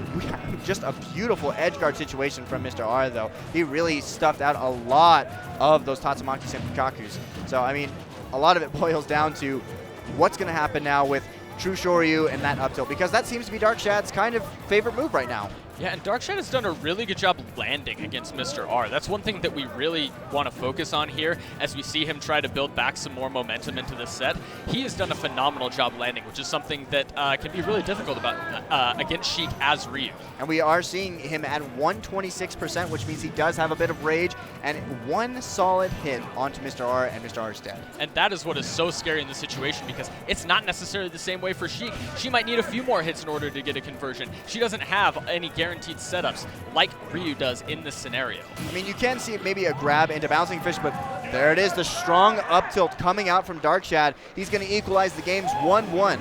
Good for him, recognizing he doesn't even need to go for the Shoryu right there, just does the strong up tilt to close out the stock, and that's great presence of mind from him. Yeah, definitely. I mean, not every kill has to be off of True Shoryu. Yeah, you can definitely convert in a lot of different ways from Ryu, and he's been so strong doing that this tournament. Yeah, I mean, and that's the thing. Town and City, still an excellent stage for him because he can kill off the top so early, and it looks like Smashville being chosen. Yeah, and not really a counter pick, I would say, for Mr. R, as we've talked about. Maybe he just wants to go right back to Smashville, doesn't even want to think about it, get right back into the game, and try to keep any momentum that he has left. Yeah, I mean, Mr. R was all over Darkshad that game. He was really not allowing him to do it much of anything. It really just did take a couple solid hits each stock for Darkshad to really rack it up, maybe to 86%, 85, right around there to that 70, and then go in for the kill. And the hard part is, as we mentioned before, there has to be so many neutral engagements for this Sheik to win. It feels like Mr. R is going in, getting the hard body against Darkshad, and still their percent stay even, as we see right now. It seems like Mr. R has so much momentum, but Darkshad is doing a great job trading percentages and keeping himself in this. Nice up tilt into True Shoryu. It's not going to allow Mr. R to make it back to the stage. I mean, in that situation, the DI has to be flawless if you're going to try and live. And even then, just because Ryu is so strong, he does so much damage. It's just such a fast conversion on the True Shoryuken, and now so much damage coming out from Darkshad. He seems to have found something. Not going to be the KO, but that's 76 fast percent onto Mr. R, and my God, that only took him a few seconds. It really did. He just had a lead, and he rolled with it. He said, hey, I'm going for it. Actually goes for the Hadouken instead. I think that might have been a misinput there. He might have been wanting to go for the Shoryuken, but he does find himself back at center stage and is able to find the landing there, and he does get a couple of up tilts onto Mr. R. Back air, that's not going to quite close it out. Nice bouncing fish coming out from Mr. R. He will secure his stock still, but I mean, he's at a huge deficit right now, 100% onto Mr. R, and still 2 stocks onto Darkshad. And not even the conversion. Ryu's been eating his Wheaties this morning, and he's not even going to find the stock. And now, beautiful bouncing fish, ledge read from Mr. R there. That is going to close out the first stock, but 100% deficit to come back from if he's going to get himself back in this game. Now, we have seen Mr. R. He does know how to rack up percents very, very quickly. Nice throw into bouncing fish there with those fair conversions. But wow, True Shoryu stuffs out any kind of movement options that Mr. R wanted. And he's going to take game number 2. And the crowd loves it. Everybody exploding every time that this guy's landing these True Shoryus. What an explosive move. How much fun to watch that coming out on stream. Absolutely. I mean, True Shoryu has so much power, so much emotion behind it when you hear it, and you see it actually happening. Like the people playing the character, they love it when it happens. It just feels good. The crowd loves it, and we're definitely glad to be here at GTX. One of the hard things about playing against Ryu is it sounds like you're getting bodied when you get hit by Ryu. That's one of the hardest things mentally about playing against Ryu is his sounds in this game are actually so phenomenal on all of his hit moves. It does kind of sound like you're getting hit by a semi-truck. Yeah, yeah, and you kind of are. I mean, look at him. He has a huge weight, so much power behind him, and I mean, look at those muscles, man. He's a strong boy. He is a street fighter. He's pretty jacked. Yeah, in his muscles. Have you seen the character select screen? That's he's so huge. And speaking of huge, Mr. R has a huge percentage lead here as he does get a fast KO, only 17%. My God, that's a lot of momentum. That is a ton of momentum coming out for Mr. R. He said, okay, look, man, you got that third game. You know what? I'm going to bring it back. I'm going to show you why I'm one of the best Sheiks in the world. And he definitely is. Always rocking that black Sheik as well. I love to see that. And still only 37%. Darkshad finding a little bit of percentage to get himself back into this, but he's going to have to build a lot of percentage on this first stock and convert it into a Shoryuken real quick. Yeah, well, but we did see that last game. He did rack up a, solid 70% off of just a few edge guard options, really just stuffing out a lot of what Mr. R was doing. And that really came out to help him. So I feel like right now, even with this 2-stock or with the stock lead here, you know, Darkshad still has a great opportunity to come back. As long as he doesn't take too much percentage here from Mr. R, he still has to land a lot of conversions here to get Darkshad into KO percentage. But Darkshad still does have another game, even if he does drop this one. We still are only in game 4 right now. We still do have a game 5. If it brings it back to it. Of course. Of course, we still do have Darkshad able to maybe make a conversion here. He does get the first stock, but he is at 100%. And this looking like a really scary situation here for Darkshad. Well, I mean, we see Mr. R doing a phenomenal job of edge guarding Darkshad right now. Darkshad needs to find those options to get some hits off. He already has 2 hits, 22%. I mean, if that's not a power character or a powerhouse, I mean, what is, right? Yeah, and just a couple more conversions will put Mr. R right into the KO percentage. We've seen him taking stocks as early as like 75% with these True Shories, especially when he's in this much rage. 143%, he's going to hit like a train at this point.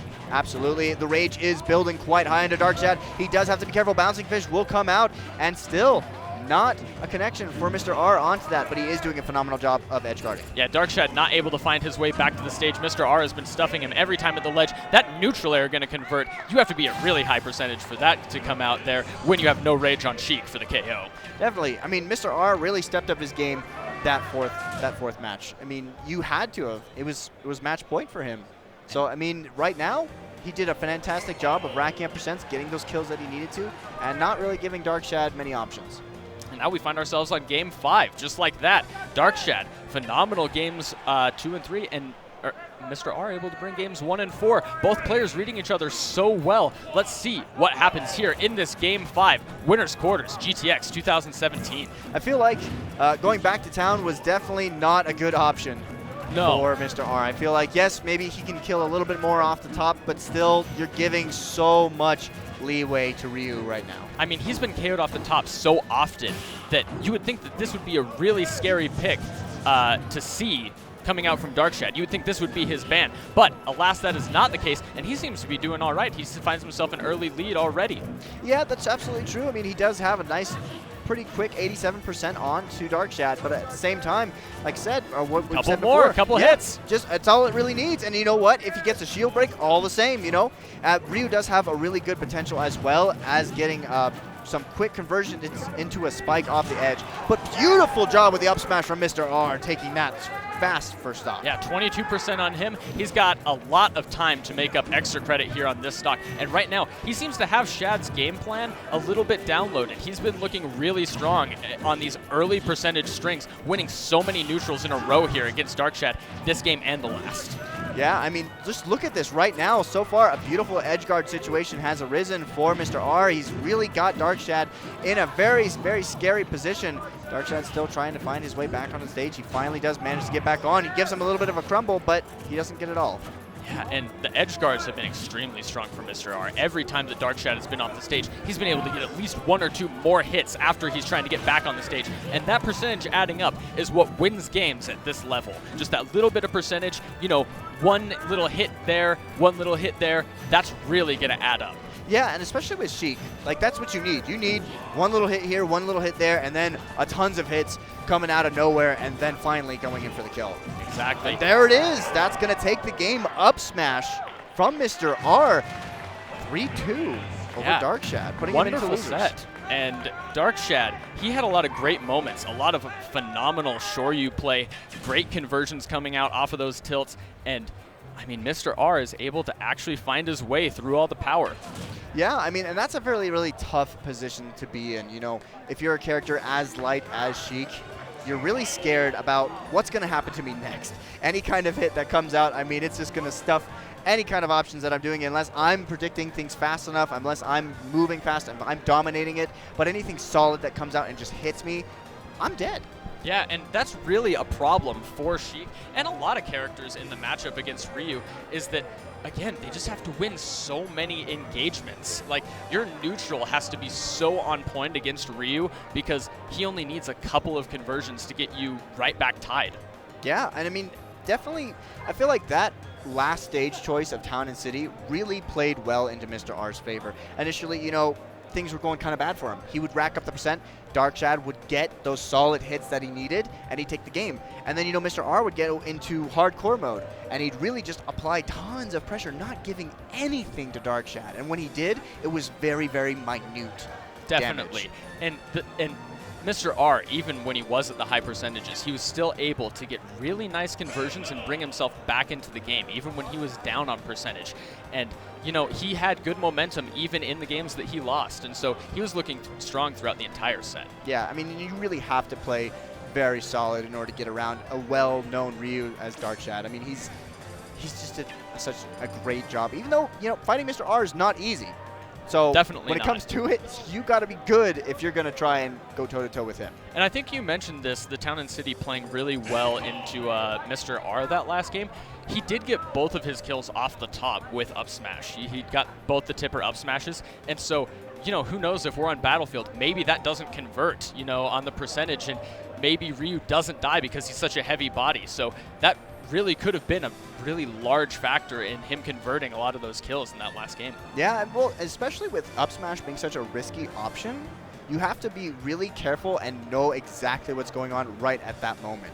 And it looks like we're getting underway into another match, Zero versus Salem. And this is going to be a very interesting matchup. Zero, so strong against these Bayonettas. How do you think he fares against the likes of Salem? I mean, he's gotten the fights before. Salem has definitely taken games off of him, EVO 2017. So, I mean, you got to give Salem his props. He knows how to fight Zero. He's done it before. He's beaten him, and this is his next chance to do it. And you know, Salem is one of the most interesting and unique players to watch because I kind of talked about this before a little bit.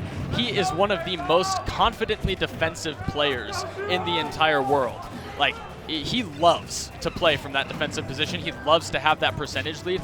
And I don't see any players being more confident when they do have that than this man. He sits there and he'll just stand there, no shield on this platform when he has a percentage lead just waiting for you, baiting any abilities coming out from you. Well, at the same time, we do see Salem being really, really strong right now. You know, he does have a little bit of percent deficit, but it's not that much. It really comes down to how am I going to trick Zero into falling into the trap that I want.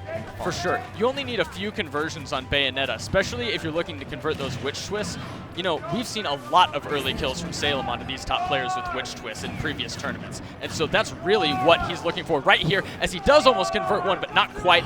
Zero able to get out. Double Witch time coming out, but he used it prior to falling onto the ground, which made its time period not as long. That actually probably would have done him a lot of good if he was able to use it again. Definitely. Not too much conversion coming out of the first, but the second one, not able to get much either. And so the stage kind of reset, and now we're back to neutral. And Salem, a little bit of a percent deficit, not too bad. Both players here finding really good opportunities to convert into neutral. Both looking so strong. Now, something I have noticed about the players is that they're used to fast gameplay. A lot of players are really used to, hey, I'm going to go as fast as I can because you know what? The faster I move, the harder it is for you to catch me. But at the same time, I've noticed a few periods where things have slowed down just a little bit. A nice monkey flip, actually, or not monkey flip, but hoo-ha coming out. Yeah, and able to get the conversion. We don't see that often anymore these days. You know, we're not back in 2015. And Witch Twist coming out, not able to find the kill onto Zero, but one conversion here from Salem, and he's right back into it. So, absolutely, and like I said before, the movement options that are coming out from these players is big. Sometimes just slowing down the game. Zero had stalled his movement for just a little bit, walked, and then did a monkey flip, which helped him get a nice hit onto Salem. I mean, really, when it comes to this matchup, those hits are big. It definitely is. Something that I love to pay attention to when watching Zero is the movement selections he takes. He has such a good selection between running away, but on just the quick dashes right back, and then he's back into the fray. He's hitting you with all of these options. As he baited something out from you with just that quick trot away, then quick trot forward, you might throw out an ability. He's not even sitting in shield for this. He just baits you with just a little bit of a movement option, and it's so beautiful to watch. I mean, you really got to hand it to Zero. That's why he is #1 in the world for everything that he's done. He's actually racking up a lot of percents quickly onto Salem, and Salem is at a huge deficit. I mean, we're looking at 153.40 with 2 stocks still, and 89 for Salem. And, I mean, you see Salem trying to do a lot of back airs because you know what? Hey, that's a kill move, but it's still not connecting. Zero is particularly adept at playing from this situation. He holds his stocks extremely well. Both we saw that in doubles yesterday, and we see that right now. He is very strong at this. And now, Salem able to find it, but he has 90% on him. But this isn't too bad of a situation for Bayonetta as she is able to get really fast conversions and rack up a lot of percent. I definitely agree with you there. 98%, but it looks like a Witch Time does come out. He actually throws his own banana at him. Looks like we may see a repeat. He has, just from that, he's actually gotten over 70%. And there it is, just like I said, not even that bad for him. One conversion leaves him 72%. Now he finds himself only down 40%, and he's actually looking in not too bad of a situation if he's able to find his way back to center stage. There it is. He has a lot of control in this situation, gets the banana, and now he's looking really strong with lots of momentum into this game. You ready for the high monkey flip read? Oh yeah, that's what we're looking for. That's what we're looking for. If he's able to get Zero off of the stage, we know that Zero is trying to break that habit though, so maybe he won't even go for it. People have been calling him out on that for a few weeks now, months even. So maybe he's going to try to stop that habit, and I haven't really been seeing him use that high monkey flip that often. Yeah, I mean, he has kind of been going for a little bit lower recoveries. At the same time, you do have to be really careful about how you recover with Diddy Kong. Just because, there's the high monkey flip, which could have been punished again if Salem was on it, but the back air comes out from Zero, and he will take game number 1. Yeah, Salem looked for that read on that high monkey flip, but wasn't able to convert it right there. You saw him go off the stage. You saw him use the witch twist, but just wasn't able to get it. And Zero finds himself a nice back air to close out the game there. And now, what do we think we'll see as far as stage selection is concerned here from Salem? Well, a lot of these players have been going Smashville. We noticed that Salem and Leo, is practically all Smashville all the time. Rido and Zero, Smashville practically all the time except for a couple times final. So I mean, Smashville seems to be the kind of comfortable pick for these two players. It's definitely interesting. We see a lot more Smashville than any other map. I would think that if Zero loses, he does often take advantage of that counter pick. Salem, maybe not as much right now, just looking to go back to Smashville. He's just looking for the run back. And so far, he's doing a little bit better than he was the first game as far as keeping even with Zero here. Yeah, I mean, at the same time, we are seeing, a lot of back airs coming out from Salem. He is racking up quite a nice, decent percent, but, Zero bringing it back, doing an excellent job of maintaining his percents and stocks. Salem is finding himself in a little bit of a different position here in the neutral. He's facing a little bit further away from Zero than he was in the last game, and I think that's really key, and let's see if he continues to do that. You see he's using that run away a lot more than he is than just sitting in shield or rolling, which are the two options he opted for last game a lot of the time. Tries to go for the side B afterburner kick, but it doesn't quite hit. And Zero doing an excellent job of just keeping him on his toes. Salem, I feel like he loves to be stage dominant. He does jump a lot. He's very aerial with his Bayo, and you kind of have to be because, a lot of your really good moves are in the air. But Salem still not able to maintain any kind of, a lot of ground control. No, not at all. He's having a really hard time finding his way back to the ground, and especially off the ledge. Zero has been phenomenal at edge guarding this set, and that is what has been keeping him in this game in particular, is his phenomenal edge guarding. Even when he's being edge guarded, we just saw that, he did monkey flip into back air, which knocked Salem almost towards the blast zone, almost killed him from just nothing. Now, really intense position as either player is finding themselves ready to go down one stock here, and Salem is able to convert it with the nice aerial there and finds himself up one stock, but he is ready to go down as well. Let's see if he can find himself any extra credit as he is at 116. Yeah, Bats Within did come out. It looks like he tries to go for the hard read. Man, what a follow-up right there. G0, all the pressure in the world, just giving Salem nothing. Yeah, and taking Salem everything. had no option but to get hit with that after Zero had himself in such a beautiful position, and now Zero, momentum back to him, but Salem able to break it a little bit, and now percent's back to even. Nice job from Zero, just getting a little bit of percent on to Salem, still not finding as much as he may want to. Salem having a little bit of trouble.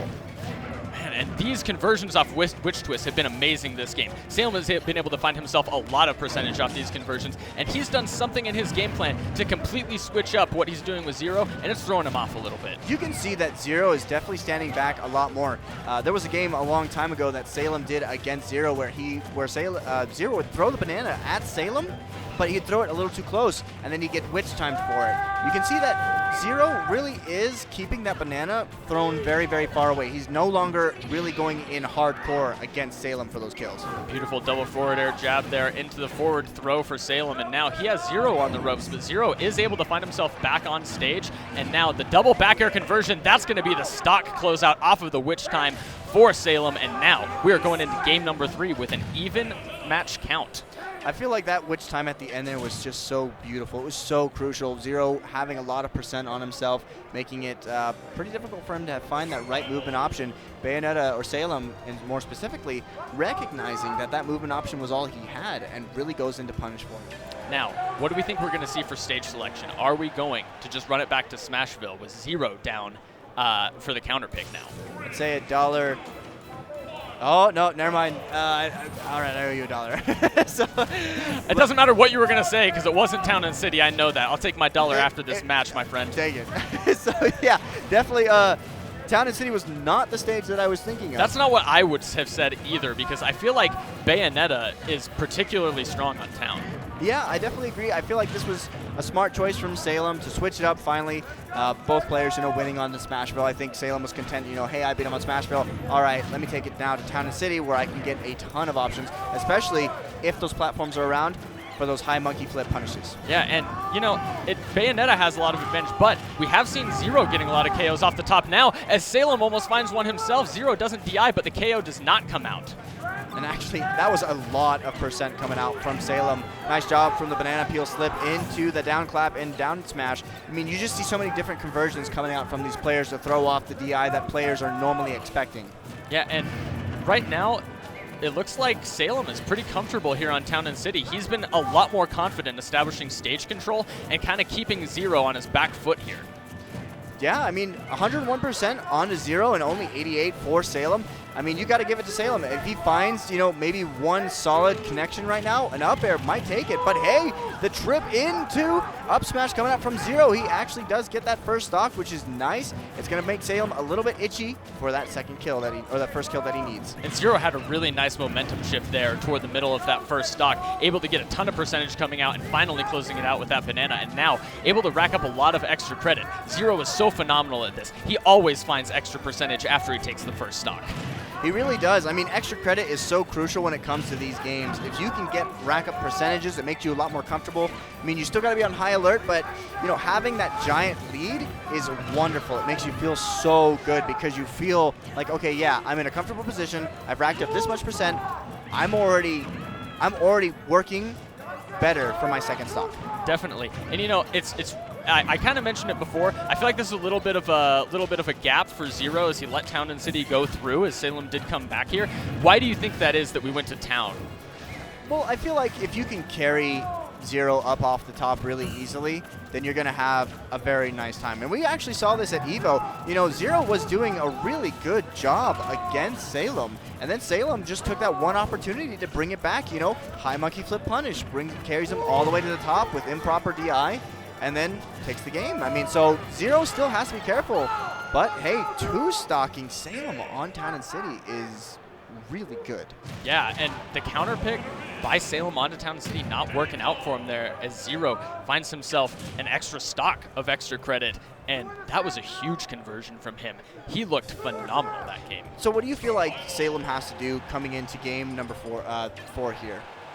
I feel like he needs to go back to what he was doing the second game. Right there, we saw him a little bit too in Zero's face again. I feel like when he backed it off and tried to reset the neutral more often, he did a lot better.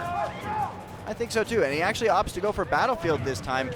Now it's going to be a higher ceiling, so it's going to be difficult for to kill off the top, which we've seen Zero do twice now, an up tilt and an up smash. And we haven't really seen Salem getting a lot of conversions off the top. He has killed with up air a couple of times, but really we've seen him KOing off the side here, and particularly off of the back air conversions as well. And so maybe he's thinking to himself, I don't necessarily need to go off the top in this set. Maybe that's actually a detriment for me, as I've been the one actually getting KO'd off the top.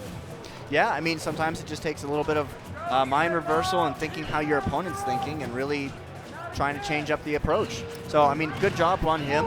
We did see a lot of the times the players would choose the same stage over and over and over again, and they just get destroyed on it. And so now, switching it up, trying to make Zero on his toes and see what kind of options he can find. And Salem is doing a very nice neutral here for Battlefield. He's keeping himself on that Battlefield platform, and right as I say that, I was going to say without taking a lot of percentage, but there comes a ton of percentage from Zero as he does find a way to punish Salem up on that platform. Nice job throwing the banana and getting that throw into it, racking up just a smidgen of a bit more percent. And that's all you really need right here. Here he comes. Oh, he actually whiffs the forward smash, so he doesn't quite connect like he wanted it to, but he does have another banana peel ready on standby.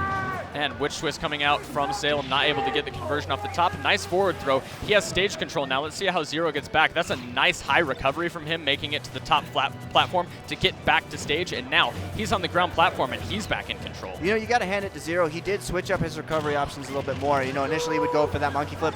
By the way, beautiful up smash coming out. But he used his rocket that time. And you know what? I think that might have thrown Salem off a little bit. And we might not have a lot of huge explosive moments in this matchup with a Diddy Kong versus a Bayonetta, as the neutral is a little bit slower, but the technicality coming out from these two players, the spacing, it is so fun to watch if you just pay attention a little bit to their movement and how it differs from a normal matchup. Yeah, I mean, when it comes to any kind of Bayo, and especially with these two caliber players, you really have to play patient. You really have to make sure that you do a lot of moves right, because it's every little move matters. Every little bit of percent will make the big difference when it comes to it. And wow, a nice recovery from Zero. He didn't even have that much end lag.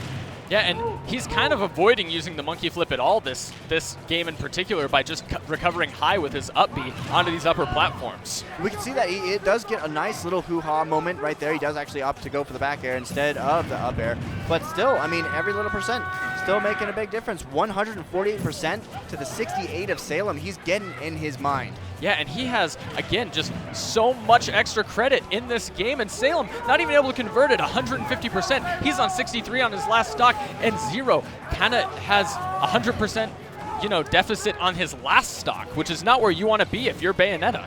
Now remember, this is losers top 12. So if you do not win this match, if Salem fails this, he's out of the tournament completely. And that is heartbreaking because that's not many positions away from when you're getting some of that sweet GTX prize money. Yeah, what was it, over 100,000? Over 100,000 over the whole tournament. For this bracket in particular, we have over $30,000 going out.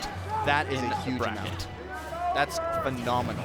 It's just a crazy pool here at GTX 2017. Salem is able to find a conversion, and he's at 81% on his last tournament stock. I got to give props to Salem. He has a bit of a high percent, but he can still bring this back. Maybe a solid witch time might help him. Maybe some bats within, some witch twist, figuring out a way to get in Zero's head before it's all over. And the F smash comes out, and Zero will take it, sending Salem into the Shadow Realm, forever gone. And not just the Shadow Realm in-game, but also in real life too, as he does tumble out of bracket. Amazing run here by Salem to make top 12, but he will fall out to the likes of Zero. I mean, Zero's been playing phenomenally ever since he got sent to losers. I mean, once you're sent into losers, you got to be really careful about how you make approaches. You feel comfortable when you're in winners. You feel safe and secure, and then as soon as you're knocked in, all the marbles spill out on the table, and you're going, okay, whoa, I got to slow down or speed up, and I got to work extra, extra hard because the next loss, I'm gone. And how scary is it to play against Zero in losers bracket? It doesn't happen very often. No, it really doesn't. Zero is in losers bracket in general, but playing against him in losers bracket, that's a whole different level of scary. So what do you feel like the differences need to be when it comes to the stages that were chosen against Salem versus Zero? I mean, we did see Smashville come out, and both players won on that one. Then we saw Town come out, and then we saw Battlefield chosen twice. Why? I feel like one of the big things that we needed to see from Salem is a bigger conversion when he chose to go to Town and City. He had a really good moment when he picked that stage. He decided not to go back to Smashville. I kind of agree with that in this situation because you are playing against the likes of Zero. You do want to use every tool you have in order to beat this man.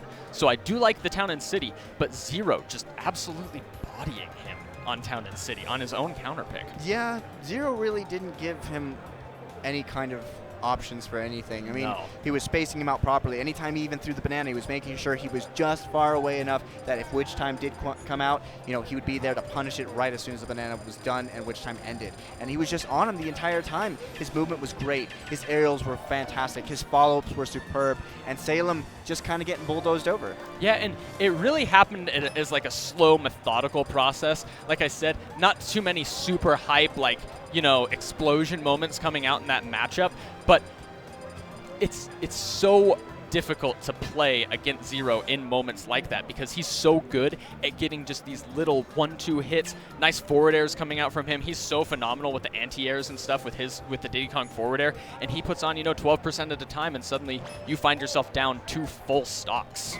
Yeah, absolutely. And by the way, once again, guys, thank you so much for watching GTX so far. We are still getting underway with more brackets to watch. We want to give a shout out to our sponsors real quick. Viper Gaming, we love you guys. Thank you so much for all your support and your sponsorship. And VG Bootcamp, thank you guys as well, and for tuning in. Yeah, and also we want to give a nice shout out here to Western Digital. You guys better check this stuff out. I have one of these in my computer myself, one of their SSDs. They work phenomenally. I actually have 2 of them, one for my operating system, one for the games, just like TK Breezy does on the games. And, they do run smoother. I gotta agree with you right Way there. faster load times. And also, gaming on with our GT Thrones. These chairs are actually super comfortable. We are sitting them ourselves, and I gotta say, my butt feels great. If I don't end up getting one of these through like a competition or anything like that here, I'm going to have to buy one of these because these chairs, aside from the fact that they have the super ridiculous rumble sound, all that kind of stuff, they're just super comfortable. They really are. I mean, and especially with those extra features that you do have, you can decide if hey, you know what? I want to actually have some rumble while I'm playing my game. I've always wondered how in the world am I going to like feel it through my entire body. Like normally, yeah, when I hit somebody with Rumble or whatever, it's in my hands. And, you know, I like getting that feeling because it makes me feel more connected in the game itself. But with the chairs, I mean, it's their whole body, so now you're really into it. Also, by the way, Smash 4 Boot Camp coming up December 7th through the 10th in Las Vegas, Nevada with a $10,000 pot prize. Yeah. And that is going to be an amazing event there in Las Vegas. I've been to a couple of Smash events there myself, and it is a phenomenal place to be. I actually went there for Zero Saga. Oh, phenomenal. Which was awesome. I loved Zero Saga. I mean, just the way that the tournament was organized and held, they did a fantastic job. Hey, there. guys. The beautiful venue was awesome. I'm in here. The stream can hear me. So this is our invitational. 8 players have been invited already. The top placing non-invited Smash 4 player at this event is going to make it. And the crazy part is, because of all the upsets, a non-invited player is guaranteed 3rd place here at the event. So it's going to be up in the air who gets that slot. It's going to be crazy. Oh, that's be really phenomenal. Cool. So we are going to have a lot of excitement coming up on December 7th through the 10th in Las Vegas. So make sure to check us out there, guys. We will probably be there. I imagine so. Yeah, Las Vegas, super close to here. Both of us living in beautiful Salt Lake City. Of course, we're going to be traveling over to Las Vegas. So, I mean, that's only a 5-hour drive? Yeah, 5-6 hour drive from us. Not too bad at all. Yeah, not that bad at all. Yeah. So, especially, you know, with all the surrounding regions, Las Vegas is pretty close to a lot of them. So maybe some SoCal players, some Houston, Texas maybe, some New Mexico. Definitely, definitely. No, there's no reason you shouldn't be going to these events, guys. We want to see you, though, but we do love you tuning in all the same. And now, this is going to be extremely interesting as we do have a Fox Ditto between Larry Lurr and Charlie DeKing. So, in the Fox Ditto, I feel like maybe... Oh, okay. I was going to think that maybe one of them would change it up.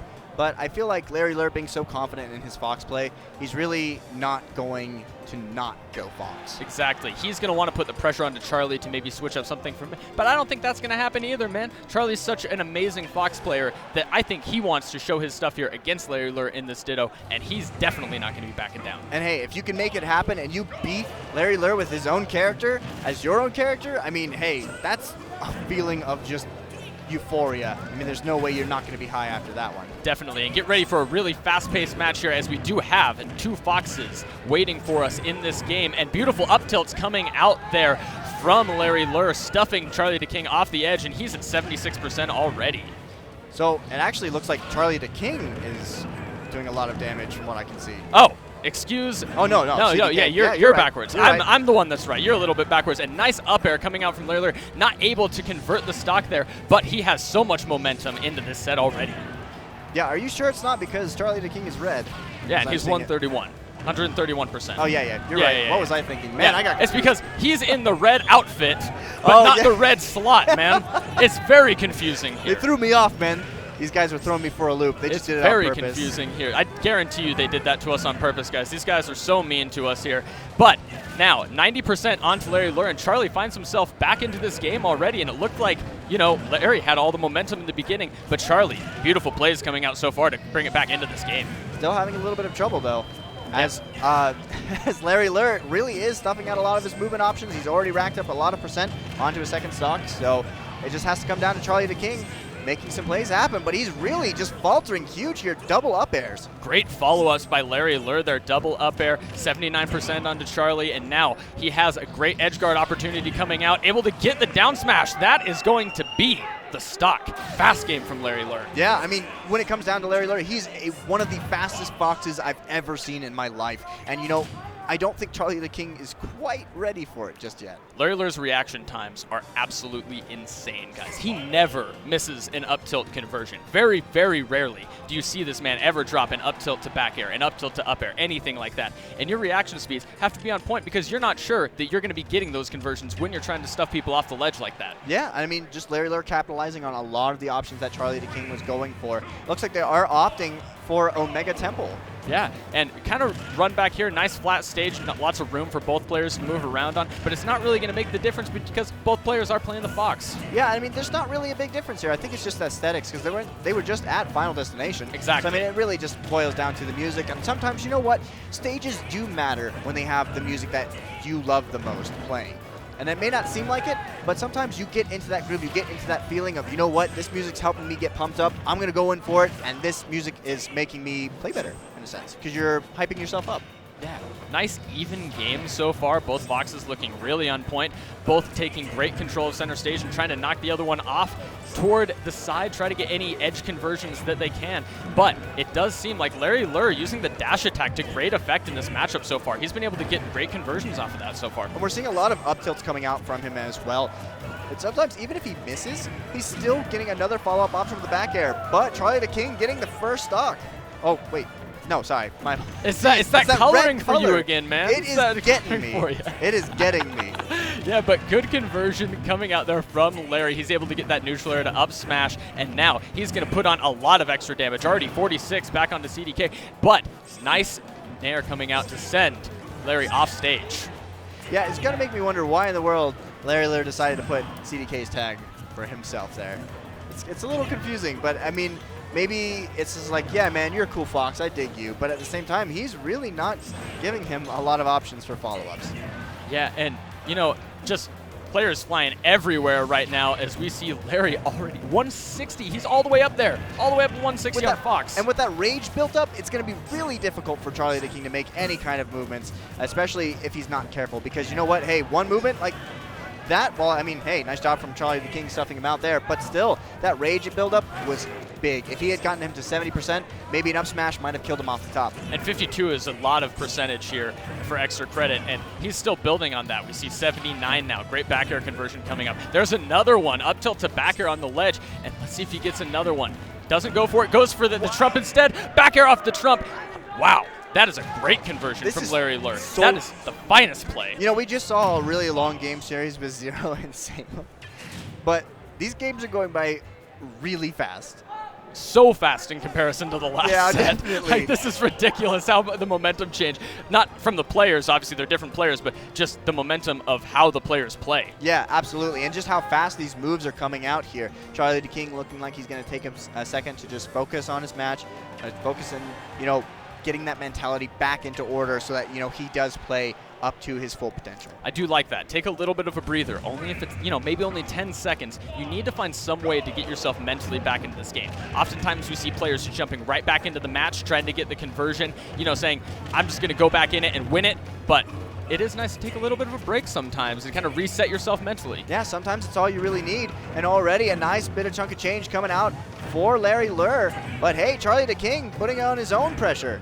Yeah, so many up tilts coming out in this Fox matchup as both of them are fast followers, and the up tilt is so potent against Fox as Fox. Nice job coming out for both players, getting a nice even percent, right? You know, range.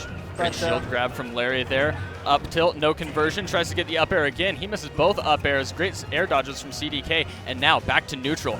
And so much movement, so many turnaround tilts coming out from Larry there. He has such amazing movement as he goes across the stage, trying to turn his back on these pivots. By the way, beautiful job from Larry Lurr getting that first stock off on Charlie the King. And he's racking himself up a nice little bit of rage, but Charlie the King has to be careful about how he does things. Those tilts are so big on the edge, by the way. Yeah, and they're getting so many of them, and the conversions are coming out, leading into so much percent. And now we see CDK finally able to take that first stock without taking 40 or 50%. Yeah, I mean, he's doing an excellent job bringing it back. Maybe he's adapting a little bit. I mean, after 2 games, you kind of hope that you would adapt by then, and that way you could make a comeback, but it's going to be a long road to come back from against one of the best Fox players in the world, if not the best. Yeah, definitely. Larry Lurr, definitely the kind of the paramount Fox, if you will. Kind of the peak of his game, always adding more, and that is beautiful pivot up tilts coming out from him. Amazing tech skill from Larry Lurr, and 101% on the CDK, and he is back in stage control, actually. He has a good opportunity on Larry Lurr here.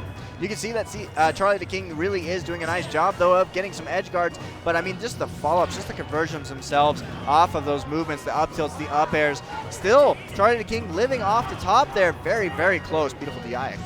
And what's Larry going to do to convert off the ledge here? CDK able to get back on, and he takes center stage. And now he has an opportunity of his own, and that's going to be the up smash coming out from Larry. Beautiful job from him, taking 3 games in a row in the Fox Ditto, proving that he is the best Fox around. Yeah, I mean, just Final Destination on every every match was Final Destination pretty much. And I feel like with that stage chosen, you really have a lot of benefits to both of these characters. They're the same. So, I mean, at the same time, you're looking at, okay, your Fox is in the same position as mine. The only way that you're going to beat me is if you outplay me. And I'm going to show you how a real Fox does things. And Charlie the King, he didn't get, he got 3-0'd.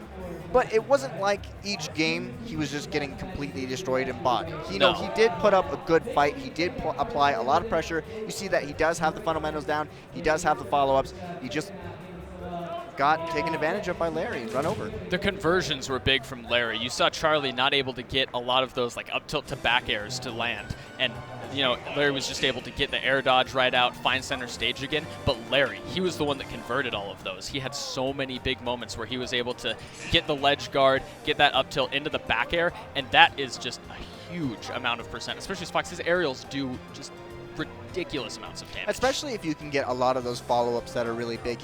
A lot of the up tilts into up airs is a very, very solid combo game for Fox. And I mean, you can rack up, if you do it properly, in maybe 60%, 70% on your opponent, especially when it comes to Town and City. Then you can carry them up all the way to the top if you're looking at different stage picks. Yeah, and so many kills going off the top there. I mean, so many up air conversions coming out from Larry. He looked so solid in the air, and I really think that's where he won this one. Something different that a lot of, like both of them that they were doing was when they were trying to recover, they didn't really use Firefox a lot. A lot of it was mostly Fox Illusion. Interestingly enough, Charlie the King was punishing a lot of those Fox Illusions with that perfect pivot up tilt, or just up tilt in general. Very, very quick move, has a lot of priority, and it sets up for a lot of things. Up tilt can set up into up air, back air, depending on the DI that you do decide to read on. So very, very nice job from Charlie the King, punishing a lot of those Fox Illusions from Larry Lurr. Yeah, he looked really good on the ledge when he was able to get stage control.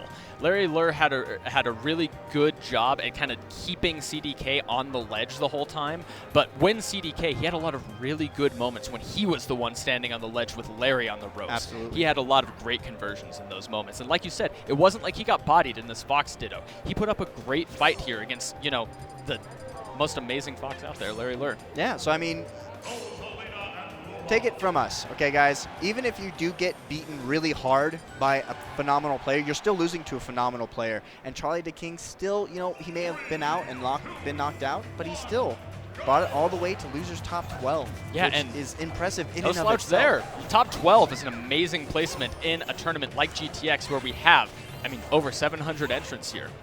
Yeah, so I mean, you got to think of just what's going to happen next with actually coming up with Dabuz and Samsora. Yeah, and this is a very interesting matchup in particular. It'll be really interesting to see how Samsora chooses to get in against Dabuz. What do you think the key points are here to watch for in the matchup? Well, I feel a lot of the time Luma is going to be a really big factor. Luma is pretty much a factor in nearly every match you decide to do against Rosa. So, I mean, the pressure and the ability to space Luma properly and at the same time still get off those hits that are really big, you got to be careful, because it really boils down to how well can you space around Rosa and Luma, and if you can get rid of Luma, what do you do afterwards? How do you really follow up against Dabuz? Because you know what? Dabuz being a very, very critical thinker in his gameplay. A lot of his moves come out kind of slowly, but they have a lot of priority, and if you're letting yourself get hit by those or in shield pressure, and then you have Luma still around, you're going to get in some trouble. Yeah, I think that one of the key things here about Dabuz and what makes him such a strong Rosalina player is he is incredible without Luma. Even when Luma goes down, he still is able to find himself in nice offensive situations, which is something that we don't see a lot of lower level Rosalina and Luma players. They're not able to do that. Yeah, you do see a lot of lower caliber players of Rosa and Luma. Once Luma's gone, they head for the hills. They're going to wait. They're going to try and run away from you as long as they possibly can until it comes down to, oh, Luma's back. All right, now I'm going to go back on the offensive. And we're going to Battlefield as the first stage here in Losers Top 12 with GTX. And going to be a really interesting neutral here. A lot of space between the two girls, as we do see Samsora trying to find any way to get in, and Dabuz has shut out all of his approaches so far. Not too much percent, it is nice and early, but nice shield pressure coming out from Dabuz there with Luma. Yeah, I mean, like I was saying before, Luma's going to be a big factor in this match. Peach, we saw that Samsora, his movement was very, very good. His only problems before were, how is he going to get it on Elegant before? And now, with Dabuz, we're looking at the same thing. He's having a really hard time.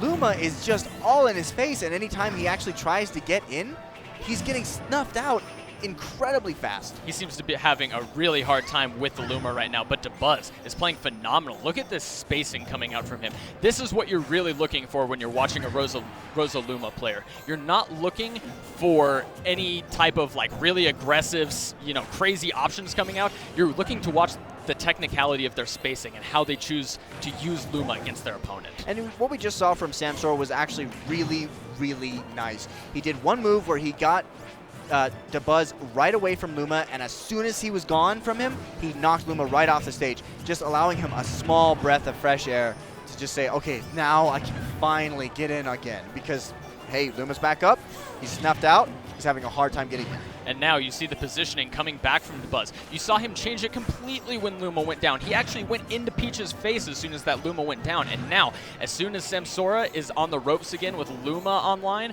you see the spacing back off now. Yep. And now, beautiful conversion from Dabuz, and his spacing's been phenomenal this game. It really has. I mean, you've got to give it to Dabuz for making sure that Luma is there to protect him, and when it's not, he's still applying pressure, and that throws a lot of players off. They're not used to an aggressive Rosa without a Luma. And right now, it looks like Samsora is throwing out any options available, throwing out the Peach Bomber to get rid of Luma. And now Dabuz, again, look, he crowds him so hard once this happens. You see him finding himself in center stage. He's trying to take it even without Luma. And this is something that is so unique to Dabuz when he plays in particular. Yeah, I do notice at the same time that Dabuz, even as aggressive as he is with that play, he is still waiting. It just only takes a small second. Double booty bump is going to come out and take away that Luma. So it's going to be a little harder for Dabuz, but at the same time, you can see him. He's going in and he's going out. And at the same time, he's still biding time while being aggressive for Luma to come back. One of the most intelligent players in the scene, no doubt. As far as his gameplay is concerned, he is a mastermind of spacing, and he's been doing such a phenomenal job keeping his spacing alive, even as he holds this lead. Sometimes that's so difficult. Once you get the lead, it's so hard to maintain it. It's so hard to keep your spacing up, not get stuck in your own head trying to be too aggressive to close out the game. And a nice job from Samsora actually taking away that stock finally from Dabuz. I mean, it did take a while, but he's finally racking up the percent, and Luma's not around. So Samsora is going in as best as he can. You can see his movement options did definitely change a lot more. You notice he's not float canceling as much when Luma is up because it's going to actually put him in a bad position. Yeah, Luma he has will punish him. completely changed his game plan over the past stock and a half, and it has been amazing to watch. He's basically got all the momentum back on his side as he's kind of found the way to get rid of Luma. He really has, and he's actually done a fantastic job of making sure that Dabuz knows it. Dabuz is seeing the difference now. He's saying, okay, wow, I have to be really careful. Nice job from getting Luma back up, but Dabuz will save it before it comes down again, and he knew that he had to get it up at least in a small moment. Otherwise, he's going to be in a lot of trouble. And Yeah. Samsora knows this right now. And Samsora, he's been great getting Dabuz on the ledge. He's had so many good conversions getting rid of Luma. That was so key. And now with Luma gone, as Luma is getting back in, he's able to find a quick kill there. Yeah, looks like Samsora is saying, I'm the real queen around here. Or princess, if Princess Peach is her name, but I mean, or Princess Toadstool is her actual name. I don't think that this is a fair cat fight, though, man. One of them has a star on their side. It's like a full character. By the way, Luma's weight is actually like a galaxy. It's like a galaxy's weight. Yeah, that's definitely not a fair matchup then, man. That's definitely not a fair matchup at all. I've got a crown and, maybe a toad, but it's not going to do much against a full-size galaxy star. I think they took all of Rosa's weight from like Mario Kart and everything like that and just gave it to Luma in this game because she is so light in comparison to other iterations of other games. Yeah, but well, in this game, she's still a little heavy. A little. But, she definitely did lose a lot of weight, which is fine. I mean, it's okay. Yeah, it's okay. It's great to lose weight, guys. But we do see Samsora having a little bit of a game plan figured out here as he's onto an early lead this time and looking like he's able to carry over at least a little bit of what was going on last game into this one. I could definitely see why Dabuz would choose Town and City as a counter pick. If you can keep him into there, we automatically see, those up airs are coming out more frequently from Dabuz because he's noticing that Samsora is floating above him more. Definitely, and that's definitely going to be the changeup you're looking for if you're Dabuz. You're going to be trying to look out. You're going to be looking to change your game plan because Samsora has already changed up his in such a great way. Yeah, and you have to be able to adapt to a situation. If you're not adapting, you're definitely doing something wrong at this high level caliber of play. And now this is such like a static neutral. You see hits being exchanged back and forth one after the other, and now Dabuz finds himself a tiny bit of a lead, not able to convert the up smash there into a kill, but a lot of percentage. Something that I've seen Dabuz doing a lot more recently, by the way, he did this twice to Samsora just then, was he would bait Luma out, and he'd have him out there just doing an attack, and as soon as you try to jump over him and hit him with something, he'll up smash. And he's done that to so many players, which have caught them off guard. Beautiful ledge guard there from Samsora with the floating neutral airs, and now Dabuz is in a hard spot. He's able to find the platform, which gives him a little bit of breathing room, but now Samsora has got him back on the ropes as he back throws him off stage, and now Dabuz not able to get back with that recovery. That was actually a really, really clutch moment right there, as Dabuz still had Luma spinning and attacking. If Luma had hit Peach upward, Peach probably would have died. Oh, yeah, just like for that. Sure. Yeah, I mean, super high percentage from Samsora, and now we're back to almost even, only 11% onto Dabuz. And this has been such an interesting game so far. It's just hits back and forth flying between these two players. You really got to give it to Samsora. He adapted so well game one, and he's been bringing it back. He really is a pioneer trendsetter in this series of Peach players. I mean, we haven't seen a lot of them. So to see a Peach here and just have this diversity, by the way, in character choices in top 16, top 12, it's amazing. It's so cool. That's one of the things that I love about Smash 4 in general. Over these past tournaments, these past few majors that we've had, we have seen such a huge array of characters in the top 8 of every tournament. It's been a bunch of different people with a bunch of different character selections. We're not just seeing a bunch of Foxes or a bunch of Zero Suit Samuses or anything like that. We have Peach and Rosalina here in top 12. I mean, we've seen as well, you know, Captain Falcon, Link. A lot of people have been taking names with these lower tier characters that are considered not as viable. And I mean, it really just shows the dedication and the work that these players are putting in. So big props out to Samsora for making Peach look so fantastic at the same time as he dies. As he does die to the up smash from Dabuz. He's converted a lot of those this game. That happens. He put on like 50% to up smashes and then finally also closes out the KO. It seems like Samsora is having a really difficult time dealing with that bait into the up smash that you talked about earlier. Yeah, and then at the same time, I mean, I got to give it to Dabuz. I feel like Commentator's Curse really shot me there with Samsora. It's every time, He's man. doing so good. Oh no, he's dead. It's All every right, time. that was, you know, fun. He really is a good player, guys, I promise. But we do have a game number 3 coming out as we have the set count at 1-1. Samsora Dabuz, GTX 2017 losers, top 12. The loser of this is going home as well.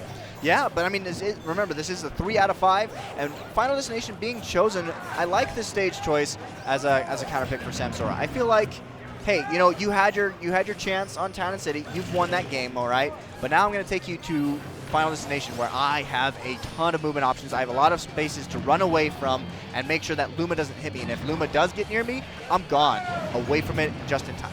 But right now, Samsora is giving him no quarter. He has absolutely no space to work around on this FD, and that is a huge conversion. So much momentum. He had Dabuz on his back foot the whole time on the left side of the stage. What a conversion from Samsora. That was beautiful. It looks like Dabuz is fishing for a lot of those up airs. He's trying to get those early kills because he knows he's in a big deficit right now. Still fishing for him, trying to get some damage off.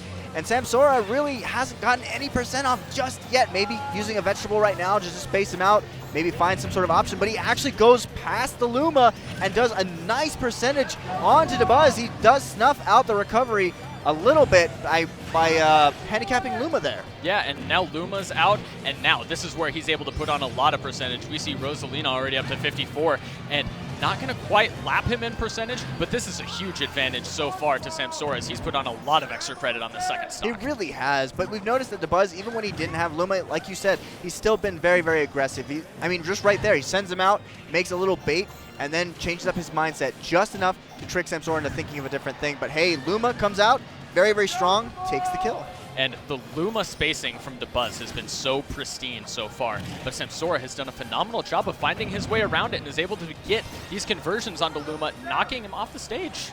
Looks like Samsora trying to find a fair just as strong as Mario's. She actually hits them with her crown.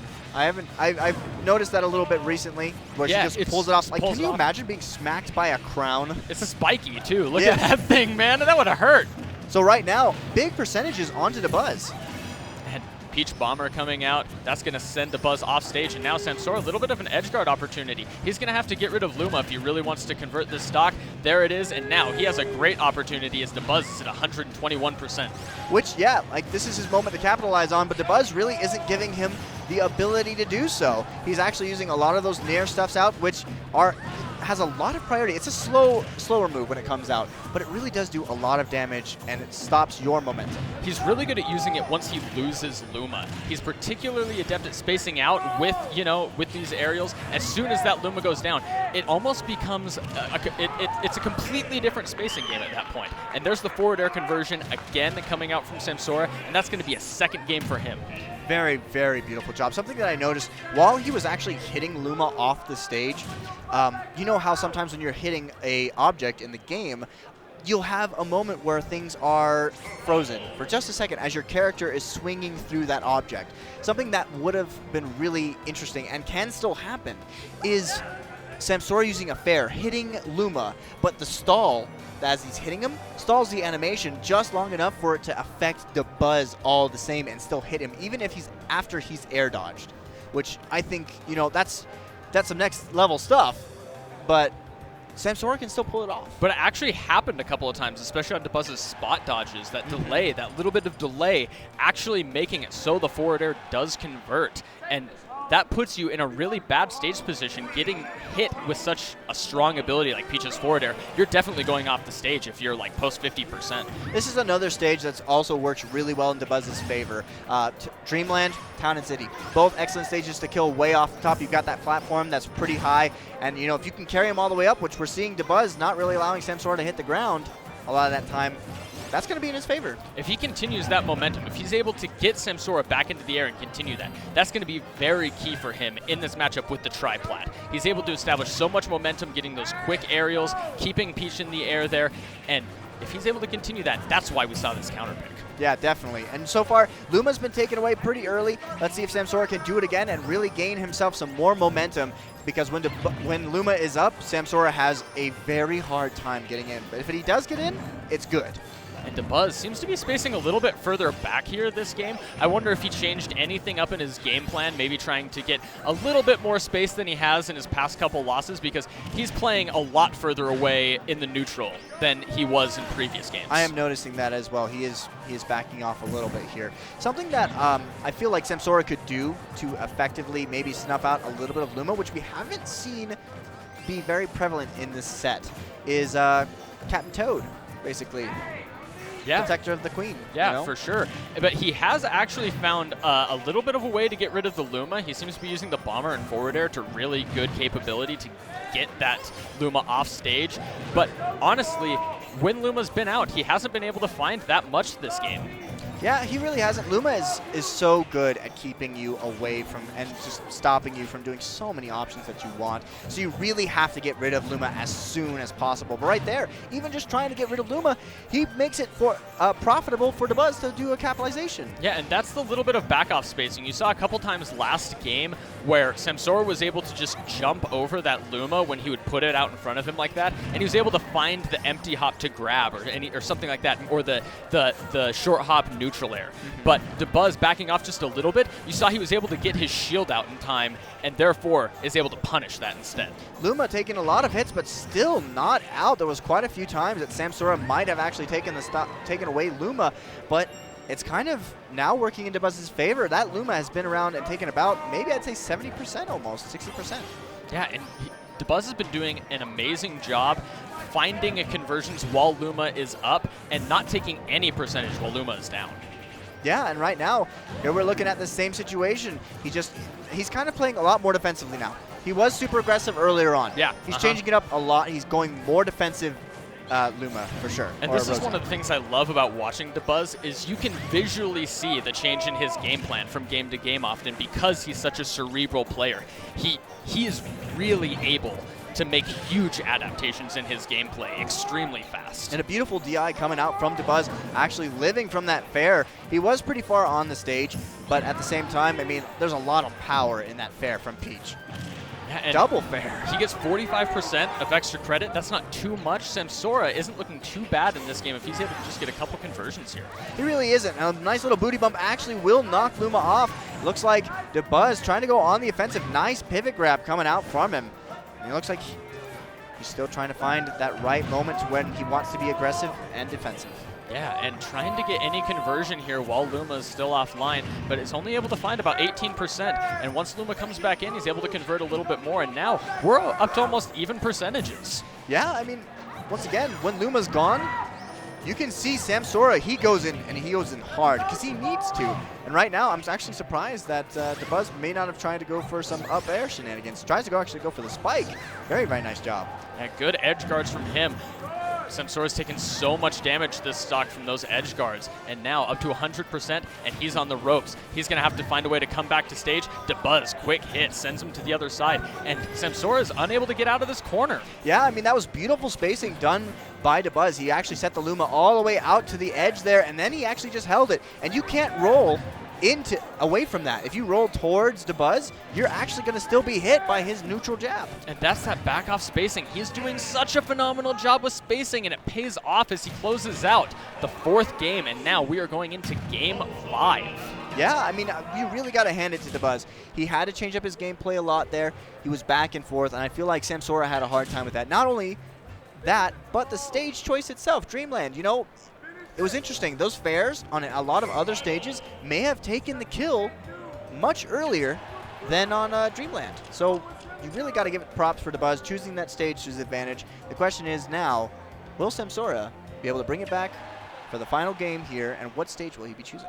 Well, let's find out here as we are getting right back into it now. We are on Battlefield. Okay, so similar, triplats. Yeah. But, you know, a bit of a higher ceiling, not really allowing him to get those kills off the top, and maybe off the sides here it might be a little bit better for him. Yeah, I really like this from him. It kind of eliminates a lot of the things that were annoying him on Dreamland. I don't think he had a great time dealing with Wispy either, as he was finding a really hard time getting to Dabuz, you know, and it really doesn't help when you're getting put on your back foot the whole time. And so Battlefield, a little bit of difference on the triplat, and a good stage overall for Peach. I definitely agree. You'll definitely die off the top a lot. It'll take a lot longer for you to actually die off the top.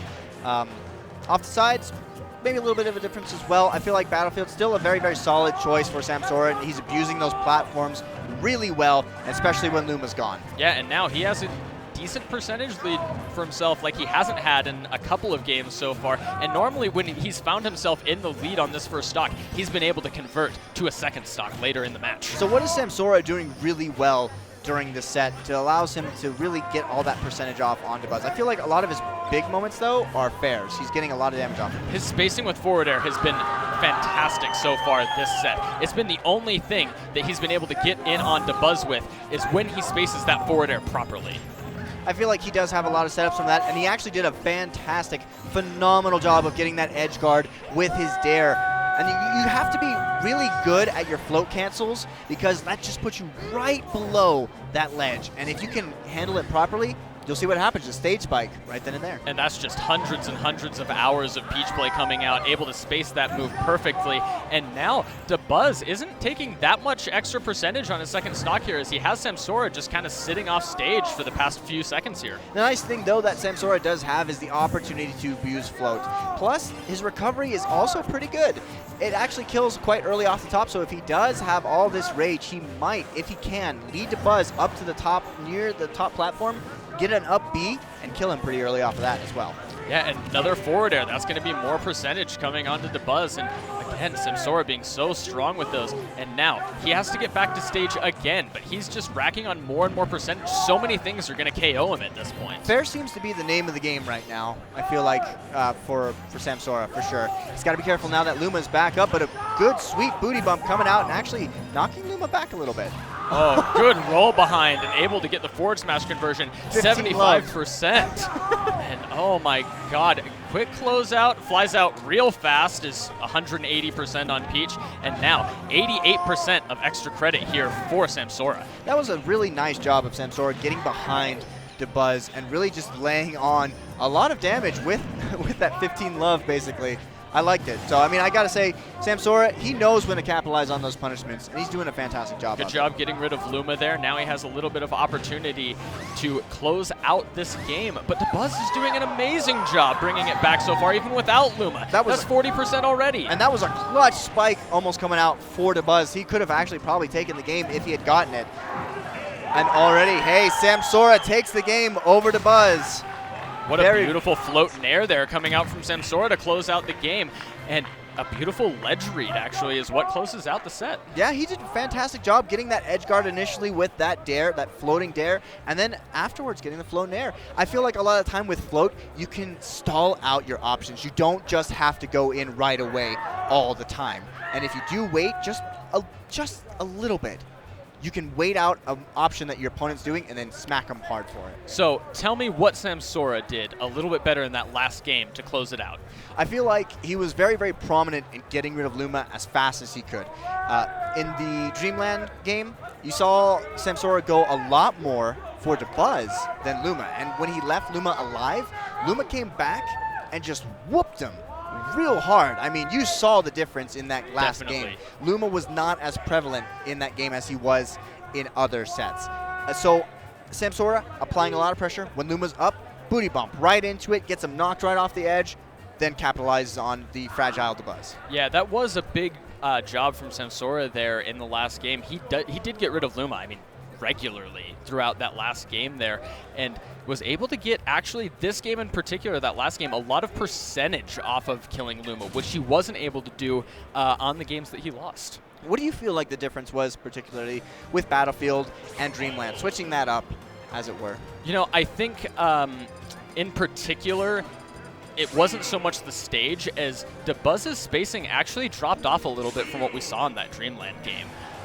He kind of wanted to be a little bit closer to Samsora in that last game, and I feel like Samsora did a phenomenal job capitalizing on that. I feel like it also kind of scared him a bit. I think being game number 5 there was pretty scary, and you know, you do let the jitters get to you, and once they do, they're going to run rampant over you. And they're going to make life very, very hard for you to think properly, especially in high tense situations. So, you know, the loss of Luma, you're at high percents now. Oh man, this is game number 5. How am I going to handle this?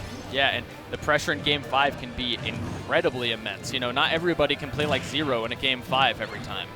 So, yeah, absolutely. So, you know, Zero, he really makes things interesting when he does play. But I got to hand it to him. Props to Samsora. I mean, you go 3-2 against Dabuz, one of the best Luma players around, and you take him, you knock him out of the tournament. He's not around for top 8. Yeah. So, I mean, that's that sweet prize money, is that top 8. But the last match of this evening, I believe, is going to be Nairo versus Darkshad. What do you feel about this matchup? I feel like if Nairo decides to go Zero Suit, which he might, I feel like that's probably a pretty safe bet here against Ryu. I think so. You're going to die still early, but it's the same principle as Sheik versus Ryu. I mean, you're still having the problems of, okay, I'm going to get a lot of hits off, but a couple solid smacks from Ryu, and you're going to die off the top. I feel like the neutral is going to be a little bit better than what we were going to find when Mr. R was playing against Darkshad as far as the character selection, because Zero Suit's going to do a little bit more damage to Ryu overall, which is so important trying to get that big body out of here.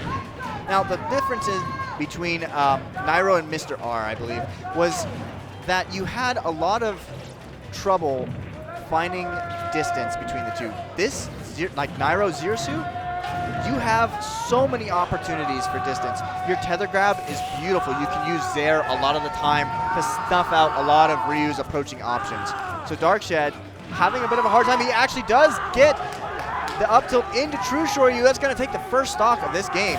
And I didn't think that was actually going to KO, but he's proven me wrong all over the place. That was an amazing conversion from him with the True Shoryu, knocking out Nairo's first stock. And now we have Nairo a bit on the ropes as he's taking a little bit of extra credit. He converts a boost kick, and that's going to be a first stock for him as well. Only taking 31%, you know, that's not that bad of a deficit, but remember, every hit does count for Ryu here, so it's going to make things a little bit trickier. Nice job of a conversion from Nairo. Can he get the up airs? He does whiff them. A couple of big hits from Darkshad would have put that extra credit over the top for Nairo, but now he finds himself back in the lead. 53% onto Darkshad, and he's looking like he's found out a little bit of extra in his neutral to help him out. And almost the spike coming out from Darkshad, not quite to convert there. You could see he was going in hard for that one. He really, really wanted that spike, and he almost got it. He was just a few frames off from getting perfection on that. Those are some of the sickest spikes to see, of course, the Ryu ones. I always love to see that big fist come down. Gosh. And now, almost gets the True Shoryu again onto Nairo, but he doesn't have any rage yet, so not any kill for him. Not quite, but I mean, those up tilt juggles were amazing. Yeah, he is finding himself a nice bit of percent onto Nairo here, and a bit of center stage as well, as Nairo's having a little bit of a hard time landing. It looks like Nairo is waiting for a nice baiting moment. He does get the up smash off.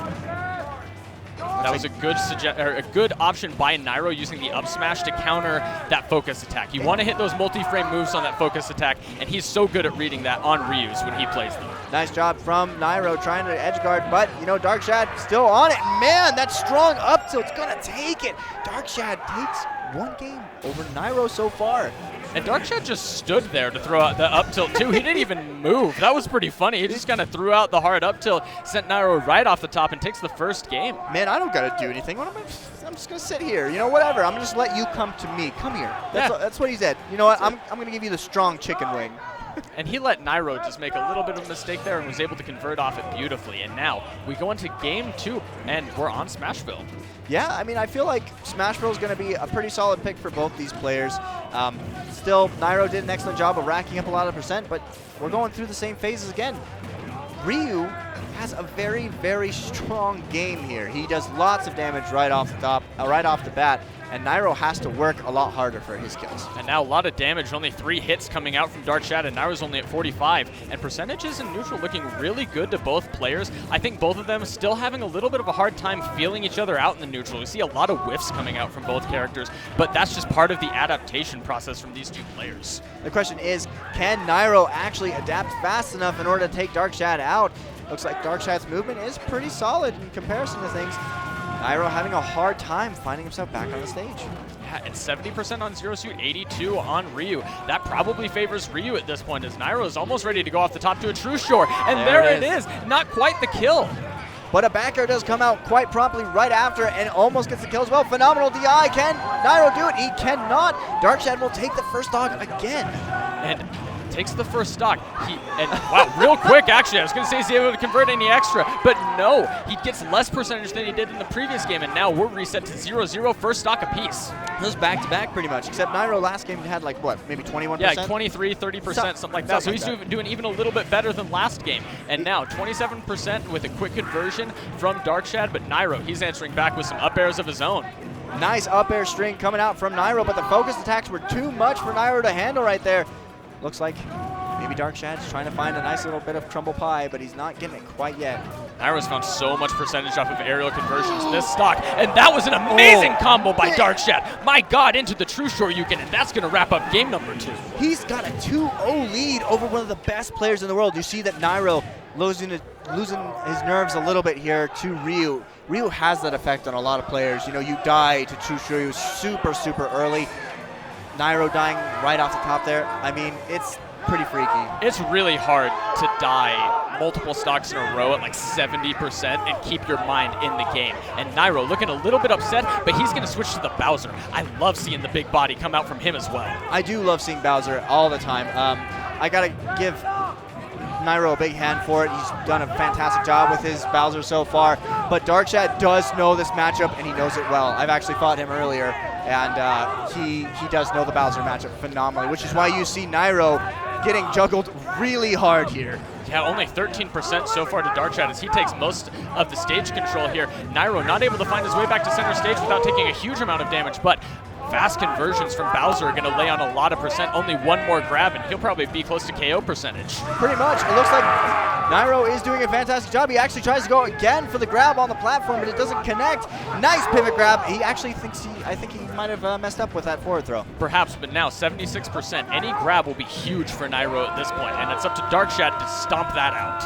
At the same time, Darkshad does have his True Shoryu, but side B does come out. He gets the body slam. Percents are around equal. Nice going low for Nairo. Wow. Crazy read trying to come out from Nairo there. He knows that he has to go the full distance in order to close out these games because he's got 3 more if he wants to stop himself from going home. Nice back air does come out. It looks like Darkshad does have the advantage right now. Nairo in a pretty big deficit, especially when it comes to it. But hey, up throw up there will get the stock equalizing out. We've seen this 3 games in a row. And the crowd is absolutely insane right now, rooting for Nairo, rooting for Darkshad.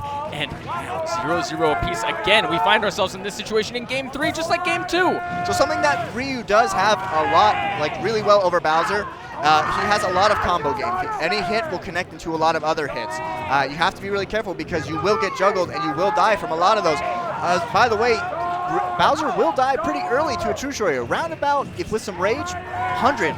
You can die at 100. So, wow. I mean, Bowser, normally living to 150, may not live as long against a harder hitter like Ryu. Definitely. Something to watch as we get later and later into this game. Nice neutral air to stop that focus attack coming out from Darkshad. Nairo's been doing such a good job stopping all of those focus attacks, and almost the down air conversion from Darkshad doesn't quite come out, and a second one misses as well, and Nairo tries to get center stage, doesn't quite get it.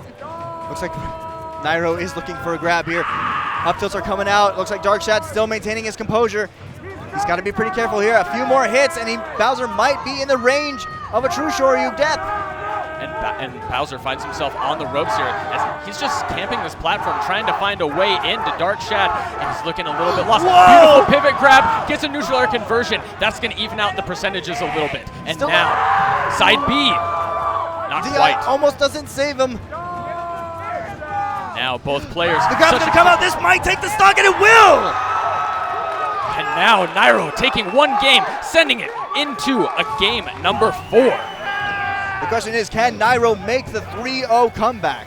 And now, do we think we see him stay with the Bowser after he converted this game? I feel like that's going to definitely be the case. You know, he snapped his head back into action. I feel like Bowser's a great choice to help Nairo get himself back into, hey, okay, this is the mode I'm in. I'm going to keep with it, but I guess I'm wrong.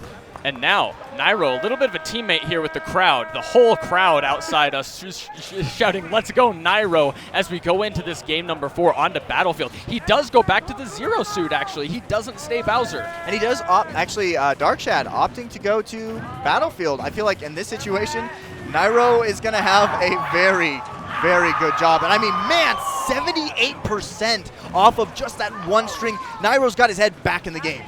Wow, 91% already to the 0% on Nairo. And that was an amazing combo coming out from him. But Darkshad, he's going to return a little bit of his own. Quick 40 onto Nairo, almost gets the spike as well. Looks like Darkshad is getting his groove as well. You can't count him out just yet. Beautiful string coming out. He's actually almost equalized the percents here. But Nairo does get the boost kick, and nice DI coming out from Darkshad. Wow, I can't believe that didn't convert into a kill. Even with a little bit of rage here on Nairo, the conversion doesn't come out. And now, Darkshad has found center stage, gets the conversions, and there's the True Shoryu to close out the first stock. Wow, lots of rage onto Darkshad. He does get a beautiful up tilt into True Shoryu, which is going to demean Nairo's mentality a little bit here. I feel like, hey, you know what? Yeah, I just went with Bowser. Sure, I'm going to switch back to Zero Suit, but now I'm in a pretty tough pickle. Yeah, and after he was so close to getting the first stock of Darkshad there, now it's up to Darkshad to lay on a little bit of percentage if he wants to close out this game. But Nairo, he's not having any of it. Another boost kick. That's not going to kill either. How is he going to find a kill onto this Ryu? Ryu has always been eating his vegetables since he's a little kid. I mean, once again, he's jacked. So you're going to have a hard time killing him. I feel like he almost dies a little later than Bowser. And that's Bowser being the heaviest character in the game, but Ryu, so strong. I mean, you're going to have a hard time killing this man. I mean, that's 2 really high percentage boost kicks coming out. But Nairo, he's doing a great job not taking any extra percent, any unnecessary damage here on the second stock. He's been doing so good, and that's a back air. And he actually has a lot of momentum going into this second stock because he hasn't taken a hit in almost a minute. Yeah, I mean, especially with all that rage that was building up. You see Nairo regaining his confidence a bit. The crowd actually, I feel like, will help a little bit. Sometimes if Darkshad can hear the crowd, it might demoralize him a little bit, having people root against him. So that's going to be a factor as well. Yeah, you definitely don't want to be in the situation that Darkshad is, where you have so many of these Nairo fans coming out here to GTX, and they're cheering for him all day long. It's not just this game. It's been every game so far that the Naifus have been coming out to support this man. Naifus. Oh, man. Nice boost up airs coming out, but he actually whiffs the boost kick. Still a lot of percent coming out from Darkshad. Nairo has to be careful if he's deciding to go stay on those platforms. One true Shoryu at a little bit higher percent might take the kill. Yeah, Zero Suit is looking really high percentage. He goes for it. That's not going to convert, but it's going to be a lot of percentage. Now he's sitting about 100%, and now at this point, a conversion is going to take the stock. I feel like if he definitely gets on those platforms, Nairo is going to have to be really careful. True Shoryu still whiffs again. Nice sour spot. But hey, some damage is better than no damage, right? Definitely. And at this point, so many more options are going to kill. The back air at the edge is going to kill on the Ryu. And now, Nairo trying to get the spacing. You see Nairo really, he's kind of scared, and rightfully so. I mean, a couple more hits and he's dead. He's definitely on his back foot. And wow, that is the closeout from Darkshad, eliminating Nairo. That is going to be 12th place. Oh my gosh, Nairo goes home outside of 12th. Outside of 12th. That is insane. What a beautiful job from Darkshad. You can see his adaptations per the game. He did so well. Nairo going that Bowser might have actually changed things a lot for him. I feel like it threw him off. He wasn't expecting it. He said, you know what, okay, I do know a bit of the Bowser matchup, but he wasn't expecting Nairo's Bowser. So then Nairo's Bowser comes in, and then bam, he gets the kill. Now he switches back to Zero Suit because, he's got his confidence back, but Ryu still hits like a truck, and if you're not expecting things, Ryu's going to take a game out from underneath your feet. Absolutely no problem there. And now, let's get a look at the bracket going in to tomorrow, as we will have top 8 for you tomorrow, Sunday, here at GTX. And our commentators, TK Breezy and EE, I believe. Yeah, you'll be able to catch them tomorrow. And of course, guys, don't forget to check out our sponsors, GT Throne in particular. These chairs are amazing, guys. Let's take a look at the winners bracket. We have Mr. R, MK Leo, Anti, and Elegant matching up tomorrow in the winners bracket. Now, I feel like a lot of this is going to be pretty tough for Mr. R versus MK Leo. There's a lot of spacing that comes out when it comes to swords. Anti versus Elegant. Mario versus Luigi. I mean, that's going to be awesome. You're going to look forward to it. Hopefully, it'll be fantastic, as all of this tournament has been so far. We do really appreciate all you guys tuning in for these sets. I mean, it's been one wild ride. Yeah, guys, thank you so much from me here. Make sure to check out our Twitters, guys. Follow us up. Mine, GTX_Savage. And, of course, we have Skynerd the King. And that will be us wrapping up. Big shout-outs to our sponsors again, guys. GT Throne. We have Pixio, Western Digital, Viper Gaming, and, of course, the stream runners here, VG Bootcamp. Yeah, thank you guys so much for tuning in. We certainly hope you've enjoyed the stream just as much as we have enjoyed commentating it. We're your Salt Lake City, Utah boys, and thanks, guys, for tuning in. Yeah, thanks, guys. We'll catch you tomorrow.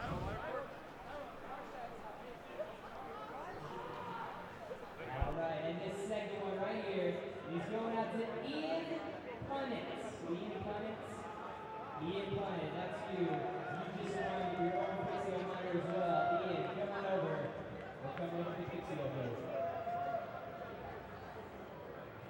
All right, we're going to wait 2 more tomorrow, or maybe even 4 more, depending on if these 2 people show up or not. So if you want to get that prize, make sure you check out Pixio. Go hook up and get yourself entered in to win. And make sure you're here before noon tomorrow, because that's what we're going to be doing, is right before noon. So definitely check it out. Check out all of our other songs and all of our other vendors. Just enjoy the day, everybody. Thanks.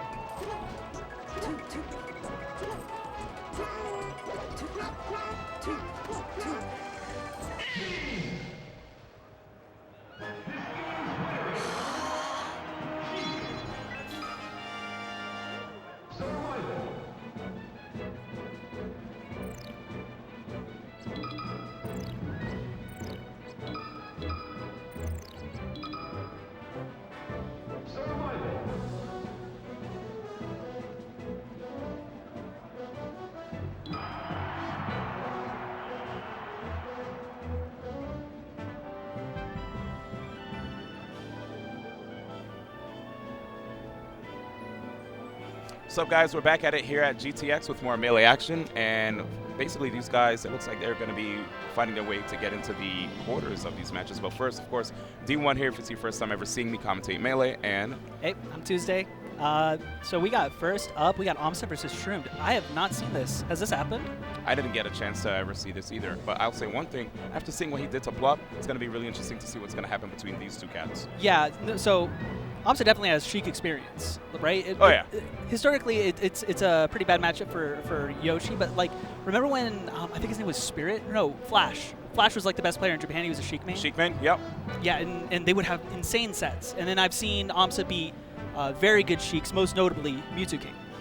Yeah, to the point where Mewtwo King, if he's in a bracket and he knows that Amsa is in his path, he'll actually panic because he understands that, you know, there a lot of the characters that he plays, Amsa actually has pretty good experience against. So it's all up to Mewtwo King actually playing on point at the end of the day. So here it is. We got Shroomed on stage. And what compounds the situation is like, who do you warm up with? How do you warm up for Amsa? Yeah. You don't. You can't warm up for Amsa. He plays a strange character. He's the only one who plays him like this. Yeah, his Yoshi is quite impeccable. I mean, there are good Yoshis on the Yoshis, planet, but they're not Amsa. Yeah. Anyway, we're already moving, and this guy's movement, that's one of the things that catches a lot of people off guard when you're watching Yoshi, right? He uses his double jump, and then in tandem also with those wave lands, just catching people off guard, sneaking in aerials. But here it is. As you can see, Sheik can get so much damage if he gets an opportunity to just find an opening on Yoshi. I thought he was going to snap to ledge. Usually that egg, the reason why you can snap to ledge and even turn around with it is it puts you in a neutral state, much like Jigglypuff Sing, where you don't have to be facing the ledge, you just grab it. So Battlefield really didn't want Amsa to grab it if it said no to that. One thing I liked was seeing how Amsa was able to actually just turn around. Wait a second, let's see if he could get this. Miss. That was actually really interesting right there. That shield pressure from Yoshi, I guess that's the best he can do. The double jab. Oh, and so that forward smash is also really cool because a lot like Captain Falcon's forward smash, it does a pullback, right? So you can actually dodge things and hit them right after it. Oh, and that parry. So scary for people to deal with because you think you'll be able to actually apply some physical pressure on Yoshi's shield, then immediately, just like parries, and he comes out with that neutral air. And if you miss the attack, sometimes he'll get that sick jabber set, leading to a bunch of double jump cancel up airs, which allows him to rack up a lot of damage looking at Sheik's weight. Yeah, no, for sure. Like, Yoshi definitely has a really good combo game on Sheik. Oh, yeah. Look at that, dude! He rolled towards Shroomed and it parried! That was ridiculous. And a lot of people point to the chain grab. Yeah. And this, oh wow, he caught that. I thought that was Shroom getting sent off, but he caught that shield drop. For a second, I thought he shield dropped and tried to double jump too. So I think he attempted to basically like armor through, but didn't work out. Yeah, I think he got hit. Probably too much percentage right there. Yeah, I don't know. I have no idea how Sheik breaks Yoshi's double jump armor. Oh. It's a shield trap right there. But Shroom looking like he already was on top of it, understands that on platform stages, this allows Yoshi more opportunities to counter out of shield as opposed to found a destination. Yeah, for sure. Yoshi can't jump out of shield, so he relies on these shield drops really heavily. But what Shroom did there to counter the shield drop is he hit him on platform and then jabbed immediately before any aerial could come out. So it makes it harder for Amsa to counter him. Did you see right there? Amsa scheming, trying to see if he could get a shield stab with the back air. Actually hits with the back air this time and converts. But do notice how Shroom was so smart with that light shield usage. Yeah, no. The light shield, if he gets hit, it sends him so far. He could just snag the ledge if he gets hit by a strong move. Oh, and this combo could be... Look at that. And he actually almost got a tech chase right there, but Yoshi not quite fast enough to get that dash grab. That's so crazy that Shroom did that combo breaker of a Nair. Yep. And Amsa did it right back. He did the double jump armor Nair through it. Good weight right there. That's the only option he would have to give him just a little bit more distance to come back on stage. And that rinse and repeat from Shroom is going to take that stock. Oh, but a juicy forward air right there. Nice, manages to get right behind Sheik. You want to avoid any opportunities for Sheik to get those chain grabs, which Yoshi can use that double jump to kind of like get out of there. But we'll see what happens. Yeah, it looks like Amsa's really fishing for that egg lay. I guess he just needs some damage right now. Look at all that great spacing. He could immediately grab that edge. A little late on that punish there. Now he finds himself off stage. What does Shroom do? Ooh, that was kind of slick by Shroom if you ask me, dude. Yeah, those are really good reactions. And that is a lot of this matchup. Sheik has to react to what Yoshi is doing. And it just feels so hard for Yoshi because, you know, the recovery is very linear. Yes, this is the double jump armor, but if you bait out an aerial, then you can hit him because the double jump armor is gone. Wait for the air dodge. So that tech chase onto the platform was really good from Shroom. He's got really great reaction times, and that's why it's going to be really hard for Amsa to counter that. Oh, and you saw that. Shroom not even trying to deal with that down tilt. Down tilt, by the way, has set knockback right there for Yoshi. Very scary move to deal with. Yeah, even at 0%, it could put you in an edge guarding position. Yup. Uh-oh, we saw an ST in the first game. Okay, I'm still trying to make sure that doesn't happen again. Wow. You got to be really tricky with your aerial timings versus Amsa. If you're too telegraphed, he will parry your aerials. Yeah, and he's so consistent with it. Not only parrying your aerials, but also shield dropping too. Oh. So the Amsa's counter pick actually working against him that one. Other stages, that tipper up smash would not have connected other than maybe Stadium. Good usage right there of the up air. And interestingly enough, too, Yoshi, you know, his up smash, he actually has some invulnerability on his head. So that would allow him to actually go through attacks that he normally can't. Yeah, no, his up smash is actually a really good kill move. Yeah. There it is. Especially on this stage. He can combo and tech chase up to the top platform, and then his big invincible head can seal that in a lot of situations. Oh, another cool thing about this stage too, when it comes to this the side platforms, he can also up smash through them, just like she can up smash through the platforms here too. Yeah. Oh, that's right. All right, let's see if Shroom can get something started right here. Yeah, he was trying to react to some sort of on-stage mix-up, but Amsa just came back straight. Yep, and right now you could see Shroom trying to use a lot of crouch cancel against Shroom. Oh, I mean Amsa. Yeah. Apologies. So Amsa twice there hit him with the back end of the Nair. This is actually pretty something unique to Yoshi. The hitbox behind him is bigger. So that's why you'll see a lot of Yoshis will do the reverse Nair instead of the regular one. It's either bigger or stronger, I don't remember, but I do know that they go for it intentionally. It's like so weird because if you look at the hitbox for his neutral air, the tip of his foot has no hitbox. It's like so weird. Sakurai might have like forgot. Or he just like put it in correctly but backwards. Yeah, I was like, what in the world? Up air? Oh no, tech chase. Nice, and to cover that platform right there with the down smash was so smart.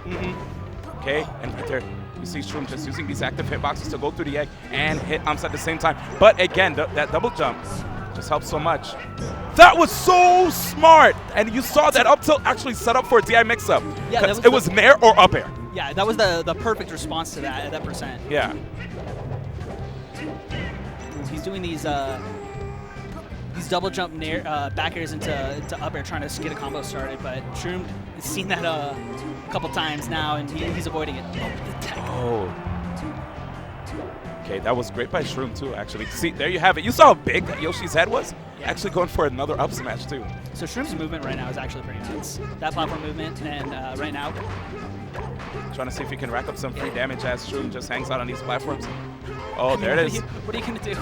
He can hit you anywhere. Yep, and he could get decent shield damage too while Shroom just keeps blocking. Another great reason why, that shield drop fair. Another great reason why Yoshi's love this stage is because the eggs cover basically the entire stage. You can hit you from anywhere. Oh yeah. And now punish. Good DI by Shroom, but AMSA still able to actually follow up there. That was so smart. He actually used the double jump to avoid that full tank of needles, right? And once he avoided all of that, he was able to just grab the edge in a nick of time. Vanish unable to grab the edge before he was. Now, another thing that I wanted to touch on, we did talk about how Shroom was crouch canceling a lot. Characters that are really good at crouch canceling can be a bane for Yoshi, you know?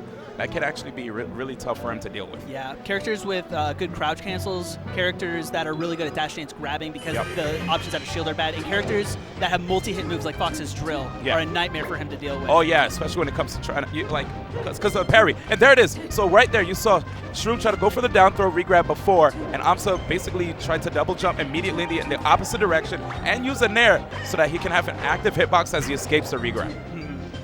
Yeah, no, a lot of people point to the chain grab as one of the reasons why it's a bad matchup for Yoshi, but it actually doesn't go very high. I think 35 is the max. If you DI behind, you can double jump nair out.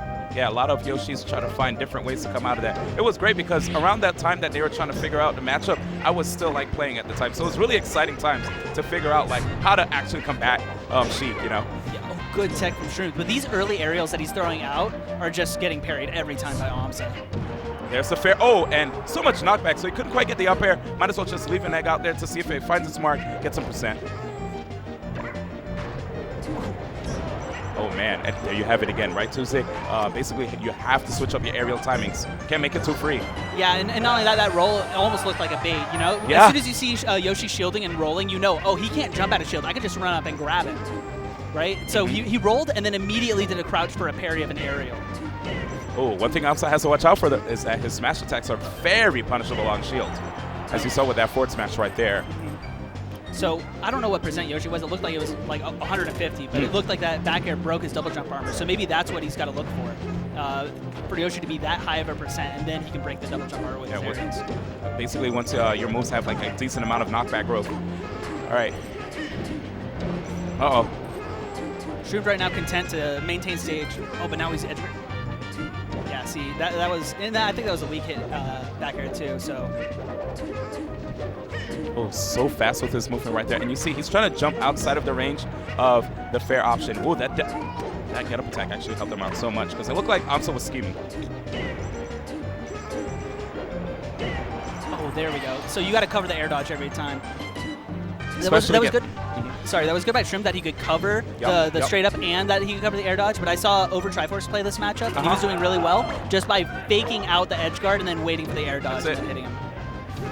Yoshi's recovery quite limited. You know, he has to double jump, and after the double jump, it's if he doesn't get on stage or if he's too far away, that air dodge will come out.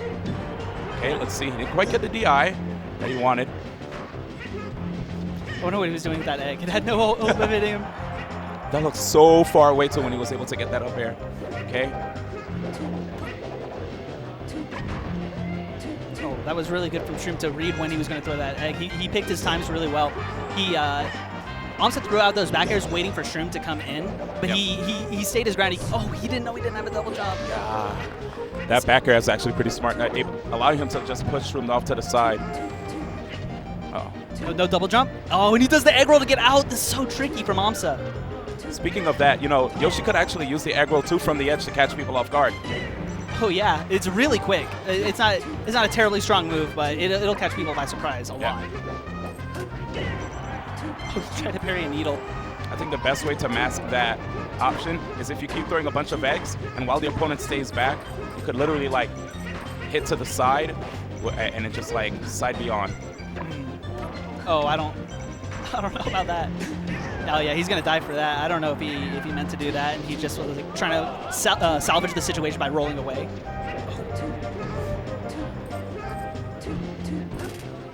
No, I like this play from Shroomed a lot. I think the needles, because when Amsa's crouching like that, he's in a position to parry. And he can parry grabs or aerials, right? So if you come down with a multi-hit move like charged needles and then into grab, clearly it's something Amsa is well prepared for. But once you start mixing that up with actual aerials, then it becomes harder for Amsa to predict when he could parry. Right now, Shroom doing a really good job of just like forcing Amsa to approach and just getting outside of his range, outspacing him really well here. Yeah. This is exactly how I would expect Shroom to play the lead like this. Sometimes it's hard because Yoshi has got the eggs and he can make it seem like really hard that you want to approach, but he does not have to. He can just hang out. Oh, not enough hit stun. Shroom actually squeezing out a forwarder in the nick of time. Such a fast forward air. I would have never seen that coming. I thought he was going to get hit by that nair for sure, but again, that was the nair from Yoshi. There's no hitbox on that toe. I thought he was going to get hit, but it's not there. He's apparently behind him. It's crazy, man. It's like more inside of Yoshi, you know? Yeah. Okay, so Amsa right now with a down 2-0. It's going to be really rough right here, but wait a second. 2-1. Apologies. Yeah. I don't know why. He won on Yoshi's. Yeah, when I looked at the score, I felt like I saw a 0 there, but call him out VG Bootcamp real quick. But we're going to keep it going.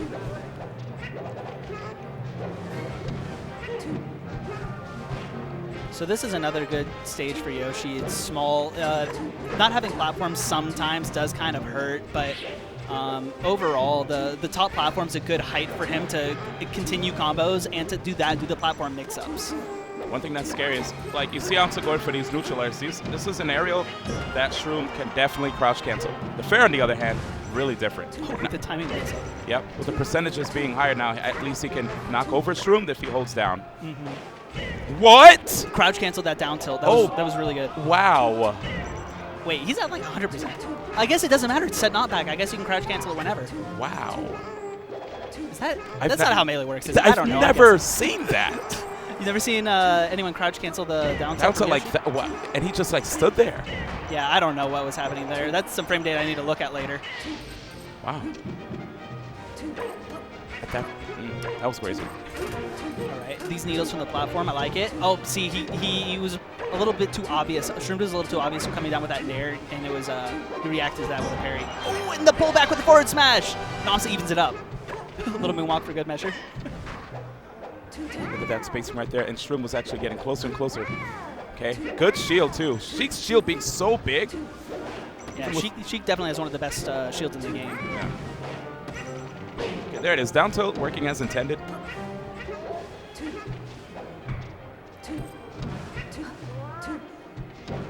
Ooh, good shield drop from Amsa. Is he going to extend it with the egg? Oh, but he couldn't follow up. Yeah, sometimes when he manages to connect the egg, goes for like those combo extensions. Oh, I heard a double jump. Oh man, good that reaction was from brutal. Shroom. It's really hard versus Yoshi because he's got the shield drop, right, which is like a counter to your aerials. But then if you somehow don't get hit by the shield drop aerial, then he double jump armor cancels you. Speaking of double jump, he actually like double jump backwards, and then he got the egg, and after that one egg, he just went to town and got that finisher with the down smash. That was great. I just love how he's re-grab right here. Oh yeah. I think what I love most about Amsa is just seeing how he maneuvers in the air with this character, you know? It's a Yeah, no, his movement is so crazy. Oh yeah, but it's just scary because the fact that he has to burn his double jump while doing this, if his opponent hits him, you know, he'll be in a bad spot. Yeah, but when you take that into consideration, it just makes it all that more impressive, how he can remain safe while constantly burning his double jump with all these double jump cancels. It makes you really appreciate the fact that he picks his spots. Yes. Amsa right there could have had like one of the best like third stocks ever. Okay, maybe this is still his best third stock in the set. I mean, he's getting a lot out of this one. Oh, and that up air is going to barely kill. And you saw Shroom try to DI to the side as well, but still, Amsa was able to get that up air. Oh, that needle got the egg lay. That's one of the like huge threats of doing those eggs, right? Yes. If you get hit by anything, you're basically dead. Because you're basically like, when you're doing the edge cancel eggs, you're burning your double jump, right? Yeah. So if he manages to catch the needle at the right time, the only thing you can do is like air dodge. And right there, Shroom just got him. Yeah, he covered it really well too, knowing that he was going to air dodge and running up doing that down smash. That's a lot of great damage. Oh, there it is again, crouch canceling the neutral air. Right now, Shroom only at 67. Oh, wow. That's what he needed. He did such a late fair, but Amsa was so smart by continuing the double jump out there, leaving the armor until he sees the hit. Manages to knock Shroom off stage here. Look at all these eggs. He wants to pop them up. Neutral air. Up air. Oh, so no. late. Okay. He's still okay? No, he doesn't. Did he touch the ground? He did. He actually does. Oh, that's it. And now, that is it. Wow. Oh. Scary stuff right there. Amsa with the knee slap. Very good fight, though. Well fought, man. I mean, Shroom definitely showed that he had knowledge in the matchup. Yeah, no, for sure. I don't know if they have any crazy good Yoshis to practice with. I mean, he's been playing forever. He's got matchup knowledge, but I do know that Wheedler. Yeah, that's what I was about to say. In NorCal, I mean, he's still a NorCal resident. Wheedler is pretty darn good. Yeah. And Arcadian champion, right? Yeah. The Arcadian champions always end up being like top 100 players. Dude, he was at Smash the Record, and I saw him playing against Bizarre Flame. He was giving Bizarre Flame a run. Right. Yeah, right. And Bizarro with the heat at the end, he's just like, I can't wait to play you in bracket. I was just like, oh. Right? Is he saying that to be funny, or is he like trying to make me like uncomfortable? I feel like he was probably being serious right there. Yeah. But he cannot wait to play Wheedler in bracket. I mean, I wonder if Bizarre Flame is SoCal now, or I think he goes back and forth. I don't know where he is right now. I remember California. at one point he was ranked in both regions because like he went to school in one and lived in the other, but I don't know this situation. Yeah. Regardless, he's here. Shroom, He's here, right? Bizarre Flame. Yeah, he's here. Did you see him? I didn't see him, but I heard someone say that they beat him. Oh. So I'm gonna go ask him. Okay. Later. But that is beside the point. Who do we have up next? We're in top 16. I think we got up there. Definitely in top 16 right now. And I know you guys were in the waiting room for Melee earlier. We're currently in the waiting room as well because, all we know is that we're here at Game Tyrant Expo and we're in the bracket matches. Yeah, but we can take this time to shout out a couple of the sponsors. If you guys haven't seen these GT Thrones, they're actually really sick. They make the immersive chairs in movie theaters that try to do that immersive experience. They shake on reaction to certain things. Yep. And they do it all in games too. It's really cool. I've had a chance to try them, but they vibrate and move and kind of do stuff while you play. So it's like a crazy immersion experience in your house while you play video games. The fact that so it's almost as if you go into a theater and what is it, IMAX, and you actually like just feel the rumble. Yeah, no. Yeah. Have you ever taken those virtual roller coaster rides where it's just it's not that crazy. It's not that crazy, but the immersion is similar to that. Dude, I played Resident Evil 7 virtual reality. If I had this chair while playing it, I'd probably be done. It'd probably be done. Yeah, no, I tried to play that too. My friend has the this VR headset. I tried to play the Resident Evil game, and I stopped because I said it was making me nauseous, but really I just couldn't handle it. Oh, okay. Wow. Okay. I just outed myself on stream. He doesn't watch this. He doesn't watch Melee, so he'll never know. Motion sickness. That's what you go with if you can't handle the VR horror games. A lot of people said that too when I was streaming it before. They're like, yeah, motion sickness. I was like, yeah, you guys are just all scared. Mind you, I get scared like pretty bad when I play those games, but I said, I'm going to just tough it out and see if I could actually beat the entire game. But if I had a chair that like vibrated trying to scare me when people snuck up behind me, I'd be done. Yeah. I'd be done.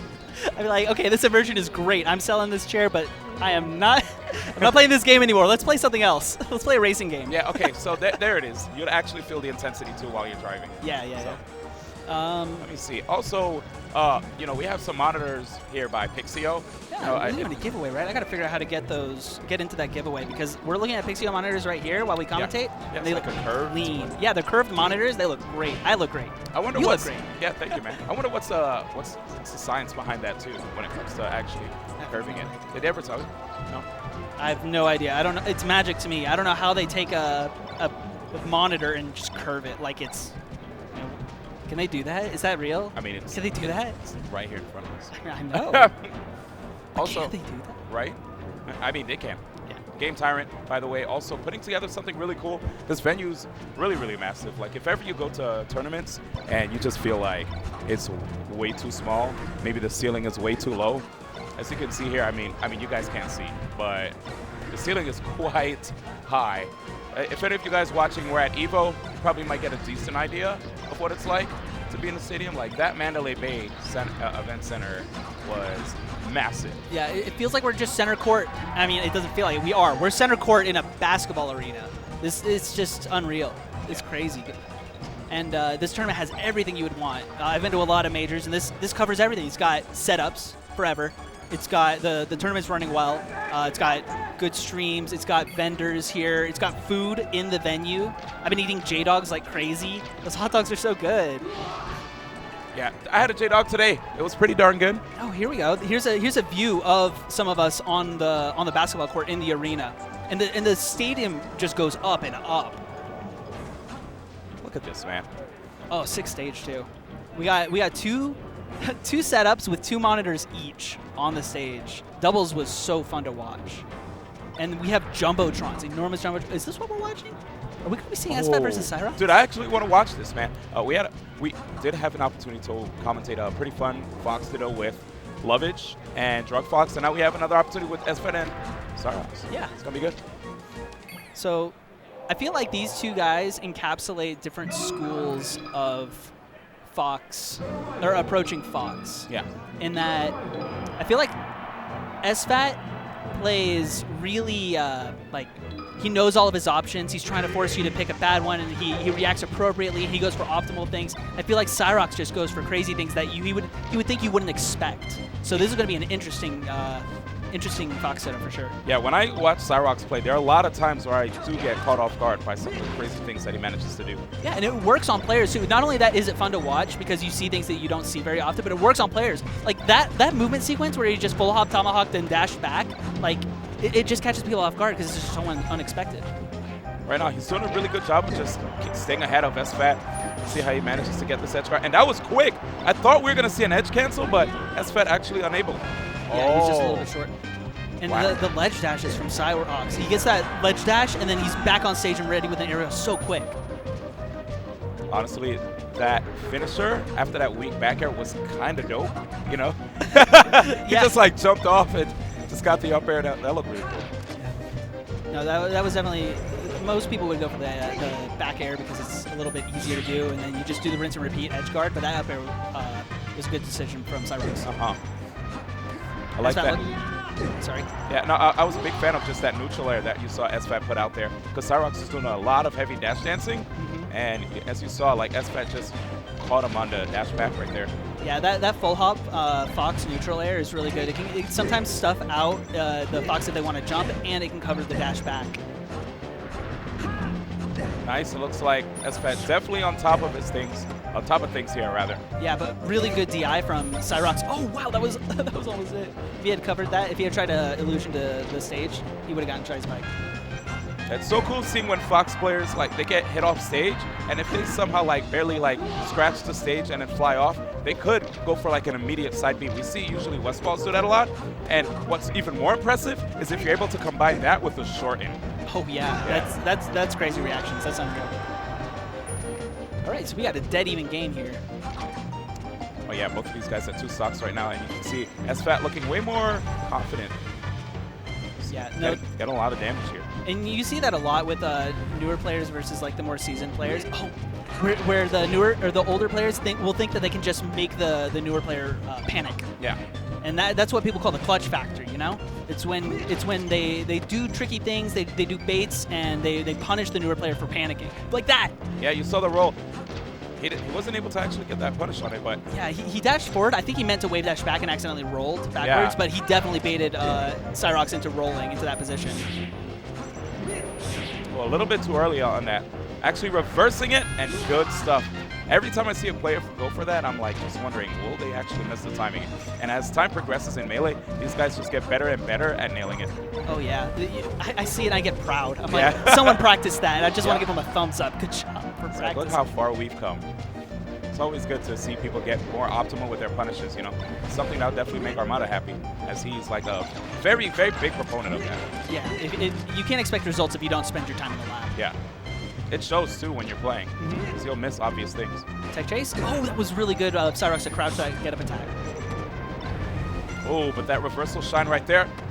Cyrox still, I love that. Yeah, he did that shield pivot, short hop back air to cover the tech in place.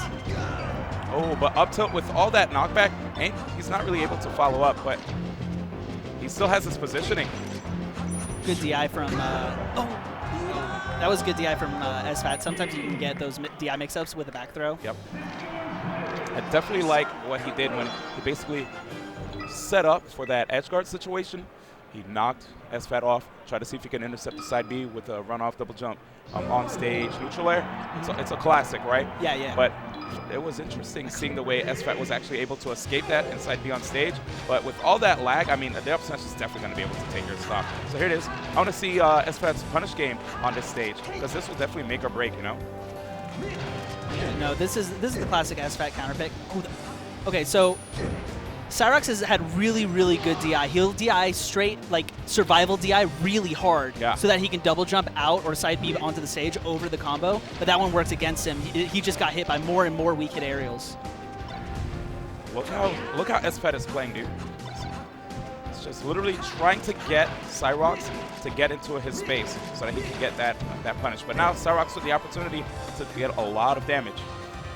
No, and one of the key things in this matchup when you're getting chain grabbed is knowing when they're going to up tilt and try and smash the eye out of it, making it really hard to get that re-grab. And that's something that SFAT's actually really good at.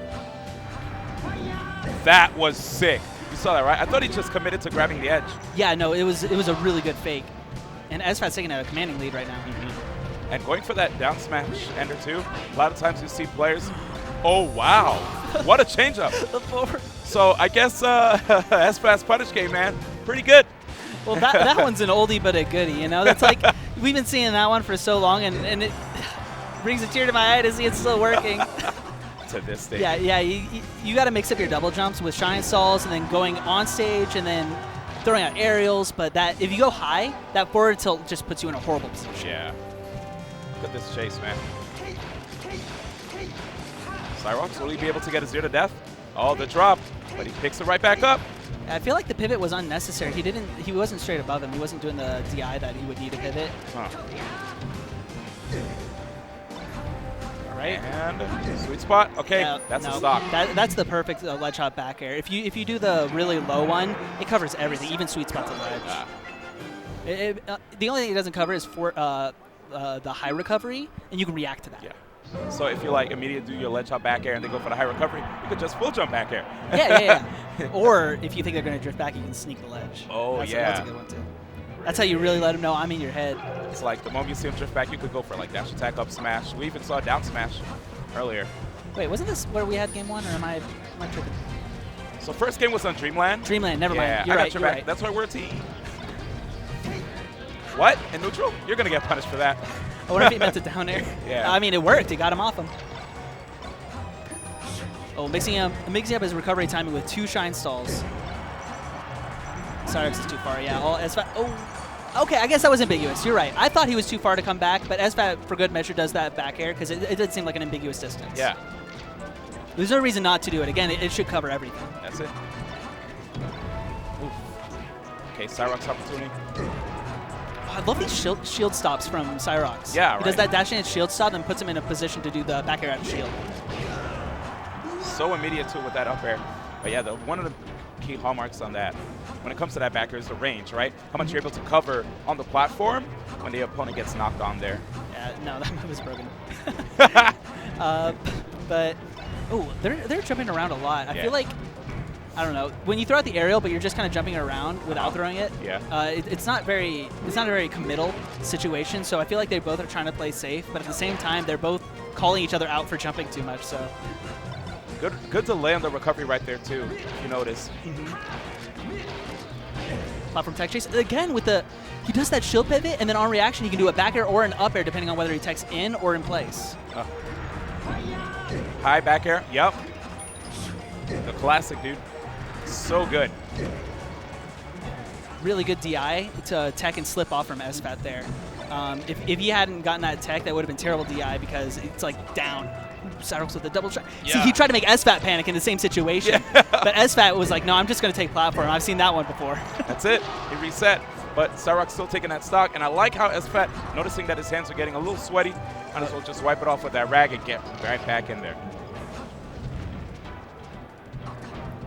Oh, see, he did another panic situation where he had him cornered and he was waiting for a reaction. Like a reaction, but he up tilted. He thought he was going to roll, but he did the spot dodge. I feel like if he had tried to do it on reaction instead of as a read, he could have gotten the grab. Yeah, I feel you. Okay, right now you see a lot of these full jumps. Probably SFAT waiting for Cyrax to commit to an option that he can easily just full jump to avoid and hit him with the back air, but it wasn't quite working out. Cyrax didn't bite. Yeah, no, it's good because you can throw out an aerial and stuff them, or it's a good bait. You know, you don't have to throw out an aerial; just land and then punish them for trying to punish your landing. Yeah, true. Like that, he threw out a jab immediately because Cyrax came in to try and punish his landing from the platform. And it looks like, okay, SFAT finally able to actually take that stock, but took way too much damage for it. And there it is again, just setting up for that back air. Yep. Oh, he went a little bit high above the edge. Threw Cyrax off a tad. Oh, good. Oh, good smash DI. Yeah, right? He took that. Yeah. He went right back into the fray. Yeah. SFAT got the shine, and he thought it was an opening, but really, Cyrax turned it around and made it his opening. And now, oh, that was a good smash. I was about to say, now he's dead for it. Stuff like that just really kicks the momentum back in your favor. Very smart stuff right there by Cyrax too. Not wasting any frames, just immediately ledge dashing back on stage and going for the immediate backer too. Yeah. No, it almost looks like Toss when I see some of these Fox players Seriously. getting those ledge dashes into immediate attacks. Oh, good spacing from SFAT. And I love that little dash dance he did as well after getting the up air. Okay.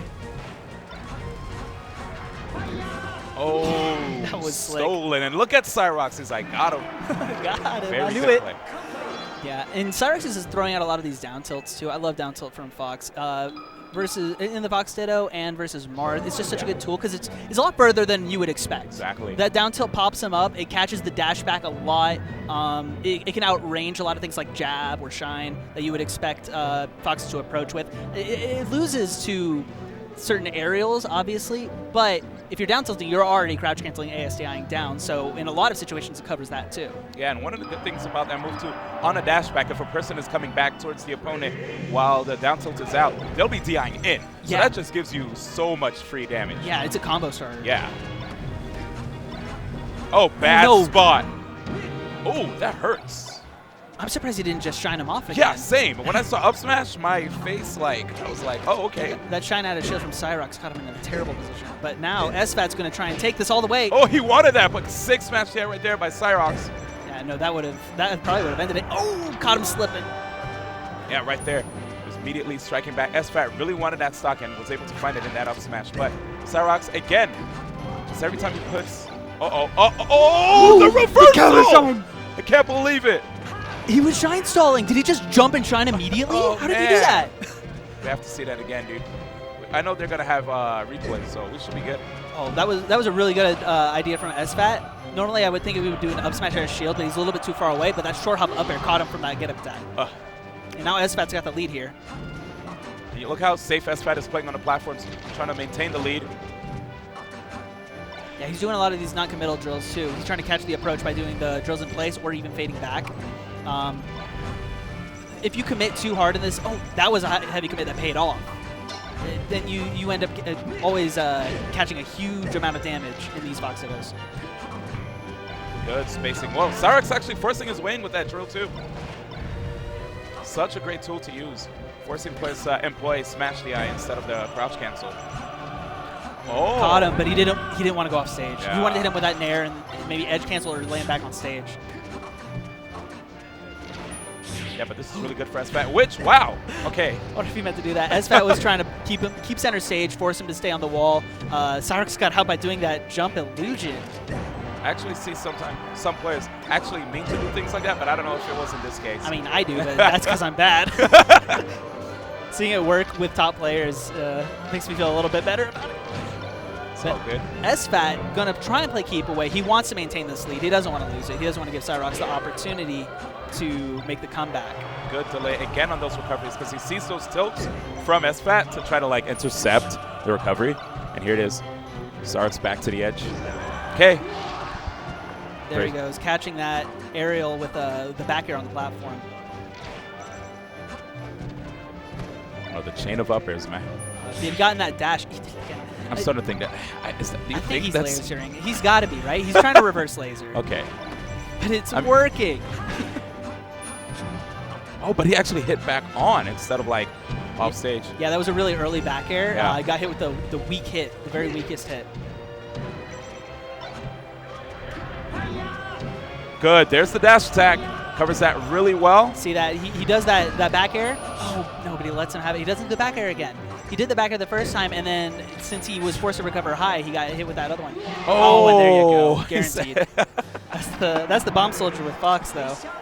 Just going off there and down airing for the guaranteed kill. Yeah, he's like, there's like no way that this guy could just avoid all these hitboxes. I'm just going to put it out there, bring him down, and now we're going to take it to a Game 5 sitch. I mean, it works, right? All those hitboxes, most people forget, but those are meteors. They're tiny little meteors. Usually don't send you, kind of like other meteors off stage for the kill, but yeah, I think people called him what, a semi-spike or something? Semi-spike, is that right? Is that like is a meteor and a semi-spike the same thing? I mean, that's what I've heard people call it, but as time progressed in Melee, a lot of language changes. Right? No one says sidestep anymore. Everyone says spot dodge. Oh wow, see? People used to say sidestep. Sidestep, wow. When you said sidestep, I was like, what is that? Oh yeah, it's actually the same thing. But I digress.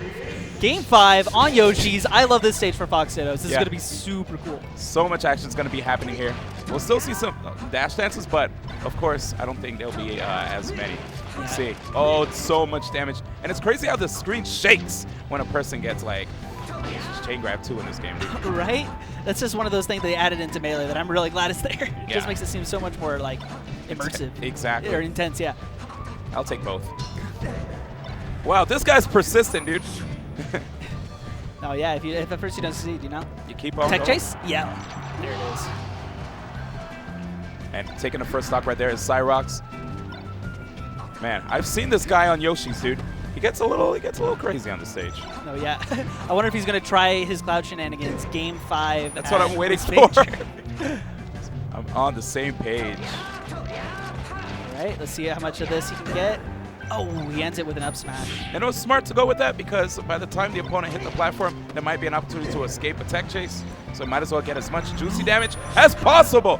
Cyrox. He is, wow, he's taking a huge lead right now. Yeah, massive. Look at this. Almost reminiscent of those old TAS videos. You see people just zipping around the stage, wave landing.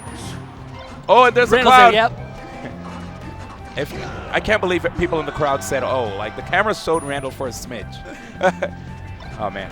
Yeah, no, that's a good situation where you just illusion to the edge because that's when that situation has options. Yeah. You're either going to get the ledge or you're going to land on Randall. Yeah. Oh, okay. Double shine. And this is SFAT with the answer. Boom. The answer. Nice. I like it, dude. 2 stocks each now. He's like, remember this one? Oh. That spot dot shine. It's good he was able to get knocked far enough to not get jab resetted. Uh-oh, but here it is. SFAT still on the hunt. Ooh. I love that up air. I thought he was going to back air, but that up air gave him so much more percent and almost put him in an edge guard position anyway. How was he able to still... Oh, God! Okay. That was sick. Okay. Up tilt, wave land on the top plat into up smash. I'm taking notes. SFAT looking to reverse 4 stock? Maybe?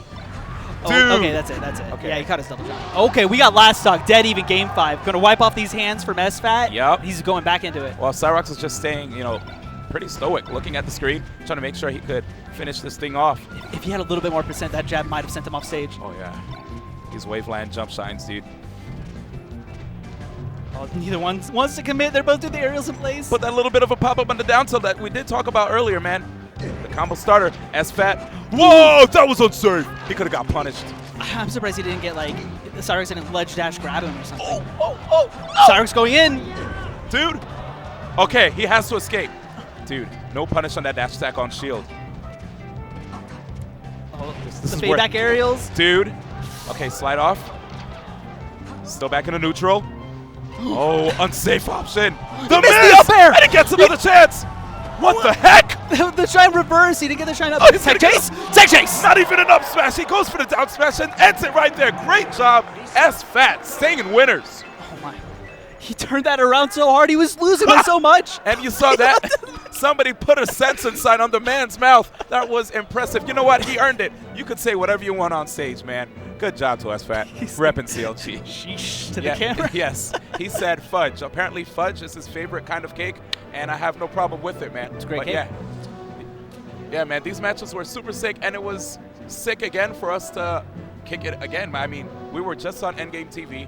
Actually, I was doing a lot of Smash 4 commentary, but, you know, they needed some help. So I said, instead of going to get dinner, I'll starve myself with some Melee. Selfless. This man has been putting himself out there for the community for years. You too? Hey, I got food. You sacrificed your food, and you were supposed to be commentating Smash 4. But I really appreciate what you do for us. No, I thank you for coming on stage on the mic with me, though. It was great, dude. It's my pleasure. And, yeah, so it's D1 on Tuesday. We'll see you guys next time. Hopefully we get to kick it on the mic again, because I actually like this. I like it. I feel like we got something going for us. But you guys are going to get Vish and Scar, and they are that's right? Vish and Scar? They're super good. A couple of Falcon homies kicking it. Yeah, so take care, guys.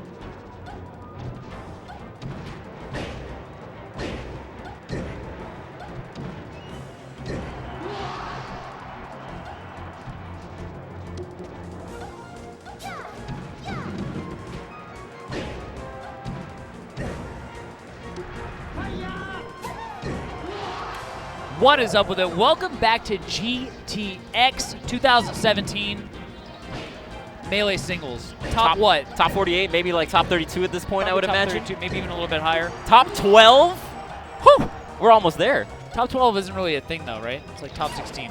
It's more of a thing. That's what we heard. I'm Scar. Vicious Vish. We haven't hung out before on the microphone. No, we haven't. I'm excited to kick it with you for the rest of this evening. I think we're going to take it to top 8. Oh, man. Probably, I I know there's 4 sets and winners. I'm looking at them right now. You want to let the people know what they have in store? Sure, yeah. First up, we got Armada versus Wizrobe. And Wizrobe is playing hot. Wizrobe. He 3-1'd West Balls. I actually watched that. That was crazy. Yeah. Just all of the conversions he had. He DI'd out of everything West Balls threw at him. Actually looking real sharp. So I'm curious to see how he'll do against Armada. Yeah. I don't know if Armada's going to go Peach or Fox. I would imagine it's going to be Fox if I was a betting man. Yeah. And then after that, we have Drugged Fox and Shroomed. Something we haven't really seen in a while. Yeah, I can't think of the last time I saw those guys play. Then Hungrybox S2J. Ooh. Why do I have to watch that matchup so many times? Who knows, man? Who knows? Maybe it'll be sick. And then Mewtwo Kang versus SFAT. SFAT, we just saw that nail biter set. SFAT versus you my almost main lost, man yeah? Cyrox. Love that guy. Yeah, last stock, last hit. Ooh. And Gimmer, so can you show the good people Armada and Wizrobe? Can I see them sitting in their chairs? I'm just looking at my preview screen. Especially yeah. the Wizrobe player cam. I would like for the people want to see that right now. Looking fresh. And there he is. Wait, he's actually standing right there. What are they talking about? Yeah, but he's Can I see checking. the chair cam though? He's checking. It's really funny. It would have been funny with the chair cam. Do you see it right there? Yeah, it's just we the can empty see it. seat. We have a preview screen where we can see all the different camera angles. Empty seat with It's just a GT throne. Oh, that's true. They rumbled. Did you know that? I actually can't believe it. I mean, that is the full body sensation advantage that you get from a top competitive chair. It's the closest thing we have to like those Yu-Gi-Oh setups where you feel when you get hit. That's right. Imagine getting Ganon hit, Ganon forwarder, and then it just vibrates everywhere. That'd be surreal. That's how you're in the game. Yeah. It's the next level. GT Thrones. I had a question for you as a fellow Falcon main. Do you agree with me that Falcon gets a ridiculous buff from UCF? Well, the shield dropping for sure, and then the dashback, I yeah. don't understand why everybody shield drops. I can't shield drop. I'm not very good at it either, man. Are you really good at it with UCF? I'm better at it with UCF as a result of UCF. I but just still not the don't. greatest. I don't know when to use it, When and I to shield can't drop? L cancel. You can't L cancel. That's not something UCF will fix. It is so hard. When you do shield drop L cancel. Oh, I see. Because you're holding shield. Like, are you supposed to just do it like wave dash dash shield? The secret is to use Z and just mash that. Mash that shit. Are you serious? You can do. That's what Hungrybox does, and I use Z as well. So just mash Z. If you want to do aerial, L cancel grab, Z Z Z. And it doesn't put your light shield up? No, you have to hold it for the light shield to come up. Okay. Yeah. I'm gonna try it. Yeah. The bad part about Z is you can't do fades as well. C stick is way better for that, but we'll take it. I'll give it a shot. I Why will not? give it a shot. Armada Wizrobe. I had the feeling that Wizrobe's going to get taken for a ride, but Yeah, even if he's using Peach or Fox, I think, yeah. Combo but I City. constantly feel like I'm underestimating Wizrobe. Yeah. He's so good. He is very patient. I think that's the thing that really sets him aside from all the other Falcons. Yes, totally agree. Is that he'll stand still in neutral, Yeah. get his crouch cancel, and then just go ham. So I think he has a pretty good shot. I can't remember the time these guys played, to be honest. Not But really. you remember S2J versus Armada at Evo, or was that Genesis? Genesis. It was 3 out of 5. Oh So man, it was close.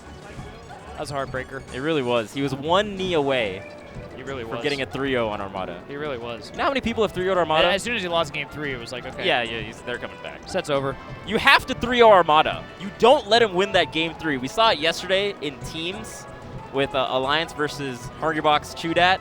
After they lost that game 3, I looked at Waffles and I was like, he's going to come back. He's going to come back. He's going to come back. The guy learns way too fast. Don't give him more data than he needs. Hey, and I have a live feed from the tournament organizers telling me what is going on with Wizrobe. What is that update? Can I hear it again in my ear? What is that you're saying? You're saying that he had to run in the mall? Why is Wizrobe going to the mall? Wizrobe wanted a new shirt?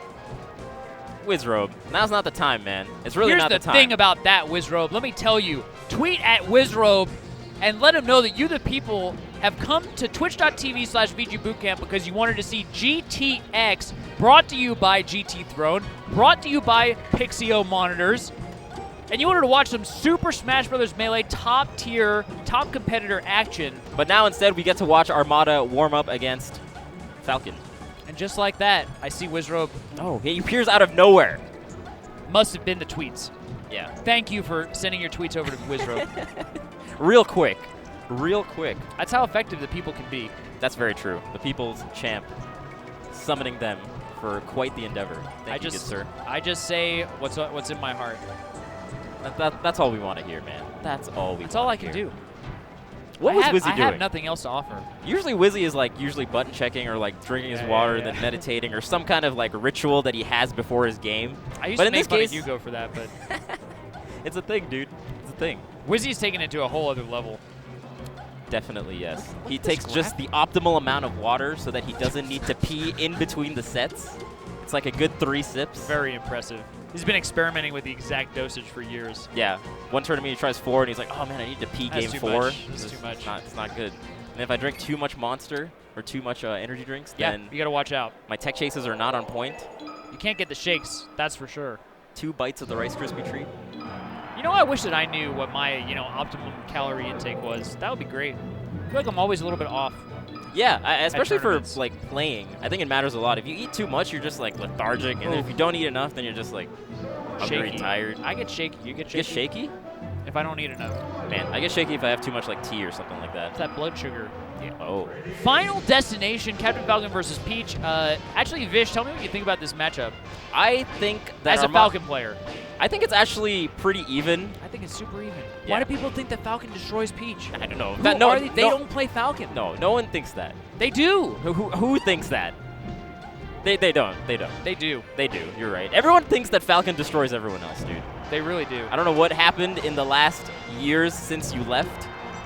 Since you stopped coming to tournaments, man, apparently things Falcon's have changed. the best character. Apparently, somehow. I remember Vish versus, what was it, Mac D combo? I'll never forget that combo. I had like Peach was tweeting at me. I think it was DOH. He was like, "Yeah, dude, it was like a guaranteed combo." This is why Falcon beats Peach. It's like DI away. It was a guaranteed combo. Just DI away. Even if you DI'd away, he was gonna get kneed, and then he no. DI'd away. I was like, what do I say you to can this? never. You ever seen a Falcon like seriously combo Armada? Like even S2J versus Armada, I feel like if you nair Peach, yes, you will get. Whoa, that's bad. That's really bad. And he's actually just dead. Oh my God. He's dead. Oh, Armada, you are. Oh my God. That's actually pretty good DI from Wizzy, making him work for it because the straight up caused him to get back on stage. But how much percent is he going to get for this edge guard? I actually think that Armada was feeling himself. I actually feel like that's the first time I've seen him do it. That was not optimal, right? He could have just nared him over and over. Probably Armada actually knows. I feel like Armada lives and breathes the optimal lifestyle, man. Yeah, I must be wrong.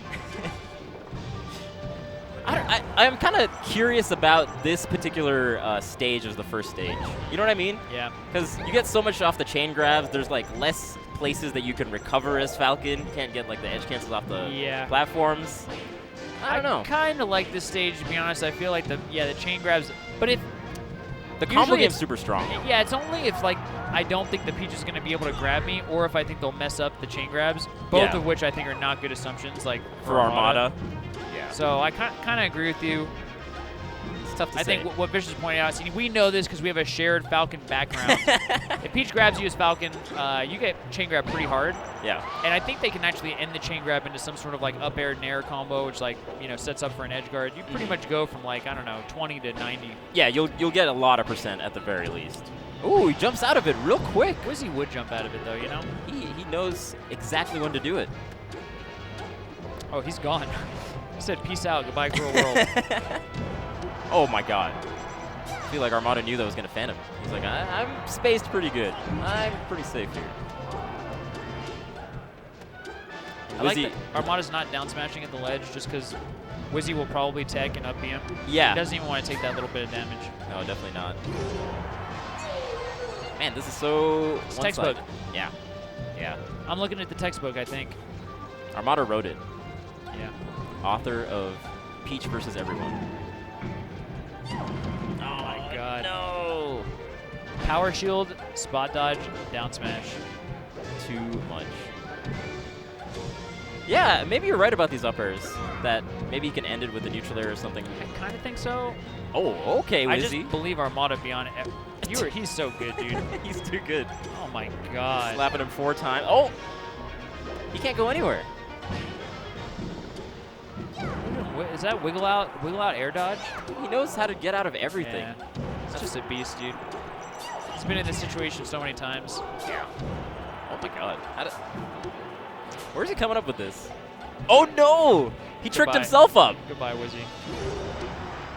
That farewell, my friend. The life of Falcon on FD. Taking off the Smash GD hoodies simultaneously. Yeah. I don't know, man. Where would you take a Peach? Stadium, 100% of the time. I agree. I like Stadium. I've never even thought about it. I think Peach, Marth, Sheik, it's always Stadium. Yeah. I agree. Nice long stage, no top platform. Yeah. You're living for and quite a long time. The blast zones on the sides are, small enough that. Yeah, I think knee is just such an amazing move, and you really can't. There's no corner of Stadium where you can kind of get away and DI and live. Yeah, especially as Peach. She's dying. But on the other hand, like Dreamland, I think is such a bad stage in this match. As Falcon? I think so. Just feel like I can't kill Peach. It does feel like that. Because it's like, feel like that. And Peach will edge guard you pretty well. We saw the way Armada was edge guarding. It didn't really matter if the stage is bigger or smaller. It just means that probably have to hit him 1 or 2 more times. Yeah. I think back in the day, when people's DI wasn't as good as it is now, you could find a kill move. You could get the knee on Peach pretty reliably. But nowadays, it's just stomp knee doesn't really work. Kill percents on Dreamland. Down throw knee, I think hasn't worked in like 2 years. Yeah. Have you seen that Bladewise video where it shows that down throw knee isn't actually a true combo? You can just air dodge out of it. I feel like that's what Peaches do nowadays. I'm not frame tight. I don't think I'm frame tight on down throw knee. Yeah, even if you are frame tight, you can. It's still not a true combo. You have to do up air. That's the only true combo allowed. And then you can like read the air dodge, I guess, punish that. But I'm sure Armada has some kind of trick up his sleeve for that situation too. I'll have to watch that video anyway. Useful stuff. Stadium. Yep. Classic. The classic. Do you ever beat Peaches? I never beat Peach. Once in a while. I can't beat the character. I just don't know how to approach her. I think the few things that you should be doing is, the way that Bladewise explains it, is I shouldn't be shielding at all, because that gives a chance for Peach to like get in there and close the distance. Falcon is so fast that you shouldn't be shielding. There's not really, that's the only time that she can get a grab on you, ideally. Right. So you should mostly be... Like dash dancing would be your defensive play. And then waiting for her to like jump in the air, you can punish with... Because if you look at Falcon running up air, it covers so much of the stage. Oh. Woo. Nice. Not gonna KO. With so much percent. Yeah. So much respect. He doesn't even want to just deal with down smash on the ledge. Ooh. That should KO. Yeah, on other stages, probably not, but that's interesting. Wizzy just double jumping over Armada and just letting it rip, and I guess Armada he wanted to get out of there. Oh my goodness. I really like the double jump nair, but dude, that's some Scar stuff, dude. Letting it rock. He tried to let it rock. See, here's the thing. I was telling Oscar because he actually did it today, that rising up air, falling knee is one of my favorite combos in the game. Right. But just the way that he tried to do it, it just doesn't work. None actually tried to do it today too. It's not going to work. Tell him, Scar. You guys just have to know how to do it. Why did Wizrobe take 31 damage from turnips? Yeah, he's just standing there like, all right. He's literally just standing there getting pegged. Wizzy. What's the plan? What's the plan, homie? I thought he was trying to grab it, I guess. Maybe. He did grab one, and then what did he do with it? Why did you? Oh my God, I feel like he just threw away that stock. I think so too. Wizzy. I feel like if there's one thing that I would believe, it's that Falcon really wins on the transformations, because he's so mobile, and Peach kind of, I just don't get the sense that she can. Yeah, the only thing that's scary for Peach is like down smashes that cover like all the weird slanty platforms, but I agree with you. More mobility for sure. But Wizzy just just takes all the veggies. That was what a read by Wizrobe. My goodness. 2 really beautiful knees to close out that stock, and we got a competitive match here. Oh man. I can't believe he grabbed off that back throw or back air. Yeah. Oh, I thought Peach would go forward too. Armada disappeared? And he's not gonna be able to Armada has so much time. Yeah. Even when he messes up, he's still okay, and he converts off of it. Yeah. Sick. I would have honestly Wizzy. Unfortunately, Falcon cannot do what Peach did. What the heck are you doing? What are you doing, my man? Ooh. Imagine if he didn't throw away those I stocks. know. Imagine the Catching world. Armada, you know, a couple of really good reads. You know, just predicting his role and putting the right moves in the right spots. Is he gonna get Yeah, now turnipped again? we're back in a turnip transformation situation. I think he should be like right on that little wooden platform so he can pick up a turnip if he gets like a Stitch Face or something. Or just have a turnip. I like having a turnip. Really? For some reason, it makes me feel extra powerful as Falcon. Like I can approach with a like it. projectile. I like how he just weakly threw that turnip. Oh my God, the stomp is so strong. And is that gonna do it? Nice by Wizrobe. I like that he didn't kind of rush it. He didn't fast fall after. That was He's a well-placed so up good. air. Yeah. And Armada makes it back. Wizzy is so good. He's so patient. He must have scattered that out because, I mean, you know, I think Armada did a pretty good job making it look like he just messed up. Yeah. Wow, Wizzy. How do you get that up air without with getting fire? canceled? Yeah. Okay, this is big. You see how That's big. That's big. That's oh, it. no, what are you doing? Dude, what is Wizzy that neutral air? he needs to reset his controller or something. Yeah, something's not right. He's doing some strange stuff. Oh my God. Dude, he had that knee. That was his up air knee, right? Yeah, that was an up air knee. Or at least up air, up air. At least up air. Yeah, stick with the up air, Wizzy. Oh no, double jumping? He's gone. Double I don't think he jumping? landed. Okay, he landed. Dude, what are these double jumps do? They're so committed. Is that it? Oh! Wow, Armada got the slide off, but nothing coming out of it. I think that actually threw him off that he got the slide so out. too. Because he can do the wiggle out air dodge and get out of it, and then that doesn't make the down throw knee connect, but... I almost think that teching would have been what I would... Tech to the left? Yeah, I feel like maybe just tech backwards or in place. I can see so that long as working you don't out. slide off, you know? Yeah, yeah. Looked like Wizzy was covering that. Because that knee covers, like, if he teched in place, teched to the right, Yeah. slid off. Well, anyway, I think man. that was a pretty strange match, I gotta say, because... A lot of jank. Yeah, you rarely see Armada lose even a game. Oh, and Armada's the one that's changing his controller Yeah. or resetting it. Interesting. I feel like I rarely see Armada even drop a game, but I saw him just drop a game where Wizrobe made, like, multiple questionable decisions. Yeah. And actually threw away a couple stocks, so... Yeah, the turnips, and then he just kind of, like, fell all the way down on the right Yeah. side during one of those stocks. What is going on with these guys? Intense. Dude, he looks so Look at angry. those Oh, my God. gunners. Flared My his God. nose. This guy. I'm about it. Yeah. All right, so here we go. Dreamland, I like the pick by Armada. If I'm Wizrobe, I'm feeling pretty good that FD's out of the rotation, you know? Yeah. Yeah. And you either win here and you're feeling great, or you lose here and you know, you just have to win on 2 non-Dreamland stages. True, Which I think is okay, you know. You have Stadium, you have Battlefield. It I could mean, work you have Battlefield, what's the other one? Yoshi's? Yeah. Which I think are fine. Yeah, definitely. I guess So- you're right. Maybe that's why FD came out first. He's like, let me just get this out of the way. Maybe, but What- generally, I whatever. don't never like that idea. I kind of don't like that either. I don't think that the math actually works out. Oh, Wizrobe! Getting these good connections. Oh, man, he's going ham. And honestly, I've been saying this. Oh, yeah. You attempted fate one too many times there. You really did. Whoa! I can't believe that Nair hit. And I've been saying this a bunch, but I do think that Falcon is that much more dangerous in a UCF world. Just because if he hits you the other way, like, you can guarantee that he's going to be running and jumping at you, and he can catch up to almost, you know, you really need to be DIing away oh, for sure. to get out of the range of, you know, a flying Captain Falcon. Dude, yeah. The danger zone of Falcon is so big. Yeah. Yeah, if you hit your dashbacks every time. There's like an And that's the animation thing. someone made, like Practical TS or something, where it showed like if you jump as Falcon, how much of the stage you can threaten. Oh my God, it's yeah. huge. It's like, oh man, Falcon is really good. Yeah. Let's go Falcon. Yeah, absolutely. Another thing, you know, that in combination with the knee, one extra knee in game is like, it could change everything. Oh, and that DI was actually... Speaking of knee, Oh my God. was that necessary? I don't think so, but... Was that necessary? It was a statement.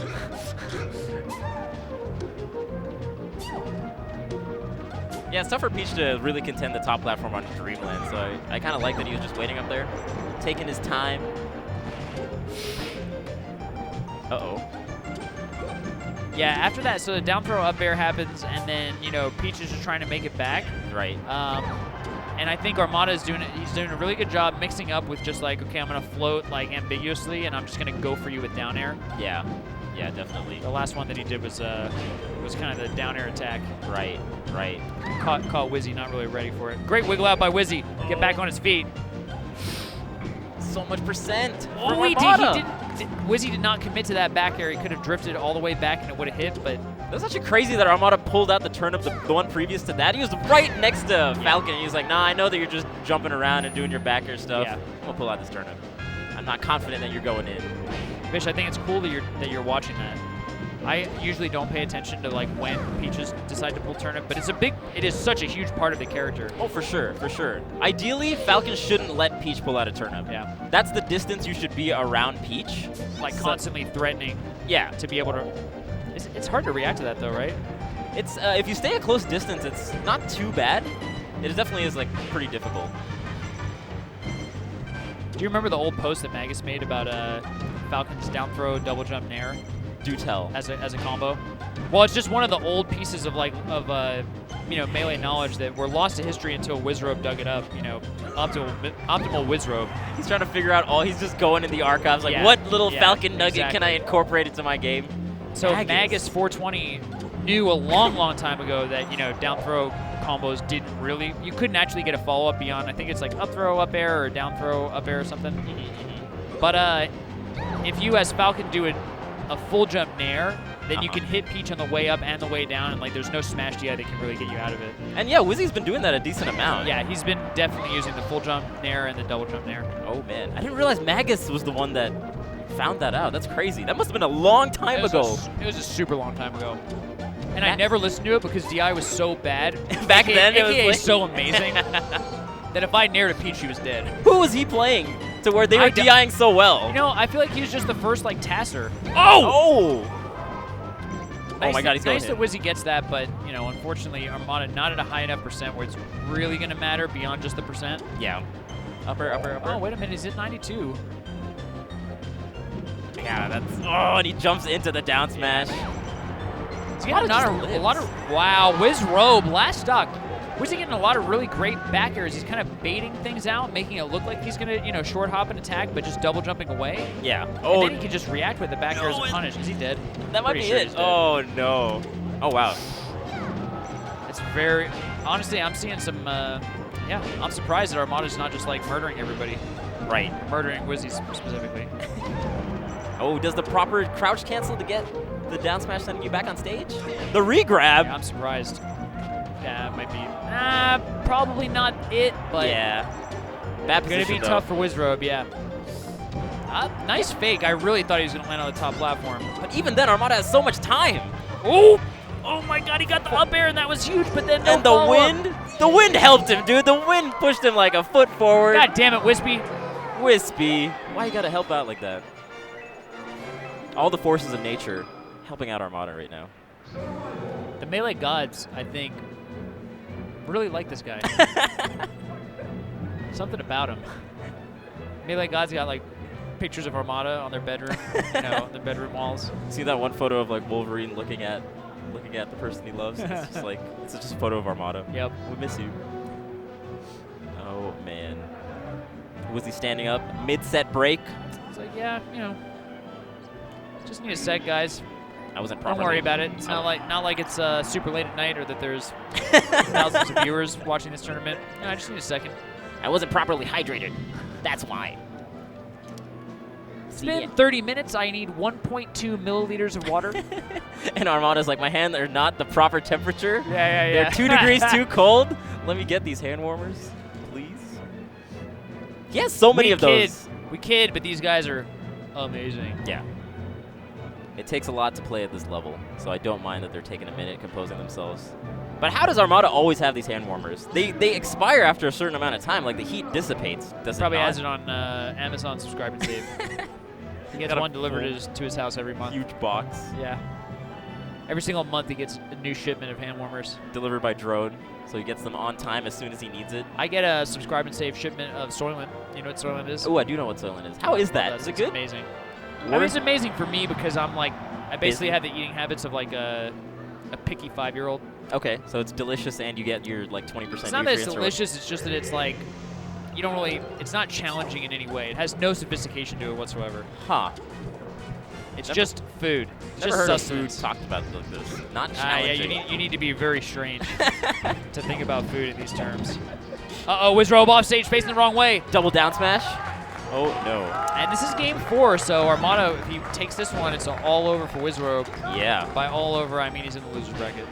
Dude, Wizzy's far. Winners quarters? Yeah. You're playing Armada and winners this far? This guy. You have to imagine this isn't the matchup that he would have picked. Probably I'm sure not. that he would have wanted to run into any of the other top players. Probably. But at this point... Even Hungry Box. Yeah. Okay. Oh, man. He's pulled out a bomb. He's pulled out a Stitch Face. Wispy helping him out. What can Wizrobe do? And he still has that. Stitch. So, yep, putting that shield pressure on. But Wizzy with it, dude. Wizzy's still Is that good. another Stitch? No, it's the same one. Oh, okay, good. I was about to say, jeez. Yeah. It was actually the thing that impressed me the most about that little exchange is that Wizzy jumped out of immediately out of the hit stun of the Stitch Face, which is a ton. Right. It's just hard to know the exact hit stun on every move, including things that come out once every couple hundred turniples. Yeah, he's been labbing it, dude. Oh, that's wow, smart. Wizrobe. Oh my God. If he were covered, I would have freaked out. Yeah. But unfortunately, Armada has everything covered.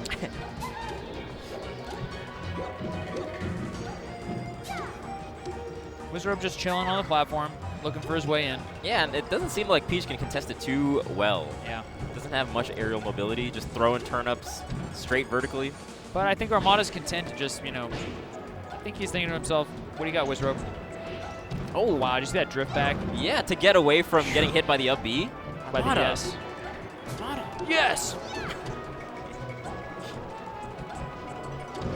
Did I miss all the names you had for your Falcon combos? Like the People's They Elbow? had names? People's Elbow? That's True. about it. That might be the only one. People's Scar Elbow, jumping. I think, was the one that I actually liked was if you stomp somebody and then you go up to the top platform and forward smash them when they're still in hit stun. Ooh. That's the real People's Elbow. You remember the tap Where's punch? about to get forward four-stocked? Yeah, I remember the tap Oh my punch. God. Oh my God, I remember it. You remember the G-Reg punch? You don't know about the G-Reg punch. It's the one, the rising up, right? The rising up platform? Oh, I should. Okay. I'm an old school Falcon, I respect dude. it. I respect it. If you know the G-Reg punch, you know your stuff. G-Reg was actually such a good Falcon. But I love Wizzy, G-Reg. taking a stock. I like it. That's right. I think he's going to make the comeback. The faith I from think he's got Bobby. this. Let's go, Wizrobe. I want to see a game 5. It's within reach. It's only like 17 neutral wins away. I have substantially Okay, less faith. 0. I'm sorry. Yeah, I'm sorry. 0 for 1. Oh, no. 0 for 1. Just 17 more, Wizrobe. There you go. All right, 0 for 2. Makes it back. Come on, 17 more neutrals. Oh, no. Still at 0. Oh, we got... I'll give it to him. We got 1. 2. That was a big one. Oh, that was actually pretty... Oh, but no he follow-up. Had it after that back Is it air. like 4? Oh, my goodness. Dude, he started up the stomp that and one he didn't just work. reacted, did the neutral air. Armada is a legend. Armada's so good. He's pretty good. pretty good. Pretty good. The #1 ranked player in the world, #1 seed at this tournament, Armada. His favorite Show Wizrobe- Pokemon Yep. is Bulbasaur #1. Are you serious? Yeah. So is Mangoes. Ooh. Seems like a problem. Huh. Is that the trend of top smashers to like Bulbasaur? Or is that the only common ground they actually have? Between the Pokemon? Is that they're both #1? I feel like Armada chose Bulbasaur because he was like, yeah, it's #1. Why would I not choose the #1 Pokemon to be my #1? Seems very possible. Seems like the optimal thing to do. But next, we have a Drugged Fox, Shroomed. That one. Shroomed has been like right at the cusp of these like top 6, top 7 players. He's always pushing them like game 5s. At Smash and Splash, he pushed Armada off of Peach with his Sheik, which is very difficult to do, forcing him on Fox. Yeah, so he's out here. And Versus Drug Fox. He's beaten Leffen at Royal Flush. Left. Papa left. Where's Leffen in this bracket? Leffen? No. I think he's on the other stream. Ah. I think he's going to be showing up on the other stream. Ah. Thanks to Lavage. Lavage. God, Lavage is so good. How does that happen? You know, his thinking was that Leffen actually found a new level of playing poorly. That was the way that Oscar described his win. Because he actually got Spizanked 3-0'd by Drug Fox right after. Oh, Lovage did? Yeah. Oh, man. Just got in his own head too much. Something along those lines. Yeah, maybe. Yeah, see, it's possible. It happens. It happens. And then I saw him getting spanked by West Balls and Cyrox. We're just tossing him at Fox Dittos after. It was super funny. After his win. After his win. I was so hoping that was because I showed up and I saw Fox Dittos and I saw Lovage, West Balls, Cyrox, and I was just thinking to myself, like, you know, after Lovage beats Leffen in a Fox Ditto, I hope Lovage is just getting tossed in this Fox Ditto, like just in the corner setup. That was pretty funny. Not taking any games. He's such a. He does take games though. You know, he's so good. He's really good. And he's a super chill dude, so you know, I don't think that it really gets to his head that much. No, I don't think so. And Sheik is so good. Yeah, he's just all around a strong player. Stellar guy. And we got Sammy on the stage. Yeah, tell me about who's he been playing recently? Because he plays like a bunch of different characters, right? I think he's been sticking to Fox predominantly, especially in this tournament. The thing I am curious about if Shroom is going to go Marth or Sheik. Yeah. I feel like he's going to go Marth. Just how well it's been doing recently. Right. In this matchup. Probably he wants to go Marth versus Fox, but then Sheik do the Sheik Ditto, you think? Maybe. I don't know if Drunk Fox is going to go Sheik, to be honest. I think it's going to be mostly Fox. And he is up on the stage, already warming up. Shroomed, nowhere to be seen. Can we get a camera for like the crowd so we can try to find Shroom? Like, where's Waldo? I think that's a good idea. Where's Dewan? I know he's in the venue somewhere. Production, can we see the venue? I don't think they have a shot of it just yet. They have a shot of the... Oh, the screen. But I think they can, like, pan out, right? They can pan out. Pan out? Probably Apostle's, you know, taking a break. As he does. Apostle's doing whatever he does. He got mad at me earlier. You know that, Gimmer? Your brother got mad at me. What did you do? Or what did you get? Who knows, man? Everybody gets mad at Scar. I don't know what I did. Apparently I made a joke about Gimmer. And then he took it super offensively? Yeah, he was like, you lumped me in with my brother. It's like, what are you doing? Ooh, you lumped me in with my brother? That's the double insult. I know, Gimmer should be mad at you. Yeah, Gimmer Why should are be you mad at me? I made fun of your brother. Don't you compare me to my brother. How dare you? My bad, dude. I didn't even think I was doing that. And I don't know if that's an insult. Is that an insult? I don't think so. To Gimmer? The legend? Atlas of the Smash community? He's got the whole globe on his back. He just walks around like this every day with the whole backbone? Smash universe on his back. The backbone of the Smash community? Hey, do you remember Pound 3? That was like the first time I saw VG Bootcamp set up doing a stream. Ooh, how did that go? You weren't there? I was not at Pound 3, unfortunately. I remember I was just like, who are these guys? Do you think that they can like set up a booth and like just stream? Like who is VG Bootcamp? Like, who are these? And now he runs this. Who are these schmohawks? Now he's part of the committee. Well, he's making rules for the game. It's true. The thing was, I thought that it was like an outside company, like coming in, you know, trying to set up the stream. Right. I didn't realize it was just Gimmer, you know, the dude who I smacked down on the regular in MDVA. He used to play Falco. I would mess him up. Gave him the business. I would mess up him and Blur, who both lived in MDVA at the Blur time. was in MDVA? I did not know that. I didn't know that either until later because I destroyed him as like a no-name in And you bracket. didn't know I that you didn't beat even know him? who he was. Oh my goodness. So you beat him super hard. He's probably like remembers that Literally fondly. didn't even remember. How do you meeting beat him. someone without remembering? After they become low-key famous. Sometimes, especially back in 2007, 2008, 2009, with the DI back then, you could sit down and have a 4-minute set with a Marth. 4-minute set with Blur's Marth. Probably nared him one time and he just died. It's like, all right, forget this game. Wasn't that supposed to be Prime Blur? When is the era of that? That's a really good question. If it's not then and it's not now, it's somewhere in between. Prime Blur is still below the fold on my list of notable wins. I do not think it's on page 1. The Scar resume, not there. Ooh. And But, answers the Vish, question. You're totally right. Yeah, totally right about the character selection. We've got Dejuan Marth. Ooh, and his Marth is so good, dude. It's actually so good. He's got crazy game sense. How do you just choose these characters and do so well? Yeah, yep. He's really good. Definitely jealous. Homemade Waffles actually did, I think, a great kind of... He opened my eyes to how Shroom's Marth plays in an unorthodox kind of way. He likes to stay close in a way where a lot of Marths kind of want to play more defensively, keep the Fox out. Right. Dewan's kind of up in the Fox's face and likes to be like behind them, but you know, keeping them close. Right. He's a scrapper. He's a scrapper. So we'll see. I mean, Drug Fox, I think, one of those players who knows pretty much every little micro crevice of the game. You know what I mean? There is no crevice where we cannot Yeah, find he's you. just explored the entire thing, you know. Man. He's constantly looking for new stuff that he doesn't know. And he also has a pretty sick Marth of his own. Yeah. So, yeah. So, yeah, we'll see if, he's taken by surprise by any of this, or So if he's got far? answers. So far, Dewan's doing all right. Yeah. And the thing is, I want to see Shroom just, like, Game 5, bust out the Doc, bust out the Sheik, throw off everyone, because I feel like he's good enough to where he won't have too much of a, like, change-up mess-up, you know what I mean? Yeah, I do. It's definitely a skill. Not everyone can switch characters mid-tournament. Ooh, spaces outside, gets the forward smash. Oh, looked like he could have just grabbed and rolled on. Yeah. Oh. Wow, look at that movement. Just barely sliding through. Shroom looking pretty good.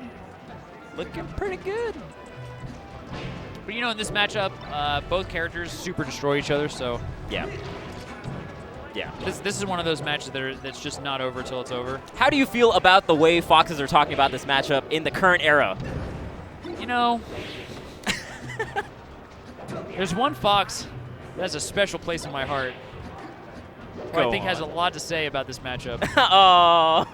One, Chris Toph Aldendorfer. If you see his pinned tweet, it's just the What Marth. is it? It's the Marth from Fire Emblem just saying yo. I love when he talks about this matchup, to be honest, because in a way he's right. In a way, I remember he lost to some Marth at the last Big House, and he was saying to me, who has a better punish game? Marth. Who's got a better neutral game? Marth. Who's got a better recovery? Marth. Who's got a better edge guard? Marth. Who's better off the grab? Marth. And I was just dying. It's like, I can hear that in his voice too. It was just like, look, basically the subtext of what he was saying is, look, I'm about to, with my words, conclusively prove that Marth destroys Fox. Him and Leffen would have a grand old time together. Yeah. And I really appreciated what he had to say about it. I don't happen to agree. I respectfully disagree. While I do agree with many of his points, you think I Fox have to say that I think that this matchup... Is Fox slightly? Or pretty even? I think it's pretty even. Yeah, I'm in the boat of pretty even. I like the way that Mango puts it. He says, it's like 60-40, but it's like 55, something like that, but Fox has a hard 50. Yeah. I like the way Mango says that stuff. It's very true. Like, Fox has to work harder to get his conversions. Right. But it's not like he doesn't have the tools. No, he doesn't. In some matchups that are bad, you literally do not have the tools to deal with it. Yeah, Fox definitely does. He has all the tools. It's just, you got to put them together. It's not easy. Yeah, it's not easy. And it's kind of not easy for Marth either, but it's like... There's more it's forgiveness, hard in a I feel different like. way. I feel like there's more forgiveness with Marth's combos, and what is That was this? sick. Yeah, I the really side like that. B momentum? Really like that. Getting the back air after? I started calling it the row your boat. Because sometimes when Marth's super high up and they just do 4B after 4B, I kind of And then the back is like the paddle that hits the teammate. Exactly. But yeah, I think it's more forgiving for Marth, but at the same time, you've messed around with Marth, right? Oh, of course. It's kind of like if you get off balance. Yeah, Marth you gets kinda destroyed. Just die. Yeah, if you just get like a bad side B off the stage, you just get shined. And like, so it's not easy for Marth either. It's kind of intricate. And if they get to a percent where you kind of can't, he just kind of starts to suck. So it's like, if you set yourself up, then it is. So it's just kind of a different, delicate balance. Yeah, if you kill confirm at the right percents, it's pretty good. But afterwards, after you're like at 130, it's like, what am I gonna do? Yeah. And then at that point, like if you're talking about the matchup and the ratios and the percents and stuff, like maybe like on average it's whatever, but in some situations it's like 70-30 Marth or 70-30 Fox. Right. Because Marth got the Fox up to 120. Yeah. Anyway. So I like the 50-50. Oh, good crouch cancel. What? Let's see if Drug Fox gets the KO. I kind of expected him to, but Shroom is doing a really good job with his recoveries, saving his jump to the last possible second. Oh. It's actually very interesting to me that he opts to stay Marth on Dreamland. Yeah. Because this is historically not Marth's stage. Right. And he has plenty of characters. You just go Sheik if you wanted to. Yeah, and once again, like Homemade Waffles, when I was talking to him, he was saying that, like, Shroom just doesn't look for the same stuff that normal Marths do, so he can play on the stage. Okay. Which I find interesting. Yeah, I can see that. Oh, man. He kind of used that back air to get over the 4B, but then didn't really out-cancel it. Yeah. Just kind of got a little bit stuck. And didn't even fast-fall it either. Oh, wow. I'm really surprised that hit. +1. It So hit was him, like, Sammy. Did you see him pop up? He's not pleased. He must have the Rumble on in his GT Throne gaming chair. Oh no. That was actually a really sick get up attack, sending him off stage. Yeah. It's like but that's also Marth. It's like he dies at 60. Yeah. Just from doing the right attack off stage. I don't know, man. Good bait by Drug Fox. Uh-oh. Uh-oh. Misses up air, but still was able to get the grab. Oh. Oh. That was a little overextension there, but yeah, slight greed, slight. But he has a lead, so I don't mind it at all. Don't mind it one bit. Okay. Oh. Tipper? Up smash! Oh my goodness. Yeah, that was probably a better choice. I would have up smash for sure. That was the Thundercast combo right there. Oh. Oh. Oh. Oh. It's getting shot up a little bit. Oh, the shield poke. Oh, wow.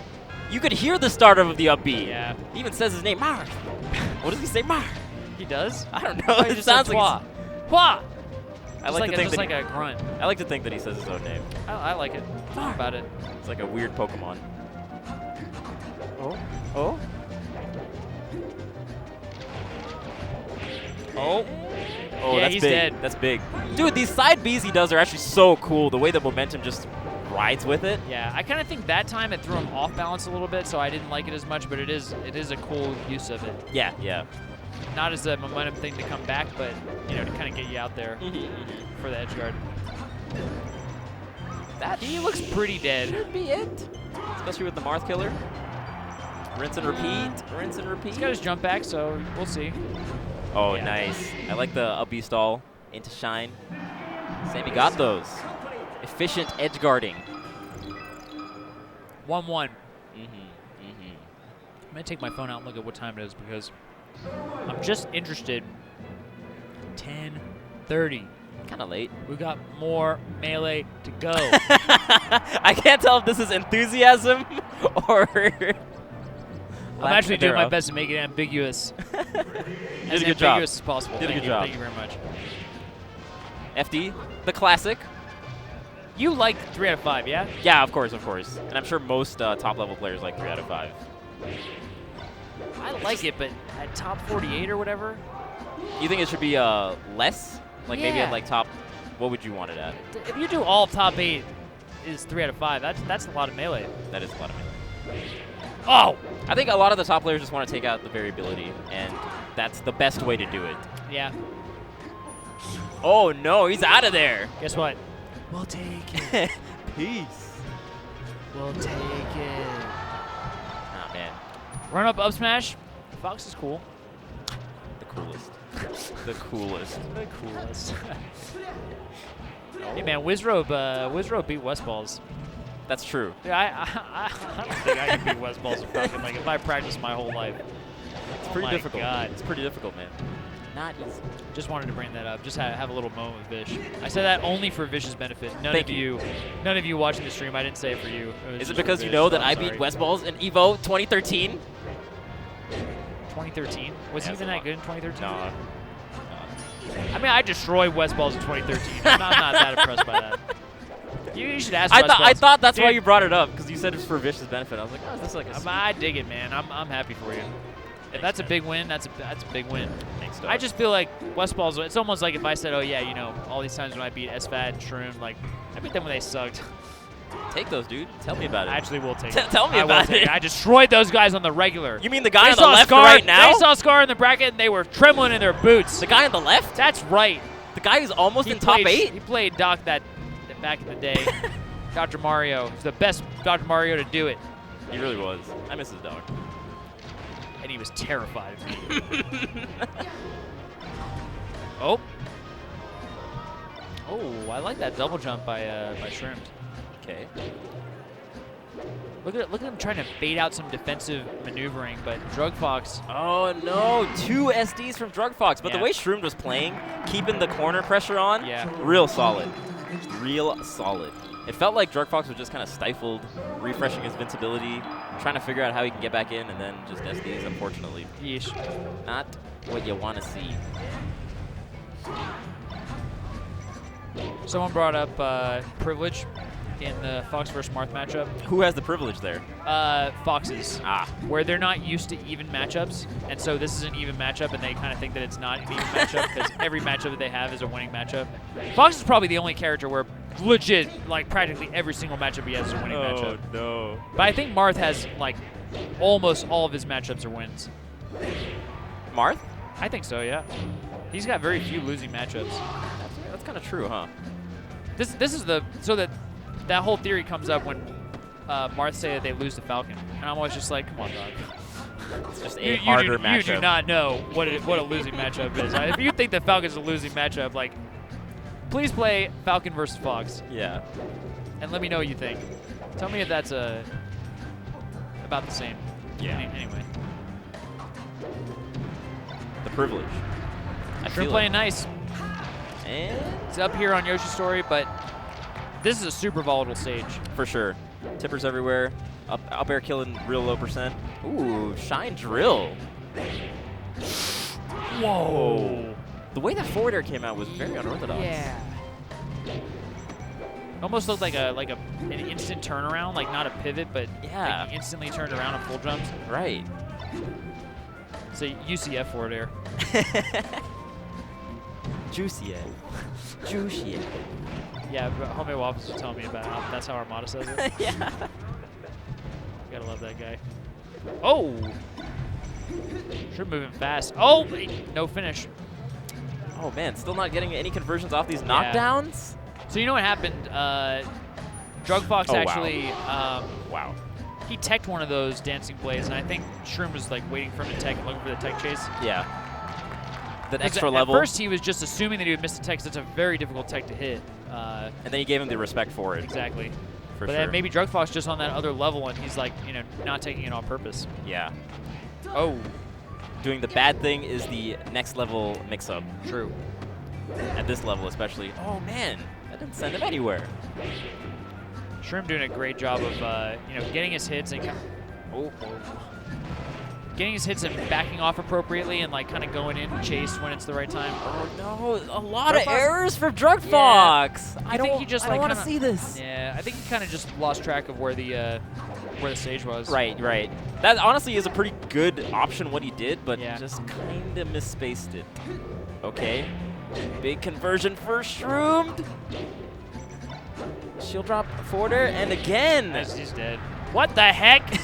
The curse. All right, now he's dead. No, he's not. The curse. He's just getting tossed right now. Oh my god. Oh my god. Drop zone neutral B. That was Shroomed. See the slight smile from Shroomed. Yeah. Slight smile. What was that? I don't know, dude.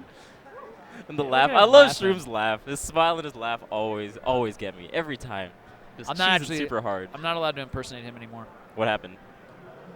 I just heard that people didn't like my impression of Shroomed. Sorry. I thought it was not good at all. Oh, that's okay. Not good impressions are kind of fun. That's what I thought. I'm sorry, dude.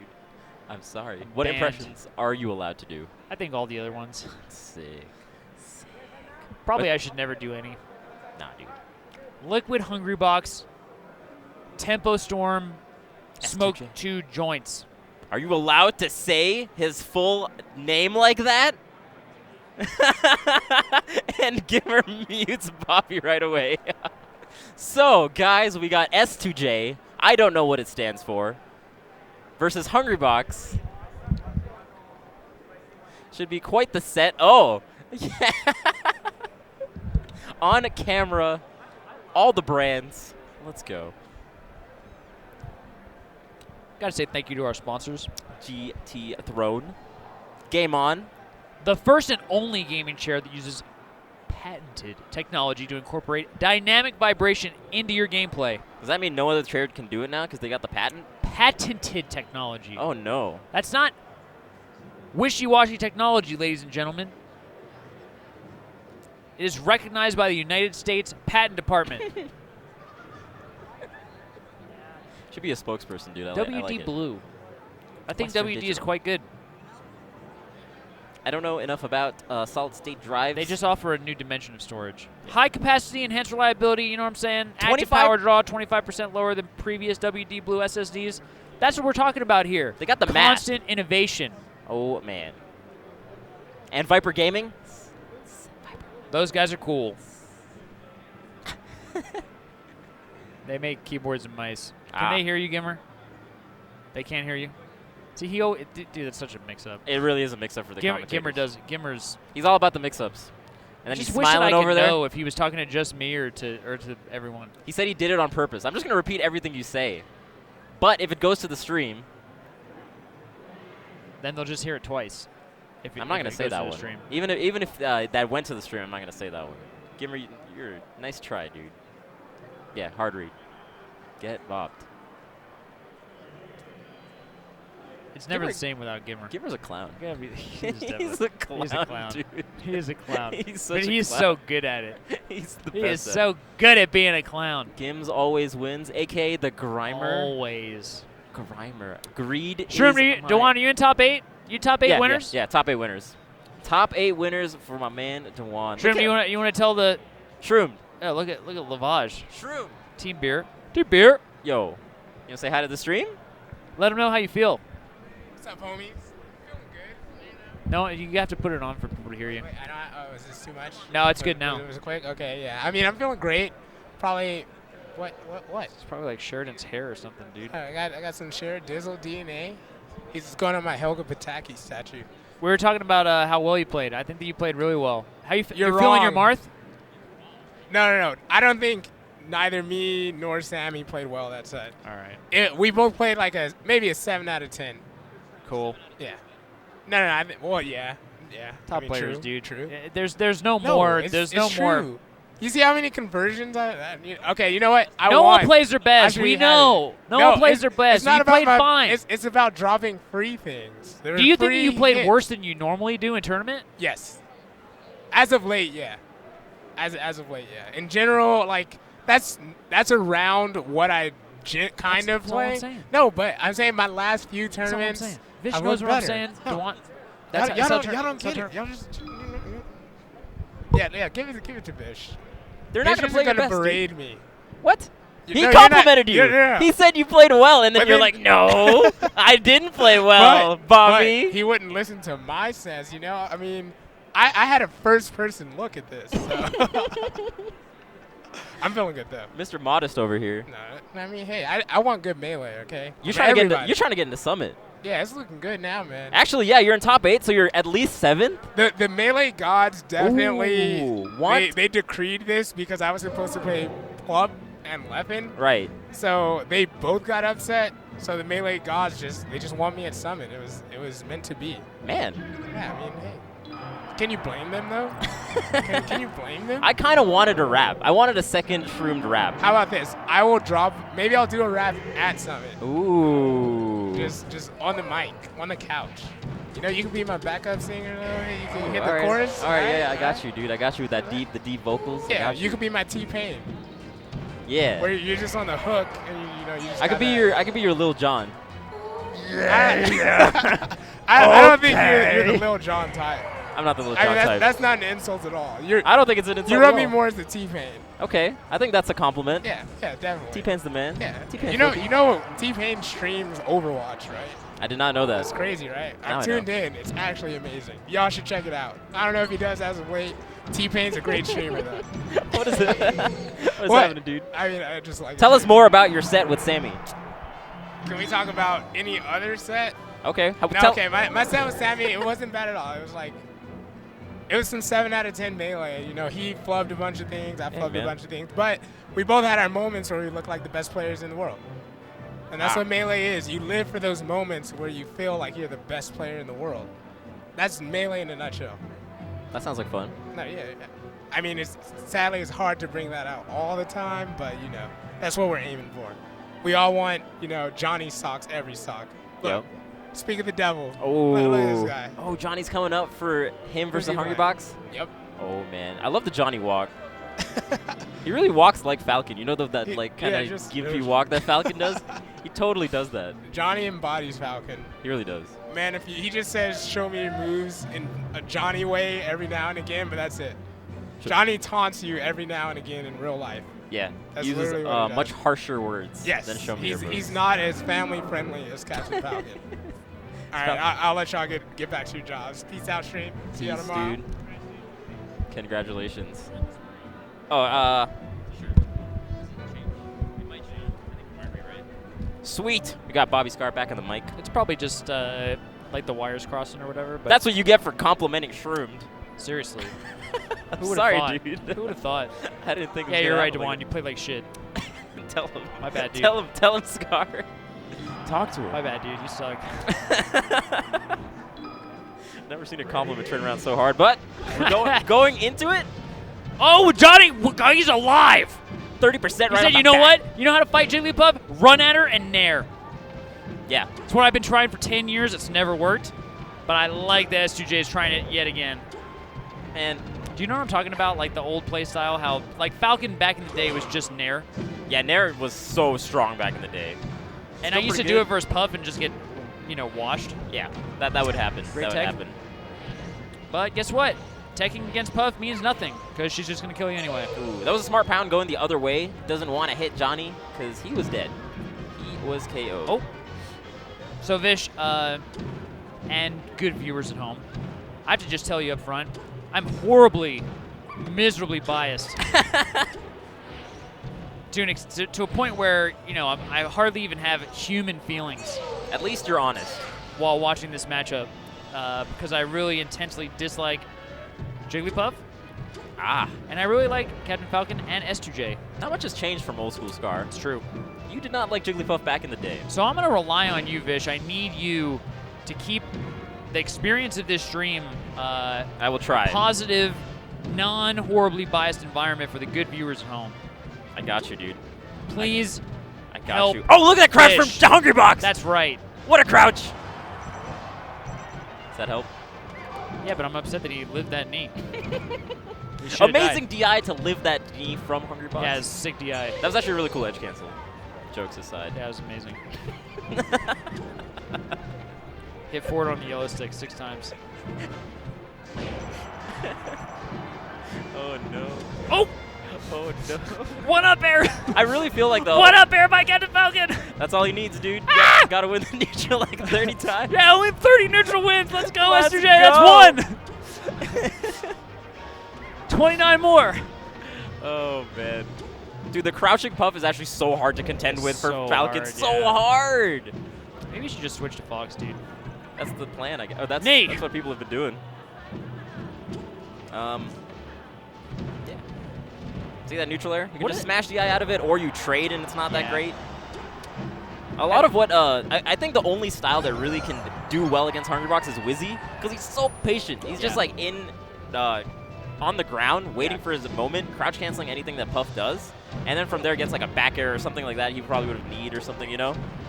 Oh. That actually looks super funny. Falcon just like banged into the side of that knee. Poor Falcon. I think Falcon's kind of a clown too. Oh, definitely. Yeah. Definitely Just as a clown. character. 100%. I think they designed him that way. So, okay, we know Wizrobe is patient, but there has to be more to it. Well, he's patient and he picks his moves really well, and he does drifts particularly well. Like, he'll mix up either fast falling. Oh, no, and he got up attack. That's not what you want. But he'll mix up, like, either fast falling his up airs, delaying his up airs really well, fading back. But yeah, it's still a pretty hard fought battle. Even with that, I thought that Falcon beats Puff though, right? I don't know if I agree with that. That's what common knowledge says. At least If now, you listen to the survey of, survey says. That's right. They say Falcon wins. I think at this level. But I guess Hungry Box is just better than all the Falcons, even if they didn't have the characters. So I don't know, dude. It's tough to say. The way Hungry Box plays it feels like it's really hard. You ever played Fendi Pretendi? Can't beat that fool's Puff. Oh, dude, Dendy, dude, I played him Fendi once in Pretendi. tournament. I didn't realize what I was going into, so first stock. Did you win or lose? I won, but first stock. I don't want to hear the story. All right. I was just kidding. I was literally kidding. Got I bodied, wanna hear dude. it. No, I don't want to. No, I want to hear. I don't want to tell it. I'm so sorry. I don't want to tell it anymore. I just said it out of the bitterness. I'm telling you, you need to save the stream. All right. I'm over here, just a shell of a man. You really don't like Puff, huh? Just imagine the Emperor in Star Wars, just how miserable and decrepit and how ugly his face was. Don't watch Episode 3. Use your hate. Channel Yeah, it all came from his hatred. Channel your hate. That's what you need to do. Channel your hatred for Puff. Into what? I don't know. Hungrybox thinks that he's smart because of the grass stage transformation and how you get one more rollout. S2J knew. S2J knew. Dude, he's down so much. Hungrybox is so good. Actually, I hate watching this matchup so much. I've had to commentate this exact set so many times. It just happens the same way. The dude gets rolled. He gets rolled. He really does. What is the point? And that is the testament to how good Hungrybox is. That's right. That's As why a he's a fierce god competitor. Oh. Because Johnny's on the come up right now, dude. Like, he's playing some of the best melee I've seen Johnny play. But see, look at that up air he did. That first up air he did. He didn't fast fell it, and he delayed it just a little bit. That's what you need to do. That's what Wizzy does really well. Yeah. That's what I kind of mean by patience. For sure. The up airs, the low up airs are, it's actually kind of broken. Yeah, real good. And then staying grounded, I think, is real solid, too.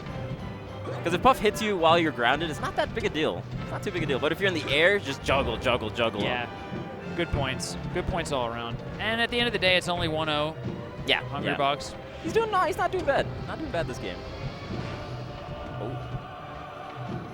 You know, I just want to see some interesting melee, that's all. I just don't want to see the same thing that I've seen. Yeah. I want to see something new. I want to see it fresh. Some fresh, new upsets. You know what I'm saying? Oh, that was really smart the way he got on the other side of him so that he doesn't get the tech off the mountain. Dang. That was quite smart, yeah. That's actually really hard to do. Yeah, just because you bounce so many times in the pit. Right. I kind of feel like you have to guess. Yeah, he knew. He was ready. Oh, my God. Yeah, S2J will definitely work in the single hit nairs and the low up airs. I think maybe he's just gotten crouched under enough times that he's realizing that jab and grab are just, you know, not the answer. Dude, Hungrybox is so good at making it seem like you can grab him. At the last second, he'll crouch. Yeah. He's so good at that. Yeah. Absolutely. He's like, here, dude, no, you can grab me. Come here, come here. That's right, Vish. What's the name of that clown in what's the name of that clown in It? Pennywise? I thought it was just It. I don't know. He's like that dude it's in probably, the... I think it's Pennywise, yeah. He's like that dude in the sewer. He's like, just come here, dude. Just come here, man. I got a nice little surprise for you. You can grab me. You can knee me. And then you just get arrested. It's no fun. I think at this point, back air is the move as Falcon. Yeah. I think spacing back air is also pretty solid. But, you know, one hit from Hungrybox and this could all turn around. Yeah, one back throw. Yeah. Oh, power shield. Oh, I'm scared. I honestly don't know how he grabs from so... Dude, how did he get that up air? That up air was the really clutch up air. In the middle of Johnny jumping through there. The jab reset rest after, because he was so low to the ground. Oh my goodness. Hungrybox is just the clutch master, dude. Bobby goes silent. He goes silent. I'm just listening to everything that you have to say because you know what? You're right, Vish. You're bringing a fresh perspective to the stream. I didn't even realize that the freshness I've been looking for might just be your commentary. It might not have to be the gameplay. This has to be a new take on Falcon Puff from a commentator perspective. Thanks, dude. Who would have thought that if you don't just sit there and complain for the entire set, that it's actually a different experience of watching the match? And you've taught me that. Thanks, Bobby. Thanks, dude. Thank you for saving the stream and my experience of this match. Oh, man. It's all you, Vish. Happy to do it, If it's me, I got no other tricks in my bag. My bag of sleeves is empty. Bag of sleeves. You remember Toph said that at the dude. very first time we commentated NCR 2013. He Bag was just of like, sleeves. yeah, he's got a lot of tricks in his sleeve. His bag of sleeves. He just couldn't decide between those two. And he said it again, but it wasn't a callback reference. He actually just gets those two sayings mixed up and mashes them together in the same way. Bag of sleeves. So Up anyway, his sleeve. We got a bag of sleeves right here. Oh, man. Who has the bigger sleeve? You know what else is cool? Sleeve is such a funny word. Sleeve sounds so much like sleeves. Sleeves. It's a bag of sleeves. Sleazy sleeves. Tie game. 3 stocks apiece. Oh, man. Oh, okay. Biding his time. Oh, that little lip is actually super scary. Yeah.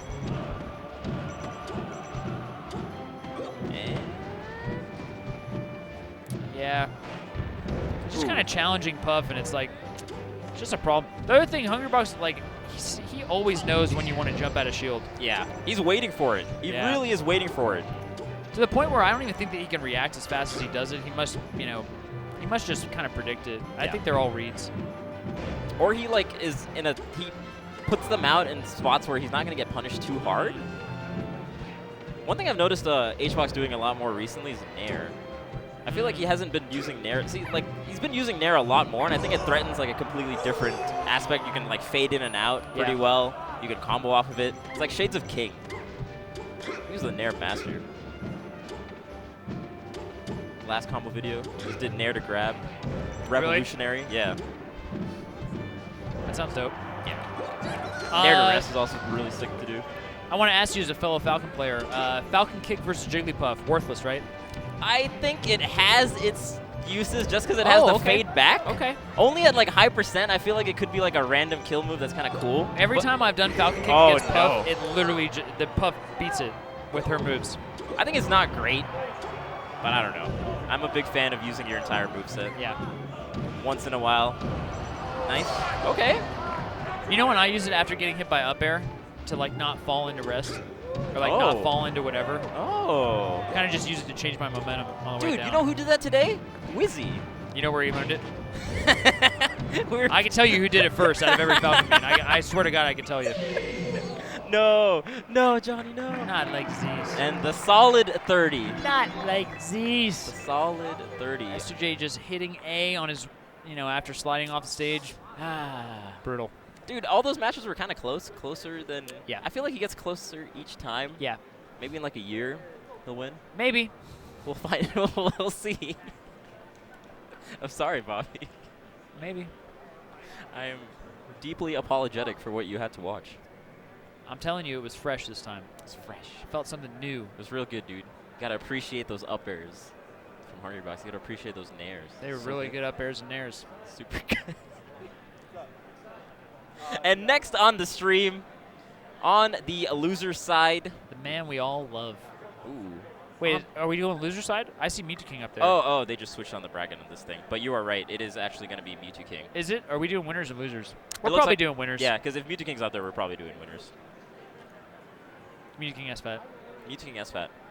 I've seen SFAT win these, but rarely. Hopefully he doesn't counterpick FD. Not the greatest of choices. Yeah. Yeah. Have you seen that? Someone drew a comic of the entire I really scenario. like that comic. The style choice of SFAT just looking goofy. It reminded me of like Calvin and Hobbes. Just like. Yeah. I really liked it. It was very well done. It reminds me of just that tendency of SFAT's. His taunts. Notoriously one of the worst taunters in the history of the game. He really tends to taunt when he's down and you have no faith he's going to win. I talked to him a little bit about it. He was like, man, I want to get my head in the game and remember that this is about fun. And that's the way he reminds himself, I suppose. But on the outside, it looks like just a very confusing, poorly timed assertion of one's own ability to win. It's always after he takes like a pretty simple kill, like after just some back air. Yeah. Yes. So he's down. I earned this. Down a game in the set. He's like losing. Sucks. All right, nice back air, dude. He's gotten better at it, I think. Nice back air, homie. I've seen a couple taunts where he's up. Let's bring it back. That's what it's about. Learning from your mistakes. Taunt when you're up, taunt in a close situation, taunt when you do something cool. Dude, Mewtwo King, when he was playing a previous set, oh man, I forgot who it was, but he was just like popping off after every single kill. Ooh. It was kind of cool to see. I do like the Mewtwo King pop-offs. They're so real. They are very, It was against Lucky. That's who it was. And it was close games, both 1 and 2. Lucky takes a game, but he pops off super hard, both games 1 and 2. And even in the middle of a game, he pops off during a combo. Yeah. I think it just goes to show like all these other players are really pushing the top level players now. For sure. Yeah, it never used to be like this. No, it didn't. It definitely did not. SFAT leaning in so far. Yeah. Oh, you heard me. Look at Mewtwo King, man. He's getting his whole body into it. Yeah. Have you spent much time like with Cyrox or talking to Cyrox about, kind of how he thinks about the game and A little bit. It sounds like you do. You have a lot more. Yeah, we just had him on the Skarntov show. He was on the reads, yet to be released, but it's I think it was a really good set, really good badge. And he was just talking about, like, your physical body and, kind of people's tendency to maybe grip the controller a little too hard. Yeah, or, that's when you're bad for your trying to do hands. something that's really technical that you're not used to, how sometimes you just input the things very rigidly and very hard and tough, and and I'm seeing Mew2King in just the way that he's using his controller, and he seems kind of tense in general, and I think I don't know. I'm just bringing this up, but It's definitely not a good look for your hands. Yeah. In terms of hand health, gripping your controller is one of the reasons why people have hand pain. yeah, but Cyrox, the way that he talks about it goes beyond that, and I think it's really cool. We can talk about it later. Sure, I yeah. don't want to get in the way of SFAT versus Mew2King. Tell me at mid-set, or definitely. after that Yeah, for the set, we'll find a moment. Oh, yeah. SFAT beating Cyrox to get here. Real close. Jab reset. Real close. Oh, looking for the shield poke. SFAT's ready for it. Yeah, because when you're coming from below like that, you're going to angle your shield down, and then he did the neutral air above him. But as we say that, gets shined. First stock powered by GT Throne. That was the first stock. Now it's gone. Again, tries for that same kind of mix-up of the shield poke above him. Oh. Okay, okay. I actually love Fox's forward throw. Just punches him in the face. For how little it does, it looks so much more It looks painful. so cool. Jab. Oh. I like the forward tilt. Yeah. Should be it. Is there enough DI in the world to survive that as Fox? I don't think so. I don't think so either. It's a hard life. You really gotta be cancel it to live there. Oh, down tilt? Dude, V-canceling was such a thing for a while, and then everyone just stopped talking about it. What happened? Oh! It was almost like a meme thing. It's still there. It's not like the technology left. Oh my goodness, this edge guard. Yeah. So long. All the DI in the world, not saving him. Wipe off your hands, buddy. Yeah, that's such a Mew2King edge guard. Yeah. He's been doing that for years and years. That's one thing that I think will never get old, though. Mew2King edge guards? It looks cool. It just looks It will pretty never filthy. get old. I remember the one he did back in the day with the back air slide off back air. Oh my goodness. Oh. The clean back Mew2King. forward. The innovator. Yeah, Oh. for sure. Yeah, he definitely pushed offstage. Well, I think Korean DJ was the offstage edge guard kind of god. and With then Sheik Mew2King especially. Mew2King kind of was the optimizer of that, or the popularizer. All these old names, man. Yeah. We've got a long, rich history as the Melee community. If you're interested in learning more about it, you can always head over to YouTube, check out the Smash Brothers documentary by Samox. True. Just type in the Smash Brothers documentary into the search bar, and you will find it. It's for free. Oh, man. If you haven't seen it, highly recommend it. Worth watching for sure. The Isaiah one, man. Yeah. So sad. Whoa, What is he happened? dead? Oh, that's really SFAT smart. just ran off by accident, but perfect charge. Yeah. On that up smash. It was Great actually awareness. very tricky up B that Mew2King did because it was so early, but SFAT was ready for it. That low percent kind of helped him out too. Yeah. At higher percents, I think Mew2King's idea would have worked out real well. Uh-oh. Oh my god. Wow. That's actually a hard call out with that forward smash. Yeah. He had the right read, but just not quite the right spacing. Uh-oh. That could be rough. Okay. Just kind of stays on that platform. That was perfect by Oh my Mew2King. god. Yeah. Dunks on him. Perfect by Mew2King. I think SFAT needs to just DI a little bit more away from the forward air because he's going to go for the weak forward air, and then if you DI in, you get King comboed. Yeah. If you DI away, it was a pretty high percent, so I don't think that he was in a bad situation either way, but if you can not get spiked, It's that's better. what you want. Yeah, it's better. Make him work for it. Don't get hit Oh, to your death no. if you can. Yeah. Melee That's pretty much 101. what we're saying. See how Mew2King just down aired him from the get-go? Yeah. Oh, what? Get down! Yeah. In the middle? Because you can usually extend that with forward air. Yeah. Oh. The mix-ups. Interesting. Interesting Back. down smash. And an equally interesting back throw from SFAT. So much respect for Oh. Mew2King. Yeah, SFAT going for the space and airs, but then, maybe he landed a little bit closer and he went for the double jabs. I mean, jab just not that good. Not that good. Nice forward B. looked like Mew2King was ready for like the lower forward B. He was ready to start edge guarding from up B, but. Oh no. Oh no. He missed the stage. Wow. All right. The raw up smash. Yeah. Works out.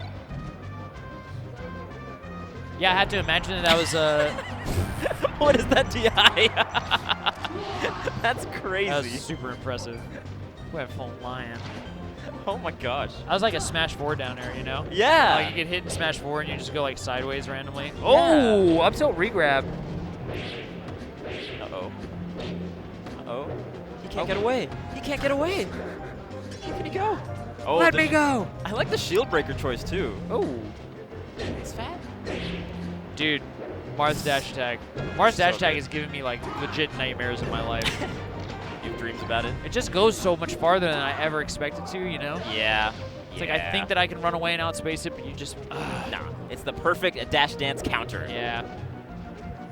But that's like Mew2King's neutral in a nutshell. You do either grab, forward smash, and dash attack, but it'll mix them up so well in the middle of his dash dancing. How come nobody up smashes? That's what I really want to know, Vish. What's that? How come nobody up smashes in those situations? Who knows? That's I what feel you like want. if he had the heart of Falcon in him, I feel like if either of us played Marth, we were in that situation, we would have up smashed. We would always go for the Thundercats combo. Sword's going right up in the sky. To the heavens. It would have like a little shiny spot on it. Bing. Yeah, they should make it like an electric move for sure. That would have been. I agree. Then more people would use it. Yeah, totally agree. Just Tipper, not good enough. Oh, that counter lasted forever. It definitely did. Yeah. Oh, dude, he's making so many KOs. That was an angle. Oh, whoa. Mew2King's like, that recovery was hot. Too hot to handle. Hot. Okay. Dude, look at these pop-offs. Yeah. Mew2King is SFAT wiping his nose with his hand controller. That is not sanitary. I feel like you Tell need him, two, Scar. right? Tell him. You need two. One to wash your hands and one to wipe your nose. What if he's got the nose grease on it now? I'm inclined to agree. What if he can't use the controller anymore? It's all greasy. Dude, those forward tilts are so good. I think he's dead this time. Oh! No, he lost it before. Honestly, I was just about to say that's the left. Doesn't he have a jump? He had a jump, didn't he? Because he just fell down and side B'd? I think he just like side B'd too long, and then the animation of it lasted so long that he couldn't jump. Or maybe he just went for like frame perfect jump after forward B and messed up the timing. That's so sad. He could That's just quite sad. And right away, he's like, "This is the gimp I should have done." Here we are in FD. Beautiful. You can feel sad for Mew2King up until the moment where he counterpicks FD versus Fox. Then all bets are off. That's actually very sad. I'm not gonna lie. Yeah, no, it's dude. He had the gimp and he had the right idea. Do you know I actually game one I should have beat West Balls. Here? Yeah. Oh. I literally. Let's go, Scar. We were both at last stock, and I hit him with a back air. His double jump was gone, and I'm on stage, and he is up being down here, and I was just standing there. Ooh. Gets dunked, but continue. So anyway, that was more sad, I think, than Mew2King messing that up. Sorry, dude. Stakes may have been lower, but... Hey, man, melee is melee. I am sorry. That was just sick, by the way. Mew2King hitting SFAT with a full jump forward air, and like you would expect he's going to come down with another forward air or something. He basically tomahawked after hitting him with the forward air. He just came down and grabbed dead. Dude, the dunks. He's mad. He's so angry right now. Oh, man. Mad 2-kick. Yeah, he's just he's getting tossed, dude. I gotta say, on the edge guarding, I really like Mew2King choosing like forward tilt and then charging B as well. Just like these moves that have a high upward hitbox. That covers quite a bit. Oh, burns him. Wait a minute. Is this doable? Is this possible? At the very moment, it's looking not impossible. Oh, no. And suddenly, just like that. Last stock, and it's 1-1. Can SFAT take a lead, or is Mew2King just going to FD him? Might be the latter. Oh, but wait a minute. The chain grab? Very rare, but SFAT going for a Hail Mary drill. Yeah. Hail Mary is not what you want to do against a player like this in a situation. Oh, but a beautiful drift back. No one expected it. Do you think he meant to up smash that? I feel like he meant to up air, but he just missed the jump. Yeah, maybe. Oh, great Good job going right to the ledge there because Mew2King was not threatening it at all, but he could have punished the down smash. Spaghetti. Oh, no. A little bit of spaghetti from both players. He's dead. Oh, I don't know how it missed. I don't know how it missed. Dude, it's these angles. He's a man of... He's dead! He's dead! He's really in a good position for edge guarding, though. And the over 100%. Oh, no. That actually gives so much momentum to SFAT. Oh, no. Joey. Joe. What a turnaround. Dude, it all came after that one mess seriously. up B from SFAT that actually started the whole sequence. You know, M2K was up 3 stocks to 1 a minute ago, right? Yeah. I can't. Oh, no. And now SFAT sitting pretty 2-1. Ooh. He's got to shake it off.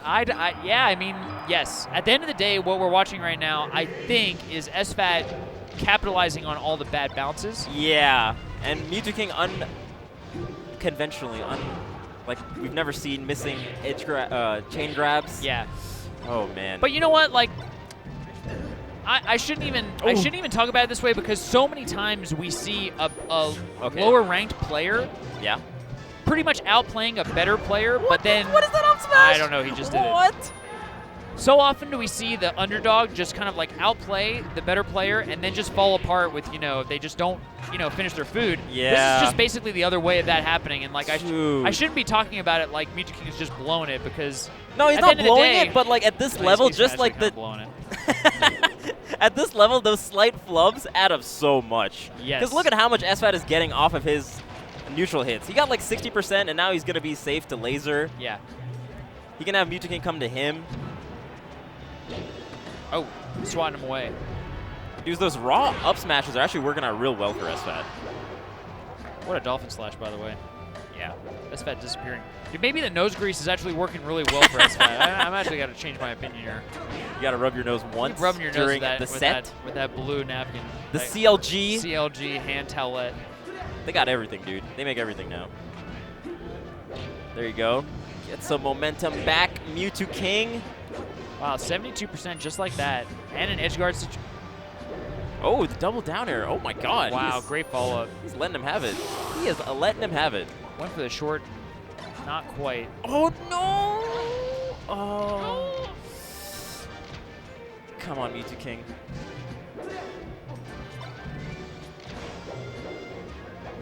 SFAT playing it safe, But, wow.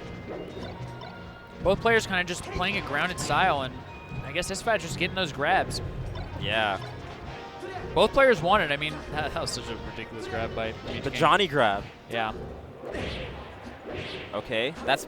Yeah. Oh, my God. How did he jump out of it? I'm not sure. I think Mew2King just dashed a little bit too far in the opposite direction. He wanted to go for a Ken combo there. Yeah. I don't know if he has to jump. Yes, he does. That was actually really smart to do the up B right away because Fox was running in, and the dash attack doesn't let him land. No jump still. Dude, he's been giving up the ledge too much. I will say that SFAT has been going to that ledge in that position like 3 or 4 times now.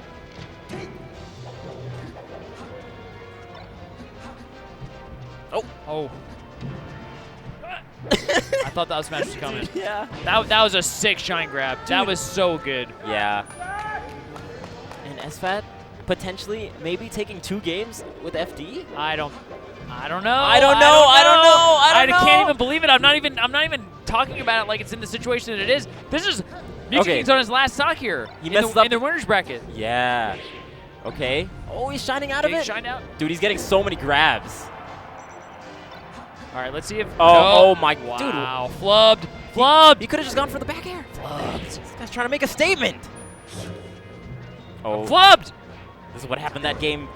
You're only gonna get so many chances, Mew2King. Oh my God! You are not gonna get very many more. You have to finish this game. There you go. That's it. Roll. I can't believe he didn't get it. He started fist bumping before he got the. He knew, dude. He knew. He could finish off that sequence with just one hand. And I can't believe he didn't press L or R, though. You know what I'm saying? He did A. Why did he do A? The optimal. A is not optimal. Remember, the way he describes it is that while the animation is still going, it like goes a little bit forward, so he still grabs the edge while he's in that full animation. Yeah, for sure. Yeah. But isn't it gives him a possible that chance his hitbox would have saved him? There's a small chance of that happening. If I could look at the hitbox in depth, maybe it's like anyway. Game 5. On SFAT's counter pick. Quite an interesting set so far. I think that people discuss the stages, though. It's pretty even. Yeah, in the new era, I feel like Mart's counterpicked this. Yeah. Most notably, Pew Pew Pew. But the only thing is, if you're able to win on FD, you know, I think Stadium is just better. Yeah, for sure. I think Stadium's kind of like baby FD, so if you feel comfortable on FD. That being said, I feel like Mewtwo combo game is actually pretty strong with the platforms, and he wasn't looking terribly hot in his FD games. Not like what we've seen before, you know? I gotta agree with you there, Vish. Oh, wow, reverse forward air? SFAT goes for the Bobby Scar, a.k.a. drill from the ledge. Oh! Big open up. Oh, I think he definitely overextends there. This is big. Oh, that was really smart. He kind of looked like he was going to jump down there, and then he re-grabbed and did the reverse forward air. That was so sick for Mewtwo King. Just that edge guard? Yeah. Hey, it's tricky. Hey. It's too tricky, dude. Next level tricky. I think SFAT's going to die here. Get out of there, dude. Get out of there. $20 is going to die here. Just some nonsense is going to happen. He's going to die. Mewtwo King's a legend. He's taking so much more percent than he needs to. Oh, he's only 17. He's going to die. Oh, my God. I kind of feel you now. He's going to die. You're taking so much percent. Get out of there. Now he's taking so much percent. No, what are you doing? I swear to God, what he's are you die, doing? Dude. Oh, yeah, my he's God. Gonna die. All right. There it is. There it is. I thought you said he was getting better. I thought he was too. I love how he taunts him to get King Combo, dude. I feel like literally he taunts as soon as everybody's lost faith that he's going to win. It's just like I was feeling an SFAT win so hard up until the moment that he taunted. He ate too much percent in that mountain. Oh, goodness. And the platforms seem to be helping out Mewtwo King more than they are SFAT. Yeah. Like, SFAT's combos on FD were working out pretty well, actually. I don't know if Dreamland was open, but maybe you should have gone to Dreamland. I mean, I like Stadium, though. Yeah, I mean, Stadium's not bad. I feel like it's not the stage. It's kind of just, you know, you just have to show up the same way that he showed up in the FD games. I think a large part of it is Mewtwo King is not messing up nearly as much. Yep. Thundercats. Definitely meant to be an up tilt. Oh, it messes up the edge guard. Yeah, I mean, that one. Oh, wow. That's not it. My calls have been really bad. Oh. He's doing a good job just keeping him in the corner anyway. So, I mean, all this percent is just so nice for it. I like the falling up air. I like standing right in the middle of the Pokeball. Yeah. It's just something about it makes me feel really cool. It's just right. It's what you're supposed to do. It's what Sakurai intended. Oh. SFAT trying to turn the movement and the heat up. Oh, wow. How did he get out of that up air? Mewtwo King. Yeah. Oh, that's big. Okay, he's getting a couple chances. If he gets like a quick shine spike, which he didn't, unfortunately. Yeah. Mewtwo King just hanging out in the middle, adding percent by percent. Yeah, 182, little just by like little. Any kind of stray hit. Oh wow, great shorten. Yeah, still sick. alive. The real life crowd just went, oh. Oh, I like that drill grab. He's dead. Oh my God. Finally, I was right. Oh I said he's dead like 20 times. There you go, Bobby. Now, but great hit confirmed by Mewtwo King, hitting him with the Dancing Blade and immediately recognizing that that's kind of crazy. He was in Spike City. Mm-hmm.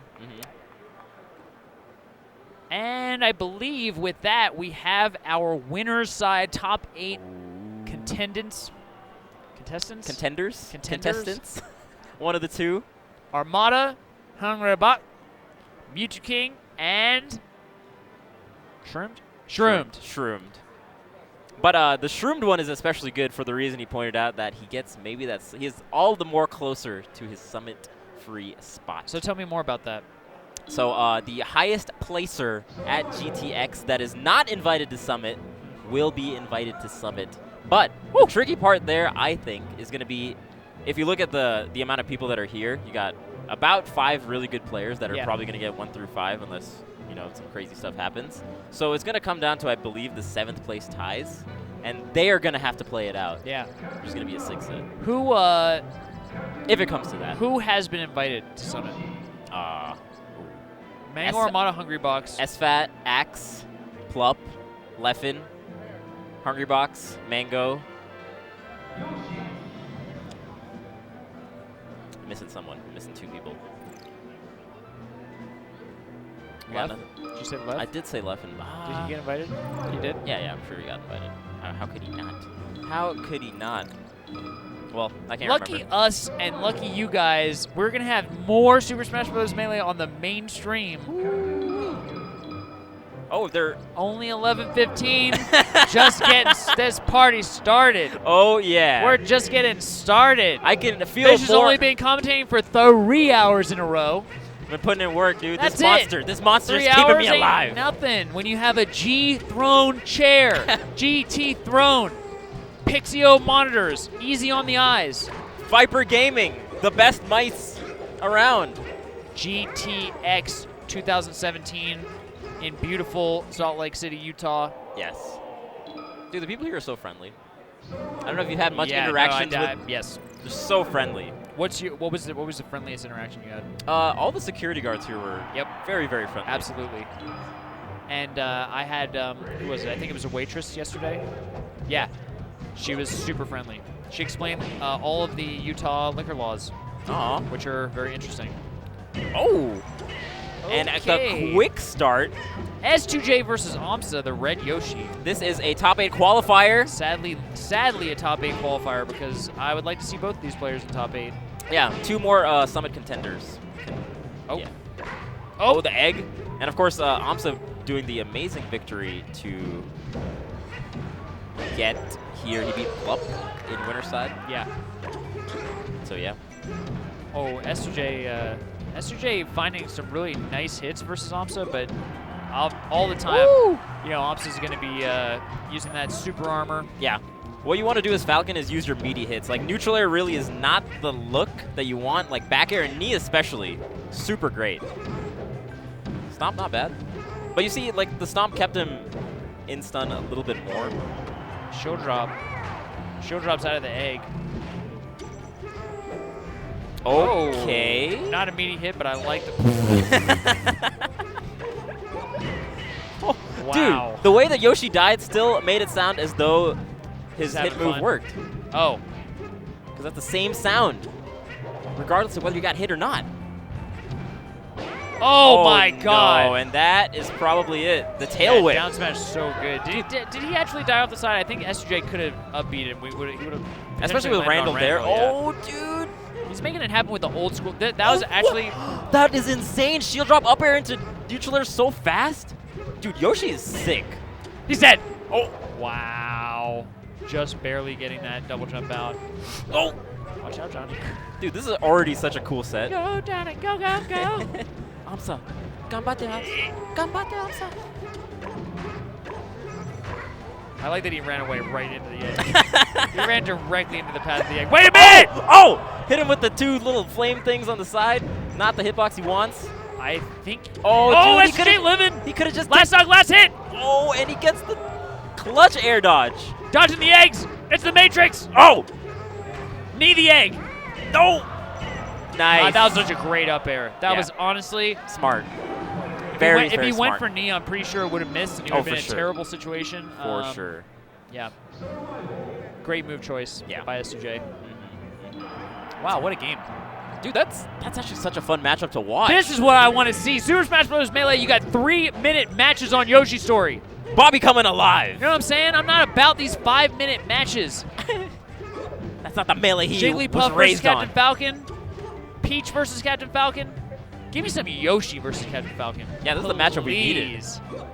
Please. Oh no, that egg, that egg, that egg! Wow. Falcon punch? Oh, I would have Falcon punched. I would have Falcon mess out punched of that. him. Why not? He was on the right side of the I stage. would have been talking that mess. Falcon.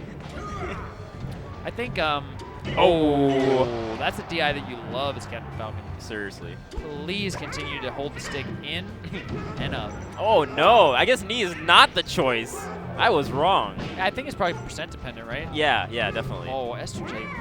S2J.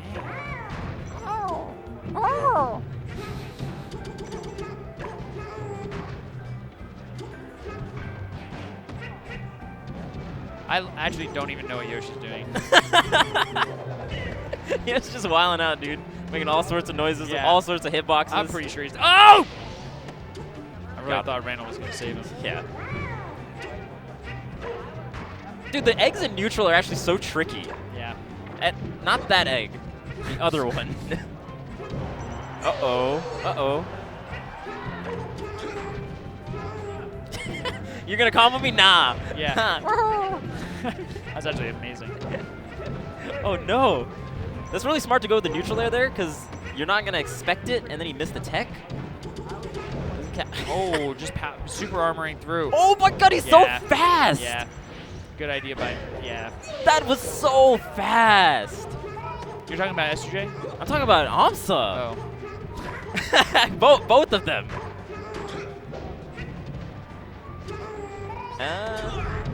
I like the idea. Living. Yep. Yeah. Yep. Okay.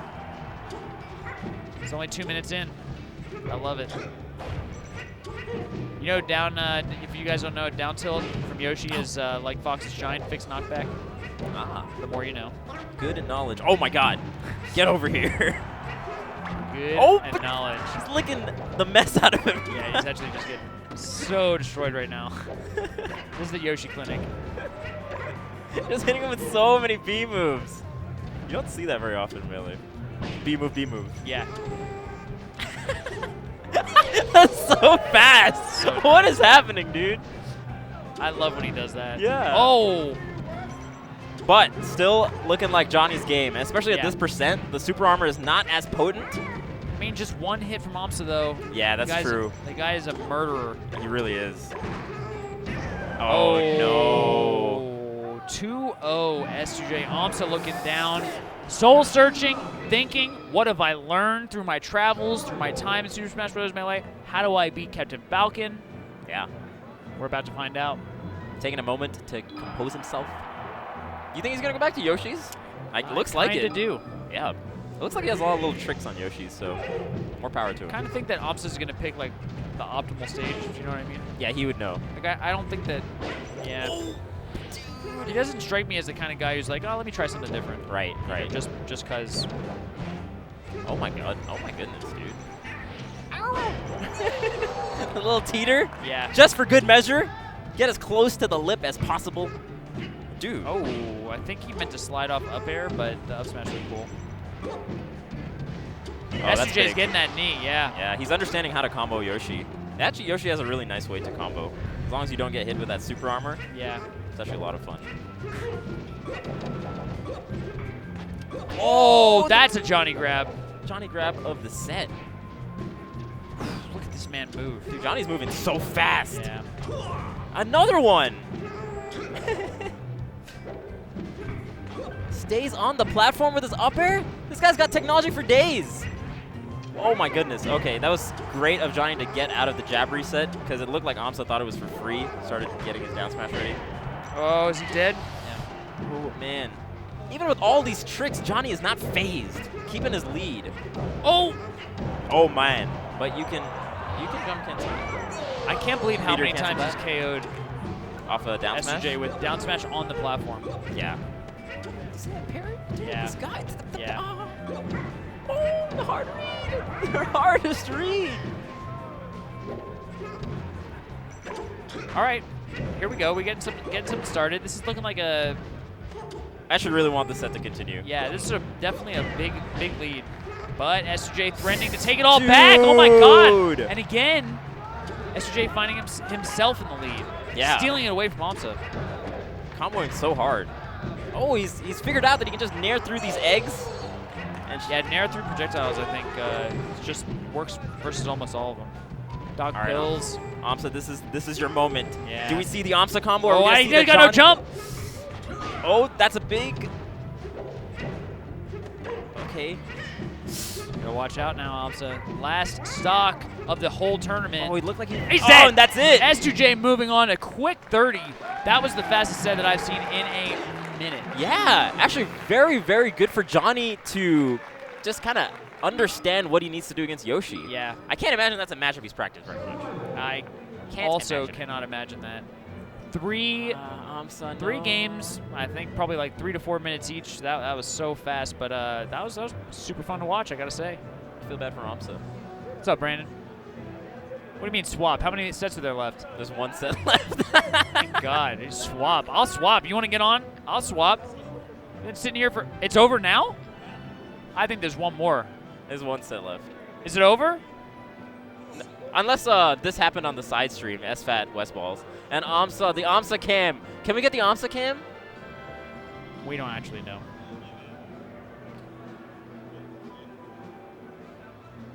You want to say goodbye? I don't know if it's over. No one knows, dude. Can't believe Brandon did that to me, dude. I think there might be one more loser set. You want to do it, Brandon? I would like that. But do you want to? You've been here for a minute. You want I can switch out. I don't mind. Do you want to switch? You can take mine if you want.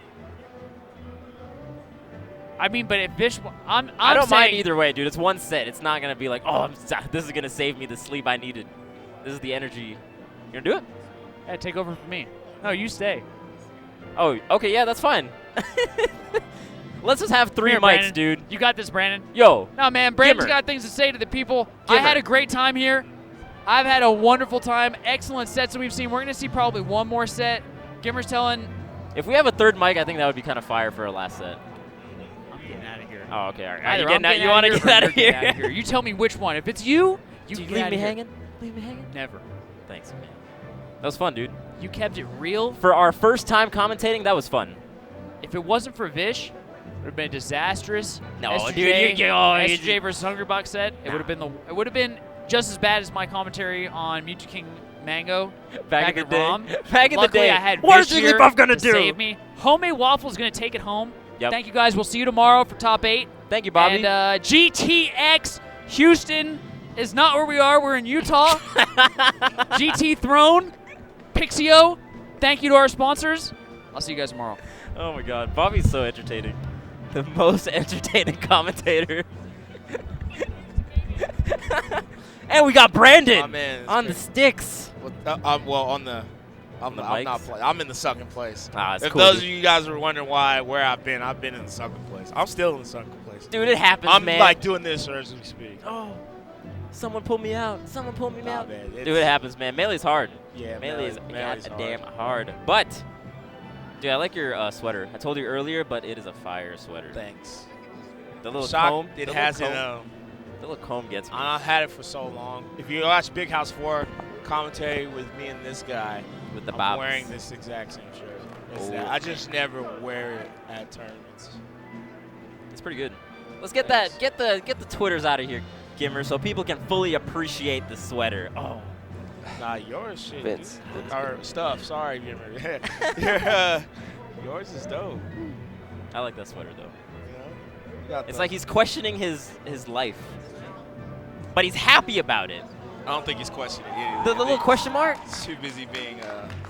Maybe he's just high. wondering about what he's I doing. think this is supposed to be a money sign. Oh. Technically.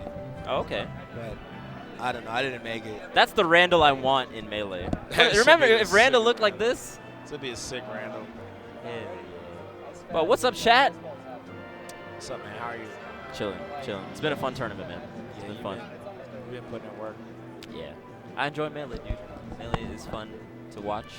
Especially with all the kind of interesting sets we got. The S2J Amsa set was some of the most fun Melee you had. So yeah, I think that Zach and Wes are the last ones. Yep. SFAT, West Balls to clear it out. And they already have a little bit of a rivalry because SFAT was talking that Talking smack. that dirty. Have you seen his summit video? He just takes like a plushie of Falco, takes a plushie of Yeah, I Pikachu. saw it. He's like, Just this is threw why I it. got invited, and just throws it in the trash. Hey And guys, by the way, we're pretty much done for the day. Okay. So guys, the stream can hear me. Oh, okay. Make sure and tune in tomorrow for Rivals of 8 to Top 4, followed by Smash 4 Top 8, followed by Melee Top 8. There's another match happening on the side stream right now. We're waiting to clear up, and then we're going to show the bracket. So y'all can just talk about whatever you want. Just have some fun. But yeah, so before Gimmer interrupted me, hey Gimmer, he always with the muting. This guy is so sassy with the production, the sassiest. But yeah, so Westball saw that. I've never muted video Brandon before. Just know that. Yeah, that's crazy. You can't I'm mute actually Brandon. shocked. If you muted Brandon, me and One, you would have problems. Too much respect. That's exactly right. 2, he's also respectful. Ooh, When have I not been respectful to you, Gimmer? Let's go. Dude, I remember Gimmer back in the day. But he's the original. He's the original, man. Yeah, the waffles, you copied him. Of course. Yeah. I admit to it, and I always did. And don't you forget it. Good. No, I never did this though. You have a good Gimmer story? Oh, come on, man. You're still the original. Oh, we Pound, we beefed. Pound 4, we beefed a little bit, tiny bit. Oh, remember? Let's hear about the beef. Oh, it's because you wanted the videos on it was like a weird thing. VG so Boot Camp, and then Plank was like, nah. What happened was he basically made us bring find 30 CRTs. Yeah. That was the only way he'd let us stream Pound 4. Yeah. And one of the things was we wanted all the content because we were like poor college kids and those TVs, we had to go to all these Goodwills and stuff. And then when we got there, he was just like letting people. I'll let Wop do it. He was just letting people do whatever they wanted. Yeah, and I was like, what the heck? I was like, yo, Gimmer, I know. Yo, it wasn't me, you, bro. But but you at the same time were like, I flew out here and I was told I was gonna get this stuff. So it was that's just like, true too. But he got it. Yo, your boy was low key popular back then. Dude, you had the most followed channel, didn't you? For like the hot. He was getting mad views too for weeklies, Well, yeah. or for like well, monthlies, 1,000 5 views back then was like no, it was a awesome. lot. That was like a lot. 100,000 now. Yeah. You guys got to go check out Melee History, the Waffle 77 on YouTube. It's still there. Actually, so many matches. I was talking to Oscar about this. One of my favorite sets from back in the day is Lunin and Michao. The comeback. Oh, yeah. That was the first tournament. We're showing a bracket, by the way. Recorded. Ah. I don't say stream because streaming didn't exist back then. Yeah. Literally yeah. recorded. Let's see the bracket, Gimmer. Gimmer just promised us the bracket. Oh, and we got Plup. Plup versus Drug Fox. That's a S2J hard versus SFAT. SFAT beat West Balls. Oh. Oh, no, Wes. Because I was telling you about the rivalry. Yeah. Like, Wes really wanted to get in the Summit so that he could beat SFAT. And Shroomed Armada, the run back. Actually, Hungry Box and wait. Can you go back, Gimmer, to the other thing? Because Armada's invited. Hungry Box is cannot invited. hear you. Oh, man. Vincent can hear you, though. Oh, thank you, Vincent. Thank you, Vincent. Oh, so the last 3 people that are not invited are Drug to Summit, Drugs Fox, S2J, and Dewan. But Dewan's sitting pretty in winners. He's looking prized to take that first if spot. he wins like one set, he's pretty much like locked in. Yeah. Well, unless I was telling him I wanted to hear a Summit rap, dude. Wouldn't that be great? Another Dewan Summit rap. Shroomed Summit rap. It's good for Drug Fox back on the board. He hasn't been in the top 8 in a minute. I feel like. Not at like a super duper stack. But he's out here, dude. He's out here. He's out here. You're out here with the tie too. Fuego. Thanks, dog. Thanks, homies. I feel bad because I'm like, yo, I'll tag in now. Dude, the people want to hear Brandon at all times. I was going to tag out and have it, you two both, but Bobby was just like he was like, I'm trying to go home. Yeah, I'm trying to sleep. He was talking about the time during the sets. Like, he's looking at the time like, 11:30. It's time for more Melee. We got 2 more beautiful sets for y'all. Is that a good Bobby impersonation? 6 out of 10. Chat, let me know. Man, this tournament is hard. Dude, Melee is hard nowadays, man. Super hard. Shoutouts to the Brethren commentator Lovage. Oh, yep. We got PB&J. Smash Studios. Yep. What's up, man? We got it? So now we're just chilling. So what are we doing now? Just chilling. This is the Brandon and Vish show now, I guess. So we have a show? We got a show, dude. Sick. And Gimmer left, so the stream will continue indefinitely. We're chill. Yeah. Tell us, why don't you guys tweet at us now, since I can check my phone. Gimmer's not here. Haha. I can look down. You can scheme a little bit. Tell us. Make sure you're lined up straight with the camera. Oh, man. What do you want people to tweet? I don't know, dude. Tweet at Brandon. Tell him he's a G.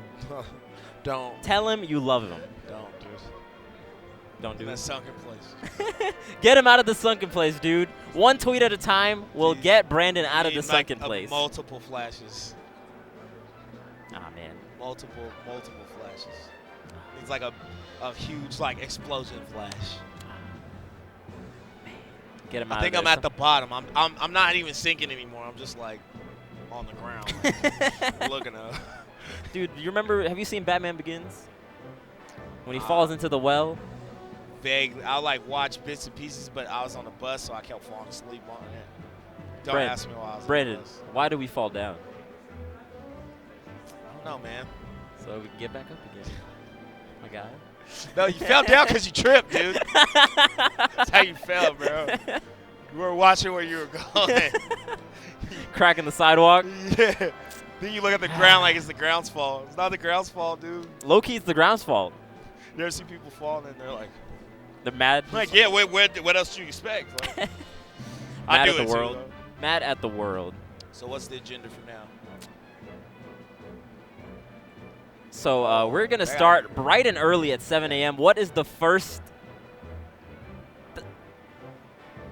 So Gimmer is informing us that he will be here at 7 a.m. and he wanted you guys to know that he's a hard worker. We'll be here at 7 a.m. So he wants. Dave Chappelle, you need that wrap it up box, bro. Yeah, you need that wrap it up box. So he wants to get here bright and early, and it's going to be a late bedtime for him. Poor Gimmer, man. So He's out what's here. yo, one more time before we wrap up, Gimmer, can you give us a schedule? Yeah, tell us the schedule. Just and then for we'll bounce. for all of our sakes. Yeah. And then we'll bounce. All right, we're cutting to it. Yeah. All right. Ooh, Rivals at Aether, top 4, 10 a.m. Yep. Smash Wii U, 12 p.m. Commentated by EE. By EE There and he TK. goes. There he goes. I know you Meleeers aren't the biggest fans of Smash 4, but come on through, man. Show some love. Our community's getting more aggressive by the day. Yo, man, they got upsets, Yeah, upsets, on upsets. You yeah. see that, Ryu? By the way, Ryu's fire. also at 12 p.m. is the ceremony for Melee and Smash 4, and it's going to be lit. So. What do you mean the ceremony? Like, Top 8 has started. Oh, I was so sick. I was like, are they gonna play the anthem? I don't want to have to deal with that. that shenanigans. No, we ain't doing that. Oh no! Like, you know the whole room is gonna kneel. Smash community. Oh no! Oh man. Yeah. That's Okay. funny. And then after that, It's to wrap it up. top 8 Melee, but definitely check out Ryu, dude. I was watching a little bit because it's on the Jumbotron. Yeah. It's fire, dude. They got some. They got some combos.